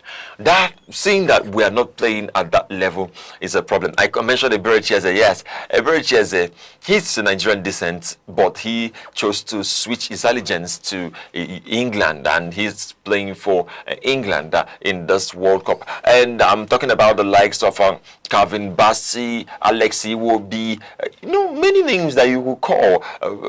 Just guys who has been consistent, Paul Onacho, Victor Osimhen, and the rest of them, who would have just shown our true color in this World Cup, but it was so unfortunate. And what would this mean? This would mean that we would not get the allocation, and it will affect where we are ranked. In FIFA ranking. It will also affect the views and the sponsorship. You know that our players are very good, and they are meant to go out there to represent Nigeria, and while they're representing Nigeria, they're also going for their own cause. That would, reduce the visibility. It will only be that they are seen just playing for their clubs, and they are doing a rot and fighting issues that have come out of this, and NFF is not ready to give in. NFF is not ready to even give in to that rotting decision not to, back up or not to back in for the FIFA World Cup that is already going on. They are not giving up. They are still waiting if anything could happen, in my mind. But I think that would not happen anytime soon, because everything has been slated. You can't take away the man who has been selected for the next level. Now moving on from World Cup, but into and inside the World Cup, we're still talking about the guys who has been playing and has been registering a lot of assists. We're talking about yesterday's young man, that's former Tottenham player, had to play yesterday. It was a wonderful time that he had on the pitch, where he was one of the figures that came out of the South Korean team. He went from Tottenham to where he plays currently, and you could see the game South Korea versus this team, where they had to come back from behind. They came back from behind to score, and they scored and they had to win the game. Now we're also talking about the FIFA World Cup. We're talking about the last dances coming. That's the last dances coming. This last dance is just between the guys. I'm talking about Neymar, Santos Jr., Cristiano Ronaldo, and Lionel Messi. These three, this is the last dance for them in this season. After this game, it would be off and off. It will be off for everyone. It will really be off for them. And I will tell you for a fact that Messi is, if he eventually wins this with this World Cup with the Argentina squad, it would be so sensational, and he would have 2 World Cup to him. But everyone who is a football lover is praying, let them not win that World Cup, because it will be it's just like Arsenal winning. It's just like Arsenal winning the Champions League. I'm sure that the GOAT debate will just end. So we don't want the GOAT debate, and we want both of them, Cristiano Ronaldo and Lionel Messi, to go down the lane as the legends who would have it in football. Of course, if Cristiano Ronaldo wins the World Cup, it will be that the GOAT debate would end. It would just end that way, and many people are not ready for that. Many people are not ready or willing to have that. We're also talking about 8 players who are 40 or above. Talking about 8 players who are 40 and above as at the time, as at 10th of June. You will see the likes of Ochoa. That's the Mexican Guillermo Ochoa, the Mexican goalkeeper who was on the goal for Mexico yesterday against South Africa. And then you have Manuel Neuer, the Bayern Munich goalkeeper, is sensation to reckon with. And you have Cristiano Ronaldo, the man that I call him the man of the moment, because Cristiano Ronaldo would fit into any talent, both in coaching and both in playing. Now he's 40 and above, and just moving as of 10th of June. Now you're talking about Luka Modric. You're talking about Edin Dzeko. You're talking about Edin Dzeko. Then you're talking about those guys from the French national team, and you're talking about Hugo Lloris, and the rest of them. This is what we are expecting to see in the World Cup, what we are expecting to have as nations come together to play. And I'm going to tell you that it is going to be one of the World Cup that we would never have imagined. Now, still talking about the World Cup, we're talking about the fixtures for today. The fixtures are already rolling out, and it's something that before I go to the fixtures, I would like to tell you that the pundits on this World Cup is taking shape. It's taking a great shape, where you have the likes of Zlatan Ibrahimovic, the former Manchester United, AC Milan, Paris Saint-Germain player. He's on the seat. He's on the seat to give the in-depth analysis on this edition of the World Cup with Fox News. Also, the likes of John Mikel Obi is on the list. We're having the likes of Thierry Henry, and they are going to participate effectively to bring you what is happening in the World Cup, and it's going to be something that a lot of us would have not seen coming. And still talking about that, You're talking about the goal scorer, the first goal scorer at FIFA World Cup 2026. Yes, this guy, he opened the scoring sheet yesterday. It was a sensational one, I must tell you. It wasn't an easy goal. Of course, South Africa had to give out that goal, but he has, registered his name on the sands of history in football. Scoring in this kind of, I won't say the World Cup is not overhyped. It's not overhyped. It's actually a reality. I mean, it's what they say it is. It's what we are saying the World Cup is. It is. So scoring in this kind of environment, would tell you for a fact that this guy has been waiting for this moment. Talking about Quinones, who scored at the 9 minute, and Raul Jimenez of Wolverhampton. They were the guys who scored, and it was a wonderful time that they had. I would tell you for a fact that this guy, he has made a mark. Imagine down in 2048 when we are, we're going to be watching the World Cup. We remember, okay, in 2026, he was the first person who had to open the scoring sheet, while other people had to, come in to score. The first 2 goals came in, and he has been inducted into the Hall of Fame of those who started to score earlier in the first 10 minutes in the World Cup, in any of the World Cup games. And we're still talking about World Cup. We're talking about awards now, going down to J.J. Okocha's performance in the 1998 game of the World Cup against Spain. This game was the game that changed everything about J.J. Okocha. J.J. Okocha, when I was growing up, I really wished he did not retire from football. I really wish he did not settle out. I really wished he continued to play even till now. But man understood that he needed some rest and he needed to take a bow. And just yesterday he was awarded. If you look it very closely, you see superior player of the match winner. That's the superior player of the match winner. This was the game against Spain, where he had to dribble. He dribbled everybody. I wish you go and watch that game, and it was a wonderful time that he had playing. And it's good that FIFA is coming back to recognize those who has registered and has made the games, and those who has actually done something for the history and for the culture of football. J.J. Okocha is one of them, and he has been one of the people you could reckon with. Of course, everyone had wished that he continued playing, and we all were wishing that age would still be on his side. Well, you would see that age is not just on his side for that football, for his football career, whilst he is working on other things to, become a stakeholder in the world of sports, especially football. Now we're still talking about World Cup. In World Cup 2022, you will see 64 games were played and 4 red cards. We just had only 4 red cards. While yesterday game, you had just a game, you're already having 3 red cards. And I want to ask, the games, the match that happened yesterday, was it a martial art? Was it a martial art game? People just had to disguise under the world of football so that they can do kung fu. I don't know what they came to do. But just yesterday, there were 3 red cards in one match.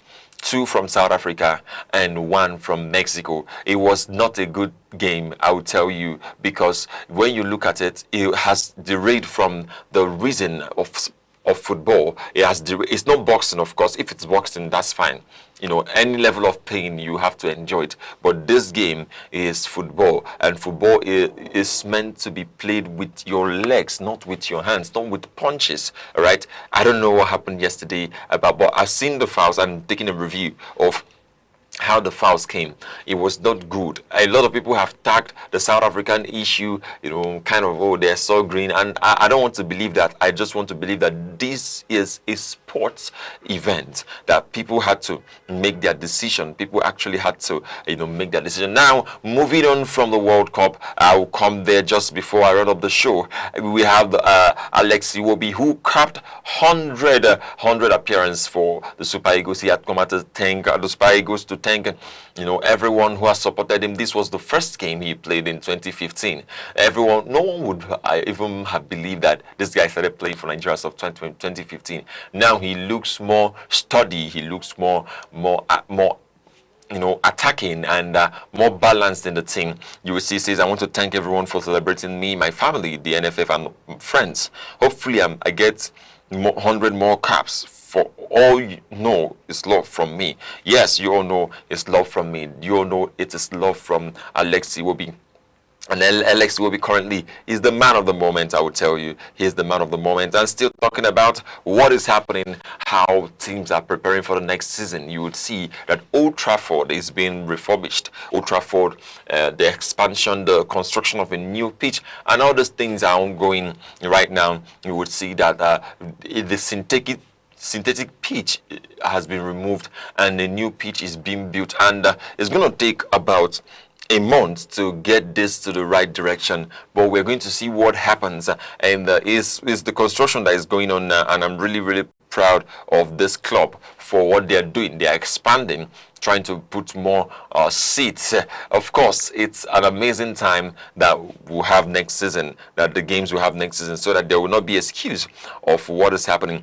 And also talking about the games that are coming today, we have the USA versus Paraguay. That's USA versus Paraguay is coming today by 6 p.m. That's the game. But if you look, you will see your time. We're seeing it's gonna be in the midnight. What to them is by 6 p.m. but it's coming by midnight. That's by 2 a.m. in London. You see in Los Angeles it's by the same time. Then Mexico City just an hour above Central Standard Time. You see New York City by Eastern time. Then you see Sao Paulo, that's Brazil. You see still the BRT, but then coming down to a city near us, we'll see that it's going to be in the midnight. That's talking about London. Down the game again against Canada. The game Canada is going to feature, we have at the Toronto Stadium, is going to be by 15 EDT. That's Eastern Mediterranean time. That's looking at London. You will see it's going to be by the British Standard Time by 8 p.m. Yes, it's going to be by 8 p.m. or we could be, okay, it's 8 a.m. Sorry, it's 8 a.m. That's the time that the match is going to take place. So it's something that you have to, take a look at. It's something you have to take a look at. And more of these are going to be coming your way, where people are going to, the games that are coming up. And I will tell you for a fact that we are ready to, give you what is happening in the World Cup. And now, before I take a step, I want to ask you, finally, who is going to win the World Cup? This is the question I am asking. Who is going to win this World Cup? I'm waiting for you to answer. So who is going to win the World Cup? Is it you, or is it your country? Nigeria is not there, so Nigeria is not going to win this World Cup because they are not playing, and a lot of opportunities have been seized away from them. But which country are you rooting for? Which country are you kind of giving your maximum support? I would like to know what you think about this just in the comment section on our YouTube or Facebook at Aneke TV. You can join us same time, same station next week on Monday as we bring you what's happening around sports, especially football, by 5 p.m. so that we can delve right into how it's going and what we're expecting to be. I am Good Hope Chukwumalo, Sports Oracle. Have a wonderful evening. Thank God it's Friday. Bye for now.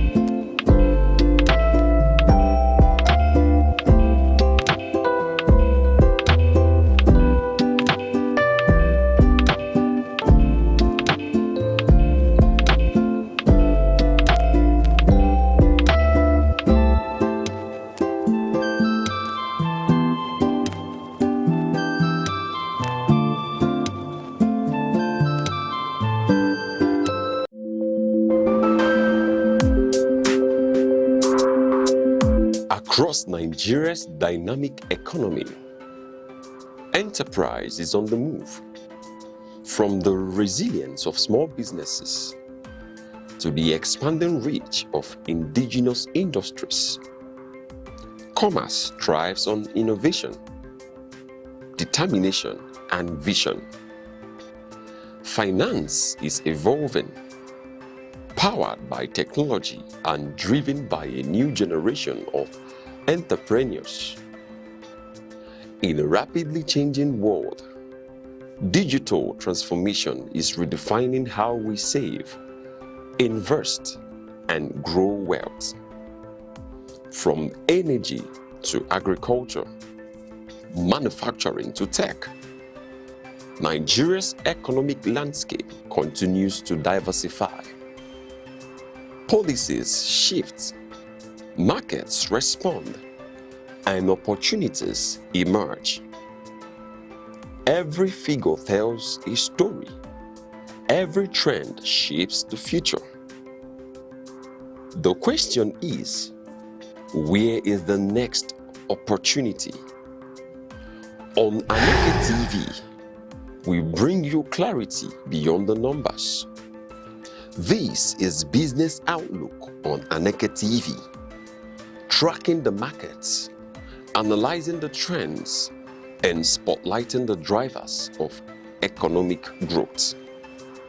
Aneke TV, informing enterprise, shaping perspective.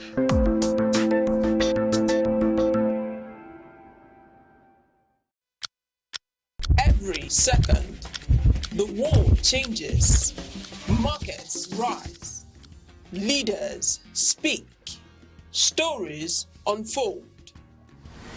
To keep up, you don't just need news. You need clarity. You need speed. You need perspective. That's why Aneke TV brings you the global pulse. Accurate, reliable, right when it matters most. Aneke TV. Move with the world. Good evening, ladies and gentlemen. Good evening, good evening, good evening. Welcome to Aneke Brief, your favorite evening program here on Aneke TV. And on Aneke Brief, we bring to you highlights and discussions on events and situations surrounding us in the Southeast, Enugu, Abia, Imo, Ebonyi, and Anambra State, be it social, be it political, be it spiritual, and of course emotional, however it is. So this is where we bring to you all that in one stop. I am Princess Ken Ochoma. Now we'll take a short break. When we get back, we'll be reading out analysis or events that has occurred around the Southeast today. Do stay with us. Every second, the world changes. Markets rise, leaders speak, stories unfold.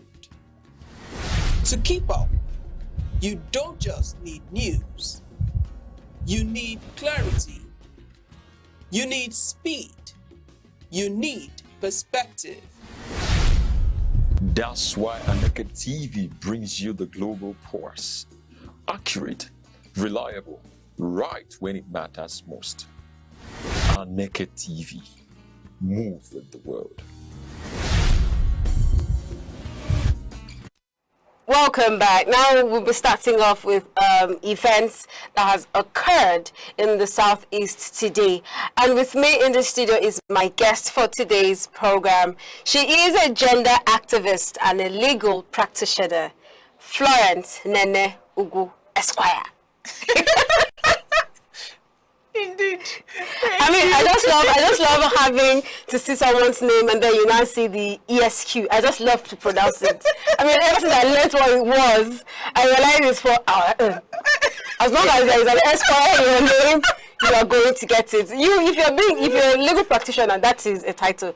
But once your name is this, and Esquire, I will announce that Esquire for anyone who cares to listen. You're welcome to the show. Thank you. All right, so we'll be going on into, a lot of things have happened in the Southeast today alone. Well, from yesterday into today, but we'll just highlight a few of them and then we'll get on into our conversation for this evening. Now, in the first stop, we have Enugu and Abia State. Okay, Enugu, yes. Firstly, the Enugu State Police Command has foiled a kidnapping attempt and neutralized 2 suspects in separate crimes. One happened around Noah's yesterday and another at Owu in Nkano. So they arrested them and they found, of course, exhibits, live cartridges, mobile phones, motorcycles. And also in Abia State, the police command has arrested 17 suspected cultists linked to recent violent clashes in Aba that left 1 person dead and another injured. So this is really happening. I mean, over time we've seen the police command in these states being proactive, and this is another. Do you commend them, or I mean, what's your take on that? It's commendable, progress. The police are there to safeguard the country, the citizens. That's why every 36 states in Nigeria has a police, station, not just a police station, but a unit command, an area command, and the state CID and FCID. I can go on naming these areas of, enforcement agencies have their specialties and why they are stationed in every state, making sure that when these things exist in a state, the state is, kind of complete and empowered to some certain level to be active in terms of security issues as it relates to that state. All right, and on to the next one. Earlier, 2 days ago, we learned that the NUT had issued a nationwide protest. So Enugu and most recently Anambra State has joined in the protest. Enugu came out yesterday to say, oh, we are not, our protest is not against, yes. Let's be sincere, it's long overdue. If a country like Nigeria is 2 weeks now, we had those children who were abducted in their classrooms. Yes. So this is not children playing and, wild off or moved away from the parents' eyes or from security. They were sent to school. They were in school with their teachers and their lives just ended like that. And right before these children, you killed a teacher. Now, I am the daughter of a teacher. My foster mom is a teacher. And I can tell you for a fact, there is nothing my mom said while I was a growing child that is ever wrong. So that child who has watched you behead his or her teacher has a long life trauma. Oh, and we are in a very beautiful country where our therapy sections, our psychological system is working properly. Because you and I know that child is going through no proper care. Or care. So the child is scarred for life. That is if eventually we rescue them. Exactly, from that place. Because both the first lady of the country and the first man of the country have said nothing. So it's long overdue. This is what teachers should have done after 4 days. Yes. After 4 days, and there is no massive input or actions from the, implementing bodies, the government. Then they should have gone on strike because their own lives are endangered too. True. Apart from the fact they pay them peanuts, you're not telling them that they don't matter. Oh yes, they should have gone a long time ago. On to our next story. Residents of Ago Mabo community in the Soka local government have appealed to the government to help them fight erosion that is threatening to cut off their only access road. So in recent times we've seen, yesterday we read in the news of Ebonyi State appealing to the federal government. Now this is the citizens of a certain village appealing to the state government to help them that the only road they have is being washed away by rain. Well, they have a councillor They have a local government chairman. They have representatives at the federal level. They have, I'm trying to name the parastatals, they should start meeting. There are, or maybe there is an elder statesman from that locality. So these are people they can go and meet, while they also do a public appeal to the government of the day, who we pray will have mercy on them and get to them. Even if the place does not last, at least it gets to do something for them. Whether the road lasts or it no last, it gets to do something for them. But I have a question about this road thing. Wouldn't it be much easier for, I know the process to acquire permission to fix a road as an individual might be quite rigorous, but wouldn't it be better for individuals to collectively apply to fix a road than wait for the government to fix it? Erosion is not just a road to fix. Yes. Erosion is, they need to come and do a study of that soil. Okay. They need to look at what the gravity pass is. I don't know how to explain it, but a lot of things needs to be done. Yes. And then if that erosion is one that moves tree, then that means planting tree to help bridge the waters might not really work, except you're now planting heavy economical trees, something like Odara tree. The roots are always quite deep and thick, so they are not easily moved. But even at that, it's still going to cause more damage to that soil. So then you need some filling, some that, some this. So yes, they are right appealing to the government. This is not just to make a road. This is erosion eating into the road. Now the government can look at it and see if there is a passageway that it could link to a federal road, which will now make him appeal to the federal Minister of Works to look at how they can, come together to fix the road. All right. In another the fastest way I could advise them as a concerned citizen, they should look for an alternative. Exactly. Because I don't know if the government of the day is ready to fix that road. Exactly. All right. In Anambra State, the Anambra State Electricity Regulatory Commission has unveiled a new framework aimed at liberalizing the state's power sector and improving electricity supply. So the plan is to allow multiple electricity distributors to operate in the state to improve electricity. They need to break down their English for the layman to understand, because the fastest way for government to steal from the citizens is to start speaking big grammar. Well, I think granting license to... Apart from the fact that you understand are on this level of platform understanding what you're reading. What was the English again? Liberalizing. To allow, yes, I had to make it to allow. Why can't the government say, oh, we're looking at allowing other sources of distributors? Yes, I understand. Well, maybe the liberalizing is us deciding to use a bigger language, but I would think that the communities might know. But the question now is, how feasible is it? Because in Enugu alone, we only have one or two at the EDC and the new one, the main electricity power distribution. They have still EDC. Exactly what I'm saying now. So it's still one. I wonder how they are going to allow multiple electricity distribution companies operate. Their own plant set up, if they have a way of generating their own light, still in the same state, outside of the state. No, not outside the state. So we have the generating power supply, whatever station. So if these other people they are allowing in have their own way of generating their light and it's different from what these other people are using, and they can say, oh, our station can power.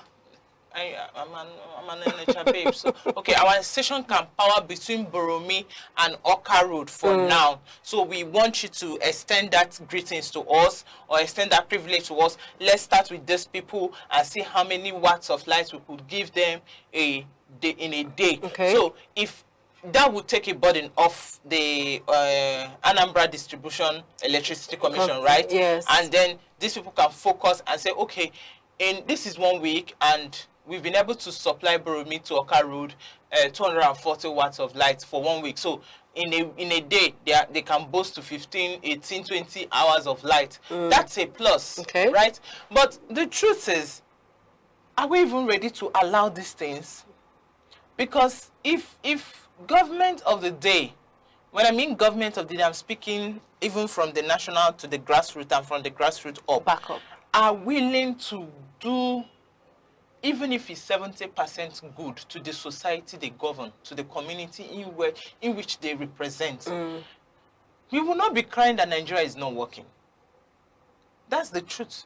Because we see Nigerians, citizens, being creative, active, proactive, innovative every day. I know someone who has started separating their debts in the house. So in their house, they consume more of perishable goods now so that they generate enough light for themselves. So people are generating light from their waste. There are countries already doing it. If our governments are proactive, why can't one state just take up that initiative? Invite those countries. Tell them, please, we want to create a policy friendship with you people. What can we do? Because we as a country, Nigeria, we have ambassadors representing us in every state. So what are you people ambassadorial? What's the ambassadorial work you're doing? What is the ambassador? What's your portfolio of office? Okay. You have to create synergies, create relationship. Before we veer off and start attacking ambassadors. I'm not attacking anybody. I'm just saying they look into these relationships. You bring these people. You already have citizens of your country who are thinking. We have children at the government technical college who produces keke and all that, like we saw the other time about 2 years back. Yeah. Take these people and empower them very well. Okay. Now let's look at one more before we get on. This one happened most recently this afternoon. The Abia State government has suspended the clerk of the House of Assembly, Mr. John Pedro Irokansi, over allegations of misconduct. I mean, the misconduct, when you hear misconduct, you're not really sure which of the misconduct were. So they've appointed a new person as an interim, acting, pending when the investigations are carried on. So this is the clerk of the House of Assembly. It's constitutional. Okay. It's doable. I haven't heard that news today, unfortunately. But I believe Mr. John Pedro, or the governor, Alex Otti, has a very good head on his shoulder. Yes. He wouldn't have rushed to make such a decision. So whatever be the case, is something the House would investigate. And if he's found wanting in any way, there is still a constitutional protocol to sort themselves out. All right, that's that. We'll just take a short break, and when we come back, we'll be getting into our conversation for the evening or for the afternoon. We're discussing women in politics, reserved seats and representation in the Southeast. Do stay with us. In a world that never stands still, where stories break in seconds and moments shape history, one station keeps you connected to your nation, to the continent, to the world.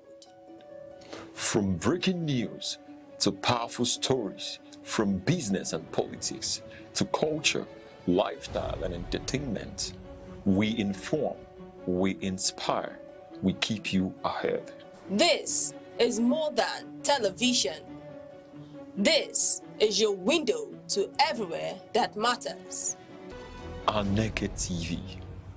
Move with the world. Welcome back. Across Abia, Anambra, Ebonyi, Enugu, and Imo, women are the majority of voters. They organize communities, lead markets, run schools, and hold families together. Yet, when you look at the state houses of assembly, the National Assembly seats all local government chairmanships from the Southeast, the numbers tell a different story. As of 2026, the Southeast has some of the lowest rates of female political representation in Nigeria. In several state assemblies, you can count female lawmakers on one hand. At the National Assembly, the gap is even wider. This gap has sparked a national debate. Should we create reserved seats for women in the legislature? The Constitution Alteration Bill, currently before the National Assembly, proposes additional special seats for women to guarantee minimum representation. Supporters say it's the fastest way to correct decades of exclusion, give women a voice in lawmaking, and probably reflect the population they serve. The point to countries like Rwanda, Senegal, and Kenya, where quotas dramatically increase women's participation. But critics in the Southeast and beyond push back. They ask, does reserved mean less privileged? Will it create tokenism instead of real power? Should women fight for seats on the same terms as men, rather than rely on quotas? And beyond seats, what about the violence, money politics, and cultural gatekeeping that keep women out in the first place? Now, these are all I want to look at. Where we have people like Dora Akunyili, Ngozi Okonjo-Iweala, and the first female governor, Virginia Etiaba, who has set precedents for women over time. So today we are discussing women in politics, reserved seats, and representation in Southeast. And of course, I've introduced my guest. She is Florence Nene Esquire. Welcome once again. Thank you. So we are discussing women in politics, right? And let's start from the first, overview. Do women enjoy being in politics? I mean, it's enough to say a woman is the builder of a home. And there's been this disparity between women wanting to be in politics just to balance a quota, or because they really understand what the game of politics is enough to institute a change. Women have been in politics from time immemorial. Actively or playing from the side? Actively. Okay. It's funny how we suppress history so fast. But if you look at life before we started saying the digitalization, whatnot and whatnot, there were female representatives in the OB. Okay, yes. When it was time to fight against taxation, who were the people in the forefront? Women. Which led to About Women Riots in 1929. Yes. So, women have been there. When you talk about formidable forces, people who withstood slavery in Africa, I don't think the first three names are men. Queen Zaria. Amina. Of Zaria. She fought. She fought and fought and fought. I cannot name, what's the lady? Now the country we know recently as,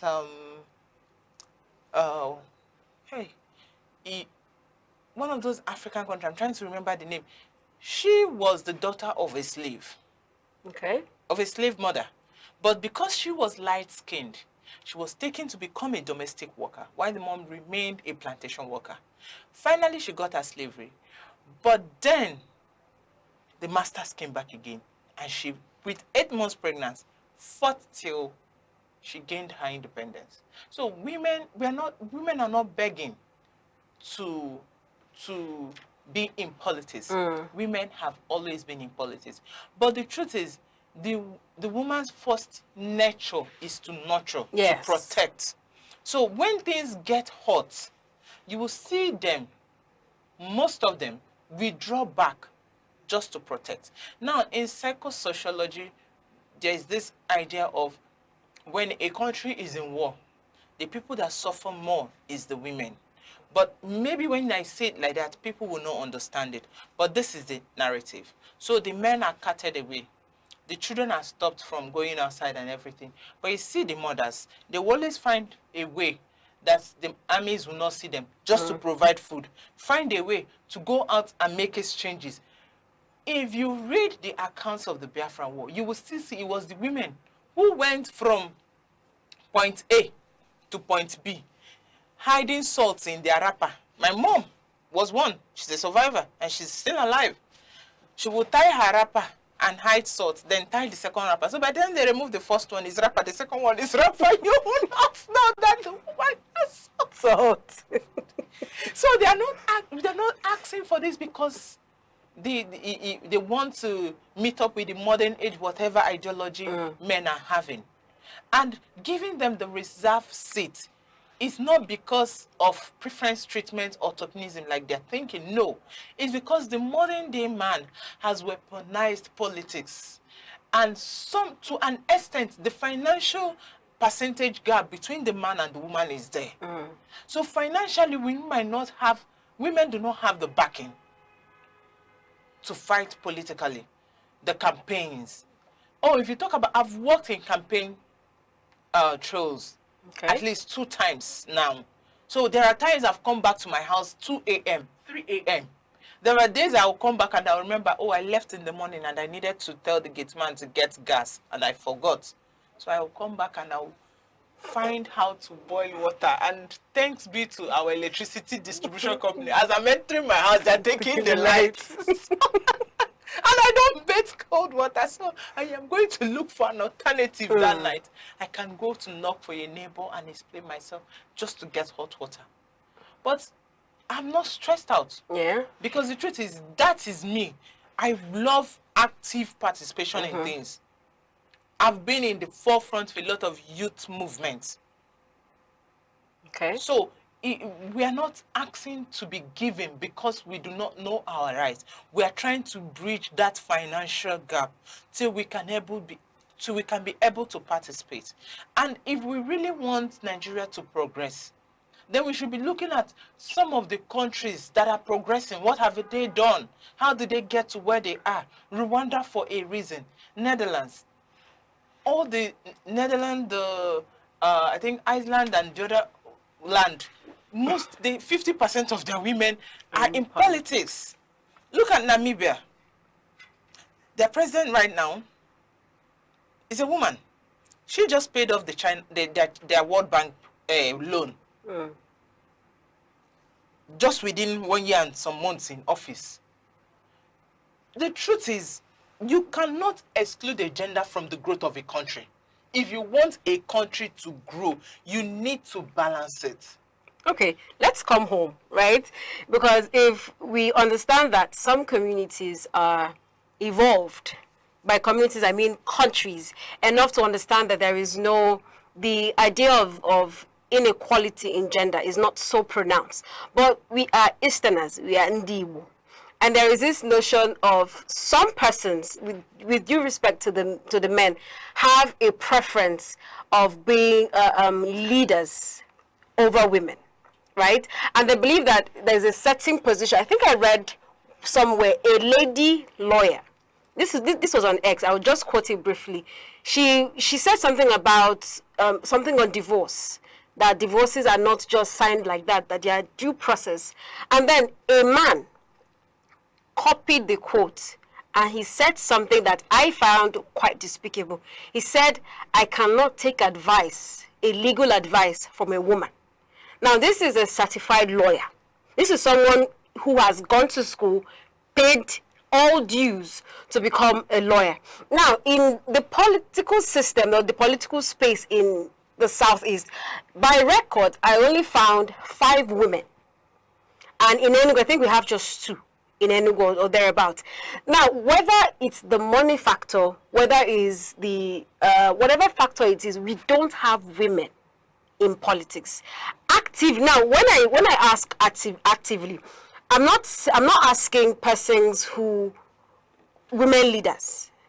Women leaders could form part of politics, but I mean being in a position of decision making, where you get to make decision that as it affects your community in a open political space, say National Assembly, Federal House of Constituency, governorship, and probably if we dare wish so high, vice presidency or president. We don't have that, and it's bad enough that women do not aspire for some political positions because they know they have too many things to go against them.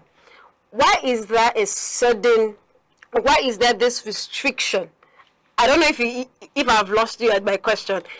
Why are women not willing to push beyond boundaries that are being set? Because it seems like there is a boundary. Okay, this is where your whatever aspiration you have might end. This is all you can aspire to be in any political space. Why don't we have women who are ready to push and break through this certain barrier that has been set for them?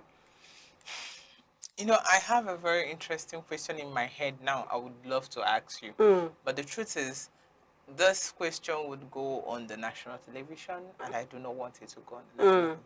But then, this is a very interesting question. Every woman right now, within the ages of, say, 30 years in Nigeria to, say, 55. So, I'm going to break it by 5 years gap. So, 30 to 35. Check your friendship. Your friends, check them very well. I'm not talking about the women from privileged family. I'm talking from the average Nigerian who is struggling, building and everything. Do you have that level of friends you could say, I could call the five people now and raise to 200,000 at a stretch? Amongst women? Yes. Don't answer. Don't answer. Now, when you talk about the women leader, whatnot, let political parties start by giving a woman chairmanship of a party. They will not do it. You know, when you're internally scared, but you don't know what you're scared of, that's what we face with the men in Nigeria. See, the truth is, if you have a woman in your house and you know that this one, if I support her, she will go far, why not support her? And please, for records, there are women from the Igbo tribe, from the southeast, who have come out for presidency. Okay. Yes, obviously. Okay, yeah, I stand corrected. So, and there are women in Nigeria who have also vied for presidency. I belong to an umbrella of National Women League. From every part of Nigeria, they have. Some of them will win primaries, and they will call them back and say, you know, it is your turn, but you know, we want to grow the party, kiniko, and they take away the card from her and give it to the man. And then she goes out to form a new primary, to form a new party. And then she begins to wave her flag. But the country is not developed to that extent. Or rather, the level of poverty and sycophancy that have eaten into the country has not allowed the citizens with the civic power to understand that, see, forget the party, look for the integrity. Yes, forget the party, look for the integrity. And that's what I'm actually telling them. You want to turn a national government into a one-party system. It will not work. Nigeria is 2 million, 250 million people. To just turn us into a one-party system, what do you think that will happen? It will not work. So, you see, we are not asking for reserved seats because we do not think we don't have the stamina. Oh, we have the stamina. We do have the stamina. Even the book of Judges made sure of that. Any biblical person will know that the wars that was fought in the book of Judges was won by a woman. And it was started by a woman. The prophecy started by a woman. The battle was won by a woman. So, even the one who followed Jesus to the end was a woman. So we have stamina from time immemorial. We do have stamina. But the truth is, the second nature of a person cannot be denied. There are some of us women who are very out and forwarding. And there is still some of us who that nature of nurture will always be their first instinct. And so the bridges will always remain there. But the truth is, if we are ever given a fair playing ground and bring the political party systems to a very fair ground where, you know, you're able to buy the forms at a very good price and affordable prices. Because for crying out loud, if I did not steal money from someone, why would I go and buy presidential phone for 100 million. Oh, yes. If I have not stolen from somebody, why will I go and buy chairmanship form for 3 million? House of Assembly form for 10 million? If I have not stolen from somebody, because the value of a money is in the sweat you have given to it. So would you say women could afford, which brings me to my next question about an equal playing ground. Now, when we've spoken on reserved seats, and some say we don't need, like you said, we don't need reserved seats.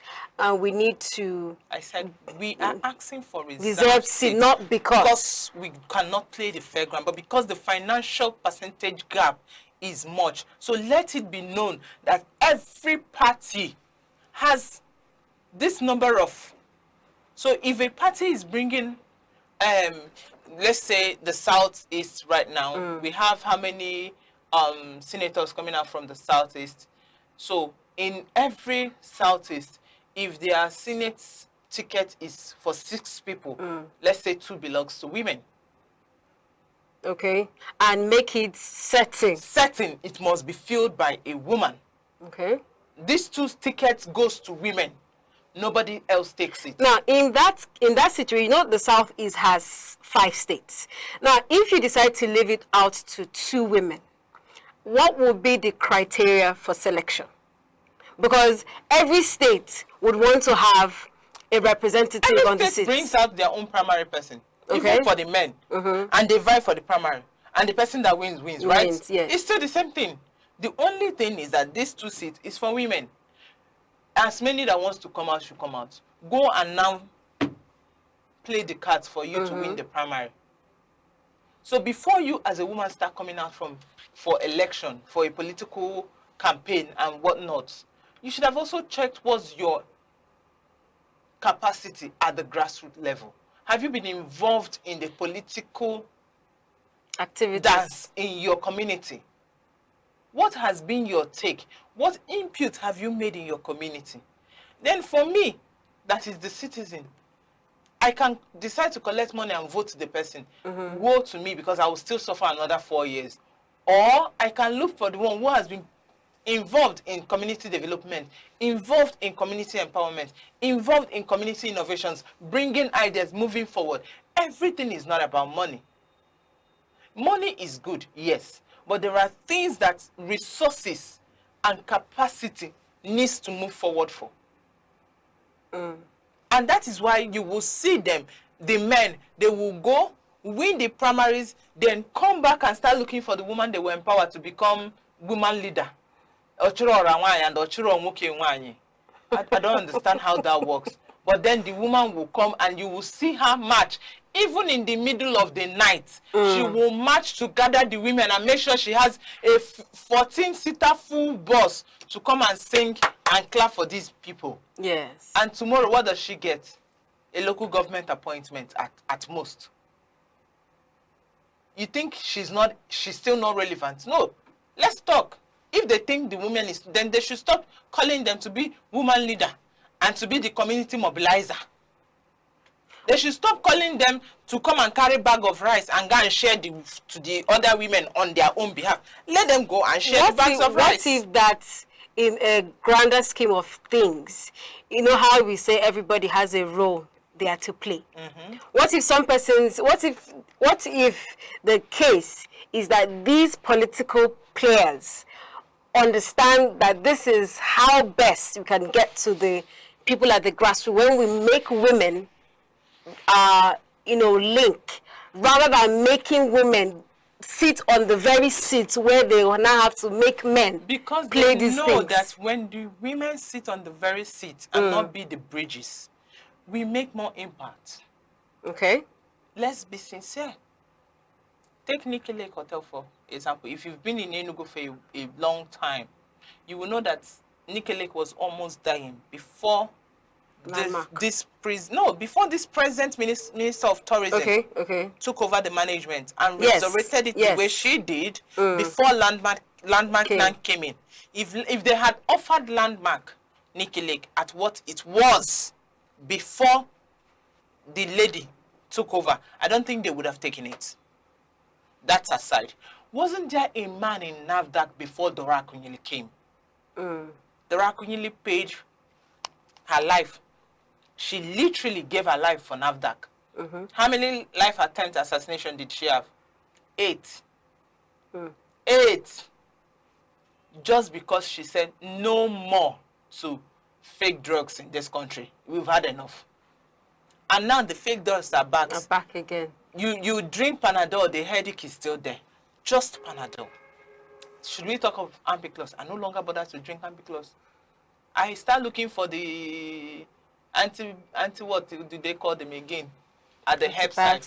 Okay. Antibiotics. Yes, in the herbs. I Okay. look for the herbs to drink because going to buy Bicham, I don't have 50,000 naira to go and buy 1 card of Bicham now.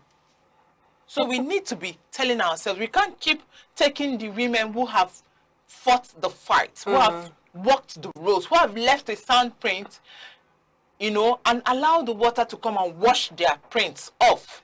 Those women has fought.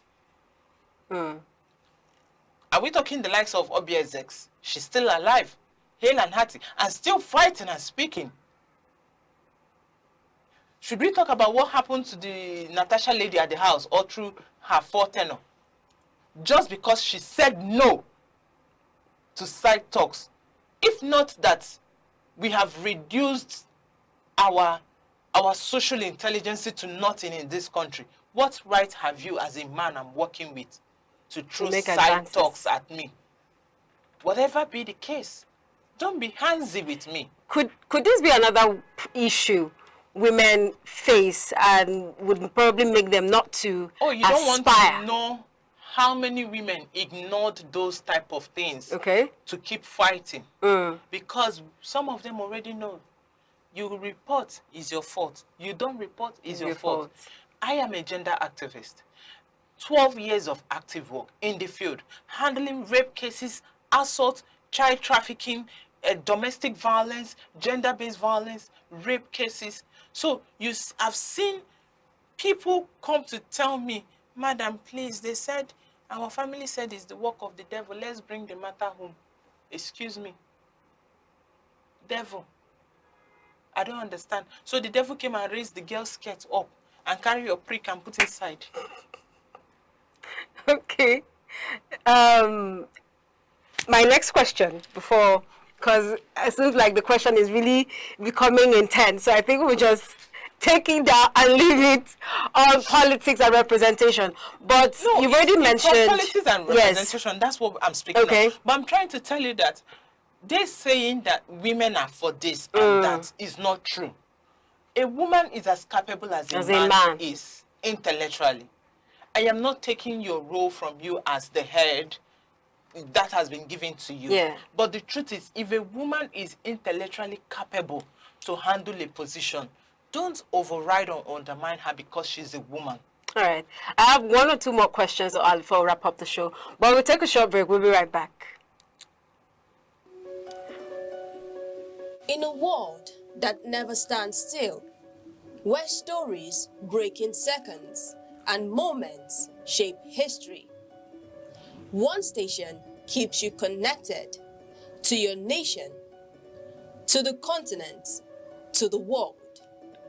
From breaking news to powerful stories, from business and politics to culture, lifestyle and entertainment, we inform, we inspire, we keep you ahead. This is more than television. This is your window to everywhere that matters. Aneke TV. Move with the world. You're welcome back. This is still Aneke Brief with our guest, Esquire Florence Nene Ubu. All right, now we've spoken about a whole lot of things about women against men. Let's talk about women against women. Now, there is a myth that women do not support women. As a gender activist, and on this political scale, we have 3 or maybe 2 ends of it. On one end, we have women who don't think you are fit to occupy any set position. And on the other end of the divide, we have women who have survived all odds and gotten to this position and feel like I have now joined the league of male players and these women should just sort themselves out. Now, I also have people who just believe you're not good enough. Just stay in the house. You're a woman. You need to be at home. You need to nurture. Just play the role of a woman leader. And whatever position these men has deemed you fit to occupy. How do we handle women not supporting women here in the Southeast, where people are consciously and vocally tribal and spiritual to some extent? And dare I say, extremely cultural when it comes to every affairs pertaining to family and politics. Spiritual. Yeah, women are spiritual. I mean, like the man will pull up the Bible, the man is to lead, the man is this, the man is that. And, oh no, there are some little clauses that they don't like to apply because the men in their lives say so, and tradition and all of that. You know, understanding to life is different. The same Bible we pull up, you know, when you want to strike a thing, you strike at where it will favor you. Yes. The same Bible said, the man, to you I have commanded to love your wife as God. Christ loved the church. Good. Was there any other condition to it? So how did Christ love the church? Gave himself. Gave up position. And to the woman, what did they say? Respect. Respect. Submit. So, but whose order came first? The man. Because the truth is, you cannot bring out from someone what you haven't given. We keep dealing with things how it will favor us, but the truth is, you nurture what you want out of people. I was talking, but I think I forgot to mention that we keep saying women leader, women leader. You know, a woman leader will still come and set the table. You, the man that is will come and sit, and she will tell you how she wants to run the woman leader. And you will have no choice but to give in, because you need her to mobilize the women. You can't do it. Yes. It's just that maybe I haven't heard of that woman that will play that card. Or I would like to meet one who is ready to play the card so I can teach her how to do it. Okay. And for the women that are saying women are not supporting women, that's not true. Life is a funny globe circle. Okay. It goes in circle. What you dish out is what you get. Is it not a woman that introduced you to me? Yes. It's a woman that gave you my contact. I said, you want someone vibrant, someone to speak without, call her. True. True. I mean, they're just such a handful. Exactly. A handful of such persons. No, the truth is, when you meet a man with capacity, who is not thinking through his physical giving rods, he will introduce you to other men with capacity, right? Sure. But if you meet a man who is handsy and doesn't think properly, doesn't have anything to offer you other than just being handsy with you, he's not going to give you anything. He won't even guide you properly to grow. He won't even direct you in terms of career, business, whatever thing you want to do in life. You're just going to be trying and guessing life and being handsy with this man. That's how it is. It's both ways. For a woman, she's a woman with capacity. She would want to also put out people with capacity. So the man who is a man with capacity, he will also want to introduce you to other men who are like him, who will not end up insulting his person. Because there are people you can introduce me to, and I'll come back tomorrow and say, are you sure this person is really your friend?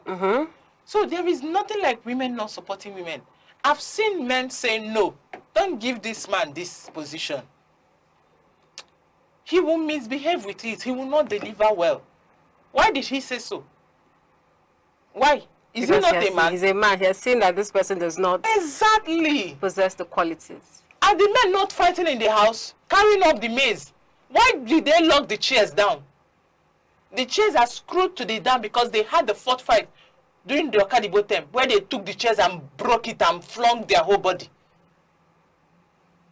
Haven't we seen the men run away with the maize from the house? Oh. So why is it that we are always looking for the women who does not support women? Because we want to keep putting up a war against women.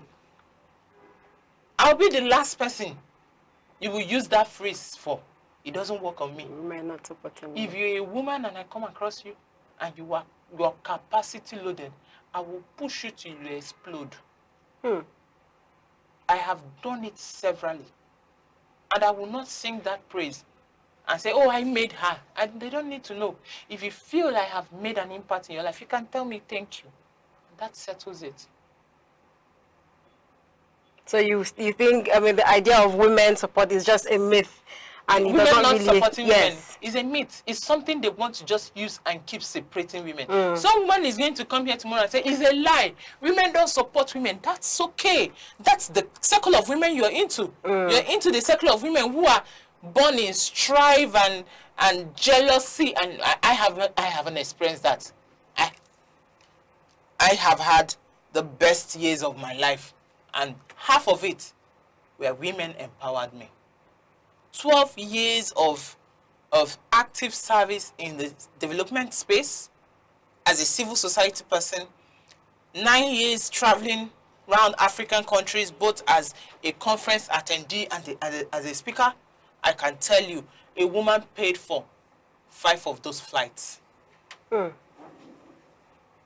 can't talk about the certificate trainings I've gone to. And I've had amazing men too, who supported my growth in life, both academically, career-wise, and entrepreneur-wise, because I'm a businesswoman too. Yes. I've had people offer me scholarship and say, oh, Nene, you want to do this. I know you, when you set your mind on something you want to achieve, so I will support you, go do it. Now, you have a success story, and it's probably 1 out of 10. So are we saying that to ensure that women are more in the public space, we need to have more people like you in that space where we have people push them to become what they want to be and not listen to the naysayers who are there to pull them down? Exactly. Okay. Now, before we round off, let's talk about the traditional women community, the Umadas, and all these heads of families. How much can we translate this traditional politics to the mainstream politics?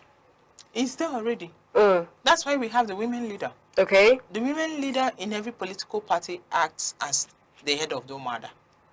Oh, okay. You didn't understand it? Yes, I get it now. Okay, so let me take my village where I'm very conversant with what the Umada does. So I've had situation whereby the Umada in my community drove a particular young man back to their maternal home because he beat his wife and whatnot and whatnot. And you know, we told the maternal home we were coming, so they were prepared for us. We came, they served us water and told us to please forgive their son, that they will speak to him and send him back. Now, for the woman leader in the party, she is the one you reach out to when you want the women to gather, when you want them to go and speak to the communities and push the communities to come out on the voting days to vote. Okay. They are the ones you gather when you want to show that you have community backup. Yes. Check every political rally. The percentage of men and women, the young man and the young women that come out, is always greater on the side of the women. So the truth is, the traditional women gathering or the traditional women community as we know them has metamorphosized into the political party system. But the only thing is that they have not started giving the political party woman enough space to grow. They want her to remain the woman leader.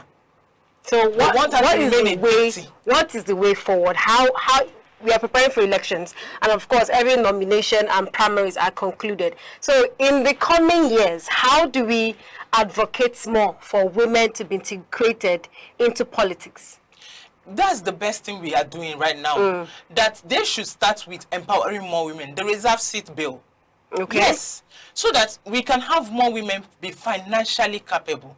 The little percentage of women who have sweated so much to make their money will not want to come and gamble with it in politics. True. Politics is a gamble for right now in Nigeria. The democracy system is not working. The system is not favorable. So if I make the kind of money some of these women have made in the proper way, they have sweated for it. I won't want to come and buy 100 million forms. No, that's the truth. I'm telling you, that's how an average woman is thinking right now. Okay. So it's still them deciding whether or not they want to because of the money involved. Yes, let the parties reduce their forms. It's exorbitant. You're encouraging the same corruption and looting that you said you're fighting. It is the same story since the days of Babangida and Abacha. You're giving me rice. Every year you're building road and giving me better education that never comes. All right, that's the much we can take this evening. Thank you so much. Thank you so much for joining Florence Nene Uwu Esquire. That's the more we're taking this evening on Aneke Brief. Thank you for sitting with me up to this moment. And understand that as whether women, whether men, we are all part of a growing ecosystem, and we should participate and contribute our quota on each day. Till I come away again tomorrow, keep living, keep fulfilling, keep dreaming. See you tomorrow. Every second, the world changes. Markets rise. Leaders speak. Stories unfold. To keep up, you don't just need news. You need clarity. You need speed. You need perspective. That's why Aneke TV brings you the global pulse. Accurate, reliable, right when it matters most. Aneke TV. Move with the world.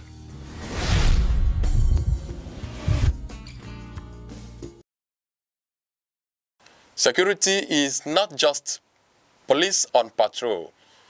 It is safety in homes, schools, markets, and mines. Without it, progress is impossible. Be alert, report danger, support community watch. True security is collective responsibility.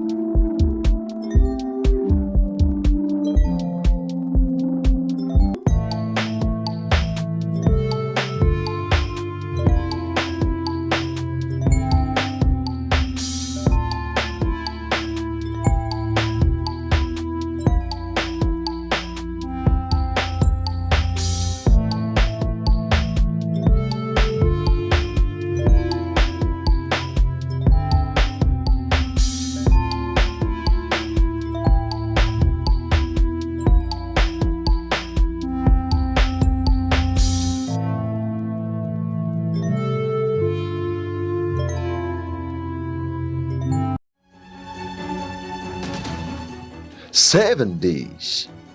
Countless moments, stories that shape the week. From decisions in the corridors of power to developments affecting everyday lives.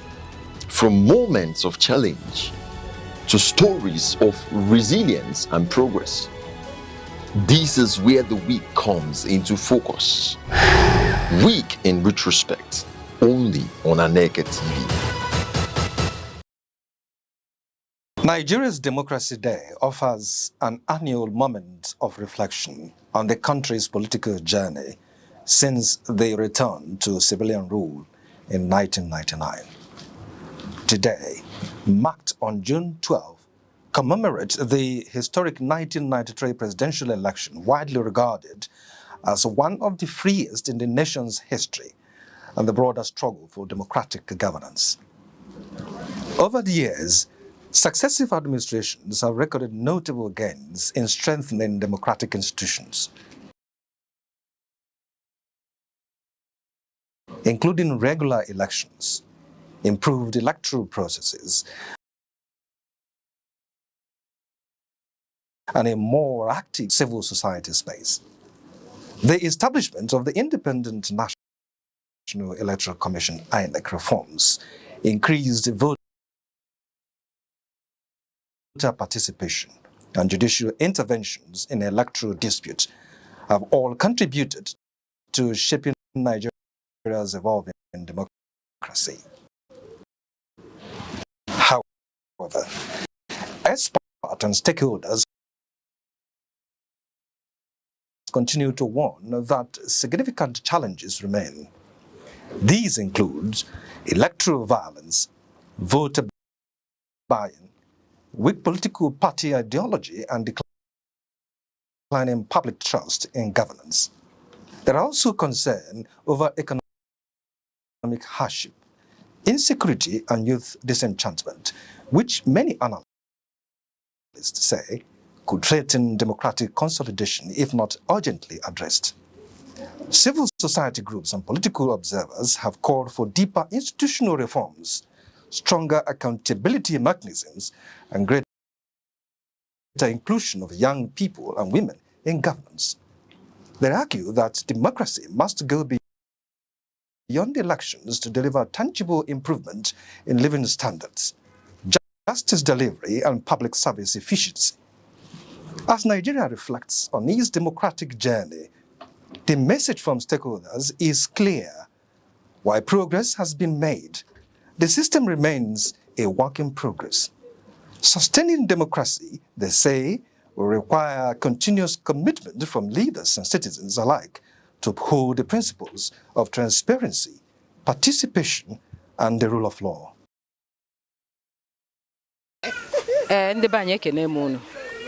Na nketa ihe anyị na-eji n'anya bụ ọchịchị onye kwuo uche n'obodo anyị bụ Nigeria. Akachacha na anya n'ọnwa June. Ọ bụ na June dị n'abalị 12, June 12, anyị na-echeta ọchịchị onye kwuo uche na Nigeria. Ka o si dị ebe nọ. Na nketa anyị nọ ka anyị jụọ ndị be anyị ka ha si wee fụ ọchịchị onye kwuo uche.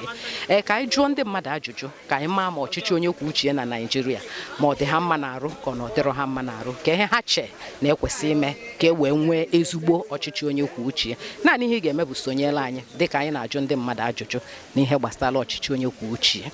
Nwekwe ihe dịka ọchịchị onye kwuo uche n'obodo anyị bụ Nigeria. Obodo anyị bụ Nigeria na-adazikwa kokorom n'ọnụ. Ọ dịghị adazikwa shuga bifo otu ose atọ. Onwekwe ihe dịka ọchịchị onye kwuo uche n'obodo anyị. Ekele ụmụaka anyị zigara skuulu jee gụtara anyị akwụkwọ, jee mụtara anyị ihe mmụta. Ụmụaka dị afọ 2, afọ 4, afọ 6, afọ 12 ka a na-akọzikwa akwụkwọ na ha nọ n'ime ọfịa over 2 weeks now. Nke a bụ ozi na ọchịchị onye kwuo uche. Biko n'obodo anyị nwe ihe dịka ọchịchị onye kwuo uche. Mgbe anyị nwere ọchịchị onye kwuo uche n'obodo a bụ Nigeria agago. Anyị wee na-ayọ ndị ọchịchị biko na-esi weghachitara anyị ọchịchị onye kwuo uche nke anyị nwere n'afọ gara aga. Ka ọ dịwakwa n'obodo anyị ka obodo anyị dịrịkwa ga. Obodo Nigeria bụkwa n'obodo buru ibu. Obodo hụrụ onwe ha n'anya. Obodo a buru ibu karịa obodo niile. Obodo ndị ọzọ anyị na-anụ afa ha. Nigeria kacha ibu na this African country. Nigeria kacha ha ibu. Nigeria ekwesịrị ịdị na-enwe ihe dị ụta n'obodo anyị. Ekwesịrị ịkpọ ọchịchị onye kwuo uche anyị wee tinye n'ọlụ, ma ndị na-achị anyị ma ndị ọ na-achị achị anyị wee tinye n'ọlụ. Biko n'ọkwa ọbụla onye nọ n'obodo anyị, biko ka anyị kwalite n'ọchịchị onye kwuo uche ka o nwee isi, ka ọ dị n'ọlụ, ka obodo anyị dịwakwa ka ọ na-adị gboo mgbe ndị ka Nnamdi Azikiwe ha site n'ọchịchị Nnamdi Azikiwe ruzie na ọchịchị ka ha nwoke Yoruba Abasanjo na ọchịchị Abasanjo ka ọchịchị onye kwuo uche kwụsịdewele. Tinwe Amadi nwanne anyị nwoke abịakwachia ọchịchị onye kwuo uche dịkwa mgbe ahụ, mana ugbu a nwezi ihe dịka ọchịchị onye kwuo uche na obodo anyị bụ Naijiria na-atụzikwa egwu. Onye na-afụ na onye si na dọọ ya na-afụ egwu na-atụkwa ya, iziga ụmụaka akwụkwọ egwu na-atụkwa ịbụ nne na nna. Biko hazie na obodo anyị ka ọ tọọkwa anyị ka o si atọ anyị. Otu ihe a na-echeta mgbe ahụ, ị nwere ike ziga nwata akwụkwọ ịmachi ume n'aka, ịmakwa na o jechekwa akwụkwọ na ọ ga-alatakwute gị. Ọ lụtagodi iziga ya akwụkwọ na akwa ha kwesịrị ịgbasa ihe dịka ebe 2 o'clock, ọ batagodi 4 o'clock ịma na ọ ga-abata. Mana ugbu iziga nwata akwụkwọ 2 o'clock na-akụ uche na-eche gị, ichiri ume n'aka. Ndị ntọrọ ndị nke emena ime akwụnụ ikwuo ejido gị. Ihe ọjọọ dị iche iche ị ga-afụta n'ụzọ fụ ka nwanne na nwanne just ihe dị iche bụ steeti bụ ihe dị iche, ma anyị ncha bụkwa nwa Naijiria na-enwe nghọtahie. Ị na-agara onwe gị ịma ikwu ejido gị, ị ga-afụfe ebe a na-eme nwanne gị intimidate, ị ga-apụtakwa zụọ nwanne gị, egwu a na-atụ gị because anyị nọzi n'ọchịchị onye kwuo uche. Ije ka ịjọ ejido gị, ị na-agara onwe gị, a na-etigbu onye aka ya dị ọcha, ị na-agara onwe gị. Ọ bụ ihe dị ụta bụ ihe mebiri ọchịchị onye kwuo uche. Ọ bụrụ na a ga-emezicha ihe niile emezie ihe, afọ ihe ọjọọ akpọ ya ihe ọjọọ. Ndị isi anyị ka ọ dịara imezie, mee ka akpọ ihe ọjọọ ka obodo anyị nwee ike dịkwa ka ọ na-adị. Enweghị dịka ọchịchị onye kwuo uche ya na Naịjirịa, maka ọsọ adịghị enye anyị ala ahụ ka anyị kwuo uche anyị, maka na ọ bụrụ ihe anyị tụrụ na vootu ka a na-akpọpụtara anyị. Ndị ahụ goro vootu ego ha pụtazịa ha emewe ihe masịrị ha na-atrampozi upon the masses. Ihe bụ uche ha ka ha na-eme, ọ bụrụ uche anyị ka ha na-eme. Onye anyị n'idiri kịta bụ onye ndu na-abụrụ onye ọchịchị, ndị ga na-edu anyị edu. Abịa sị anyị na ihe a ga-eme anyị na ha akpa ya akpa. Ọ bụrụ ọnọkọta mandeti ofu ihe emewe gị ya ma ị chọrọ ya ma ị chọghị ya, apụta kịta asị anyị ncha niile bụ ofu pati nọ iwu n'Enugu steeti anyị nọ kịta. Ọ bụrụ ọchịchị onye kwuo uche ya, ọgụnwa ga-ama onye nọ na pati nke dị gị mma, ị ga-atụnyere akwụkwọ. Ihe a na-atụ anya ọ ga-abụ a na-eme, ọ bụrụ na a na-eme ọchịchị onye kwuo uche ya. Otu a chọrọ ịrifọm electoral destiny na Naịjirịa, a sị na a chọọ nọ real-time, ndị wee na-achị achị sizi a na ọ bụghị real-time na real-time akaghọ mma, ya ịtụọ vootu kịta anyị na-afụ na oridiwego. Ọ bụrụ emeche ka agụgharịa anyị evu kpagharịcha from local gọọmenti to ebe niile, asị gị na ihe agụtazi ebe ya ịnọ mgbe agụrụ ya ị mara ihe agụrụ. Whereas na mgbe ị nọ na polling booth, polling unit ga-atụ vootu na ị ga-afụ na majority na ihe a tụrụ, emechaa ihe ọzọ ka a ga-akaụntụziri gị. Anyị achọrọ nke anyị, ihe anyị chọọ bụ ọ bụrụ na a ga-emere anyị a na-atụ ya ozugbo, a na-eme ya ka onye ọbụla na-afịa ka ọ dị transparent, so that ọ bụrụ na ọgụnwa tinyere onye ahụ na-achịgbu gị achịgbu, oge ọzọ si eme etiziri ya. Ọchịchị kwuo uche ya na dị na Naịjirịa bụ ọzọ ihe kwuru ka a na-eme. Ebe mma na-azọdo ụkwụ bụ na tax a na-ana anyị, like before mma a na-akwụ tax bụ pay head, but now bụ ogolo ma parking store bụ ihe dị ebe ihe na-adụrụ anata tax pay shop gị niile, ma before tax bụ pay head. So na gọọmenti ga-emere anyị ebe anyị chọrọ a ga-akwụ tax nke wee na-develop by our state, but ha ga-abụzi pay head not pay shop niile wekwere achị kwuo 36,000 ọ dị much anyị na-emewuzi ya. So na gọọmenti ga-enyere anyị aka that side, ha enyere anyị aka, ha darụzikwa nọọ ha chịkwa anyị na ha ga-arụrụ ya anyị. Ọwezi ha mgbe anyị atụkwa vootu a ga na-asị anyị a ga-emere anyị nke a ga-eyi unu, a ga-eyi unu ụzọ, a ga-eyi unu ọkụ, mana anyị abaghị ya na o chefuo niile ahụ o promise m.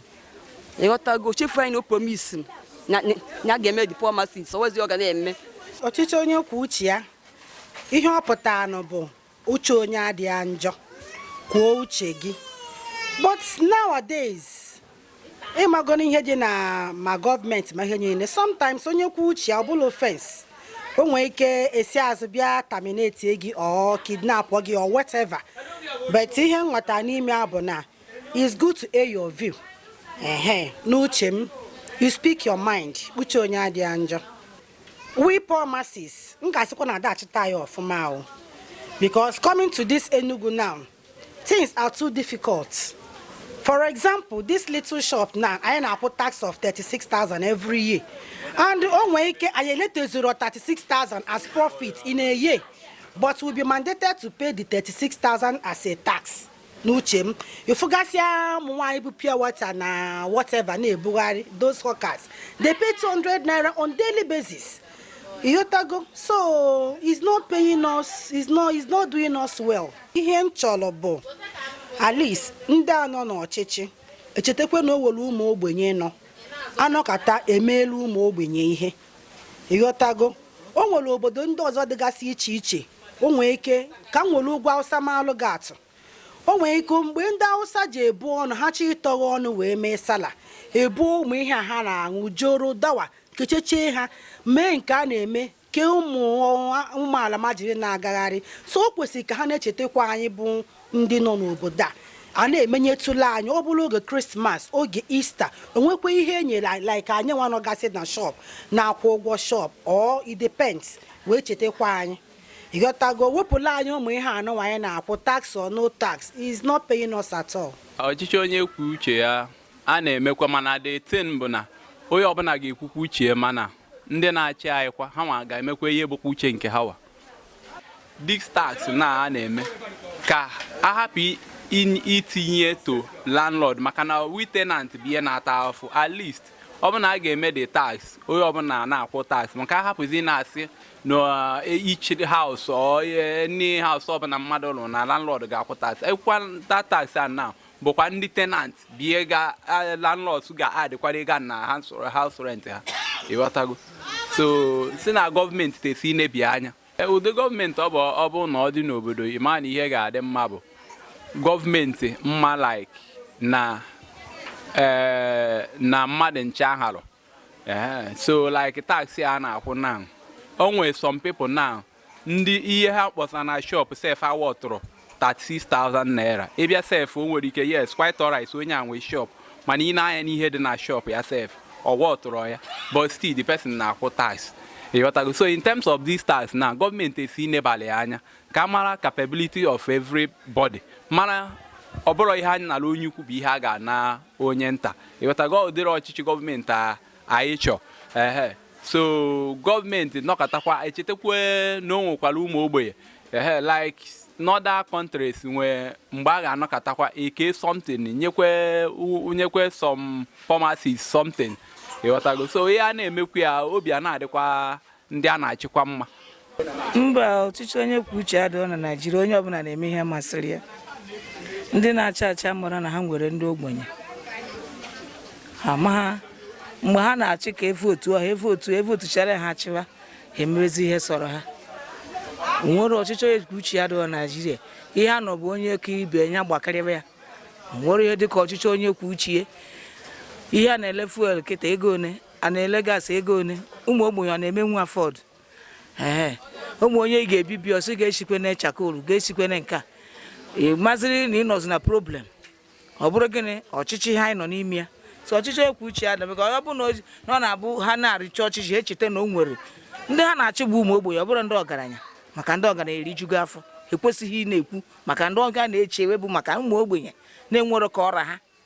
So onye rigoro onye azọ onye ọbụla kọmọnụ mmiri ọ na-agba n'Enugu steeti o nwere nke anyị ma ha acha bụ ofu ihe o nwere nke kịta anyị ga-ama isi na onye nke abịa ọ dị ka ha ṅụrụ eyi onye pụọ ọ dị ka ibi onye bịa ọ dị ka ibi nwere onye nke anyị ma katakwa ma nke Chineke onye ga-apụta Chineke ga-emetụ n'obi nwere ike icheta anyị ma ọkwa ma na onye adụghọshọ na ndụmọdụ anyị na-adụ ha bụ ha na-eruke anya ndị ha na-achị ha wetuo obi na-ete anyị anya nọ mmadụ ka anyị bụ anyị abụrụ osisi nọ mmadụ ka ha na-achị adị ha nọkwa n'ebe a ka ha wee nọkọta ndị ha na-achị ọ bụrụ akpa ha ihe gọọmenti nọ bụ mfoju akpa ha foju akpa fojuo maka ụmụ buvu obodo oyibo ha chọzọ ịma ndị ọzọ ha na-eme ezisi ọ bụ etu ihe ụwa dị bụ o nwere mgbe ụwa dị mma ijide 100 naira na-eriju afọ ijide 200 naira na-eriju afọ ọ dị ọzọ otu akịta so we had the ọchịchị onye kwuo uche na Nigeria again. Unless ma Chineke o chetara anyị kwa ma ndị ọchịchị kịta nwere dị nke mmadụ dị n'ime. Mmanchi niwe na-ewe mmanchi na-agịrị na-atọ maka ewe ọchịchị ekwu uche na Nigeria. Ọ ka mma ikwukwu eziokwu. Ọ bụ na ewere ọchịchị ekwu uche the way ihe si na-aga ọkọtọ karịzịrị. Ịghọta. Ọ bụ na a na-enye anyị dịka freedom of speech ka esi kụziere anyị na gọọmenti mgbe nje school that everybody has the equal right or to share his or her opinion. No way ebe ọ ga-eru ifu na the fundamental human right iwere ijikwu ihe bụ uche gị ga-adị mana ada yie ikwugodi ekwu nobody will hear it or nobody will do that for you. So ihe ọbụla ị na-ekwu bụ na ị nọ on your own. Ịghọtago, you keep on struggling maka ka obodo anyị chidogo ihu. Ọdụm ka ya na-emezu is poor getting poorer and rich getting richer. Ịghọtago, ị na-efu the way mma na ụmụaka iji ata ụfụ na if na-efu the way mma na ụmụaka iji ata ụfụ na ọ dị too bad. Ị ga-afụ nwa nọ primary school ebu ihe pure water. Ifu na aka na kadro nne na nna ha abata n'afịa akwụkwọ ihe a na-ekwesịrị ekwu. Ịghọtago, ọchịchị ekwu uche during the time of Sullivan Chimara Okennamani anyị dakwụ ụdị ihe anyị na-akwụ na tax. Mgbe ị bịa kwụta 6,000 ka na-akwadokwa ịkwụ higher than emechekwachi anyị bịa tụọ votu. Anyị mana ihe a na-emezi na Nigeria bụ selection not election because itecha election eme ihe dị ha mma. So we ihe dịka ọchịchị ekwu uche ọ bụ na achị ọchịchị ekwu uche anyị kwuo ego achị anyị na-ayọ ego achị anyị ụda achịwa. Nwere the kind of advice ị ga-enye ha ga-etake na ihe a na-emebi ihe dị ha mma. So ọ bụ na ha ga-grant anyị the opportunity they provide there like good job, security. Let's go to the kind of suffering people are suffering because people are suffering. The tax is too much, sincerely speaking. If we are all the fucking too much. I quarter 6,000 naira go petermbah. I quarter 6,000 naira go local government. I now quarter 200 naira every day. Mama ke wo pogo get am na yen no all the konde ba local wo pogo ya na aka. Obon kana aku. Thank you. I quarter 3,000 naira every month as now for the new market. So that is too much. I ga afia ichiro bi na aka na bata. I made the pan the bata e nglewa. Awe mazere go price ego nni. E man liwu nni. Owo ya ina elezi. Price is increasing every bit of the day. But the main thing I'm concerned about is about insecurity. If things should be higher, I prefer that. Okay, man, I'm about motor, buy 6 load, ga Lagos jevute ni bata. Man, I'm at my own convenience. Nke bụ eziokwu bụ na anya ka enweche ezigbo ọchịchị onye kwuo uche Nigeria. Maka na mgbe anyị nwere ezigbo ọchịchị onye kwuo uche, anyị ama maka ọtụ ihe na-eme na-egosi anyị na ọchịchị onye kwuo uche aka dịcha maka na anyị adịrọ free Nigeria. Insecurity dị Nigeria. Gosiba anyị na ọchịchị onye kwuo uche dị Nigeria. Ọ bụ na mmadụ na-aga dị free n'ebe ọ na-eje ma ọ bụ ife ufuo ikwuo na ife ufuru ịchọta ya. Ọ bụ na ezigbo ọchịchị onye kwuo uche ya adị mana ọ bụ na ndị nọ n'isi ka a na-akwanyere ugwu sọsọ ndị ngwelu mmadụ sọsọ ka a na-akwanyere ugwu ogbenye nwere ike ikwu ọnụ ya enwebe ọchịchị onye kwuo uche Nigeria. Ndụmọdụ nwanwu na onwe m ya enye ndị Nigeria gọọmenti bụ na ka ha biko ihe gbasara election a ya eme ka emee ya ka ọ dị free and fair and ka ihe gbasara security anyị ha biko ha na-ebenye ya anya maka ọ bụrụ na enwee sekuriti ogbenye nwee ike ikwu ọnụ ya mana ọ bụrụ na etu o si wee dị kịta anyị bụ ndị ogbenye nwebeghị ike ikwu ọnụ anyị anyị kwugoda ha anụ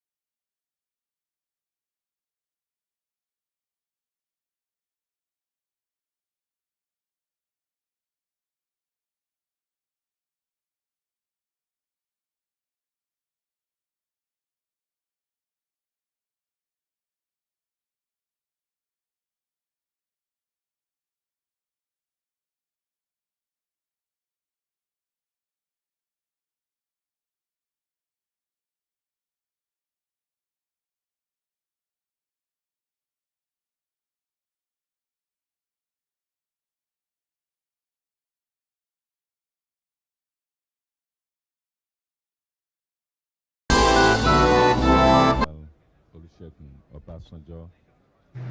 Take the Holy Bible in your right hand and repeat after me. I, Olusegun Obasanjo. I, Olusegun Obasanjo. Do solemnly swear. Do solemnly swear. That I will be faithful. That I will be faithful. And bear true allegiance. And bear true allegiance. To the Federal Republic of Nigeria. To the Federal Republic of Nigeria. And that I will preserve. And that I will preserve. Protect. And defend. The Constitution. The Constitution. Of the Federal Republic of Nigeria. Of the Federal Republic of Nigeria. So help me God. So help me God.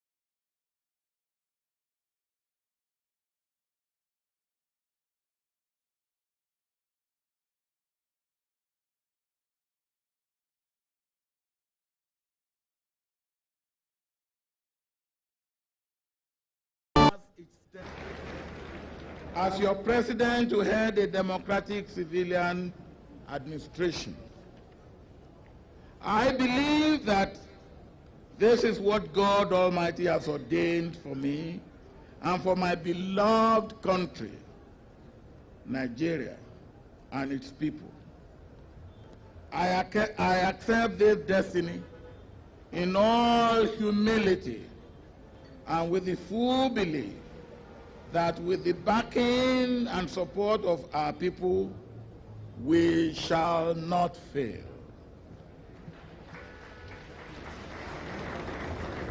The beneficiaries of corruption in all forms will fight back with all the foul means at their disposal. We shall be firm with them. There will be no sacred cows. Nobody, no matter who and where, will be allowed to get away with the breach of the law or the perpetration of corruption and evil.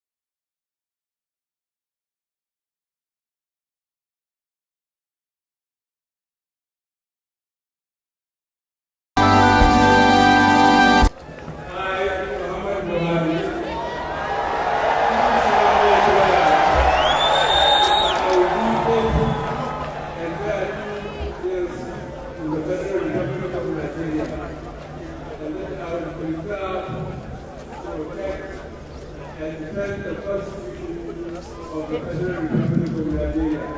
So that we will. Please, thank you. Président,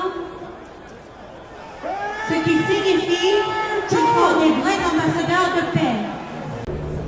I intend to keep my oath and serve as president to all Nigerians. I belong to everybody and I belong to nobody. Boko Haram is a mindless, godless group who are as far away from Islam as one can think of. At the end of the hostilities, when the group is subdued, the government intends to commission a sociological study to determine its origins, remote and immediate causes of the movement, its sponsors, the international connections, to ensure that measures are taken to prevent a recurrence of this evil.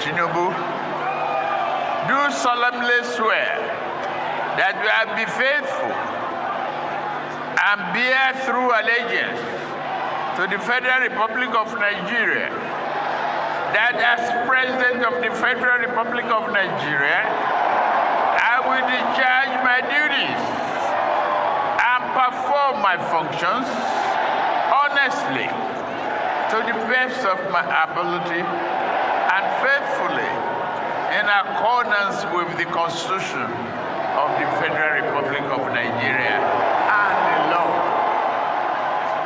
That I will abide by the Code of Conduct contained in the 5th schedule to the Constitution of the Federal Republic of Nigeria.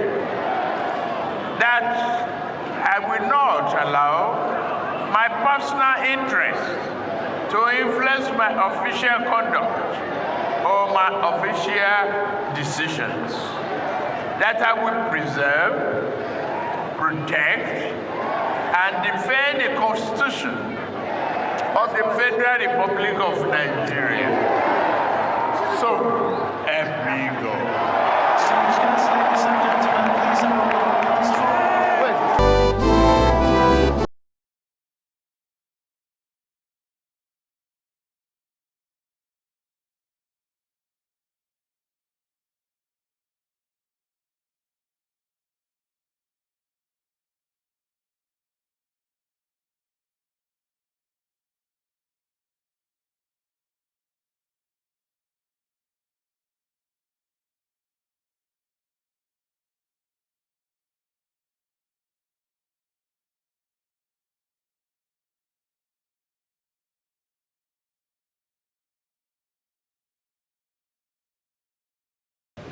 The question is, and we must now understand, is whether to remain faithful to the work inherent in the building of a better society, or retreat into the shadow of our unmet potential. For me, there is but no answer. There are too great. We are too great a nation and too grounded as a people to rob ourselves of our finest destiny.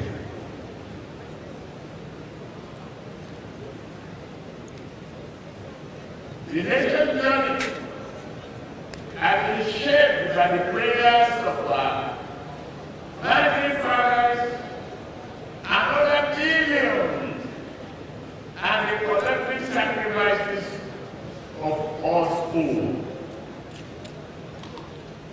We have endured the hardship that would have made other societies crumble.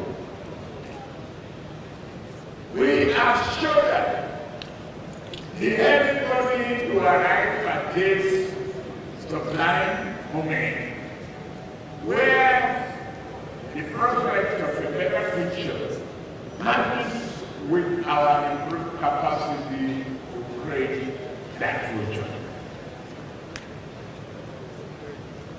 To the surprise of many, but not to ourselves, we have more firmly established this land as a democracy in both word and deed. The peaceful transition from one government to another now is our political tradition. This handover symbolizes our trust in God, our enduring faith in representative governance, and our belief in our ability to reshape this nation into a society it was always meant to be. My brothers and sisters, permit me to say a few words to my predecessor, President Muhammadu Buhari, Mr. President, former.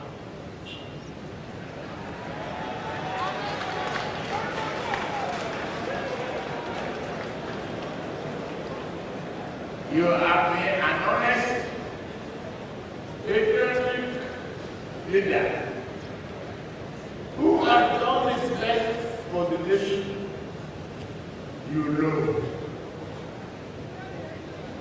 On a more personal note, you are a worthy partner and a friend, and the gift be kind to you.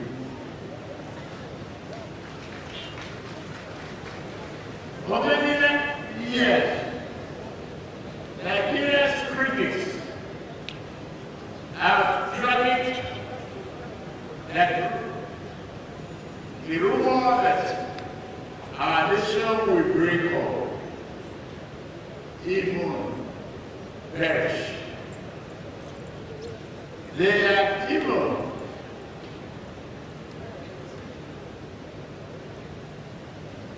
redesigned the map. Yet we are here. We have struggled at times, but resilience and diversity have kept us going, and we will keep going. Our body may make us bend at times, but it shall never break us. Instead, we stand forth as Africa's most populous nation and as the best, both as the strongest champion of the black race.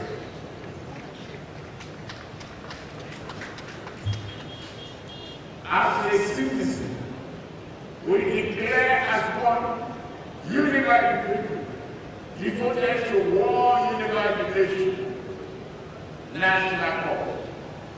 That as long as this world exists, Nigeria shall exist.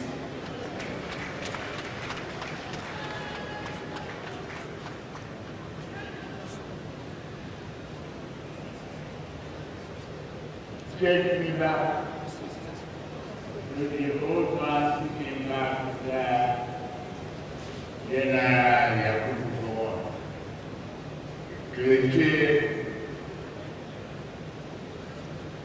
If Nigeria won, it's a task that must be done. If you are young or old, you will remember that.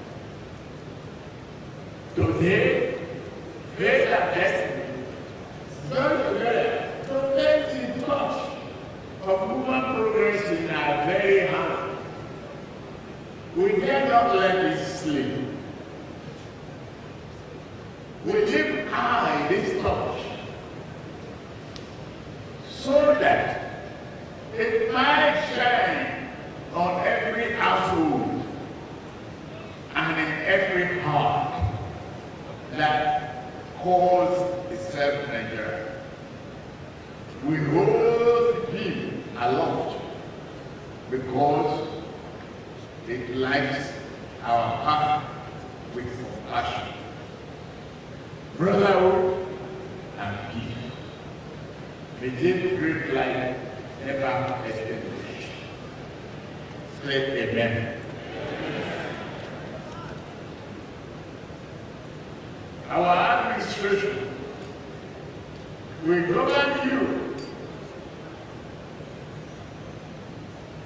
only on your behalf, but never rule over you.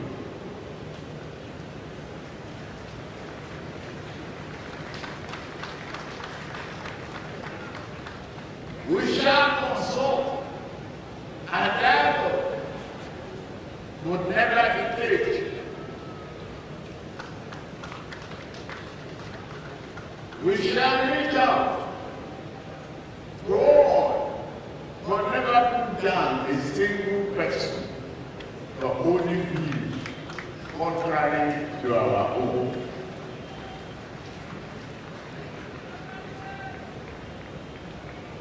We are here to further mend and heal this nation, not share and intervene. Indeed, may I offer a few comments regarding the election that brought us here today to this junction. Yes, it was a hard-fought contest, and was also very warm. Since the advent of the Fourth Republic, Nigeria has known and an election of a better quality, I say.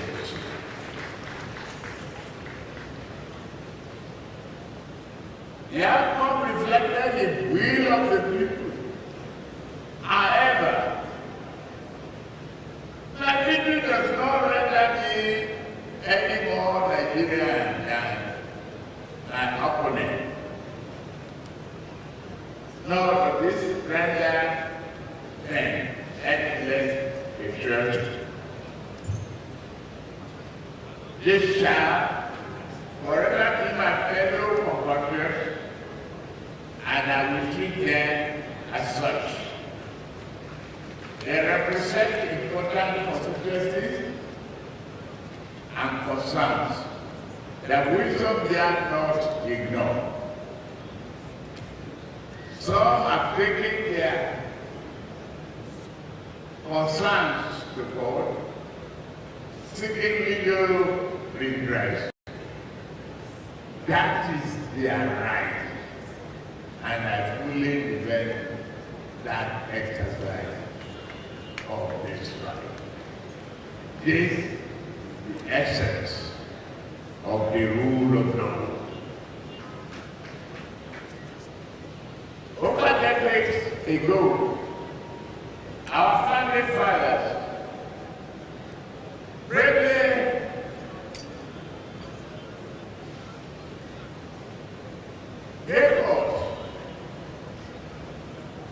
this country, to place Nigeria on the map of an independent nation. We must never allow the labor of those who came before us to wither in vain, but to blossom and bring forth a better reality. Let us take the next great step. The journey they began and believed in. Today, let us commit ourselves to placing Nigeria in our hearts as the indispensable home for each and every one of all, regardless of creed, ethnicity, or place of birth.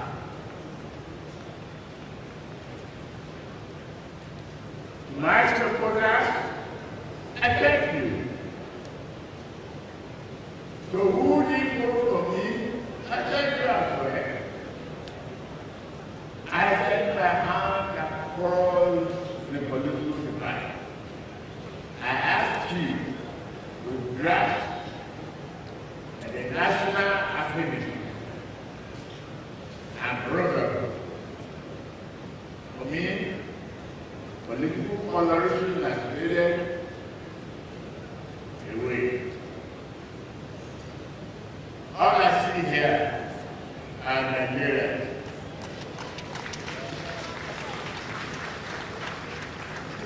All of them.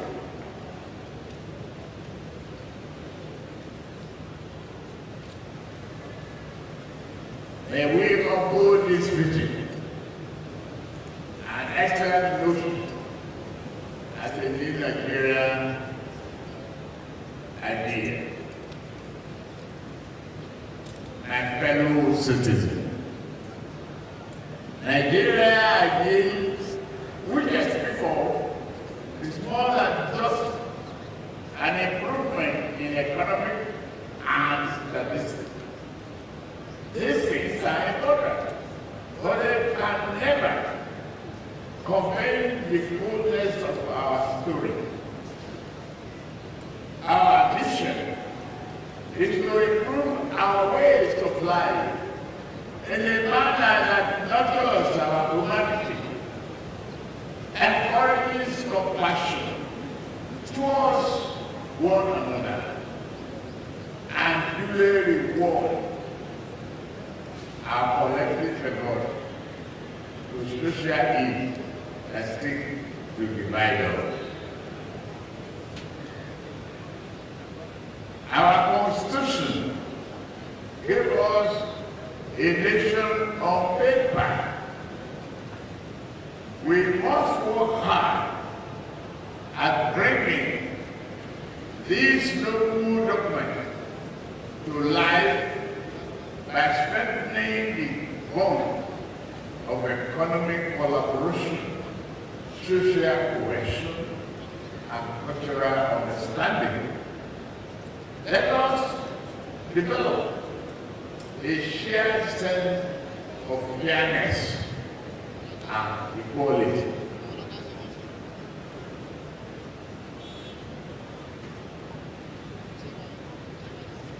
Staff must not only seek good for itself, but must understand that interest and staff where good come to be done. None must not see the south likewise. Whether from the winding creeks of Niger Delta, the flatness of northern Savannah, the boardroom of Lagos, the building bustling capital of Abuja, and busy market of Onitsha.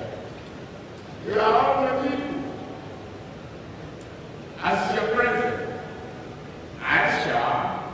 serve you with prejudice towards none, but compassion and amity towards all.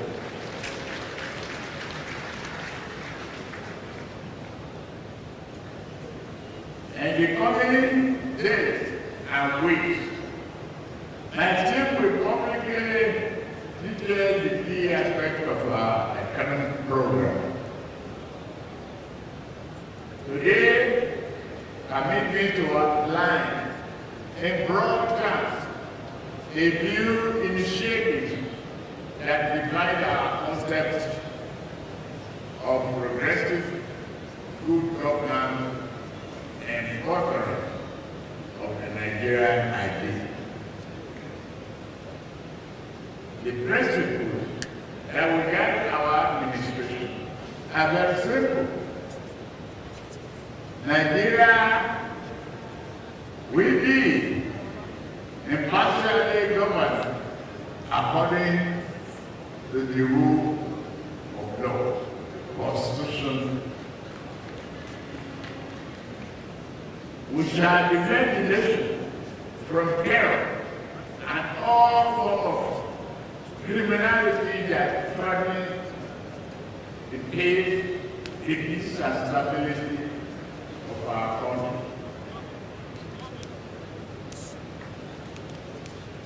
We shall remodel our economy to bring our growth and develop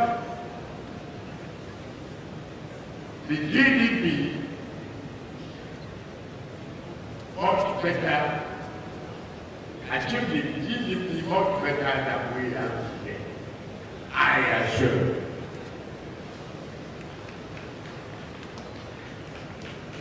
Do that through job creation, food security, and an end to extreme poverty.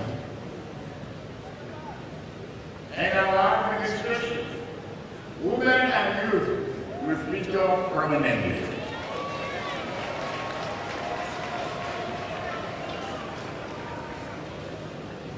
Our government will continue to take proactive steps such as championing a trading culture to discourage corruption while strengthening the effectiveness and efficiency of various anti-corruption agencies. That would be a continued work in progress. Security shall be top priority of our administration, because neither prosperity nor justice can prevail against insecurity and violence. To effectively tackle this, we shall reform both our security doctrine and its architecture. We shall invest more in our security personnel, and it means more than an increase in number. We shall provide better training, equipment, pay, and power.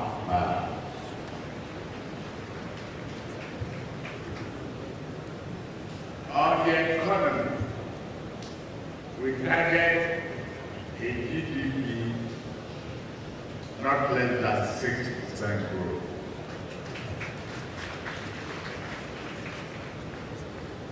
We aim to accomplish all of this by taking the following steps. Budgetary reform, stimulating the economy without engendering inflation, industrial policy to utilize the full range of domestic domestic manufacturing and lessening import dependency. The electricity will become more accessible and affordable to businesses and homes alike. Our generation should nearly double, and transmission and distribution network must improve significantly.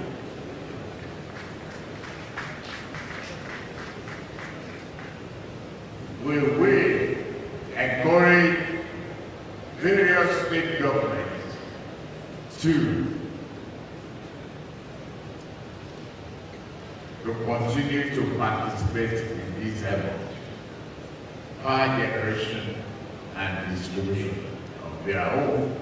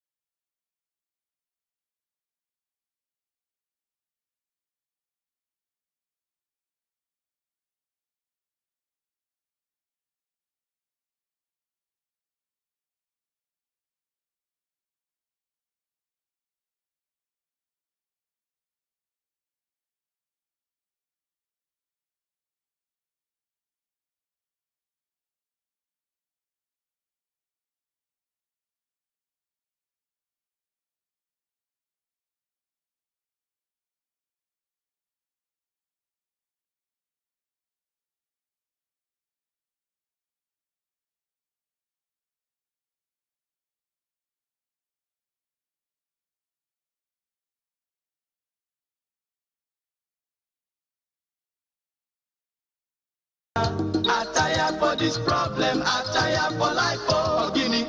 No work, no food, no house, no life. This small water, then they bring us so dirty, they pull them. This small money, I they get now social transport, they chop them. School low, na headache, hospital, no work. I tire for life, oh my brother. Waiting you they think, oh my sister. Help don't come, SDP, MKO, Kingibe, action. MKO, Kingibe, SDP, progress. Abiola na the hope, SDP na the party to solve our problem and better our life. Oh, MKO, MKO, MKO, action. Abiola, Abiola, Abiola, progress. Now he be the hope for better tomorrow.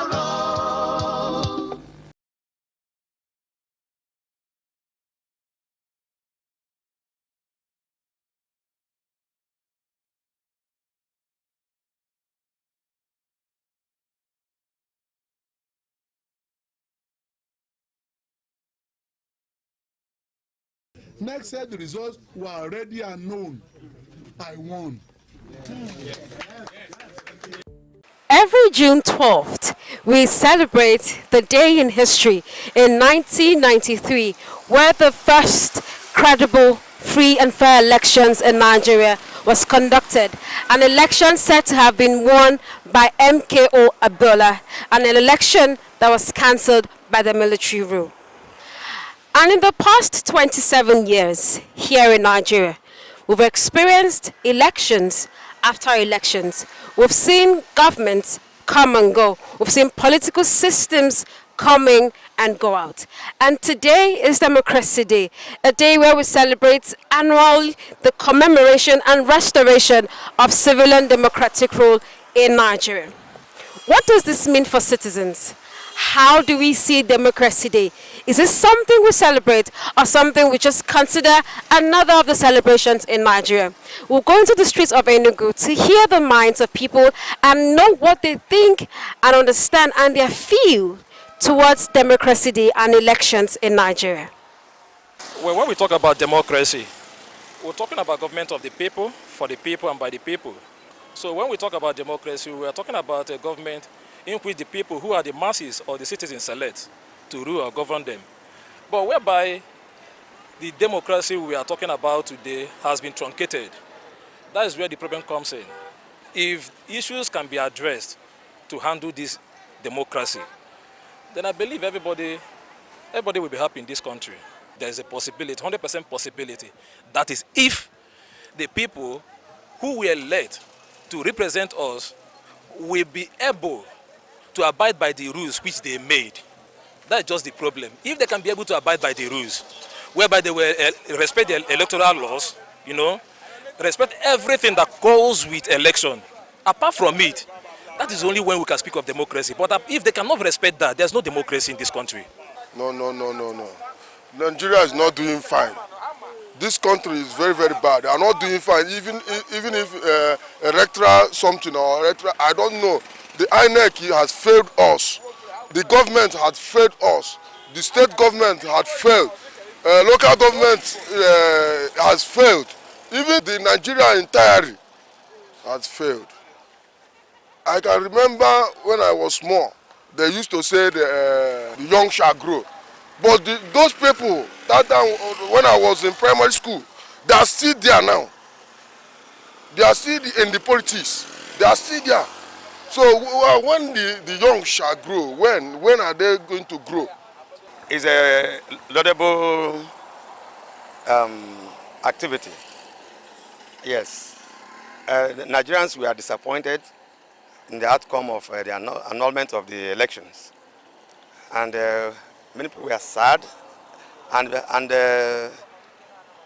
when by the end of the day, you know, there's nothing we can do. It was military regime, so it was taken. And then when some other regime decided to make it a memorable, in the minds of Nigerians, well, everybody welcomed welcomed it. Okay. The only problem there is that MK Abiola was the person that that everybody knew was winning the election. Yeah. So, but the point that the person who made that thing to be a reality is the umpire, who refused to, who continued publishing the result that show that MK Abiola is winning. And the person of Professor Humphrey Nwosu, I think we have some credible Nigerians who can do the job. But I'm thinking that for us to get people who can be good umpires, we check on their antecedents, not to just bring somebody from anywhere and people we are hearing his name for the first time, and he's not a member of the, he's not in any way fighting for human rights, he's not in any way doing, and he's not brought in. And people who has reputation and who will not like their names to be dented. Democracy Day was to be celebrated. I'm always happy whenever Democracy Day is approaching, because it's a day we celebrate ourselves, because it's the government of the people, by the people and for the people. So not just the leaders alone, we celebrate the leaders and we celebrate the followers. So we are celebrating every citizen of the Nigeria. As far as democracy is concerned, it's a day that was celebration. It's a day that all of us have to be happy, and we have to turn up in masses to wherever the hosting is to come and celebrate our joy. Everybody have a say in government. It's just the vacancy that need the masses to occupy. It's just you and I that is needed to occupy the seat. So it is free and fair. Nothing is wrong with that. Honestly, I think it's just God that will have to come down and help us. But we have to help ourselves first by getting our PVC. If this PVC thing is going to actually change this country, I'm hoping that, getting my PVC this time, that it would actually have a change in our country. Our country is in a deep mess. See, like, we cannot feed well, we are not surviving well. Honestly, this democracy is not democracy. This is like it's almost like the military regime would even be better. I think what happened in the other country where the military government took over, I think it's even better because they're actually doing what they're supposed to do. I don't know the African country, I don't know if it's Congo or Burkina Faso, but then Nigeria, the democracy is not, there should be nothing like democracy there. In fact, sometimes I wish that the whites we are still under them. I wish that, you know, this country would have been far better than now. I think they need to wipe out and remove all the people that are bad in the system. If they are able to do that, then, because they are more bad than good in the system, obviously. So even when the good want to do the good, it's like either they are being threatened or their minds are manipulated to do the wrong thing. So it's actually hard for the people in the system to do the right thing. So that's why the people in Dubai, the government in Dubai, they were like that Nigeria has money more than Dubai. I don't know if there's any video like that you've seen, but it's because they have good leaders, and Dubai was just a desert, was just a dry place, but because of good leaders, so everything is boiling down to good leaders. If they can take away the bad ones, we would have a free and fair election. It would be clear results and good results. To say uninterrupted democratic rule, it's not the democracy we dreamt of, because these days we don't see things work out the way they should. We are not sure that our votes matter at all, you know. So it's as though those at the top just do whatever they want to do and get away with it. So, and in the days of military rule, okay, people were very careful, you know, what they say. But now it's even worse. It's as though we are being censored. We had freedom of speech rights, but now it's nowhere. Okay, it's gone. So it's as though we are still living under dictatorship. So I don't think we have democracy in Nigeria. In Abia State, in 2023, the INEC rep in charge did the right thing. Okay, Humphrey Mosu did the right thing in his own time. So it all depends on who is in charge and if the government will allow that person do what he or she is supposed to do. It was NEC then, now it's INEC. But that I, it shouldn't be there the way I see it. We don't see it as being independent. With what is very clear to the seeing of the eyes in this country, there is no sign to prove that we are really practicing democracy in Nigeria. Honestly speaking, this condition we find ourselves is a very pathetic one. In spite of the fact we say we are in a democratic rule. I have been questioning, I have been asking, I have been wondering and saying, why is it that people seem to be afraid in democratic rule more than in the military rule? People seem to love their lives. People seem to be so careful about their lives and their property more than the civil rule, more than in the military rule. I know those there during military rule, that people don't mind the khaki, the gun, the bullet and everything, but they try in their own little way to voice out and condemn unjust rule, and call a spade, and call evil, and call the government to come to the aid of the populace and ensure that things go well. Listening to people talk so far, you see a people that are pained, grieved, and hurt by the system of things in Nigeria. And as we know, democracy is a government of the people, for the people, and by the people. And underneath you see people, a set of people who are concerned about the growth and development of Nigeria. Now, as we celebrate into the day, as we go into the day and years and live to celebrate the Democracy Day, a day we gained, you know, electoral independence, we ask, what is the future of this democracy in Nigeria? How do we trust the system to ensure that it delivers on electoral promises and elections? In Enugu, Princess Ken Ochoma, Aneke TV News. Fellow Nigerians, Today, we celebrate democracy and the enduring Nigerian spirit. For 27 unbroken years, since May 29, 1999, Nigerians have chosen their leaders through the ballot, witnessed peaceful transition of power, and resolved disagreement in courtrooms and legislative chambers, not through violence.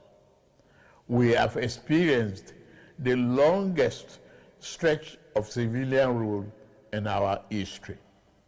Our democracy is not perfect, but it is ours, and we must continue to defend and strengthen it. In the coming days, Ekiti and Osun states will hold elections. I urge INEC, security agencies, and all parties to ensure these polls are peaceful and credible. Democracy fails when citizens doubt the process. To our National Assembly, judiciary, the press, and civil society, you are the guardrails of our republic. Criticize me, disagree with me, but never stop believing in Nigeria. To our young people, Nigeria is your home and your future. Build here, code here, work here, and vote here. Every great nation was built by those who stayed to solve problems, but not by those who abandoned ship. To our armed forces, police, and intelligence services, Nigeria salutes your sacrifice.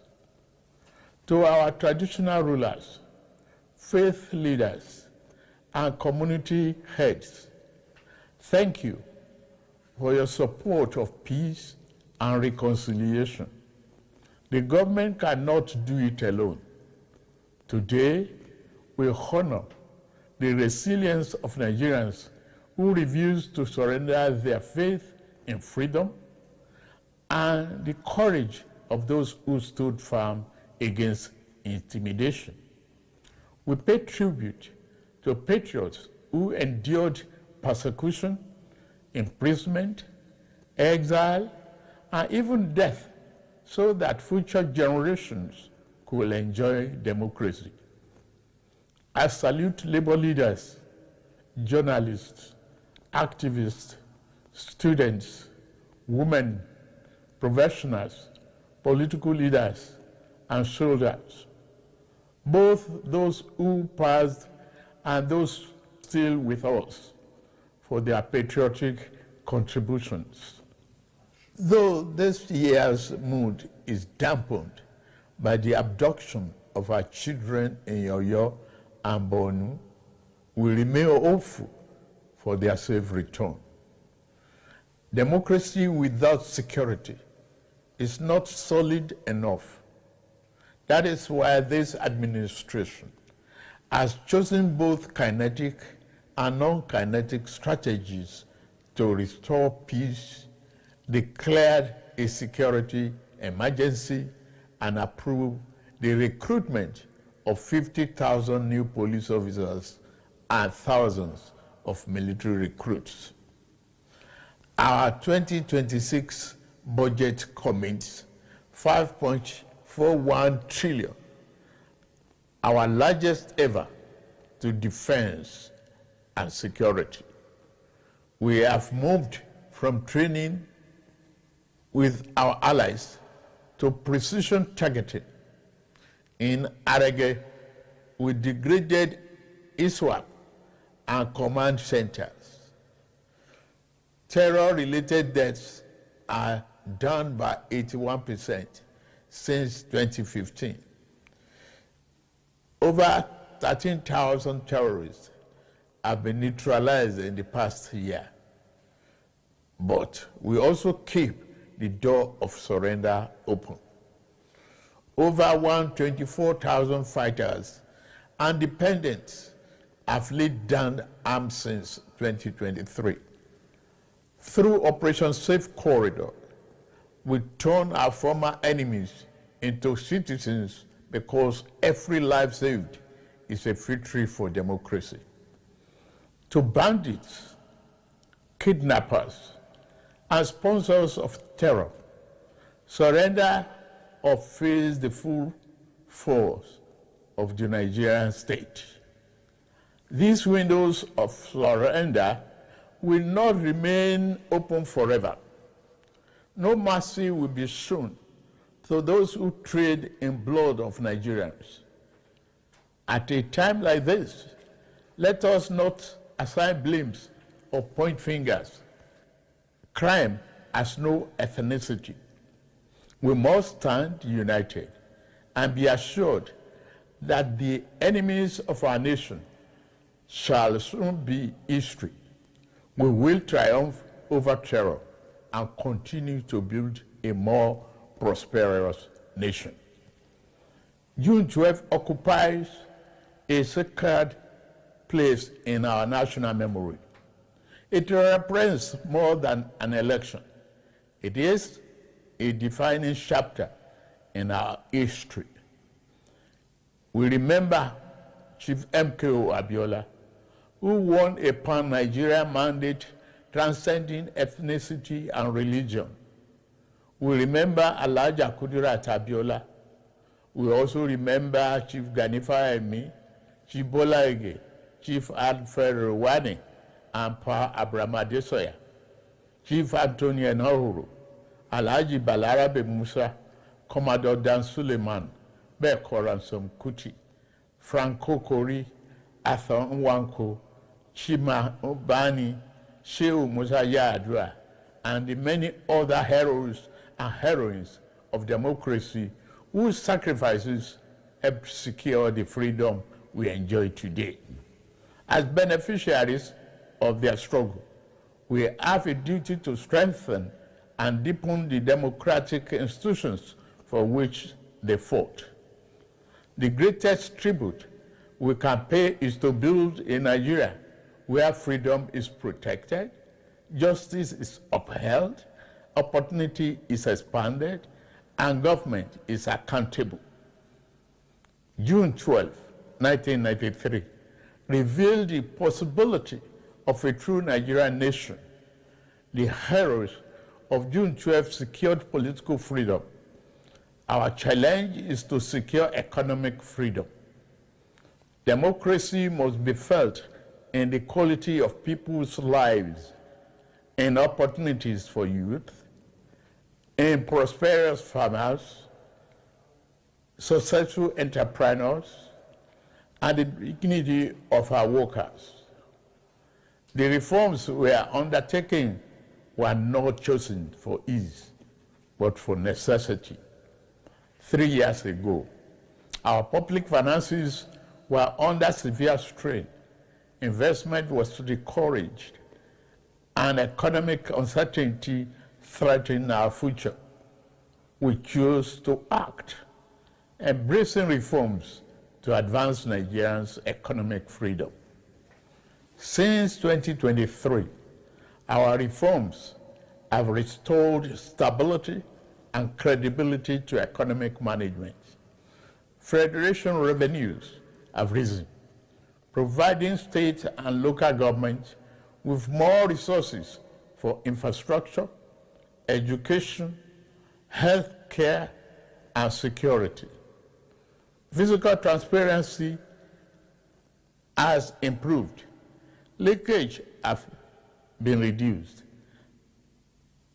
and public funds are better directed to national priorities. Investors' confidence has returned with investment in agriculture, energy, manufacturing, technology, mining, transportation, and the creative industries growing. Domestic refinery capacity has increased strengthening energy security, and reducing our reliance on imported petroleum products.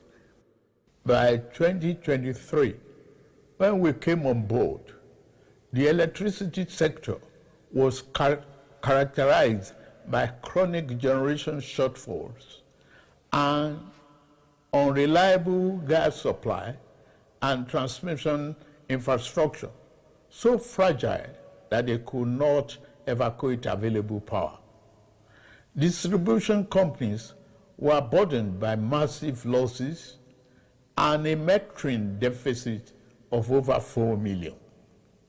Worst of all, the value chain was drowning in legacy debt.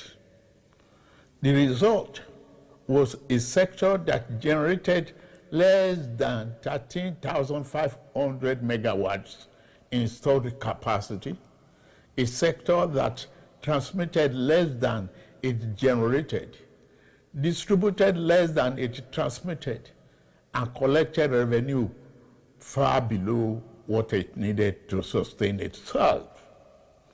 To address the problem besetting the sector, I signed the Electricity Act, which grants state authority to generate, transmit, and distribute power.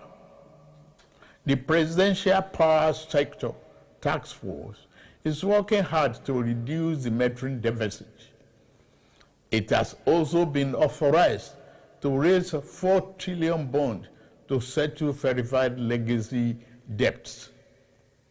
Rural Electrification Agency, supported by the World Bank and the African Development Bank, has deployed off-grid and mini-grid power to underserved communities, universities, markets, and hospitals.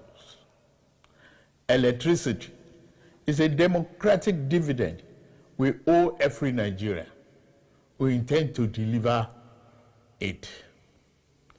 Across the country, infrastructure projects are connecting producers to markets and creating opportunities for the enterprise and employment. The National Agricultural Development Fund is deploying 10,000 tractors over 5 years. Over 1,000 SME have been certified for export. Non-export grew by 21% last year. Yet, many Nigerians still face economic hardship.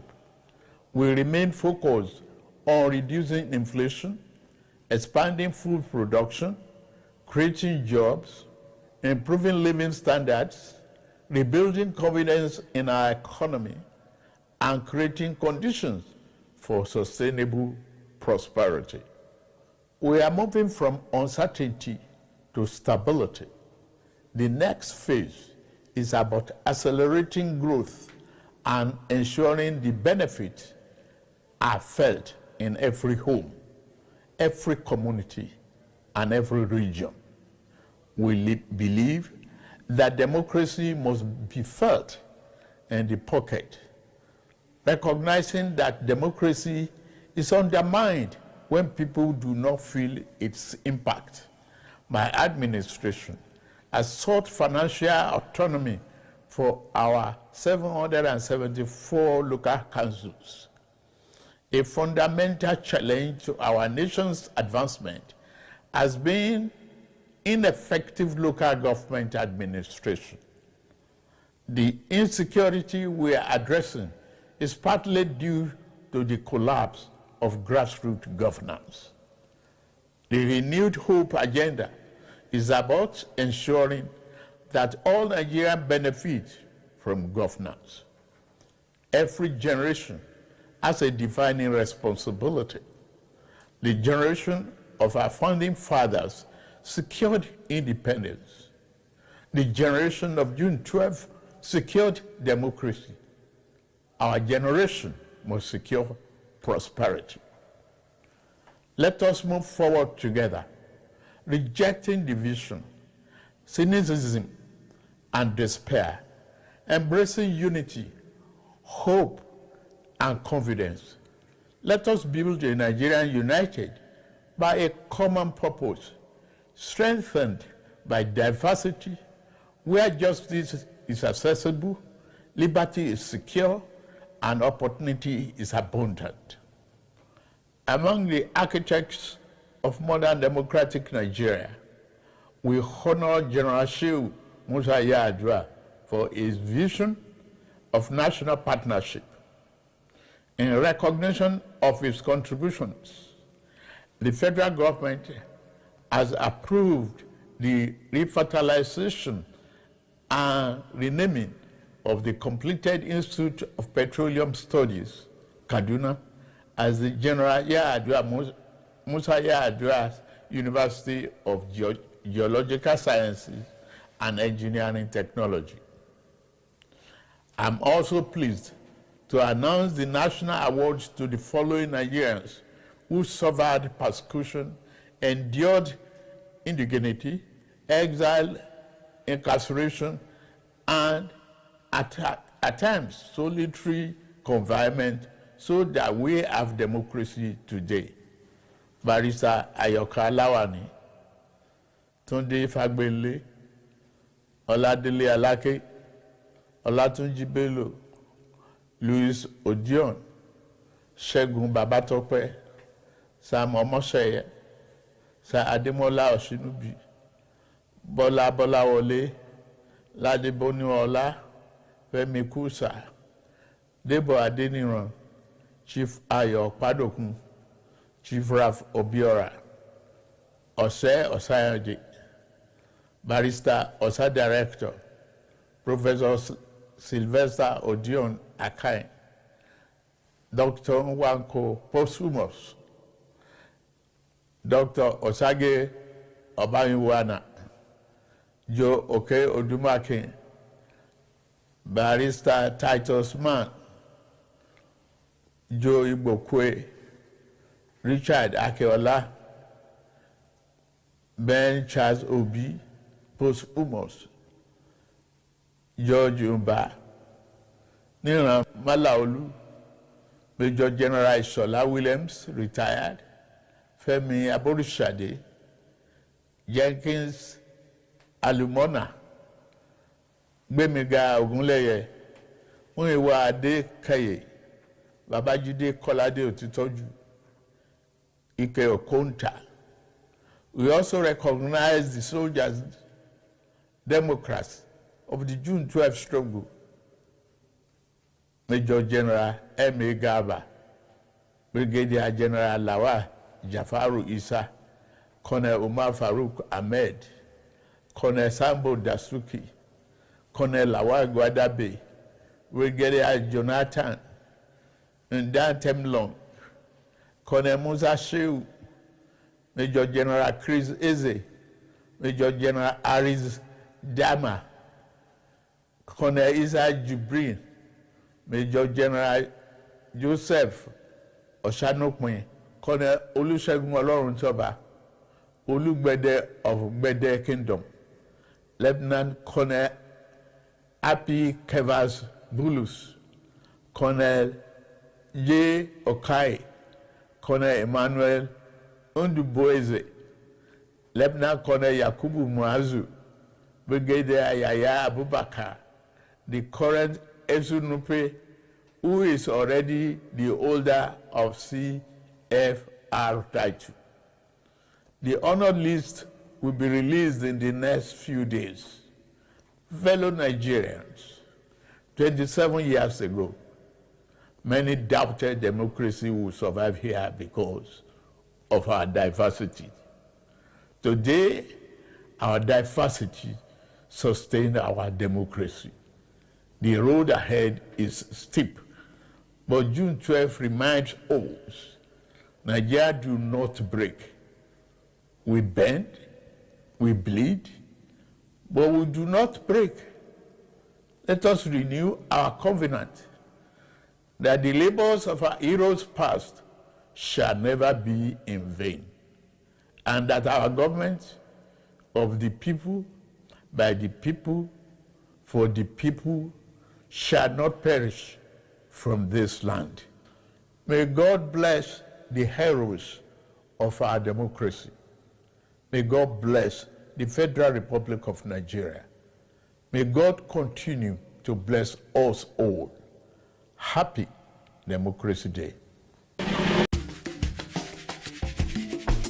Every day, the world produces noise, but only a few moments produce meaning. Information is everywhere. Understanding is rare. Because facts alone do not enlighten, context does, analysis does, perspective does. Welcome to Aneke TV, where news is not merely reported, it is examined.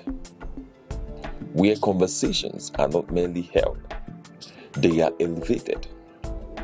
Where stories are not merely told, they are understood.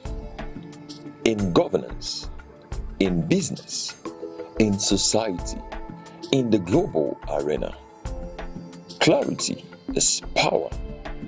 Discernment is advantage. Awareness is responsibility. This is broadcasting with purpose, journalism with depth, programming with intellect. Nigeria, the world, we are live. Aneke TV, broadcasting daily, informing minds, shaping perspective.